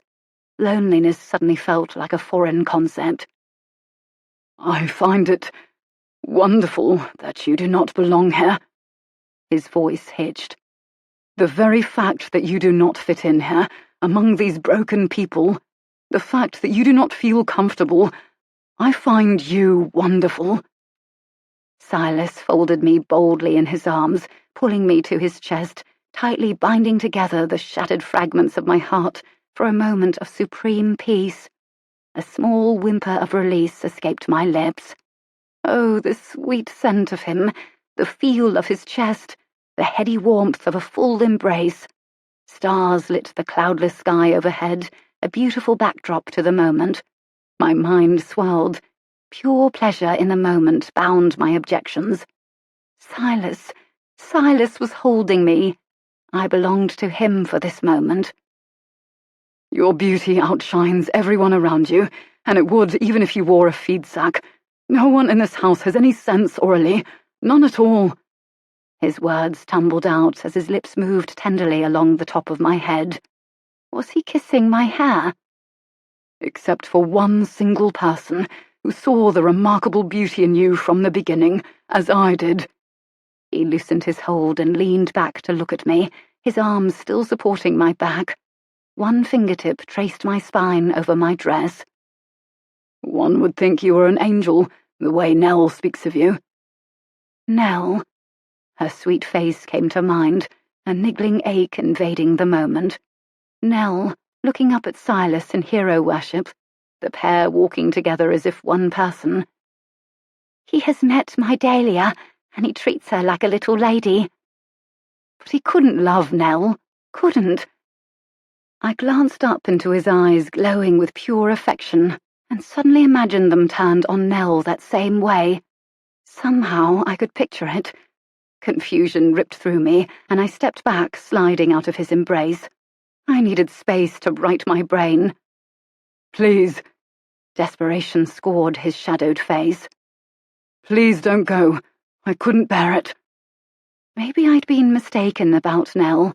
His feelings for me were so ardent, so genuine. When I hesitated, he stepped forward again, closing the distance in one swift movement, embracing me and nuzzling my ear.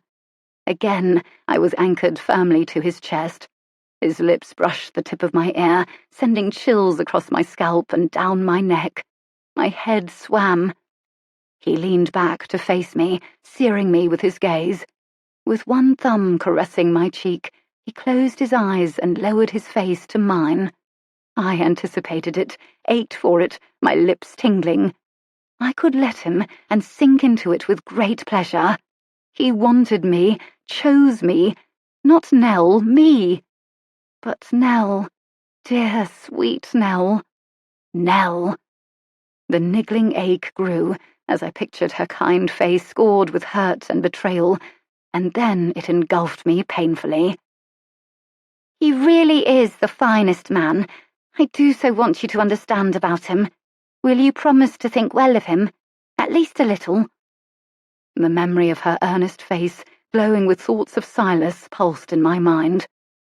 A light movement of his hand on the skin of my arm broke through my thoughts. I couldn't think this way, so intoxicated by the nearness of him. It would be a mistake, whatever happened in that moment. I slipped back, dipping my head to avoid the kiss. My forehead skimmed his nose, and I planted my hands on his chest. Heart brimming, I lifted my face from a safe distance and searched his eyes. I should go inside. The confusion in my heart was mirrored on his face. Before my disloyal heart could change its mind, a door slammed open behind us, and a stream of light cut across the lawn. I pulled fully away and took a step back. He stood at the safe distance I had created, watching me with tender eyes. How easily I could sink into loving him. But not yet, not until the truth had been untangled, and it was clear who he belonged to. I could not make the mistake of lavishing my devotion on a man who was not wholly mine. And if Nell had even a sliver of a chance to win him, then she should, for she needed him far more than I did. Every hasty action in my first romance had been utterly regretted. In those moments, I'd warned myself against all rash behavior in the future, and for the first time, I listened to the advice of my past self. I stepped forward and squeezed his hand, sealing the authenticity of my affection, and tore myself away from his presence before we could be discovered. I fled through the night, with ragged breaths of clammy air, my path lit only by light streaming out of the windows. But in the cool reality of aloneness, I berated myself. Why? Why had I done it? The thought trailed me as I ran into the house and up the stairs to my bedchamber, my haven in this foreign place. I could be deep into a kiss with him right now, tasting his lips and delighting in his embrace. I locked the door behind me in my bedchamber, but my efforts would not shut off the flow of feelings battling for control. I sank to my rug in a puddle of regret, angst, and desire, and cried. 28. Too often people make a goal of avoiding mistakes. That is a mistake in itself, for no life lesson will pierce deep enough to remain with us unless it is preceded by the sharpness of regret. Nathaniel Droll, Lady Jayne Disappears. I watched the moon from my window that night, knees tucked to my chest as I curled into the wing-back chair. My empty dinner tray lay on the floor beside me. It was probably good that I hadn't known until now this tray would appear if I missed dinner, or I'd have skipped plenty of meals before this one. How could I show my face before them again? I had even upset Silas now, my only true ally. Before I could break open my heart and pray, a knock sounded on my door. "Special delivery," called a muffled female voice. I uncurled from the chair and rose to answer. Juliet stood on the other side, eyes shining, holding out a cup of Danish pieces and stewed strawberries. Awkwardness tightened my limbs as I opened the door for my cousin and ushered her in. "I know how you love your breakfast sweets, so I had the kitchen staff fetch a few things for you." Juliet held out the cup, smiling, then dropped her gaze. "I made some rather base comments today, and I hope you will forgive me." With a smile, I took the cup and returned to my chair to curl into it. Juliet followed, taking the other. "Really, I had no idea you were related to Uncle Wolfe at all. Grandmama never tells us anything worthwhile, you know. She hugs her secrets to her like they're her real family. And you must believe me, I'd never have called you those things if I'd known. We've gotten to know you, so it's quite different. You're not some orphan from the gutter." She reached across the expanse and touched my arm, catching my gaze with bright eyes. "I'm glad you've come to us, and I hope they never make you leave." My face relaxed, my neck and shoulders sinking into the cushions. "Thank you." "You are still the only one in this entire house who supports me seeing Jasper. You understand when no one else does." When I pinched my lips, holding back the flood of thoughts, Silas's words of conviction surfaced again, washing over me as truth. I did care what they thought of me. Too much. I knew Jasper, and knew that nothing good would come of his relationship with Juliet, yet I chose silence in the matter. Why? To maintain my constantly tenuous friendship with this girl. To ensure I remained in this house. For my benefit, not Juliet's. What an utterly selfish decision. But that would change. I am not exactly a supporter, you know. No, not enough. Stronger. Courage. I inhaled. You deserve far better. He truly is an awful person, Juliet. There, the words were out. Gambling, lying, drinking, a lot of anger. Believe me, there is much wickedness under that gentleman's suit. I knew him before I came to Lyndhurst. I even thought to help him, to bind all those gaping wounds with love. A little mouth pinched, eyebrows arching. Do you truly believe you can win him this way? Truly, I do not desire him. I've never wanted anyone less in my life. But I care for you, dear cousin, and I so much want you to have the best. And Jasper Grupp is far from it.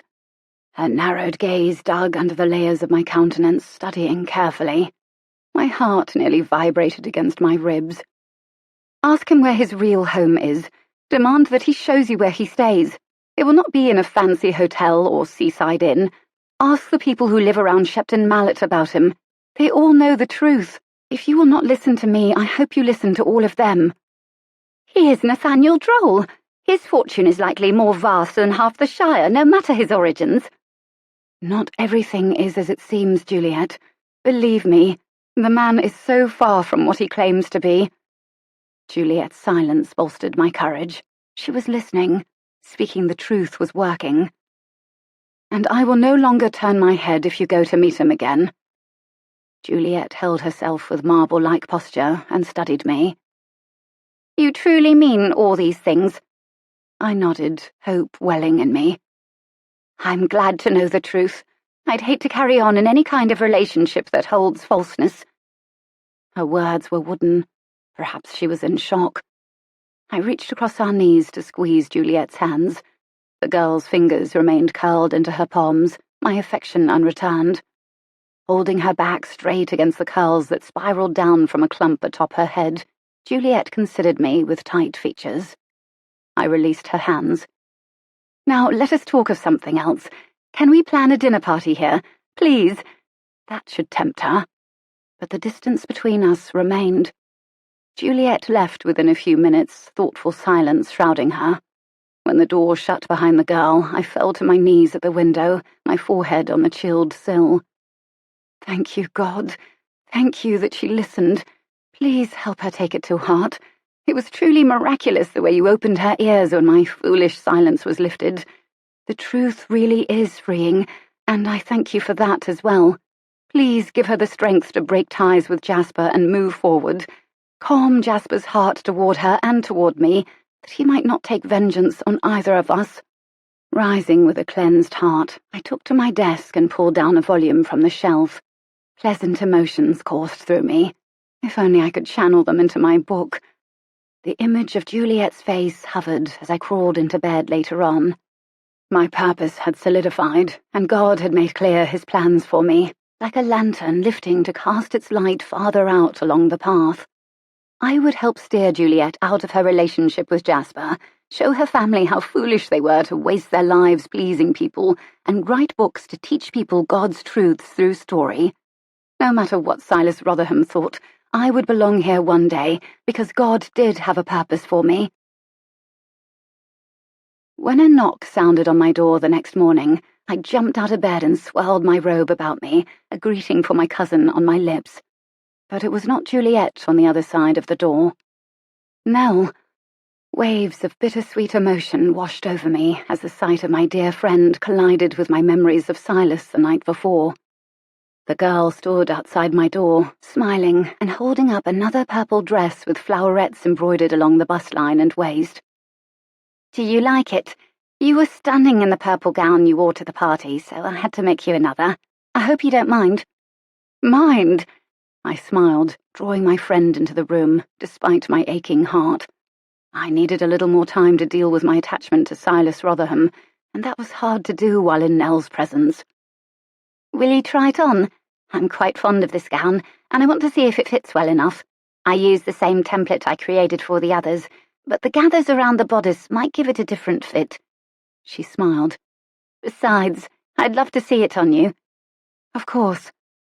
Twirling my hair up to my scalp, I turned my back so Nell could undo the buttons and ties. "About Silas, I'd like to ask you something." "Yes?" Her quick fingers slowed. "What?" Bang, bang! Pounding on my door made us jump. I walked to the door to answer, Nell trailing behind to fix the closures on the back of my dress. "What have you done?" Anger quaked Glenna's body as I flung open the door, her trembling hand waving a paper at me. "You wretched, evil girl! How dare you sneak into this house as one of our own and ruin our family? I want you out!" She whipped the letter across my face, spiked it onto the floor, and stalked out. "Diggory!" Gut clenched, I snatched the paper and flattened it against the wall. "I have gone to be with the man I love, and none of you can convince me I should do otherwise. I cannot stay here another day without being allowed to see him. The force between us is stronger than any of you with such simple, empty marriages could possibly understand. My dear cousin Aurelie, thank you for showing so plainly the truth of your friendship with me. You should know that your scheming finally drove me into the waiting arms of my lover, and for that I thank you." The smirk came through the girl's words as if she'd drawn a picture above them. My knees weakened, and I sank to the floor against the doorway. Regret washed over me in massive tidal waves. Oh, what had I done? Silas had been right. I'd rationalized, protected my image for far too long, at the expense of someone's future. Why had it been so important? Why? So what if my family knew of my past? They knew now, anyway. And Juliet, she hadn't liked me any better in the end for supporting her wrong decisions. While I had believed the fire to be completely under control, a gentle smouldering that was easily extinguished. Little sparks had been gaining strength beneath the leaves until they united in one huge, engulfing fire I was helpless to stop. "Nell, we've got to find Juliet. She's run away with Jasper Grupp." I turned, forcing my muscles to cooperate. "To marry him." "Marriage isn't likely with this man, but plenty of other catastrophes are." With a quick nod, Nell tossed me a hat and followed me out the door. "We should find Silas. You cannot do this alone." My stomach clenched. "Not Silas. Maybe Kendrick. Or Diggory. Yes, I'll take Diggory." "You need Silas. Kendrick is in Bristol for the day, and Diggory, well, he wouldn't be able to stop a kitten." Tugging me after her, Nell ran down the stairs, leaving the letter on the floor behind us. "Diggory, where is Mr. Rotherham?" Nell's voice reached the grand hallway before her feet did. Before the old servant could process the request, Silas emerged from Garamon's study, a ledger book open across his palm. With quick, efficient words, Nell summarized the events of the morning, one hand on his arm to draw him toward the entryway. Garamond followed. "What's happening? What's this about Juliet?" I turned to the men and focused on Garamond. "She's run away with Jasper Grupp, and we're going to find her." "Run away?" He blinked in disbelief, eyes bugging out of his normally placid face. "We'll find her, Lord Gaffney. She's only just left." I tightened my wrap and moved through the gathering crowd. I turned to whisper to Nell. "But I will not take Silas Rotherham." "Fine, then." Nell looked at the man in question, still anchored against the doorway of the study. "I'll go with Silas. You can stay here." "Why are you going?" Glenna's voice reached us as she sailed down the stairs, finger pointed at me. "Garamond and I will be taking the carriage, and you will wait here, and you'll be lucky to stay another night in this house." Lady Gaffney, why don't you remain here, and I'll take the carriage out to search." Silas popped his hat onto his head and glanced at Nell in silent communication. We all froze as the front doors banged open and the sound echoed through the hall. Diggory's polite voice floated in, along with the punctuated staccato of footsteps on tile. Lord Sutherland brushed into the room and slowed, surveying the small crowd. An air of confidence settled easily over his shoulders. "Quite a reception. Were you expecting me to call? I'd come to speak to Juliet." "That man has run off with my daughter." Glenna reached the landing and pushed past the servants toward the visitor. "Lord Sutherland, you must help us find her." "Juliet?" Lord Sutherland's smile died on his clean-shaven face. His skin blanched. "Juliet is gone. Of course I'll help. Where have you looked so far?" "I know where to find the man." I stepped forward. "I know exactly where he lives and where he spends his time." "Wonderful. We'll take my carriage. Lady Gaffney, I'll make sure your daughter is returned to you if there's anything I can do about it." One hand resting on my back, pressing the buttons into my skin, he led me toward the door. Outside, Silas loaded Nell into Lyndhurst's carriage, and then, with agile movements, he pulled himself up and shut the door behind him. I watched the backs of Nell's and Silas's heads through the tiny rear window with a fleeting tug of regret. But that was all I had time to feel. Worry clamped down again as the coachman handed me into Lord Sutherland's carriage, and I settled into the leather seat facing forward. "How did this happen? However did he convince her?" The man's words clipped out in the quiet air as the antsy horses surged forward. "She's been sneaking around with him for weeks. She convinced herself she's in love with the man." "He's a first-class scoundrel. You know that, don't you?" "I do, but she wouldn't listen to me." He smeared one gloved palm across his face and groaned. I gave the coachman directions to Shepton Mallet, where he'd have to leave us. This fine carriage would never fit through the nearby neighbourhood streets such as Hedgerow Lane. Looking at the pure white gloves splayed over the handsome face made me suddenly wish I'd gone alone. What would he think of where we were going? I'd have to explain so much about my relationship to Jasper and my past in this place, and I hadn't the energy to do it. All of it would be overshadowed by finding Juliet, though, which would surely happen. "How long have they been gone? Did he at least have intentions of marrying her, or did he only plan on ruining her?" Lord Sutherland's face, so perfect and confident moments earlier, now looked haggard. I studied his agonized face, understanding for the first time. "You care for Juliet, don't you?" "Of course I do." The words snapped out, punctuated by his heels hitting the base of his seat. "I've known the girl since we could walk." But he cared more than a mere neighbour would. I watched him without a word, shaping him into a hero for another novel.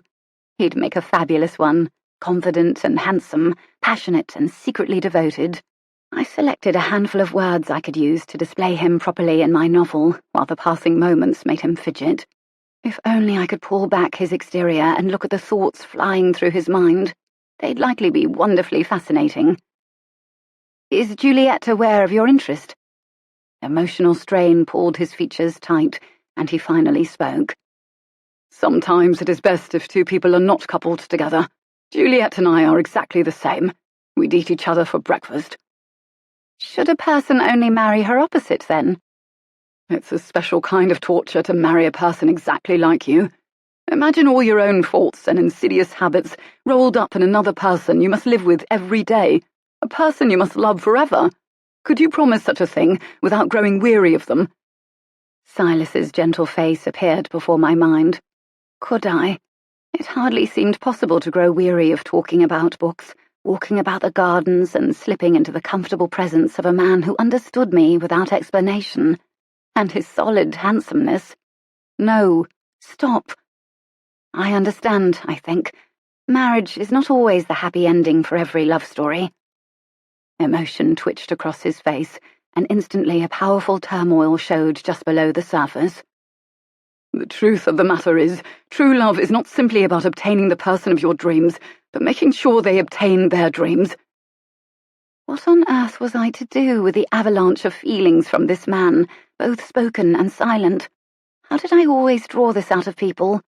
Everyone except Silas Rotherham, it seemed, whose wall still remained in place, except for the large crack that had so recently appeared. Contemplative silence filled the small space as we rolled over stone bridges and past muddy sheepfields. When the carriage finally turned toward town, I sat straight against the seat and watched Lord Sutherland's face. Soon he'd be immersed in my background, even if he didn't know it. Exactly what sort of cad is this man? The kind who gets whatever he wants, in whatever way he can. You were one of his victims, I assume, from the look of your face. Embarrassment pricked my skin. My chin dropped to my collarbone. Briefly. The word came out so soft, I wondered if he heard it. Sickly fog rolled over the stone and thatch scenery of Glencora. With each clop of horse hooves, moments passing without conversation, my stomach calmed, and I relaxed into the springy seat back. Why did it matter at all what Lord Sutherland thought of me? It didn't, really. He was merely a neighbour, one who was possibly in love with Juliet. Slowly, carefully, I filled in the details I knew about Jasper Grupp. I told him about the years of deceit, his poor background, the bouts of surprising rage, and most recently the lies that allowed him to attend parties with Juliet. He considered me, cheeks tight. I suppose you will make a story of this. I've heard much about your wonderful tales, and this would make a winning piece. A runaway girl marrying the wrong man, the desperate race to find her. I shall want to forget this ever happened once we are safely home again, even if Juliet is found immediately and everything goes smoothly. The thought of writing brought a dull ache to my gut. I should have taken my head out of the clouds long ago and focused on real life. 10 things like this might not have happened. When we reached the centre of town, I directed the coachman to the gates of Shepton Mallet, and we climbed out at the end of the street. Lord Sutherland walked with his hands shoved in his pockets, arms clamped to his sides, on guard against pickpockets or diseases in the air. He fit here as well as I had at Lyndhurst the first night. Chest cinching painfully, I forced myself to stay calm. I'd need every ounce of my wits to combat whatever we might find at the Grupp cottage. Thankfulness swelled in me for the tall man who strode beside me and the safety he represented. When I directed him to the correct house a few blocks from the prison, Lord Sutherland pounded on the door with his fist. A warm breeze circled us as we waited, but no one answered. "Hello there!"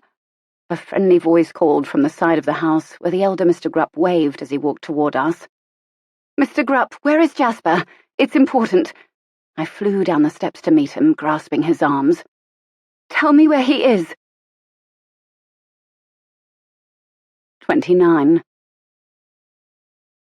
The love Lady Jayne bestowed on her friends never changed them, but rather it broke through the lies and hindrances to reveal the version of them that God always intended them to be. Nathaniel Droll, Lady Jayne disappears. What exactly is he up to? Lord Sutherland slumped in his carriage seat, defeated. Perhaps he wants a ransom, or simply to ruin her. Either way, we won't have to convince Juliet he's a cad. He'll do that all on his own. Jasper's father had given us no information, except what was evident between his words. His son did not have honourable intentions. Jasper had simply disappeared yet again, his father unaware of any marriage plans. When none of Jasper's favourite haunts provided any clues, we had turned the carriage toward home as shop owners flipped their signs from open to closed. The long day of searching had wearied me, inside and out. Our polite conversation ceased as the carriage lumbered up the drive to Lyndhurst, leaving us wilted against our seats. Finally, we reached the house and jerked to a stop. Dust swirled around the stilled carriage before I convinced myself to rise and step toward the house. Glenna slid out the front door, hatless, hand to her chest, her eyes haunted. Garamond joined her on the landing. First, I'd have to face Glenna and the family. Then I'd have to talk to Nell and hear every last detail of her carriage ride with Silas, which would overwhelm me in the end. Positioning myself safely behind Lord Sutherland, I approached the house, a resigned air of finality and impending goodbye trailing after me. Glenna surged forward with intensity and cinched my wrists, jerking me up the final step and silently asking the single all-important question with starving eyes. "We haven't found them." The truth soured my mouth. The woman jerked back and collapsed into a puddle of fabric and tears on the step, her dress billowing out in the wind. Garamond knelt and cradled her, holding her head to his chest.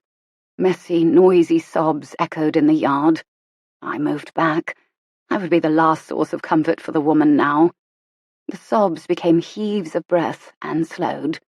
Glenna's body stiffened as control once again fortified her. Anger shadowed her features.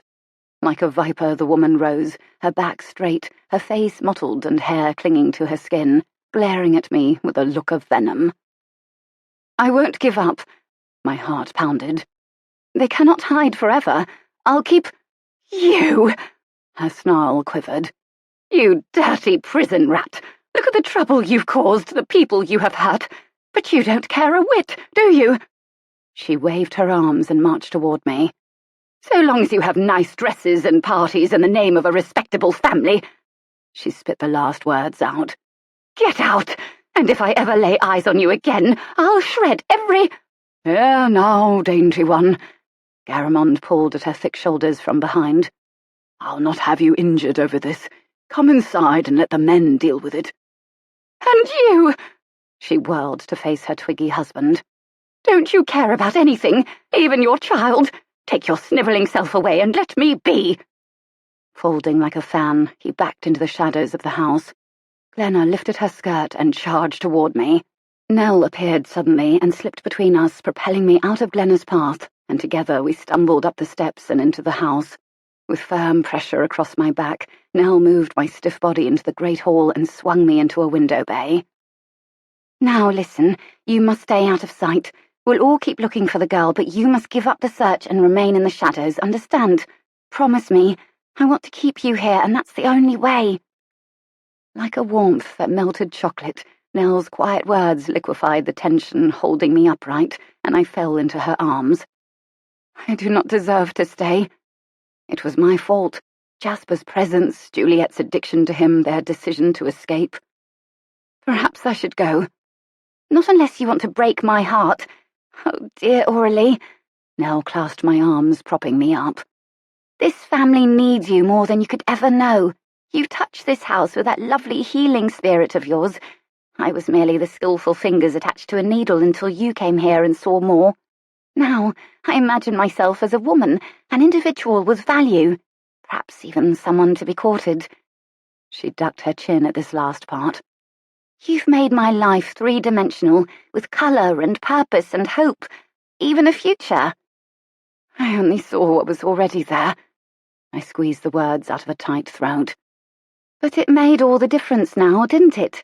And imagine what it could do to your family if you stay. How desperately they need you, just like I did. Thou anointest my head with oil, my cup runneth over. Blessings abounded where they were not deserved. Nell's words rolled over me, gently soothing the pain of all I'd endured that day. I held my hands over my chest, where my heart welled with too many words to speak. Finally, I found my voice. The need is great, but my abilities are not. If only you saw the truth, she smiled. I must go tell Silas you're back, but promise me you'll not leave. At least not yet. I have wonderful news to share with you soon. I'm just bursting to tell you later. There, now I've done my best to keep you here. What sort of news? But the girl had gone, running on tiptoes toward the front door. Silas Rotherham's figure appeared outside, striding toward the couple on the steps, who were now surrounded by attentive staff members. Silas. Nell had called him Silas. Pressing my fingertips against the chilled glass, I drank in the sight of them. Nell's dear face tipped up to look at Silas. A pair, two opposites that fit together. Then Lord Sutherland passed them on the path to the house, stopping to throw a glance of quick disapproval in their direction. His steps slowed so he could tell them something, but Silas pulled Nell toward him as if to shield her from Sutherland's words. Bittersweet emotions tugged at me as I watched my friend, heart spilling out of the girl's face as she looked up in gratitude at the strong man beside her. How beautiful. Fitting. I could imagine Dahlia swinging between them. Tears threatened. Turning from the window, I closed my eyes. Thank you, if this is your answer to my prayer. I bit my lip. How can you bring someone for me so my heart doesn't ache so much? A familiar squeak across the floor cut through the moment. A maid rolled Aunt Eudora's wheeled chair through the hall and stopped behind me before leaving us. Together, we stared out the window at everyone, a heavy silence blanketing the little bay for several moments. "Yet another mismatched couple," the voice, deepened with age, rang through the empty hall. "It's as if men only want the girl they must not have, simply because they cannot have her." "You're too late, Grandmama." Clem emerged from the shadows, his eyes sparkling with victory against his pale face. "I overheard them in the carriage when they arrived, discussing their secret betrothal. Silas plans to propose to her with or without your blessing." I forced a delighted smile that tugged up my lips. They were to be married. Why did I suddenly feel so heavy? Because it had happened so quickly. Perhaps it was better that I had not encouraged his affections, if he was going to be this fickle. Footfalls echoed in the hall, and then Kendrick joined us. "Have I heard right? There is a betrothal in the house." "It's not official yet." Clem's face pinched, almost as if he now regretted sharing the news with us, now that the information had begun leaking past our tiny gathering. Kendrick's eyes flew to me, and I looked down at the tile, then automatically darted a glance toward the couple outside. He followed my gaze, his countenance darkening. "Her? Why, that little tart!" He strode to the window, folding his arms. "How dare a servant presume to pair herself with a gentleman? We must forbid this, and that devious little wench is to be sent away." Clem turned on him with a dark look. "You're only sore because he didn't choose Juliet. He might have if that little Miss Wick had not flaunted herself before him, eager to rise above her situation. I, for one, will not tolerate this from a servant of Lyndhurst. If you dare to break them apart, just so he can make the match you believe best for him—" Clem raised his balled fists. Kendrick waved him off and strode toward the library. "Save your energy, little brother. Miss Wick will need your help when Silas realizes what he's done. And he will. I'll make sure of it." Rage boiled over Clem's pure face as he stalked away and marched up the stairs. I trembled where I stood on the green and white checked tile in the silent moments after their retreat, a pillar supporting me. Finally, Aunt Eudora spoke. "Kendrick is right. They do not belong together." She rolled toward the window and levelled a gaze at the pair. "I suppose I'll have to intervene and play unmatchmaker yet again." Intoxicated with emotion, I spun to face the shriveled woman. "You cannot!" Every joint trembled. "It isn't your affair. It was never your affair." This was her fault, all of it, not mine, hers. The unravelling began years ago, when this woman forced my parents apart and sent them each on a terrible spiral that would never fully mend. Jasper, debtor's prison, the humiliation— none of that would have happened without this woman forcing her way into love affairs, as if destruction were her livelihood. Mismatched indeed. "Servant or not, that woman has more value than you'll ever have in your wretched long life. Why must you split every couple who finds happiness? Do you really want everyone as miserable as you, or do you honestly care that much about what people think of your precious family and their worthless social image?" Lace trembled atop the old woman's head, but her long face did not change. Movement to the left snapped the strain in the room, and I exhaled, stepping back. One by one, they filed into the grand hall. Glenna and Garamond, Kendrick, and several black-and-white-clothed servants. Even Diggory and Lord Sutherland huddled on the fringes. I could hardly breathe. Garamond strode forward, moving protectively around his mother-in-law. "I'm sure you'd like to retire for the night, my lady." "Absolutely not. Age does not make me brainless. Put words in your own mouth, not mine. Tell the servants to bring up tea service with plenty of sandwiches, since dinner was neglected this evening. And be sure to invite Lord Sutherland to remain with Miss Harcourt until she's recovered from the strain of the all-day search." The white-hot hatred simmered to a rolling boil and cooled with each exhale. I was to stay at Lyndhurst, just like that. I forced my breath through my nostrils, pinching my mouth shut. What had become of me? Emotions had ripped through my wall of common sense again, sending me into a passion of words that could not be withdrawn. And that woman, limp as a doll in her chair, watched her family with detached, bug-like eyes that would never again be pretty, and clung to her bitterness as if it were her only comfort. Pity ebbed over me once again for Aunt Eudora.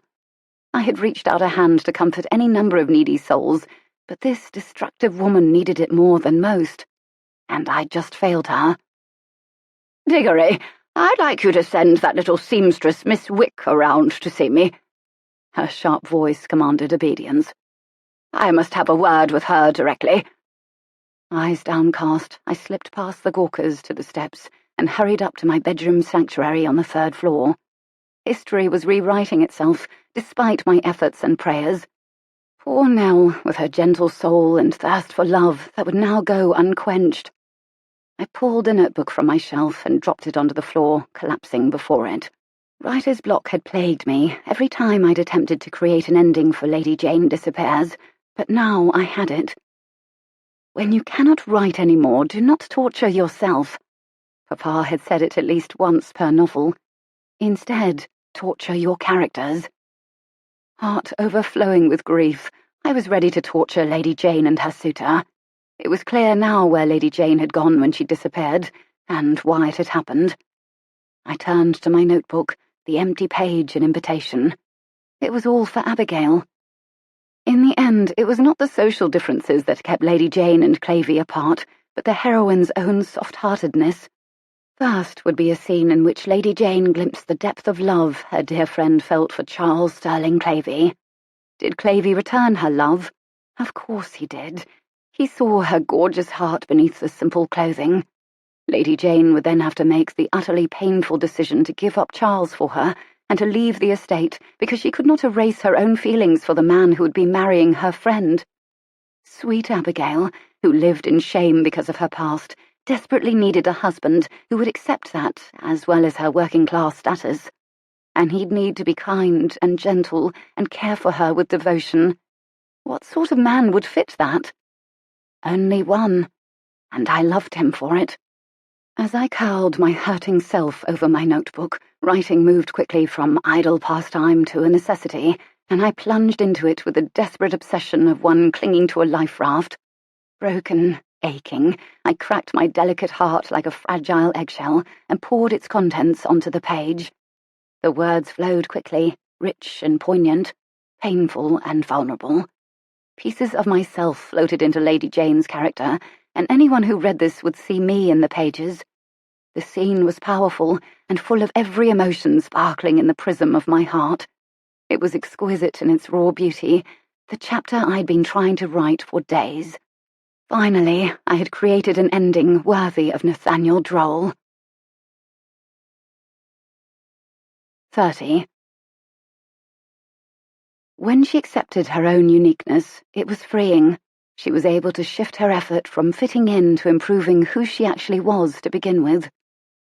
Nathaniel Droll, Lady Jayne Disappears. Silas Rotherham sprinted through puddles toward Florin Cottage. In the quiet of early nightfall, the tiny dwelling looked like a fairy tale setting, quaint and welcoming. How did she do it? Nell had transformed even a humble cottage into a homey abode. He knocked with one knuckle, then stood back. What if she slept already? This visit to an unmarried woman was already inappropriate this late. When the curtain in the window lifted, then swept back across, he exhaled away his tension. Of course she was awake, and he would be welcomed in. He need never fear visiting her. The door groaned open, and Silas stepped into the sweet aroma of cinnamon and apples. "Mr. Rotherham!" Nell's inner glow lit up the dim room as she welcomed him in. "You'll join us, I hope. Rosa's cooked more than enough for the three of us." Rosa's lumpy frame jerked and swayed in the midst of the steam and sizzle over the old cast-iron stove. "Silas!" A little girl's squeal came from the shadows, and before he could spot the girl, her tiny frame crashed into his shins, sending him backward. "Mr. Silas!" A gap-toothed grin, purely accepting and joyful, temporarily bandaged the wound inside him. If only girls did not grow up to be women and lose that simple ability to love without bounds. "Mr. Rotherham, would you like to see it?" Hands in a towel, Nell steered Silas toward a cluttered far corner of the room, with a large covered object on a stand. "Dahlia, help with the apples, please." I trust the money I gave you. It was plenty, and honestly, you did not have to do it. I would have managed. It's merely a loan. I am investing in 2 very talented women, and I expect a quick return on it. She smiled, tucking her lower lip between her teeth, and whipped away the canvas cloth with a dramatic flair. Underneath stood a black iron and wood machine, complete with handwheel, silver attachments for thread, and a flat plate to hold the material up to the needle. Silas reached out a finger and spun the wheel, watching the needle move smoothly up and down in the middle of the plate. It really was quite an invention. And this will do all the work for you, so you can tend the garden and make the meals. She laughed, a clear and buoyant sound, as if she'd recently tasted joy for the first time. It isn't quite that efficient, but it'll help me work faster. Oh, I cannot wait to tell Aurelie about all this. She will be more excited than anyone.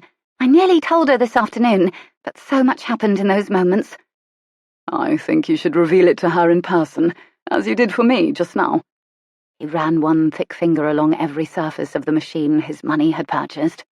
Next time he'd have to bring oil and rags for maintenance. Her 2 hands perched gently on his arm extended toward the sewing machine, and her voice dropped to a whisper. Did you do it? Did you speak to Aurelie? I meant to ask you in the carriage, but... His jaw twitched. Why had he come? Now he'd have to discuss it, relive the rejection all over again. Knots tightened across his back. He gave a brief nod and glanced down, indicating the failed outcome. I purposely avoided bringing it up on the search this afternoon. I did not care to discuss it. Oh, Silas, I'm sorry. She squeezed his arm, bestowing comfort through her touch. You are not at fault, dear Nell. Her face instantly shrouded, she drew him over to a worn chair in the furthest corner from the lively kitchen and sat on it, pulling him down to kneel beside her. You know I am. This is all because of the things I said about you when she first came. If not for that, you 2 might even be betrothed and happily in love right now. I tried to fix it, though. Truly. I told her all the time how wonderful of a man you are, and I thought she listened. There was no need. Of course there was. I misjudged you like I do every man, and I was determined to fix it. This cannot be over. You'll simply have to try again. Again? His throat cinched closed. Heat poured over him. I don't think so. I've never been the sort to force myself on anyone. His pride could not bear another failed attempt. Let me speak with her. Perhaps I can convince her if I tell her everything you told me. He rose, pushing against the chair arm to stand. I thank you for what you've tried to do, but you needn't go any further with it. I'm long overdue to return to London, as it is. The way they dismissed you today without cause, without explanation, certainly tipped the scales, and I don't care to remain. It was simply never meant to be between Aurelie and myself. She sprang up from the chair, taking his hand in both of hers and pleading with her eyes. Don't go. My own love story had a tragic ending, but it makes the pain a bit softer to live through the love stories of other people, especially the ones I care for. Then you shall have to become the unofficial matchmaker of Glencora. He squeezed her hands. Actually, I cannot remain in this area at all. I was hoping you could help me. Nell, please do not be chased away by that woman. She's sending you away over something that simply isn't true. There isn't a single gentleman here you've encouraged. Even if the fault is hers, I cannot bear to remain. Will you help me? He sighed, raking fingers through his hair. I can help you set up near London, if you choose. I'll be able to have you there in a few days, weeks at most. Can you keep yourself nearby until I'm ready? Yes, there's an old garden shed on the property where we can hide for a few days, and I'm sure the under-housemaid will bring us food. She laid a hand on his arm and smiled up at him. And in exchange, will you please let me talk to Aurelie? He shook his head. Don't worry over me. Somehow I relish the idea of returning to work. I miss it, sad as it may seem. She frowned. You'll still love her, you know, and you cannot escape your feelings forever, even if they are a bit messy. Moving toward the table, where dented plates had already appeared, he sighed and surveyed the little house up to the rafters. No, but with a pile of work and a few wonderful books, I can keep them at bay for a surprising length of time. Drained, I crept down the stairs as the early morning sun cast hazy orange rays through the sky. After purging my soul of the beautiful ending I'd been meant to write, the one that resonated with the deepest, most private parts of me, I'd opened a blank volume and spent the entire night filling its pages with a safer, more predictable ending. I would post this one to the publisher, despite its trite storyline and lack of emotion. Perhaps readers would hate this ending, but what of it? Nathaniel Droll was merely a fictitious name that belonged to no person, including me. The important task now was being done with the contracted novel, so I could finish the real-life story it mirrored. Lady Jayne lived, and I meant to find her. Finding no one home at Florin Cottage, I carried my wrapped package back to the house and asked Diggory to post it for me. "Promise you will keep this between us, will you?" "Of course, miss." The kind smile in his watery blue eyes comforted me. "Servants have neither ears nor eyes, only hearts for their masters." It was still early, so the family would not be downstairs for at least another half hour. 30 minutes should be enough time to normalize my emotions. But Clem burst in the patio doors, shattering the blessed quiet. His hard gaze cut toward me, anger marring his freckled face. "Mother was right about you."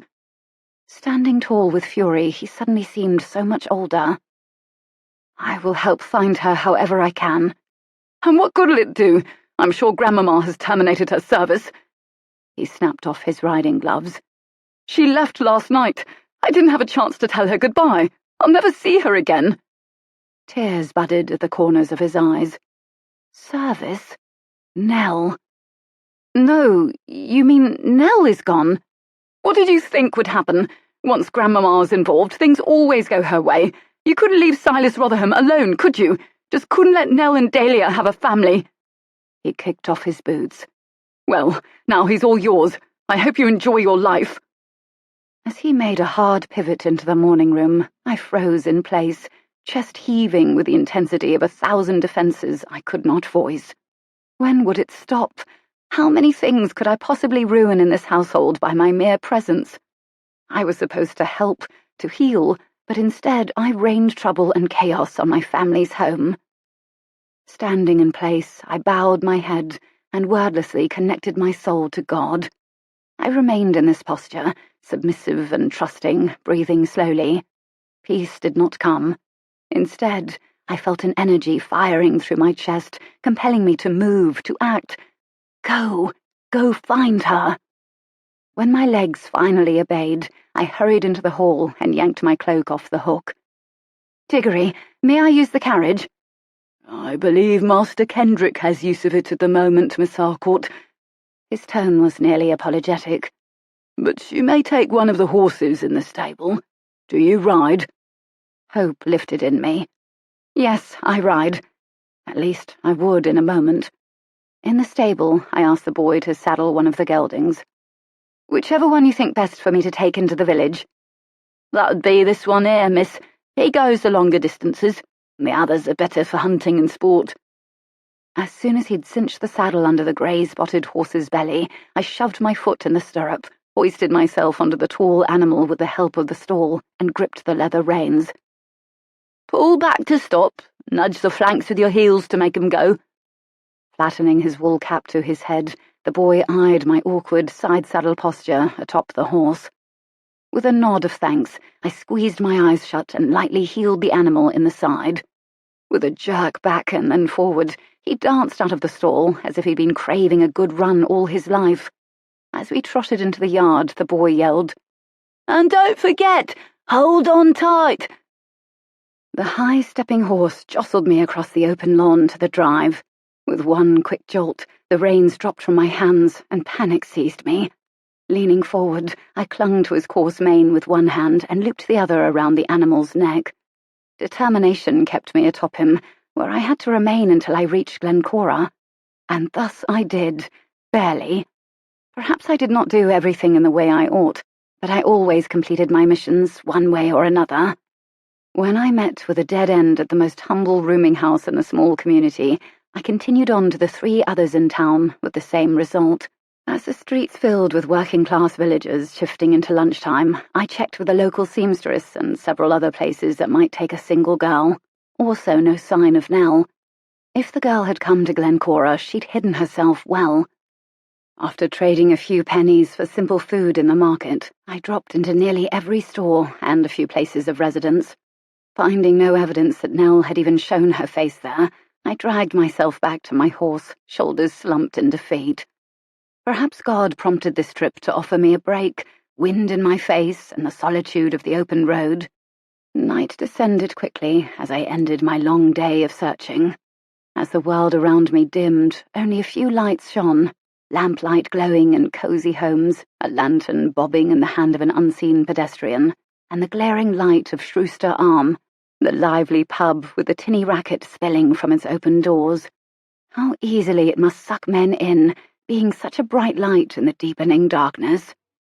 But then the door flew open wider, and the light flashed on a familiar man stumbling out of the saloon, supported by his long-suffering father. Crossing the street with hope flaring, I reached the pair and laid a hand on the older Grupp's arm as he struggled under the weight of his son. What a picture of the poor man's whole life. "What do you want now?" Jasper's bloodshot eyes widened as he spotted me. "There's nothing left for you to take. You've gotten it all." He jerked toward me, and his putrid breath rained over my senses. "Where is she?" "I was gonna marry the girl." He stood and threw his arms in the air before me, offsetting his balance. "Really and truly marry her, but you made me a fool, and she left." The older man sighed. "I'm sorry, Aura Rose. You know what the drink does to his mind. I'm sure you've done nothing to him, no matter how deserving he is." "Jasper, where is she?" But the glaze over his eyes sank my heart. His shrug further dampened my hope. Jasper's feet fumbled the single step off the walkway, and he crumpled in the straight. His father grunted under his weight, and I ran to help. Together we struggled to lift the man into the waiting cart as he howled at some exaggerated pain. When we'd completed the task, I threw a wan smile toward Mr. Grupp and turned to my horse, but his heavy hand on my shoulder stopped me. "I've been waiting for a moment to talk to you alone, but I'm afraid this is as close as we'll come. You must know something, Aura Rose. It's about your father." I spun, every muscle tensed. "He knew there wouldn't be an inquest or a trial because of where he died, but he wanted you to know the truth. I think he feared for your safety. I should have told you earlier." His haggard face hung in the shadows. "What are you trying to say?" "It happened while you were searching for Mrs. Danbury's daughters. It wasn't the infection that took him. He was murdered, Aura Rose, by one of his creditors. A blow to the back of his head." 31. A well-written book always revealed the complex truth about its characters, but more than anything, the basic truth about its author. Nathaniel Droll, Lady Jayne Disappears. Horse hooves pounded the road beneath me as my dress billowed out behind and the shadows of despair blanketed me with their heavy weight. Mr. Grupp had escorted Papa into death because I hadn't been there. I'd left him for 2 days for, what? Ensuring another prisoner did not die without her daughters present. Meanwhile, my own Papa had died without his. Tears squeezed from my wind-burned eyes. I could have prevented it, or at least walked with him through it. Defeat crashed over me. Every area of my life had fallen apart from my own foolish actions, and my memories of life with Papa had been my saving grace. But I'd failed there, too. The weight of my guilt only intensified after a night of sleep, but I swept it to the side as I descended to the morning room for breakfast the next day. Somehow the night had inflamed my appetite, so I loaded a plate with all manner of hot and cold breakfast food and perched on the stiff couch to devour it. Spiced sausage tickled my senses. "Ah, you've returned." Garamond strode into the room with his narrow chest puffed out. I was beginning to wonder if Cook was poisoning our food, the way everyone's disappearing." I forced a bite of stewed peach down my throat and turned to watch him devour his toast. He slowed his chewing and considered me. "Pardon my joke. Sometimes I find I must laugh when I need to maintain my composure." Poor man. No word from Juliet. He shook his head and cleared his throat with more than necessary effort. "She's likely married to that Grupp fellow by now, and hopelessly lost to us." I slid closer and laid a hand on his arm. "I do have one piece of good news." The words had been bottled up inside me since my late return last night, when I'd found no one awake to tell. "I went in search of Miss Wick and found Jasper, drunk and alone. Juliet has left him." "Willingly?" I nodded, and he dropped his other hand over mine, expressing so much through the touch: relief, gratitude, hope. "I feel awful about—" "Don't." He waved it off, looking away. "Juliet has a mind of her own, unfortunately." His eyes brushed closed, and he sighed. "Have others disappeared?" "Rotherham has returned to London as of this morning, and I believe I heard something about our seamstress being dismissed." "I see. Of course they'd have left at the same time. I wanted to be happy for them, truly, but the news made me feel more alone than ever. At least, out of everything, I'd done one thing right in giving up Silas for Nell. With a wan smile, I stood to leave, but the name Nathaniel Droll caught my eye in the newspaper on the side table. Casually lifting the half-folded periodical, I skimmed the boxed column that exploded with news of Jasper Grupp being an imposter. Mr. Droll's shrewd reply to the imposter claiming his work was to simply pen the offender into his novel and thoroughly scold him with the fire of his words. We hope he is marginalised from polite society, but not to fear, dear readers. Mr. Droll will likely find a place for him in his next novel, anticipated to release from Marsh House Press. Pinching back a smile, I wandered into the hall, belly and heart full. "Diggory, has the latest instalment of Lady Jayne Disappears arrived yet?" Oh, how that article made me want to delight in my own words again, to read afresh what readers and reviewers had seen. "Yes, miss, it's arrived, but I sent it with Silas Rotherham when he left. He requested every instalment in the house for the train ride to London." I frowned. Surely a trip to London is not the length of an entire novel. "I merely do as I'm asked, miss." With a nod, I climbed the stairs. Closing myself in my bedchamber again, I brushed against Papa's coat as it swung past me on the back of the door where I'd hung it. The whoosh of his scent overpowered my calm, loosening from my chest the tears that had clogged there all night and morning. After emptying my soul of them, I blotted my face with a handkerchief and pulled down the notebook containing the never-to-be-published ending showcasing my raw feelings for Silas. It was beyond time to release my hurt over Papa's true demise onto the page where it belonged. This volume would be my cathartic scrap-page book, a collection of scenes and snippets written only between myself and God. Bending the pages back to the first empty one, I dipped my pen and let it hover over the book as my feelings surfaced and simmered. But then my eye caught the final paragraphs on the left page, and my heart stopped. And so, leaving behind her glorious purple gowns, golden trinkets, and the title that went along with it all, Lady Jayne disappeared into the mist of early morning at the manor and ceased to exist. The house she left behind became chaos, but she walked in peace. In due time, a little maid in Manwood Gardens returned from an extended holiday to resume her duties in the kitchen, no one bothering to ask her where she had gone or how she'd enjoyed the experience, for in truth, she'd have been unwilling to tell them of her adventure. No, it couldn't be. I blinked at the sickeningly familiar words for several seconds before my fingers dove into the previous pages, eyes drinking in the sight of them. Before me lay the safe ending, the one supposedly posted to the publisher.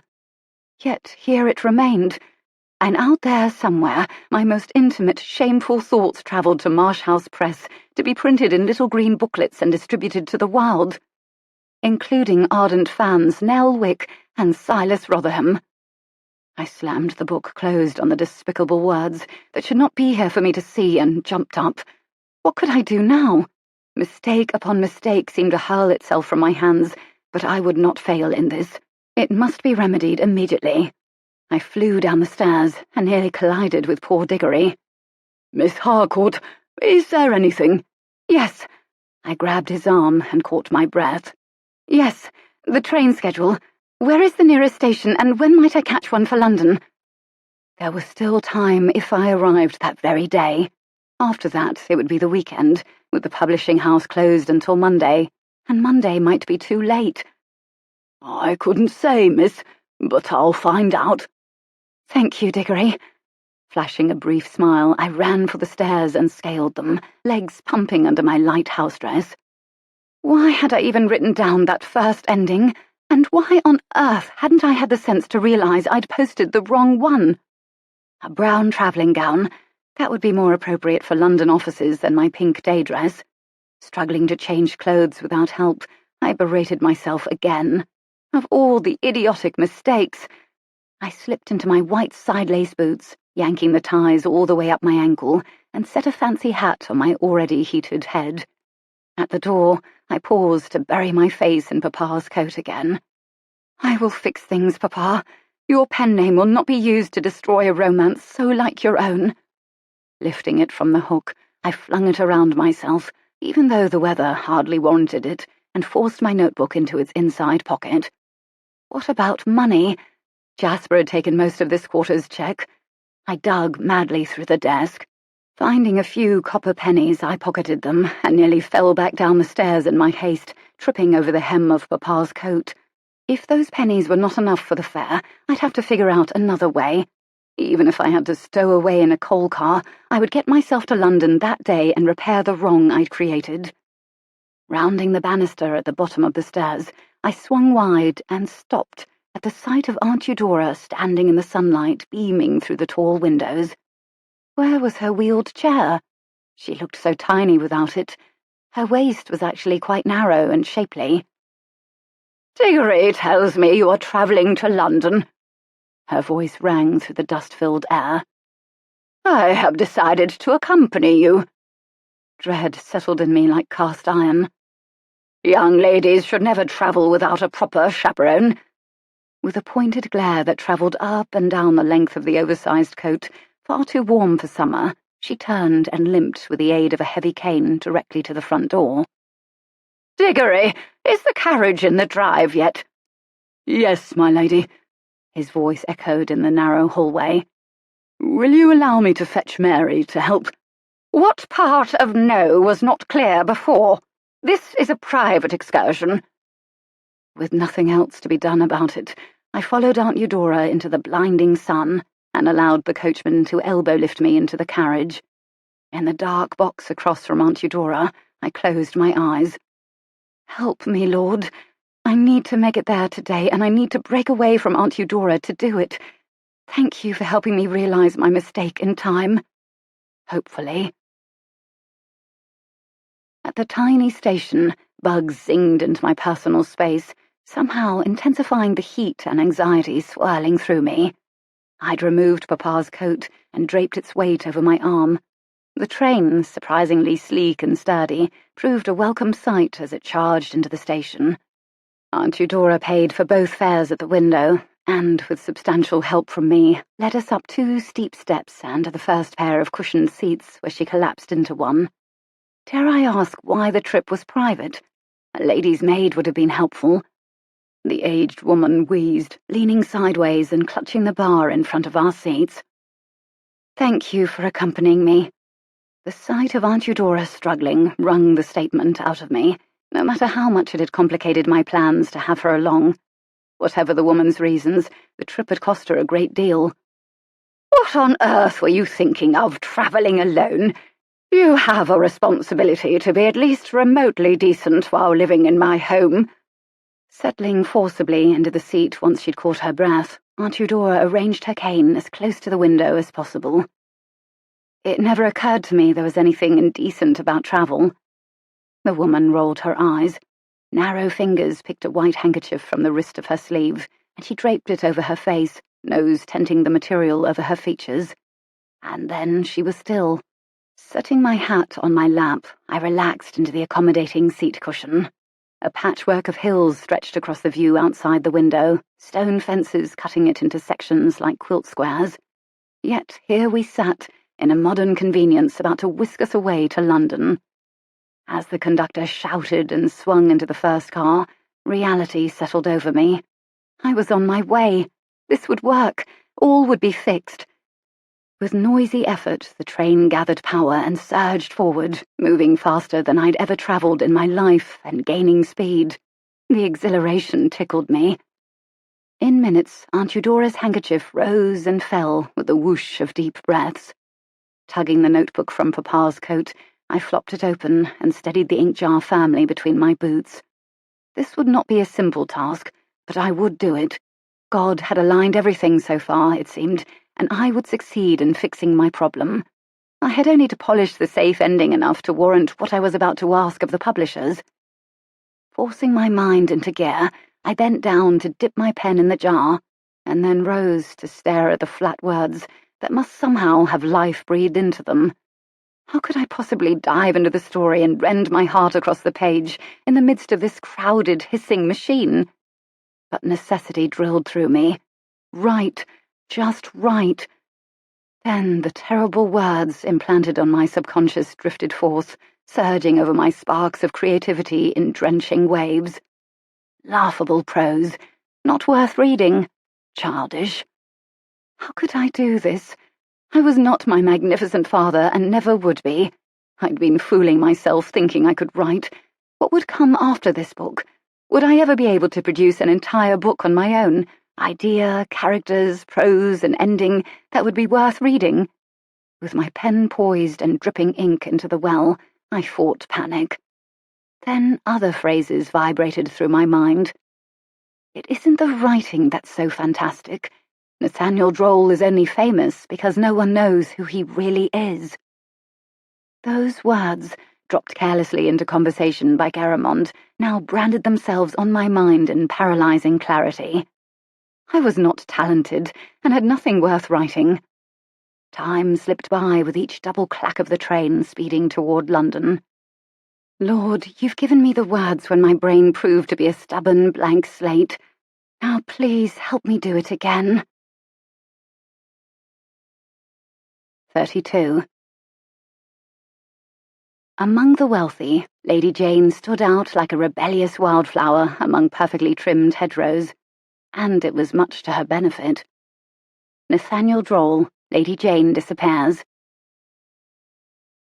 When we stepped down into the steamy London station, a massive wooden tunnel brimming with people and moist odours, I waved away smoke and clung to Aunt Eudora with my free hand. Cinched together, we wove through the throng of skirts, parasols, and moving feet toward an arched exit. Steam rose from the brick streets, and everything, carriages, people, horses, was in a supreme noisy hurry. Why had I ever thought I could do this alone? All of the world's people seemed to have converged in the space of several blocks, all fighting for room to move about at once. "A hansom cab, please." Aunt Eudora touched the arm of a uniformed man. Two sharp whistle blasts brought a sleek little carriage, no more than a covered bench on two wheels, that seemed to satisfy my aunt. Without the aid of a coachman, I helped Aunt Eudora into the cab and climbed in, fitting neatly beside her on the seat. "Location?" An ugly man with a crooked nose leaned down from his perch behind us. I looked at Aunt Eudora, who watched me expectantly. Should I make up? "Where might you be going?" His firm voice blasted through my thoughts. "Upper Ashby Street, please. Number 67. I curled down into my seat, turning away from Aunt Eudora. I counted the rapid beats of my heart, but Aunt Eudora did not speak above the clatter of hooves on brick. The vehicle jerked forward, moving fast enough for the moist breeze to whip hair across my face. Must everyone move at the speed of a racehorse in this city? Careening around corners and between other carriages, our cab stopped at an iron fence that bordered a columned stone building of at least 5 stories. "There you be, missy. That'll be 1 sovereign for the fare." Aunt Eudora tucked the coin into the man's hand as he helped her disembark from his vehicle. As soon as our feet were firmly on the ground, the man had swung up to his post and whipped his horse into a trot again. Now what? Take Aunt Eudora along? The plan of evading her had failed terribly. "I'll wait here while you attend your business." Leaning heavily on her cane, Aunt Eudora stood poised and certain, as if she belonged among this rush. And perhaps she had once. "I just need to—" "We'll strike a bargain. You carry out your errand in peace with no questions from me, and then you will go along on an errand of my choosing, no questions asked. Agreed?" Her old eyes glittered dangerously. Who was this woman, friend or enemy? With a quick nod, I approached the double doors and entered a dark office building with dust floating in slender streams of sunshine. People in fine modern clothes rushed about through a low-ceilinged space. One woman sat behind a desk, her hat tilted at a stylish angle. "Pardon me, but I am looking for Marsh Press." One thick eyebrow rose toward curly hair. "Did you read the sign inside the door? This is it. First 2 floors." "Oh, who might I talk to about books? The serials?" Whipping through a stack of papers while she talked, the woman jerked her head toward a wide marble staircase that narrowed toward the top. "Up and to the right. You'll need to speak to Ram." Hugging my coat and notebook to my chest, I nodded and hurried up the steps that were the centerpiece of the large open floor. Ram, the man who'd been unable or unwilling to remove the telling details of a previous installment. At the top, a white-tiled hall with textured walls led me to an open space with several desks spread over the floor. When a suited young man with slicked hair caught my eye and offered me a tiny smile, I approached him. "Please, I'm looking for the person in charge of the serials. Back straight, chin up, shoulders back. I must fit in, at least until my errand was done. Then I could collapse into my train seat on the way home." "Certainly. Right this way." Springing up, he led me to an office and knocked on the slightly open door. Even he was in a hurry, with no apparent reason. "You have a visitor, sir." He gave a gentle shove to my shoulder, then disappeared, as if he'd ignited a timed bomb. I took one step in, sliding my slender frame through the space without opening the door farther. An older man with hair forced across the top of his bald head reigned over a desk full of messy stacks of paper. Sorting and thumbing through pages, he glared at me. "I've no time for an interview. Get out." Rings of baggy skin underlined angry eyes. "Please, sir, I only need a small favour." "My desk is piled with 1,000,000 small favours. What makes you think I've time for yours?" "I have here—" I flipped the bulky coat around until I had access to the inside pocket that held my notebook. "Will you kindly take your leave, madam?" "Nathaniel Droll's book." He thwacked a pile of papers onto his desk and lifted his face. "You have what?" "I have the last chapters of his book." I yanked it out with a flourish, and another paper burst from the pocket and floated to the floor. I retrieved it with a less than graceful bend and stuffed it back into the pocket. Planting spectacles on the bridge of his fleshy nose, he rose and looked at me over his desk, from plumed hat to cinched waist. "Edna!" His voice boomed past his office walls. "Bring a chair. Who are you? Has my fool son bribed you to come here as some sort of joke? If I had a shilling for every Nathaniel Droll imposter, I'd be rich all over again." "I am Aurelie Harcourt, and I've come of my own accord." A woman scurried in with a chair for me. "So you are claiming to be Nathaniel Droll? Such a little snit of a girl." "No, well, yes, but this—" Stubby hands planted on the mess atop his desk, he leaned forward and put the question plainly. "Well, Miss Harcourt, are you or are you not Nathaniel Droll?" Head down, I focused only on the steps I descended, the little white toes of my boots peeking out from the dress hem. I'd done everything I could, short of stealing back the other ending. Perhaps I should have done that. I'd been there nearly an hour telling him the story of Papa and debtor's prison and Lyndhurst, but it was a tale without an ending. Bursting into the smoggy city air, I paused. What now? Aunt Eudora hobbled toward me from a bench near the building, her grim face focused. Was it a success? I hugged Papa's greatcoat. Yes, maybe. Good heavens, you needn't reveal your darkest secrets to me. I simply asked a yes or no question. I hesitated. Yes, I believe it was. As much as I could hope for, anyway, with a man like Ram. I'd come away with the news that publication of my next work was guaranteed, whatever I chose to write. Even though I was not the original famous author behind the pen name, reviews had validated my writing, and demand always existed for work with the Nathaniel Droll name on it. Now for my end of the bargain. Aunt Eudora shuffled to the edge of the street, hanging over the curb until another hansom cab jerked to a stop before us. I will admit, this next errand is made for purely selfish reasons on my part. She turned to me for help up into the seat and caught my gaze. I do so want a relationship with my brother's child, and for that I need to vindicate myself. So there you have it. Her mouth snapped shut in a hard smile, eyes twinkling. I climbed up beside her, wedging my brown skirt in beside Aunt Eudora's dark red one. Location? The driver leaned into the side of the cab. Aunt Eudora's gloved fingers fumbled in her purse and retrieved a torn envelope.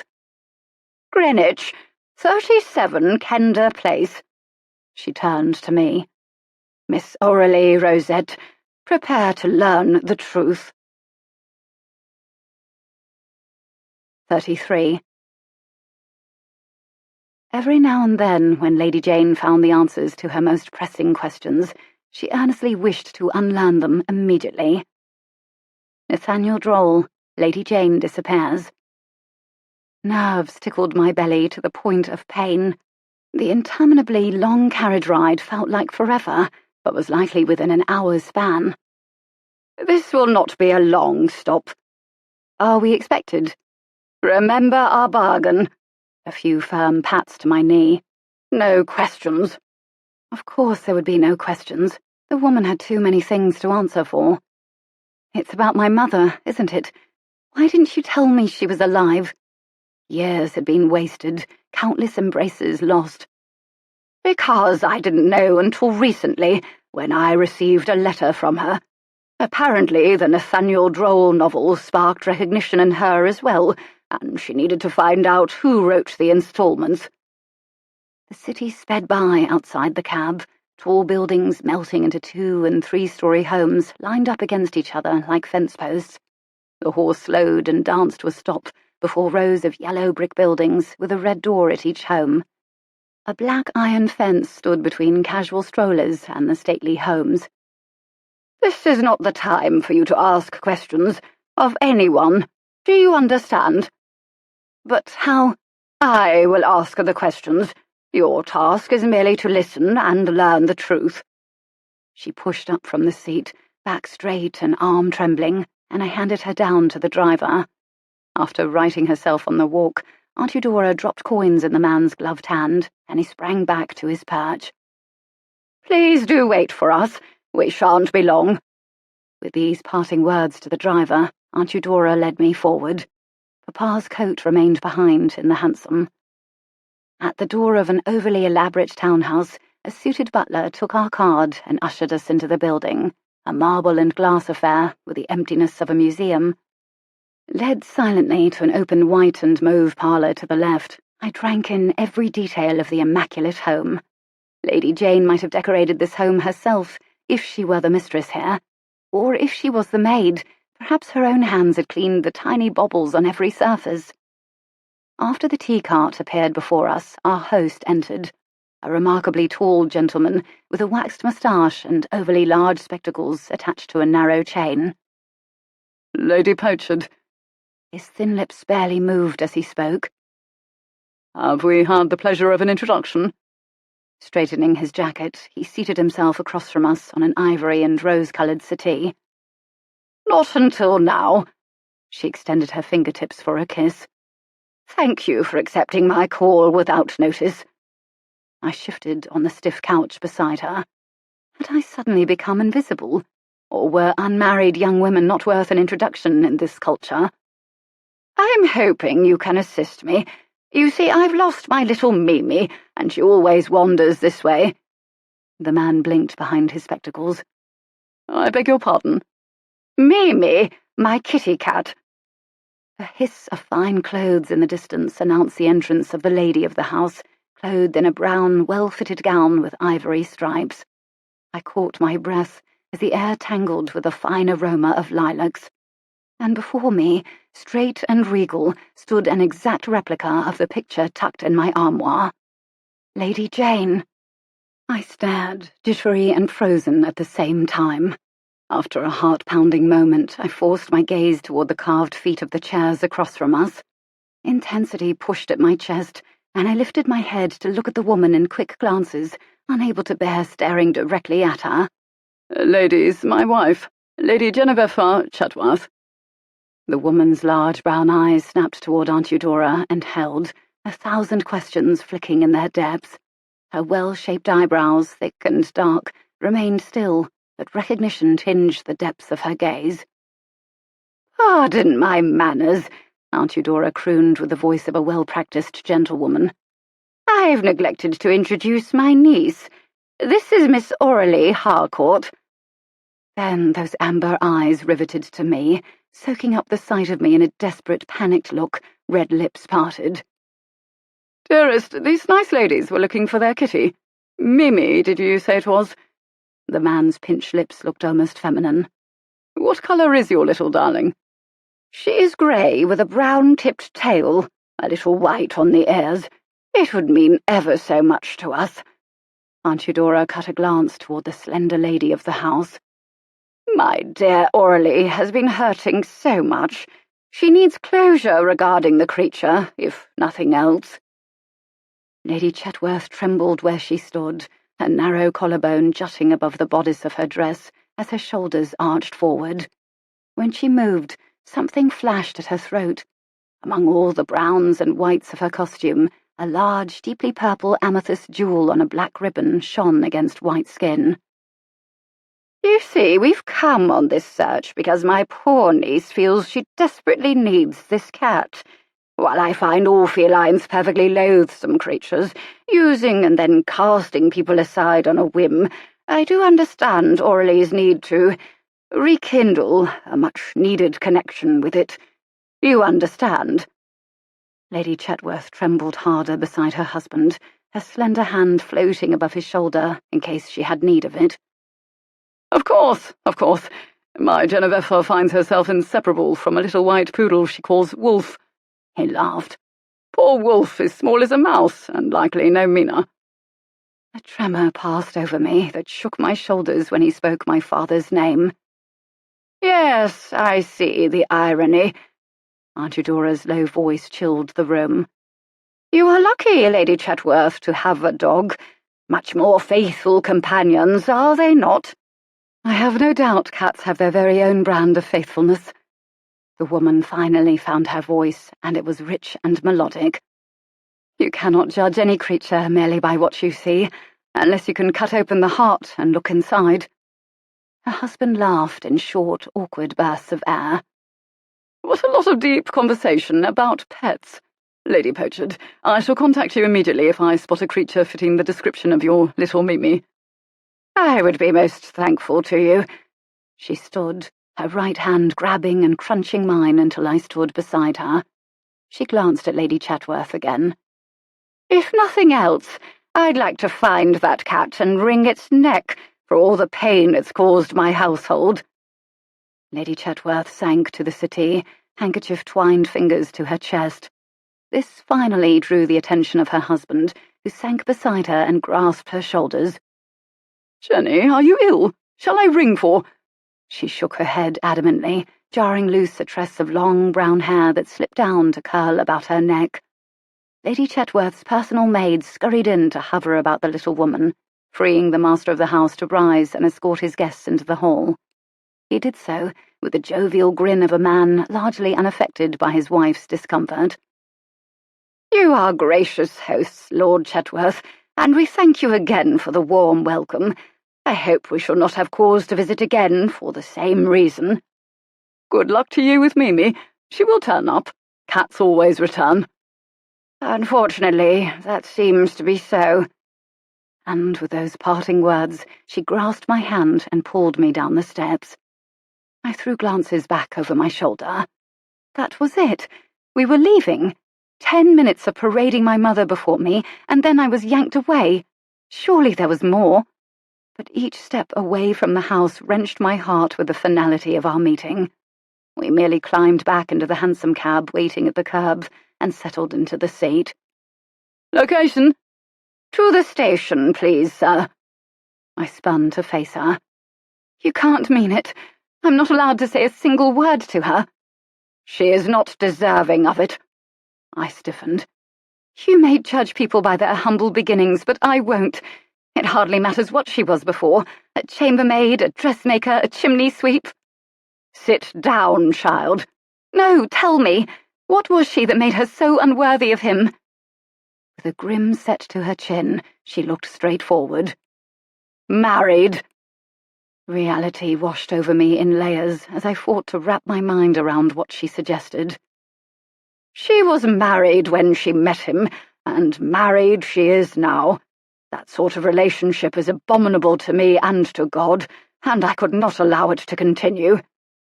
Tears pricked my eyes. "She tricked him, didn't she?" "No, my dear, that is one thing she is not guilty of. Wolfe Harcourt knew very well that he'd made the acquaintance of a married woman the very day he met her. My brother, God rest his troubled soul, was never one to follow any sort of rules, marriage vows included." The blunt words rolled over my wounded spirit, crushing the sweetness of his memory. But why would he do that? One little inch of me still did not believe it possible.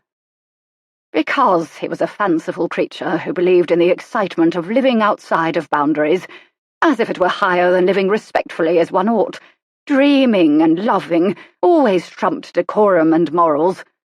She turned stiffly and twined her lace-gloved hands in mine. "I loved my brother dearly. I never wanted him to spend a day in prison, but it had to be done. He believed that living the way he did, reckless and childlike, gave him control over his own life, but in fact it did the opposite." A tear made a path through the powder on her cheek. "I tried desperately to help him, any way I knew how, but in the end there was nothing to be done but to keep him from himself. He refused to stop seeing that woman, and it would have ruined so many lives, including yours." "Why could I not have remained with my mother?" "She disappeared after your birth, and your father took you off." The gloved hand smoothed my hair. "He claimed he had an idea of who could keep you, but then the dominoes fell quickly and he was in debtor's prison with a complicated mess of debts. We thought he'd found you a family, a nice couple, not a prison cell. If I'd known, had any idea—" The woman's fingers flitted over my face, caressing, conveying love. Hurt and regret and love welled in me until it spilled over, urging me toward the frail woman racked with pain, my arms sliding around her shoulders. I pulled her to myself as the hansom bounced over the road. With each passing moment in the embrace, each breath in and out near the old powdery face, my heart softened. Her lace-covered hands made small circles on my back. Finally, I released Aunt Eudora and sat back to meet her gaze. "Thank you." "I've only given you the truth, Aurelie. You are grown, and all decisions regarding that woman are now yours. But I will underscore, she is not worth your time. Scriptures tell us not to cast our pearls before swine." She smiled, patting my knee. "Do not cast your lovely heart before that undeserving woman." In the noisy centre of town, I took a deep breath of dusty air once outside the hansom and braced myself for Aunt Eudora's weight. The old woman leaned heavily, nearly toppling onto me until her feet found the brick road and steadied. As we walked, silent in the chaotic mess of people, Truth vibrated against my skull. It was really over, and there was no happy ending. My mother had walked away. Finally seated again on the cushioned train seats, hot tears burned under my eyelids. I focused on the sights of the station, wooden trusses arching overhead, oversized clocks, English flags saluting from the wall, so Aunt Eudora would not see the tears if they came. Aunt Eudora's face turned to study me when we were seated. "Do not be hard on yourself for focusing on the good in everyone, for hoping. Rich is the man who sees value in every person, even if there is none to be found." Sobs clogged my throat. A whistle shrilled nearby, and steam poured from under the train.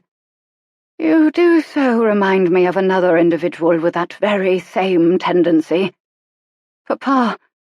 I glanced at Aunt Eudora, studying the green eyes that had seemed like such daggers before, but now only seemed sharp with the pain of life. "Not Wolf. My brother hated with a passion when someone wronged him, especially me. The last time I saw his eyes, they were piercing enough to cut open my chest and steal the very heart out of it." Hard pain sharpened her features, then eased slightly as she moved on. "Actually, I was referring to Silas Rotherham. He is, how did he put it, intentional about recognizing the good in people. I think you two would get on quite well." "We enjoy each other's company." The memory of his sturdy, engulfing embrace coursed over me in a matter of seconds, leaving me weak inside. I suddenly recalled with clarity the scent of his shirt as I'd laid my face on his chest. But in my daydream of that moment, I did not push away. I sank into him and tipped my head up to melt under his gaze, to receive his love and his kiss. Perhaps I had been a fool to release love when I'd finally found it in this wretched world.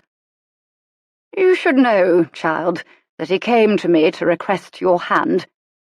I caught my breath. When? Despicable hope swelled in me. "The night of the badminton game. I haven't the slightest idea what occurred between him and Nell in the meantime, but I know with the certainty of a woman who's lived through 3 generations of romance under her roof that he is deeply in love with you. And that's all I'll say on the matter. It's up to you to act now." She turned to me with the wry smile of an old woman. "I'm glad we've had this little chat." With that closing, she again placed a handkerchief over her face and soon dozed, sending the piece of lace up and down with deep breaths. Her straightforward words pushed and pulled on my heart. He'd requested my hand, not Nell's. I frantically tried to put events in order and understand what this information meant, but one truth loomed over the budding hope with painful clarity.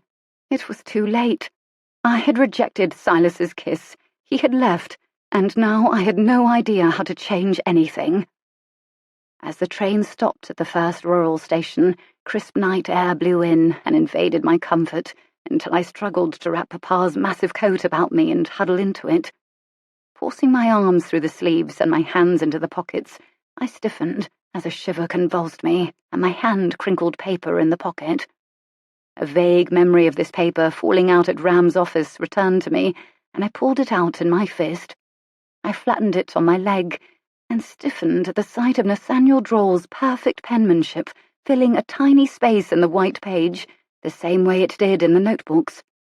All thoughts of my failed romance dissipated in the face of these written words. At the bottom stood the single word, Papa. With heart palpitating, I read the note with a consuming hunger. "Dearest one, it is now upon you to finish 2 stories, the fictional one and the real-life tale it mirrors. I trust you to resolve both stories in the style of your own dear personality. Sending your mother's story out into the world was necessary, but it has sparked a number of events that were long in coming. I've received written threats against my life, and if you are reading this letter, it means my pursuer has likely succeeded in killing me. I want you to know that if it is who I think, I deserve it. You will understand many things if you dive into the empty notebooks on the shelf and complete the story I've left to you as your legacy. There is more information in those books than one might expect. I cannot state plainly what I suspect, because it is so thoroughly entangled in the novel I mean for you to finish, so you must complete both to fully understand. Of all the worldly wealth I've held, my hands were never richer than when they were filled with my infant daughter. You are the greatest blessing I never deserved." My hands trembled until the paper fluttered to the floor. Tears gathered and fell. Those notes from Nathaniel Droll in the notebook were his. It was the same writing. And the clues he'd left, they were not meant to point to Lady Jayne's killer, but to his. 34. Quite often, villains of one story were heroes in another. Nathaniel Droll, Lady Jayne disappears. We returned well after dark, and the lack of Silas Rotherham's presence echoed about the empty halls of Lyndhurst. Glenna greeted us at the door, frittering around her mother as if I had accosted the woman and dragged her to London. Kendrick observed from the shadows, keeping his distance, and the servants politely ignored me as they came and went. In a house full of strangers, I had not a single ally. "Mr. Rotherham hasn't returned, has he?"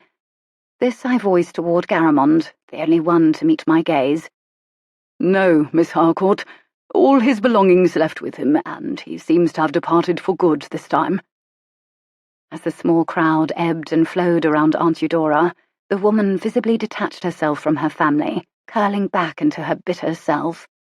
A look of stone solidified on her face. I now recognized great suffering behind those sharp eyes, as I recalled the way she stated her brother's hatred for her. Years and years of pain twisted her features. But on the heels of our return, Glenna pushed herself between us, eyes snapping, and led her mother away as if I meant to harm her. Just like my mother, I had become an outcast at Lyndhurst Manor. As Glenna settled her mother into the wheeled chair and rolled her through the echoing hall, I took myself off to my bedchamber, wishing for a warm bath to soothe my nerves. Instead, I curled into the moonglow pouring through my window and looked at my father's notes, one by one, with new eyes. To whom did they point? I puzzled over them until I could see the words on the backs of my eyelids. Yet, in the midst of everything, I couldn't stop thinking about my mother. Sliding the torn-out pages back between the notebooks, I slipped out of the room and found my way toward the south tower by the blue light of the moon, which cast deep shadows across the floor. As I entered her chamber, the pure femininity and beauty of the forgotten room wrapped itself around me again and pulled me in. In one giant release, I collapsed on the rosette-covered bedspread, a cloud of dust puffing up around me.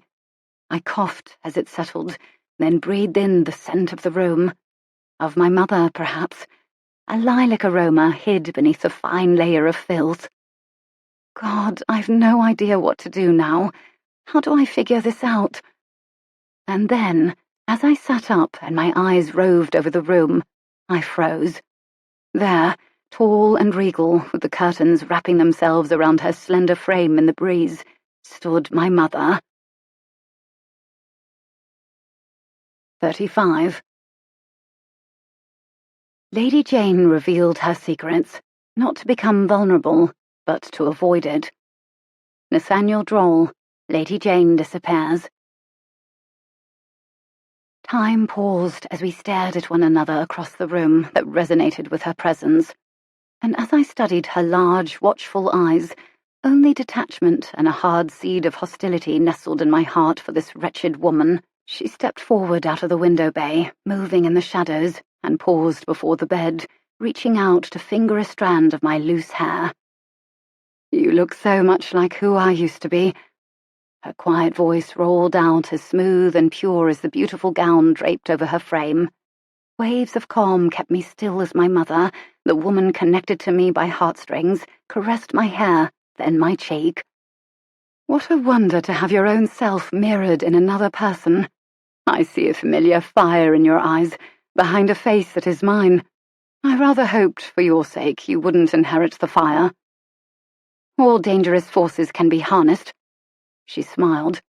"And your father's wit. You are a dazzling blend of two very unique souls." You did love him, didn't you?" She dipped her head, the energy radiating from her downturned face speaking more eloquently than words. "He changed my life. No, he gave me life." I gulped. "And me? Did you love me?" Her countenance softened as she lifted her eyes and traced a fingertip over the contours of my face. The glow of approval in her eyes reached inner parts of my heart, never before used, and ignited them. "You, my dear, are my most elaborate, flawless work of art, a stunning blend of colours from 2 paintbrushes meant to work in tandem." I released a breath, wondering at the gorgeous being before me. "Everything Papa said about you, it's truer than I ever thought." "What did he tell you?" "That you were a beautiful woman with an addiction to love. He said it was your curse, and at the time I thought it a lovely curse to have." "It depends on if you are giving or receiving it. Loving someone makes you their slave, but being loved makes you the master." Her gaze intensified. "And after a childhood like mine, I wanted nothing more than to be master." I swallowed the angry words fighting for control over me. "And did you succeed?" Those luminescent eyes flickered intensely as they held my gaze. "He didn't tell you of my childhood, did he? If he had, you'd know the answer simply by looking at me." She sank down beside me on the edge of the bed that used to be hers, and she began. "In my youth, life had beaten down my father and his pride, so he beat us down. 6 women in his household, and none of us stood up to him. But soon I discovered the power of my beauty in the world outside my house, and I collected affection, as some girls accumulate buttons or oranges." She gazed past me. "Even into adulthood and marriage I used the power of seduction, of withheld gratification to survive. Until I met your father." Tears glistened, and one cut a path through her powder mask. "I couldn't help loving him, no matter what I tried. Just by sheer force of who he was, he lured it out of me in a way too powerful to stop." "But you were married to someone else." She dropped her gaze. "I married a man rich with connections, with grand hopes he'd rise to the top, and I with him. He was well-dressed, with a gentleman's position, and I'd been born into a mill family living in a coarse dirt-floor hovel in the country. This man provided a way out of poverty. I married and had a child with him, but after the birth I became less and less of myself, until I was merely a body doing what it ought, while my soul pined away in a separate corner. A person is never meant to survive such a separation, and it was killing me. And then—" her eyes slid closed. "Then came your father, Wolfe Harcourt, that radiant prism of light and vitality. The nearer I was to his presence, the more he infused his life into me, and I constantly went back for more, never satisfied." "How did you meet him?" "My husband worked for his family. They were close and saw much of each other." She gave a soft laugh. "You have no idea what it did to my heart to see them side by side every day, the flapping simpleton, and the dashing, brilliant man who turned my life upside down with a simple wink. At first it was only walks in the sunshine between Wolfe and me. Soon that wasn't enough, and I needed more and more of him to feel alive. Your father managed to have my husband sent abroad for 6 months in service to his family, and our love flamed like nothing I'd ever experienced before." Her lips trembled. "But then I learned you were coming.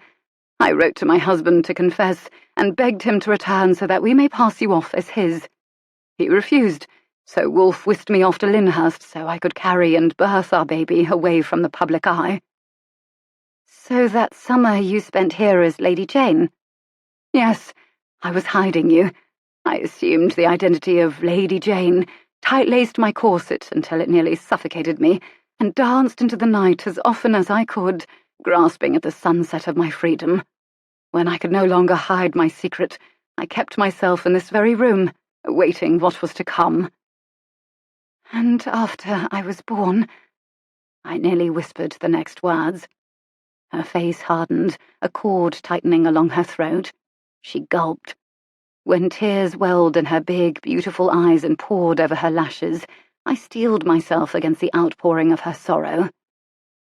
"I suppose you wish me to forgive you now." She leaned back with a soft laugh, face moist. "And what do you imagine must be forgiven? Every person has the right to freedom, to live the life implanted in the core of her being. No, child, I'm not sorry." Her eyes searched mine, and the tears renewed themselves. "They'd have persecuted me if I'd returned with a baby that could not be my husband's. I couldn't have borne it. And then he'd have come home and puttered about with his sad, mournful eyes.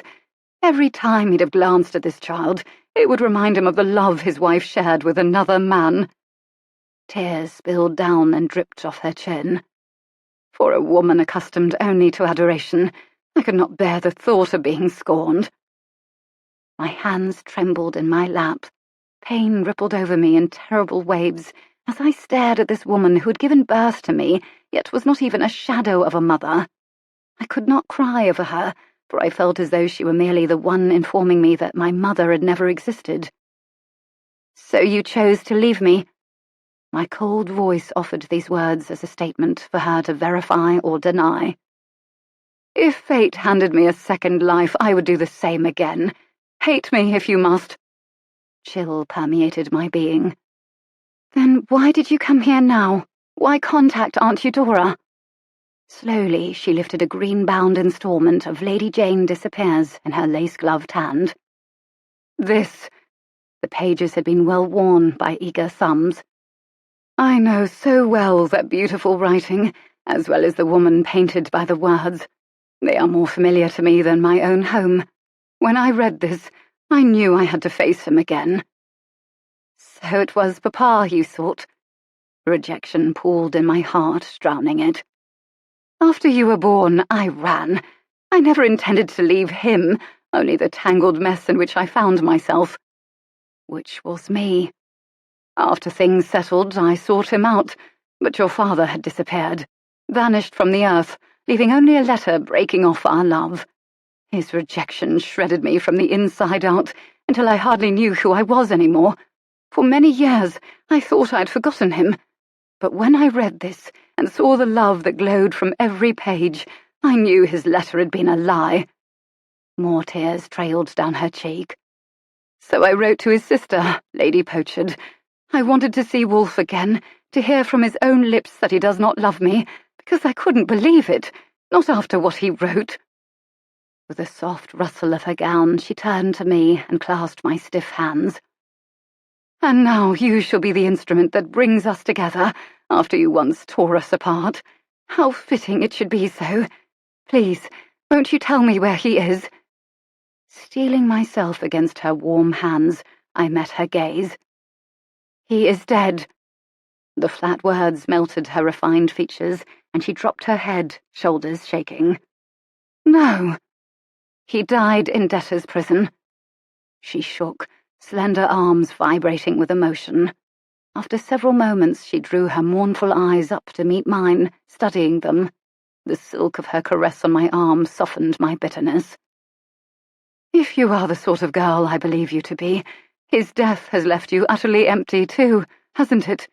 For you know as well as I that there is no one like that man, no one who understands you, or loves you quite as well." I turned my face away to hide the well of tears.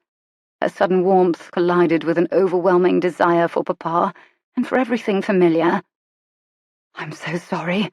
For both of us." She breathed in the quiet space that followed for several seconds. "What happened?" "He was murdered. I've no idea who is responsible." "Murdered? How terrible! Surely you must have some notion of who could have done such a thing." "He never said a word before it happened. All he left me was riddles and clues." "Daughter, show them to me." She gripped my arms eagerly, forcing me to turn toward her. "I know Wolfe inside and out. Any puzzle he has created I can unravel for you." I stiffened, a refusal on my lips, but her gentle touch cut it off. Her hand rubbed small circles on my upper arm, loosening my bitterness with each arc. "Please, allow me to do this one thing for you. My freedom has cost you much. I may be selfish, but I am not unaware. My heart hurt with a physical ache. It could not keep up with the emotional twists and loops. With an exhale that loosened the resentment hardening me, I stood and nodded. The notes are in Papa's room, where I'm staying. We'll need to sneak through the Great Hall. Her eyes sparkled. We absolutely will not. Rising and guiding me by the hand, she took me to a little closet just outside the south tower and forced open the too-tight door. A narrow staircase climbed straight up. After you. I should not have been surprised that those steps reached another door, right outside Papa's old bedchamber. After a breathless climb upstairs nearly too steep to scale, we tiptoed into my room and over to the desk. Slipping the notes out from between the notebooks, I laid them all out flat on the desk, arranging them into the order in which I'd received them. Her fingertip glossed over his handwriting, emotion fanning out over her face, as if she caressed the hand that wrote these words. He'd been receiving threatening notes before it happened, from what I have learned, although he never saw fit to tell me any of it while he lived. Knowing your father, he had some foolish notion of protecting you. I leaned over the pages alongside her. What do these mean? What is he saying? She skimmed them, passing over each torn-out page carefully. It's in these last emphasized sentences of each note. That is what he's trying to tell you. They don't make sense.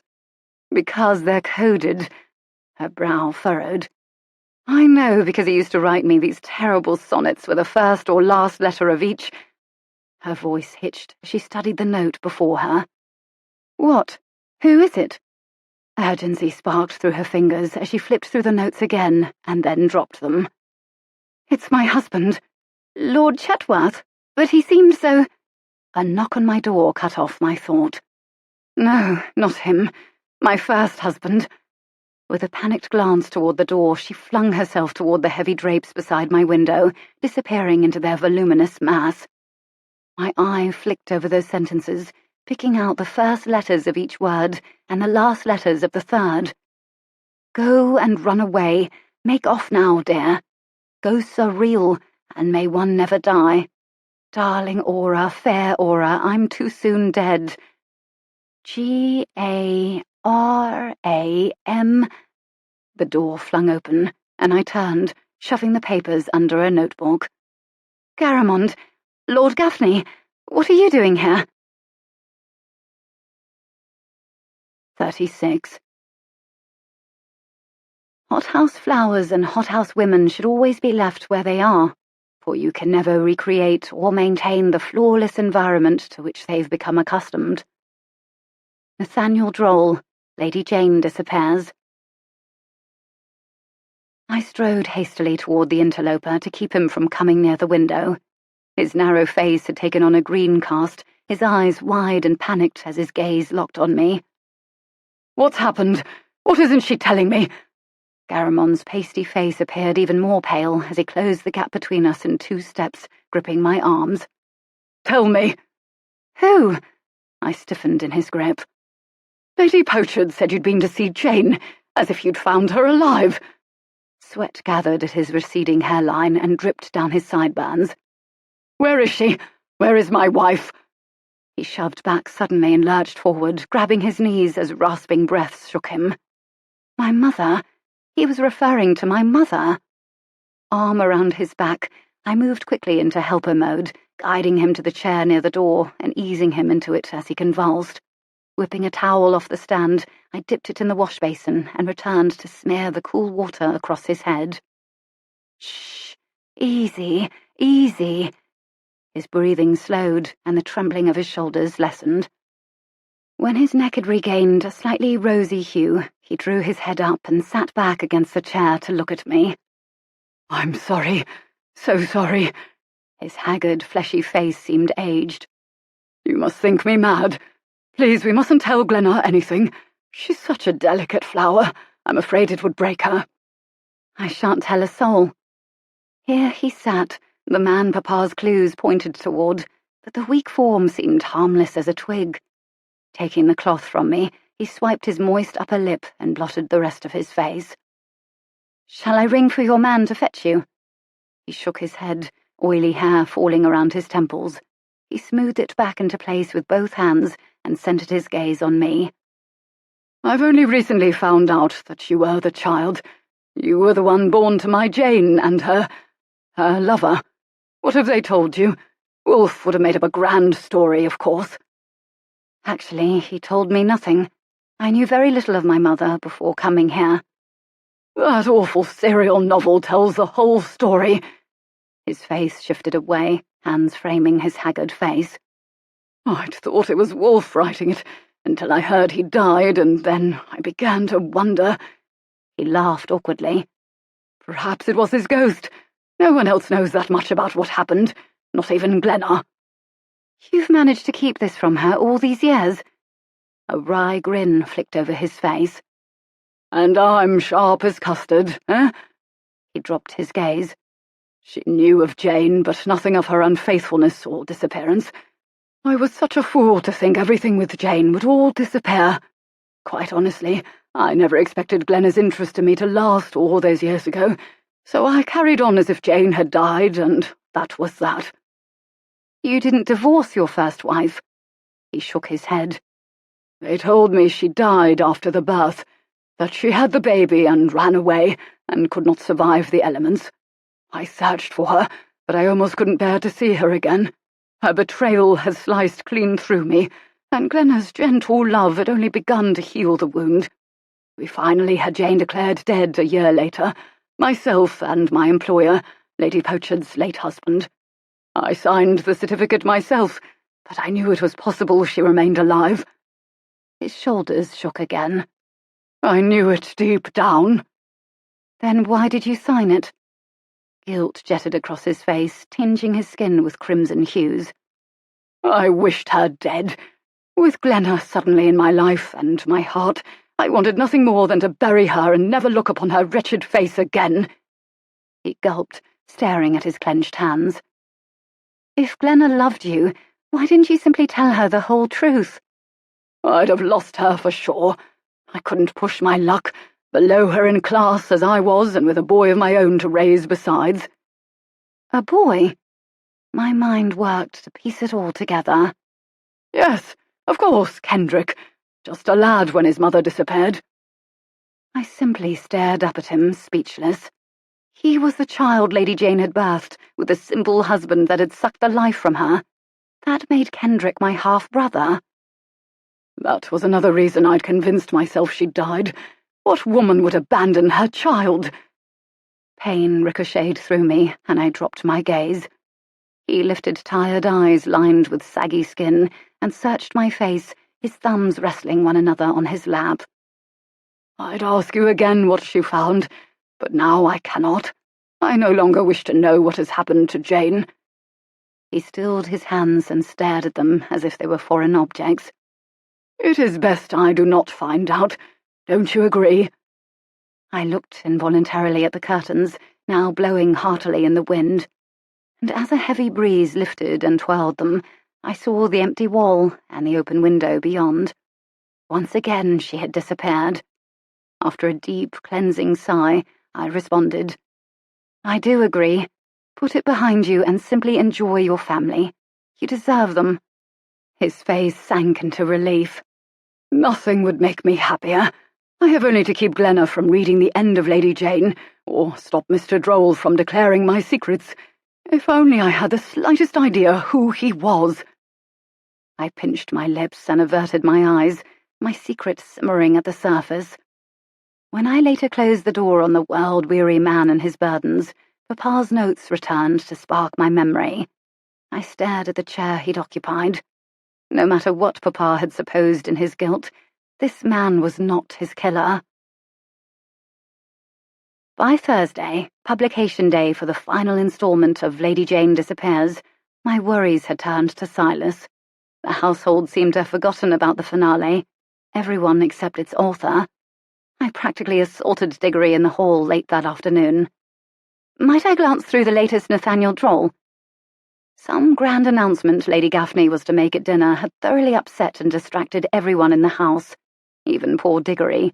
He glanced into the great hall, still empty in the sunny afternoon light, and pulled the rolled-up pamphlet from his coat pocket. "I suppose, if you read quickly, the other servants are fighting over who shall be the first among them to read it." "Oh, I'll read it ever so quickly." I snatched it before he could change his mind. "I only wish to glance at a single page." In the quiet of the great hall, I pulled open the familiar green paper-bound volume that determined the fate of my only romance. Flipping to the serial fiction section, my heart pounded through my fingertips, and heat flushed my face as my gaze absorbed the words I could not comprehend quickly enough. The Tiger of Tierson by Raymond James Turner. Editor's note: we break from our normal story to bring you this first issue of an exciting new series. We hope this will only heighten your anticipation for the grand finale of Nathaniel Droll's Lady Jayne Disappears, which will appear in the next publication. My breath hitched as my heart spasmed and then recovered. What were they doing, and which ending would they print? One thought rolled over my mind. I had to wait another week to know anything. But then the grand clock in the hall bonged out the hour of dinner time, and the family gathered in the great hall. As they wound their way into the space, the front doors opened and footsteps echoed across the open tile. I held my breath as the newcomer rounded the corner and came near. The footfall was too heavy to be Juliet's, and Jasper would not dare show his face here. Would he? Only one other man was missing from our company. I watched eagerly for his face. I had need of Silas now more than ever, and a bevy of things begging to be said. "My apologies on being tardy." Kendrick strode into our midst. "I came right away when I received your message." Kendrick, my half-brother. "We are only about to be seated." Glenna took his arm and propelled him toward the double doors. "Really, Mother? You're going to hold me in suspense about your grand announcement?" "I most certainly am." The drawing-room surged with energy as we strode in. Hushed voices murmured, even among the staff, speculating about the promised announcement. An undercurrent of anticipation tingled in the air as the servants gathered to enter the dining room with us. "And now we go in to dinner." With a smile and a dramatic flourish, Glenna threw open the dining room doors. There, on the other side, stood Juliet, adorned in a gold dinner gown and yellow flowers in her upswept hair, Lord Sutherland the accessory at her side. With a cry of relief, I dropped Clem's arm and ran to her, embracing her dear figure. "I'm so glad." "You were right about that man, after all," she whispered. "But I'll never admit such things outside of this room." She winked. "Nathaniel Droll is quite an informant. He delivered all I needed to know about Jasper just in time." And in that moment, my writerly joy was nearly complete. The family surged around her then, forcing us apart as they fought over her with joyous chatter. It felt like a festive holiday when we at last took our seats, everyone talking eagerly. When the gelatin was served in little crystal bowls on stems, Glenna rose and tapped her spoon against her dessert cup. "That was only the first grand announcement of the night, and now you shall have the other, and you can decide for yourselves if it has lived up to your great anticipation." Garamond frowned. Aunt Eudora rolled her eyes, and Garamond's two sons watched with anticipation. Servants clambered over each other for space at the fringes of the room. "In addition to the return of our dear girl," she cinched her daughter close with one arm, "we've discovered another wonderful secret." The apples of her plump cheeks glowed as if they'd burst. Whispers moved through the gathered crowd of servants and family. I dared not breathe. "Together, we've discovered the identity of Nathaniel Droll, who comes in a form we'd never expect. Our interloper is none other than—" Nell stumbled through the service entrance, propelled by another servant. The sight released commotion in the room. "Nell Wick."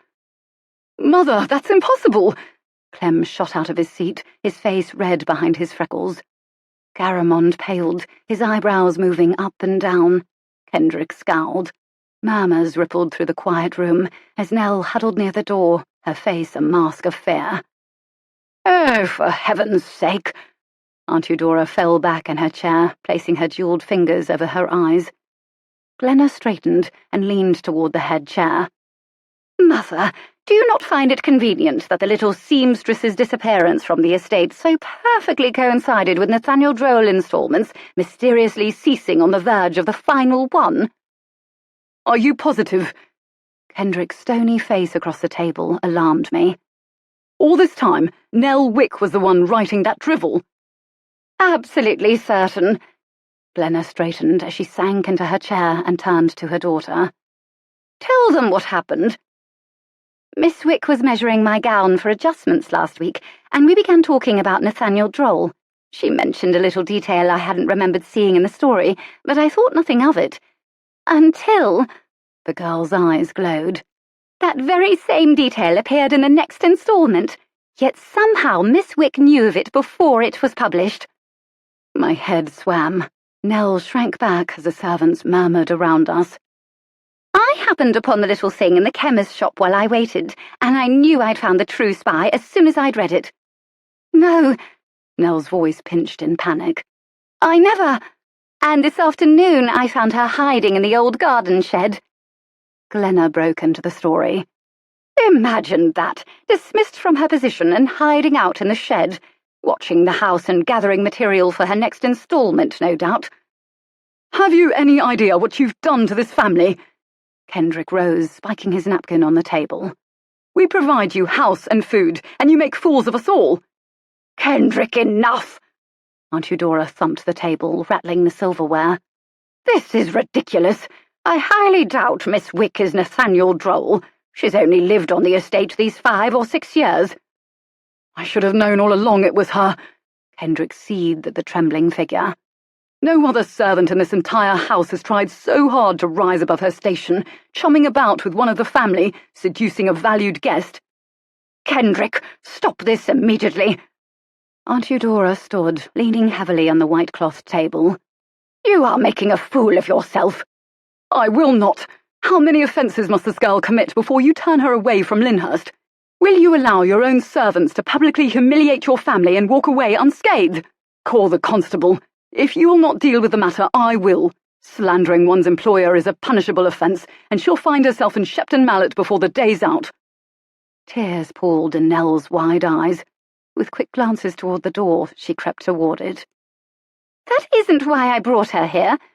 Juliet glared at her brother. "It was meant as a novelty to uncover Nathaniel Droll, not vengeance." "Look, she tries to escape. Do you still call her innocent?" Kendrick strode around the table to guard the exit. "You will not avoid punishment, Miss Wick, unless you can prove to us that you did not write those things."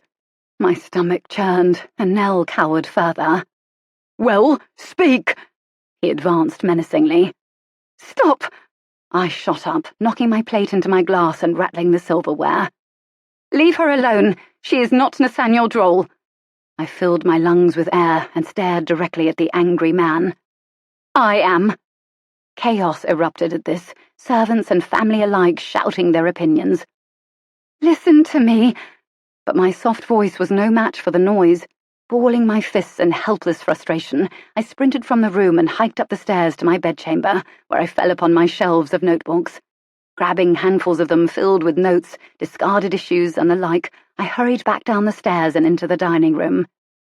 The din had only heightened, with servants outnumbering the family. Nell shuddered in the corner. "I have proof." But the noise continued. "Listen to me." When the voices did not cease, frustration welled up, tightening in my arms until I ground my teeth and slammed the stack of notebooks with a resounding thud on the wood floor. The room hushed to whispers as the attention finally turned to me. "If you insist on knowing the truth, on whom you must eject from Lyndhurst, it is I. I am Nathaniel Droll. I wrote about the hidden candy, the loose corset, Juliet's secret trysts, all the spectacles of this household." I looked at them, frozen like a still life painting, Aunt Eudora sitting placidly with her hands folded on the table, Clem watching with utter shock, Glenna with an unladylike gaping mouth. Kendrick pivoted his burning glare to me, summing me up with disdain as if he wished to scorch me with his eyes. My heart pounded, and I looked away.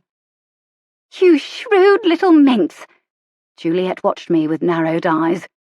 If I didn't really like you, I'd hate you, and to think of all I've confided in you. And Garamond. The poor little man quaked in his chair as if surrounded by a firing squadron. He stared at me, the whites of his eyes showing. Our gazes met and held, his begging and questioning at the same time. I returned it with a slight nod that promised I'd keep his secret. He visibly relaxed against his chair. You worthless little rat! Glenna's voice cut the stunned afterglow of my announcement. Perhaps now you'll believe me about her mother. Diggory ushered Nell silently through the service door as the attention focused on me. I think it was a rather ingenious repayment, considering the way you treated the girl. Aunt Eudora's voice rose across the table. Rather than say to your face what a degrading fool you are, she simply took her revenge on a fictional representation. Whatever does that mean? I mean, instead of announcing in front of everyone all the spiteful things you deserve to hear, she merely wrote you into her book, and then punished your character. Aunt Eudora turned in her throne-like chair to me. I applaud your panache, dear child. You exacted revenge with elegance and wit that outshines any of us here. Now you remind me of your father. And then everyone spoke at once, each trying to be heard over the others. In the din of the crowded room, I also slipped out the side door and through the now empty service hall. Making my way into the eerily silent great hall, I tiptoed down the narrow passage jutting off to the south. Perhaps I could still catch Nell. A charged silence rolled through the long hall where I walked alone. It was not a calming quiet, but a terrible threat just before a storm. Boots clopped in the dark somewhere behind me, and I slowed my steps just in case. In case what? Did I really believe Silas would return for me? What a moment for him to enter. A door closed somewhere, a deadbolt clacking into place with an echo. Panic sizzled. I gulped as my fingers began to tremble. And suddenly it occurred to me that my father's murderer remained at Lyndhurst. I moved quickly through the dark hall as a small light bobbed toward me from behind. I sped up. Finally, the light dropped, as if extinguished, and the footsteps neared quickly. I turned and ran blindly ahead, but a solid arm grabbed me and yanked me into a room thick with mouldy odours and dust. Strong hands shoved me to the ground. Garamond? But it was Kendrick, tall and hunched with anger, hovering over me with a foreboding menace to his expression. How did you know those things? What things? I backed into the shadows, nearly toppling a dead potted ficus. What you said about my mother, those disgusting lies you wrote. He advanced faster than I backed up, and my heart pounded. She was my mother, too. He stood before me, dangerously quiet except for his laboured breathing, anger twisting his features. I should have known it was you all this time. Only you would know about her. You, who stole her from her family. Please, Kendrick. I rose, and he shoved me back. Do you have any idea, any clue what you've done? Another shove, and I stumbled back onto a plush red rug, banging my elbow against the floor beyond it. The way you wrote it, what you said about them, what you... He trembled above me, loose hair shaking over his veined forehead. I had no idea of the real story. He lunged, jerking me up and pinning me to the wall, his hands bruising my upper arms where he clasped them. How dare you make it look beautiful? His face scowled inches from mine, sweat dripping from the point of his nose. That disgusting, vile story between a gambler and a married woman, between a dirty charmer and my mother. Tears poured down my temples as I leaned away. Do you have any idea what it was like? His voice grew soft, his trembling fingers vibrating against the ache they'd caused in my arms. I was 8 years old when my mother plucked me off her side to spend all her time with that man who was not my father. 8 when she disappeared from my life forever, never looking back, because she chose to be your mother instead of mine. Does that sound like a beautiful romance to you? Does it? He shook me twice. She didn't choose me either. I forced the whispered words past my trembling lips. His eyes narrowed. Liar! It's true. I didn't even know her name until my father began telling me the story of Lady Jayne Disappears." "You lie! You just admitted to writing those things. Do you have any idea what you've done, the trouble you've caused? I thought it was Wolfe." Fire flashed across his eyes so near mine as he spoke Papa's name, and that's when the truth struck me. It pierced and then swelled with clarity through my mind. What had Papa's letter said? He'd only guessed at his killer when he'd received threats, and he'd been wrong. "It was you," I breathed the words in disbelief. "You killed him." Caramond wouldn't, couldn't, but Kendrick. His lithe body tensed, hate seeming to ooze out of his pores as sweat. "The man has enemies wherever he goes. You cannot blame me." I studied his face, realization turning to fury. "You murdered him. He left me proof." The lie slipped out and had the desired effect before my conscience could even nip at me. "It was an accident." He released my arms and sprang back as I crumpled at his feet. "I wanted to scare him, make him stop writing about her, but he wouldn't." Tears glistened on his cheeks in the moonlight cutting through the windows on his left. "I went to talk to him, and he wouldn't say a word, not a single word." He clutched his hair. "I poked, but he refused to act, to say anything. I poked harder and harder, but he just sat there, like a lump, a worthless lump. I charged at him, screamed in his face." Tears thickened behind my eyes as I imagined it. "Nothing. Like my pain, my whole life didn't matter a speck. And then I saw a board." The doors banged open behind him, light framing a dark-suited man. "Don't you touch her!" Diggory moved toward us like a force and grabbed Kendrick, yanking him back in his shock. Others crowded into the doorway, blocking the light from someone's candle in the hall. "Kendrick, what is this about?" Garamond's voice carried through the empty room. Diggory bent to help me up, and together we rose, facing Kendrick, who stared at us with the whites of his eyes gleaming in the dimly lit room. "Kendrick?" Glenna's voice jarred him. Jerking his head toward the family, then back at me, he spun and shoved past them, charging into the dark, his panting breaths echoing back to us. Knees buckling, I clung to Diggory, who supported my weight with surprising ease and embraced me, patting my hair. Then, when my legs again solidified, we moved toward the doorway and the family I had upended with my stories. I walked past them all and avoided their gazes, but I stopped at the formidable wall of my Aunt Eudora, whose stony face studied me with all the emotion of a statue from her wheeled chair. "I'm so sorry. For my father, for my mother, and for ruining your household with Nathaniel Droll." Her grimace cracked, and a smile wobbled her lips. "What will be fixed must first be broken." 37. She wore bright colours and flowers in her hair even on ordinary days because life itself, the fleeting, precious gift, was her special occasion. Nathaniel Droll, Lady Jayne Disappears. They did not find Kendrick, but somehow God provided me a buffer against fear. After the wordless embrace of my family in the wake of Kendrick's terror, I felt protected in this house. If not by them, then by God himself. My lone footsteps echoed in the grand hall later that night as I walked about, hoping to tire myself into a long slumber. When another set of steps slapped over the tile, I turned to face Clem approaching, with bowed shoulders and a grim face.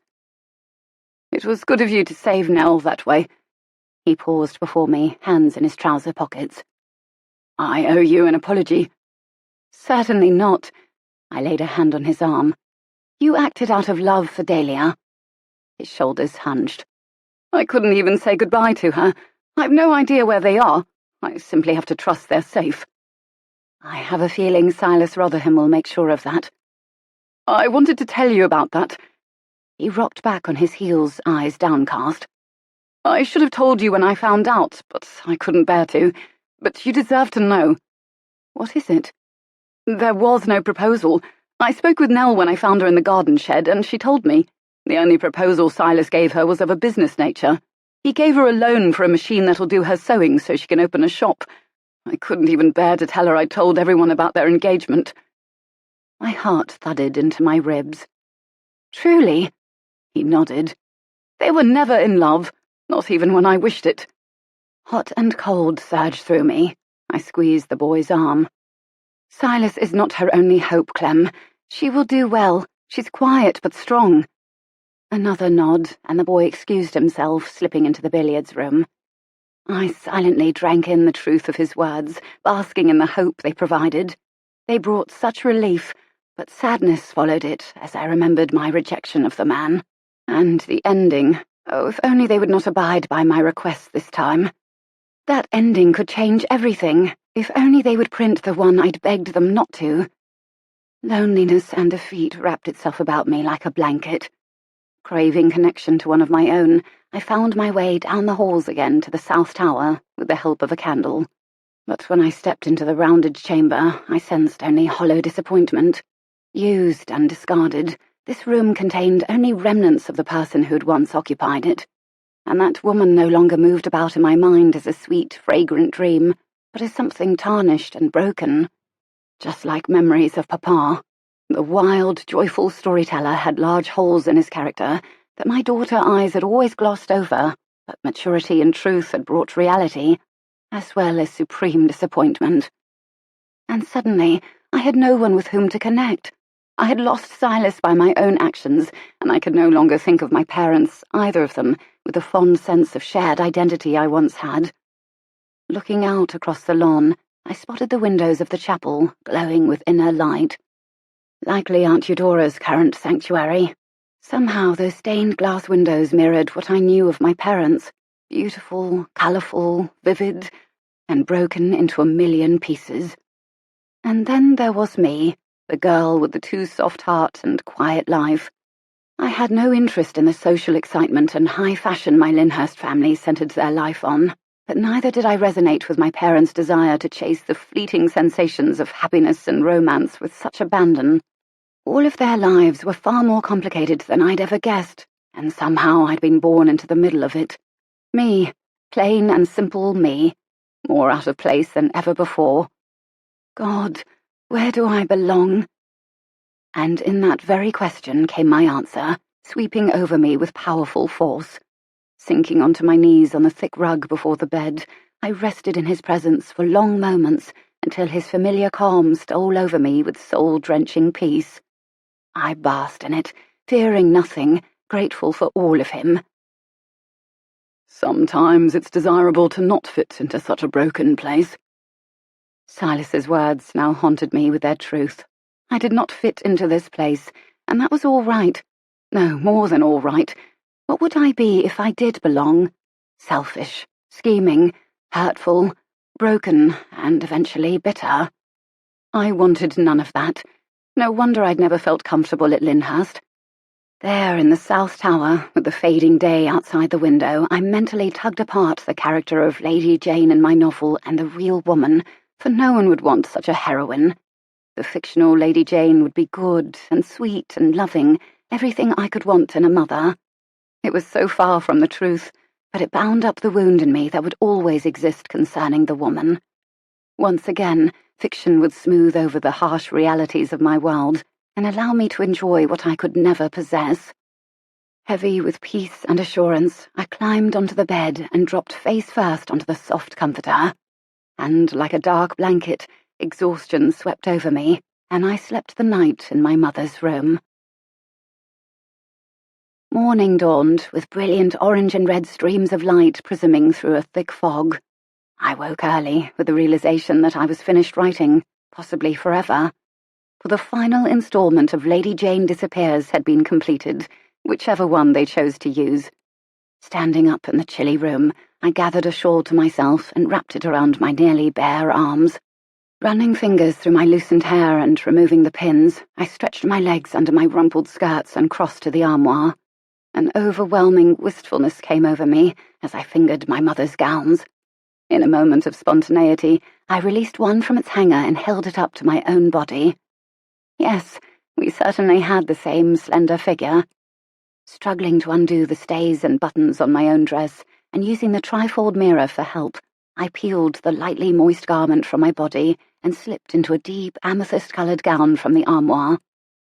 The bodice, ruched with tiny gold flowers, hugged my torso, and the skirt fell from my waist in a waterfall of tucks and gathers. Standing before the tall mirror inside the armoire door, I spun, arms out, enjoying the swish of the luxurious fabric. It was one of the simpler gowns in the wardrobe and less voluminous, yet still as lavish as artwork. Would Papa approve? Had I the patience to pile my dark hair atop my head and sprinkle it with pink roses, I would look so much like her in the painting. Tugging the stubborn window open, I climbed onto the sill and sat to watch a fresh day awaken, nearly close enough in this first-floor bedroom to brush the grass with my fingertips. I leaned my head back to drink in the wet scent of the outdoors, and when I opened my eyes, a lone horse and rider galloped across the yard toward the stables, scattering the fog in its path. With a jerk, the horse tossed its head and pivoted in the hazy sunlight, paused, and then righted its course toward the house. Had the rider seen me? My chest tightened. Astride the horse sat the one figure I would never erase from my mind, for he had crept in and gently, permanently encircled my heart. The horse pounded closer, and chills climbed my skin. When he neared, I saw Silas's face, that precious face, an ocean of kindness spilling from its plains. I pushed off the sill, landing barefoot in the wet grass a half-story below, but a sudden shyness rooted me to the spot. The ground vibrated with the power of horse hooves as the animal drove closer. Dancing to a stop halfway to me, the horse bucked its head, and I had a sudden memory of the elation I'd felt as I flew over the landscape on horseback. But the exhilaration from the present moment greatly eclipsed it, overwhelming me with waves of exceeding joy. Silas dismounted in one smooth movement and led the horse forward to close the distance, his open coat flapping about him. As he neared, his face ruddy and glowing with the morning wind, he extended a worn, floppy balk. "I've come to make you rewrite this." His dark hair whipped across his forehead. Shocked into stillness, I blinked and stepped closer. "What is it?" I accepted the volume and flipped through the pages. My own curly handwriting stared back at me. It was my original ending, the one I had dreaded seeing in print. The collection of my most intimate feelings for the man now extending it to me. "You must rewrite it. I insist." Heat flamed through me. "How did you—" He tossed the book in the grass beside us and caught up my hands, twining our fingers. I did not stop him. "Lady Jayne does not give up so easily, not when her love for Charles is so powerful throughout the whole book." His fingers pulled back and then sank into my hair, revelling in the tresses as the wind blew it about. It seemed too good to be true. "If she loves him, she shouldn't let anything keep them apart." She chose to give him up because she thought he loved her dearest friend. Perhaps she was mistaken. His steady gaze pinned mine as he pulled me to him. Her friend needs Charles so much more than she does. But Charles needs Lady Jayne. Oh! The word came out on a single breath as I laid my head against his coat. He tightened his embrace, as if I'd threatened to run again, and spoke, the heartfelt words rumbling through his chest where my cheek rested. "I love you, Aurelie, so much." The words rushed forth as if he had to push them past a barrier. "The very fact that you do not fit in here with these broken people, the fact that you do not feel comfortable among them." "I shall always be out of place with wealthy society." He bent and placed a solemn kiss atop my head. "My dear Aurelie, if you fit into this world, this very broken, selfish place, it would be you who was the wrong size." Tears heated behind my eyes. Once again my father lavished his love upon me through this man who had so often been his instrument of rescue in my life. Silas's hands slid up my back to my shoulders and cupped them, gently moving me back to look into my face. "Rewrite the ending, dearest. For me." Shutting his eyes, he bent near to rest his forehead against mine. The sweet scent of him mingled with the cool air. I could not bear to look directly at him, so I closed my eyes and did as he asked. I spoke through the tears that dripped down my face. As she looked back over the house far behind her, It nearly broke Lady Jayne to give Charles up, for he had earned his way into her heart with his very character and being, and no amount of time or love from another could wrench him out. She loved him quickly and fiercely, never wanting to be without him. I sniffed and looked up at him. He pulled back to search my face, those grey eyes now a magnet for mine. I delivered my next sentences with all the passion welling up in me in that heady moment. But when Lady Jayne learned he loved her too, and only her, she sprinted after him and embraced him, exploding with all the bottled-up love and longing of her heart, and— His warm lips found mine and sealed them with a kiss that was deep and powerful, dipping me back for a fuller drink. Again his fingers dove into my hair and drew me against him, the other hand caressing my back. I released my fears and sank into it, gently pulling his face closer for more. These were Silas's hands clinging to me, holding me to him, his lips exploring my face, my neck. When he finally moved back, still holding me close, his eyes were closed and his cheeks ruddy. "I've waited far too long to do that." And with a smile creeping over his handsome face, he pulled me to him and kissed me again, anchoring me close with the force of his pent-up passion. When we finally parted, I laughed as my mind righted itself. Our joint shadow stretched all the way to the house in the long rays of sunrise as we stood before one another. Together we knelt, and then lay side by side in the grass dotted with little white flowers, hands clasped between us. The beauty of the moment eclipsed any other thought, until only peace and brilliant happiness remained. "I never thought you would return after the way you left." The words slipped out of my giddy brain. "It isn't every day a man is able to see his girl's love for him in black and white." He squeezed my hand, then caressed the curves and knuckles with his thumb. "You were right, you know. Books are not always an escape. Sometimes they untangle real life marvellously well." I smiled, eyes sliding closed. "Papa would have loved you." "Actually, he did." My eyes flew open, and I searched his for an explanation. "We visited Lyndhurst every summer of my childhood so I could see my school chum, Kendrick. A delightful man named Wolfe caught me up while I was in my darkest, most lonely youthful moments and kindled within me a love of stories. I loved him dearly for it, and returned to see him every year, eventually more so than Kendrick." "Papa!" I blinked toward the sky. His words about my controversial father balmed my heart. "You truly enjoyed him, didn't you?" He nodded against his hand that propped up his head. "He saw something good in me when few others did. I lived my adult life by that example. Ah, and I have something else you might like." He sprang up and walked to his horse to untether a long, smooth stick. "All these years, this has been a permanent fixture in my private chamber. It was your father's walking stick. They gave it to me the summer Wolfe vanished." He lay beside me on his side, propped up on one elbow, and laid the stick in the grass between us, touching the rough engravings. "Together we walked, invented wild tales, and discussed books. These are the characters from his stories. See, there is Lenny the leprechaun, and that one is Harry the crab." Tears clogged my lashes, and I turned away from the walking stick, grass tickling my warm face. "Thy rod and thy staff, they comfort me." "That's how you knew to search for Nathaniel Droll at Lyndhurst. You'd met him before." "That I had.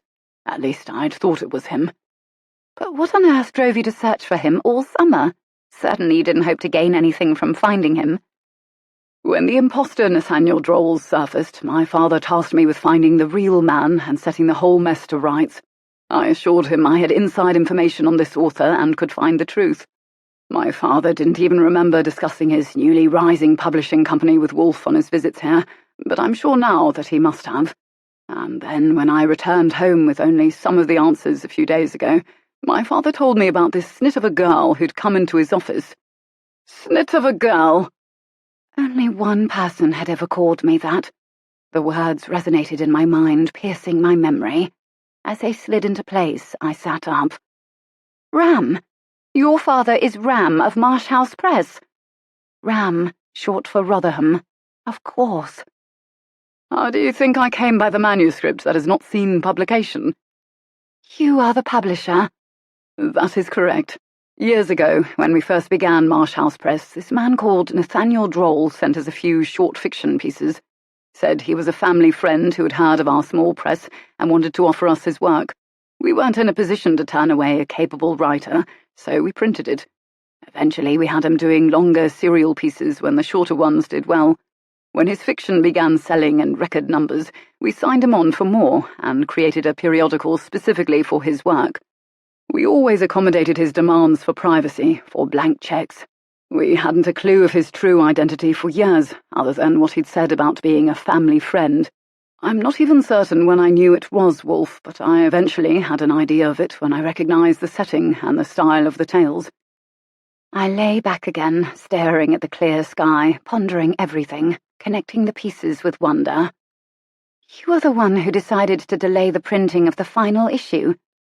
That I am, and with good reason. He leaned close and propped up on his elbow to brush the fallen hair off my cheek, then he kissed the spot.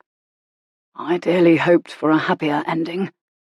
A smile lit me from the inside out, and I gingerly touched his face with my fingertip.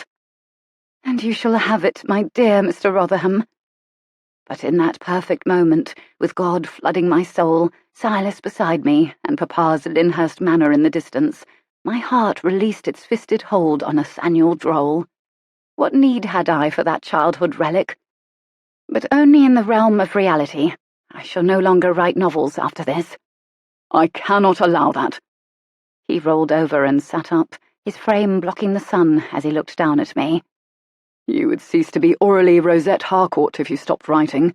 No, you'll never stop, no matter what you say. Do you realize what a tool you've been given to reach people, to impact them with truth they desperately need? I'm not sure my heart can handle the critics. The honest words were wrenched from the hidden vulnerabilities I'd managed to bury just below the surface.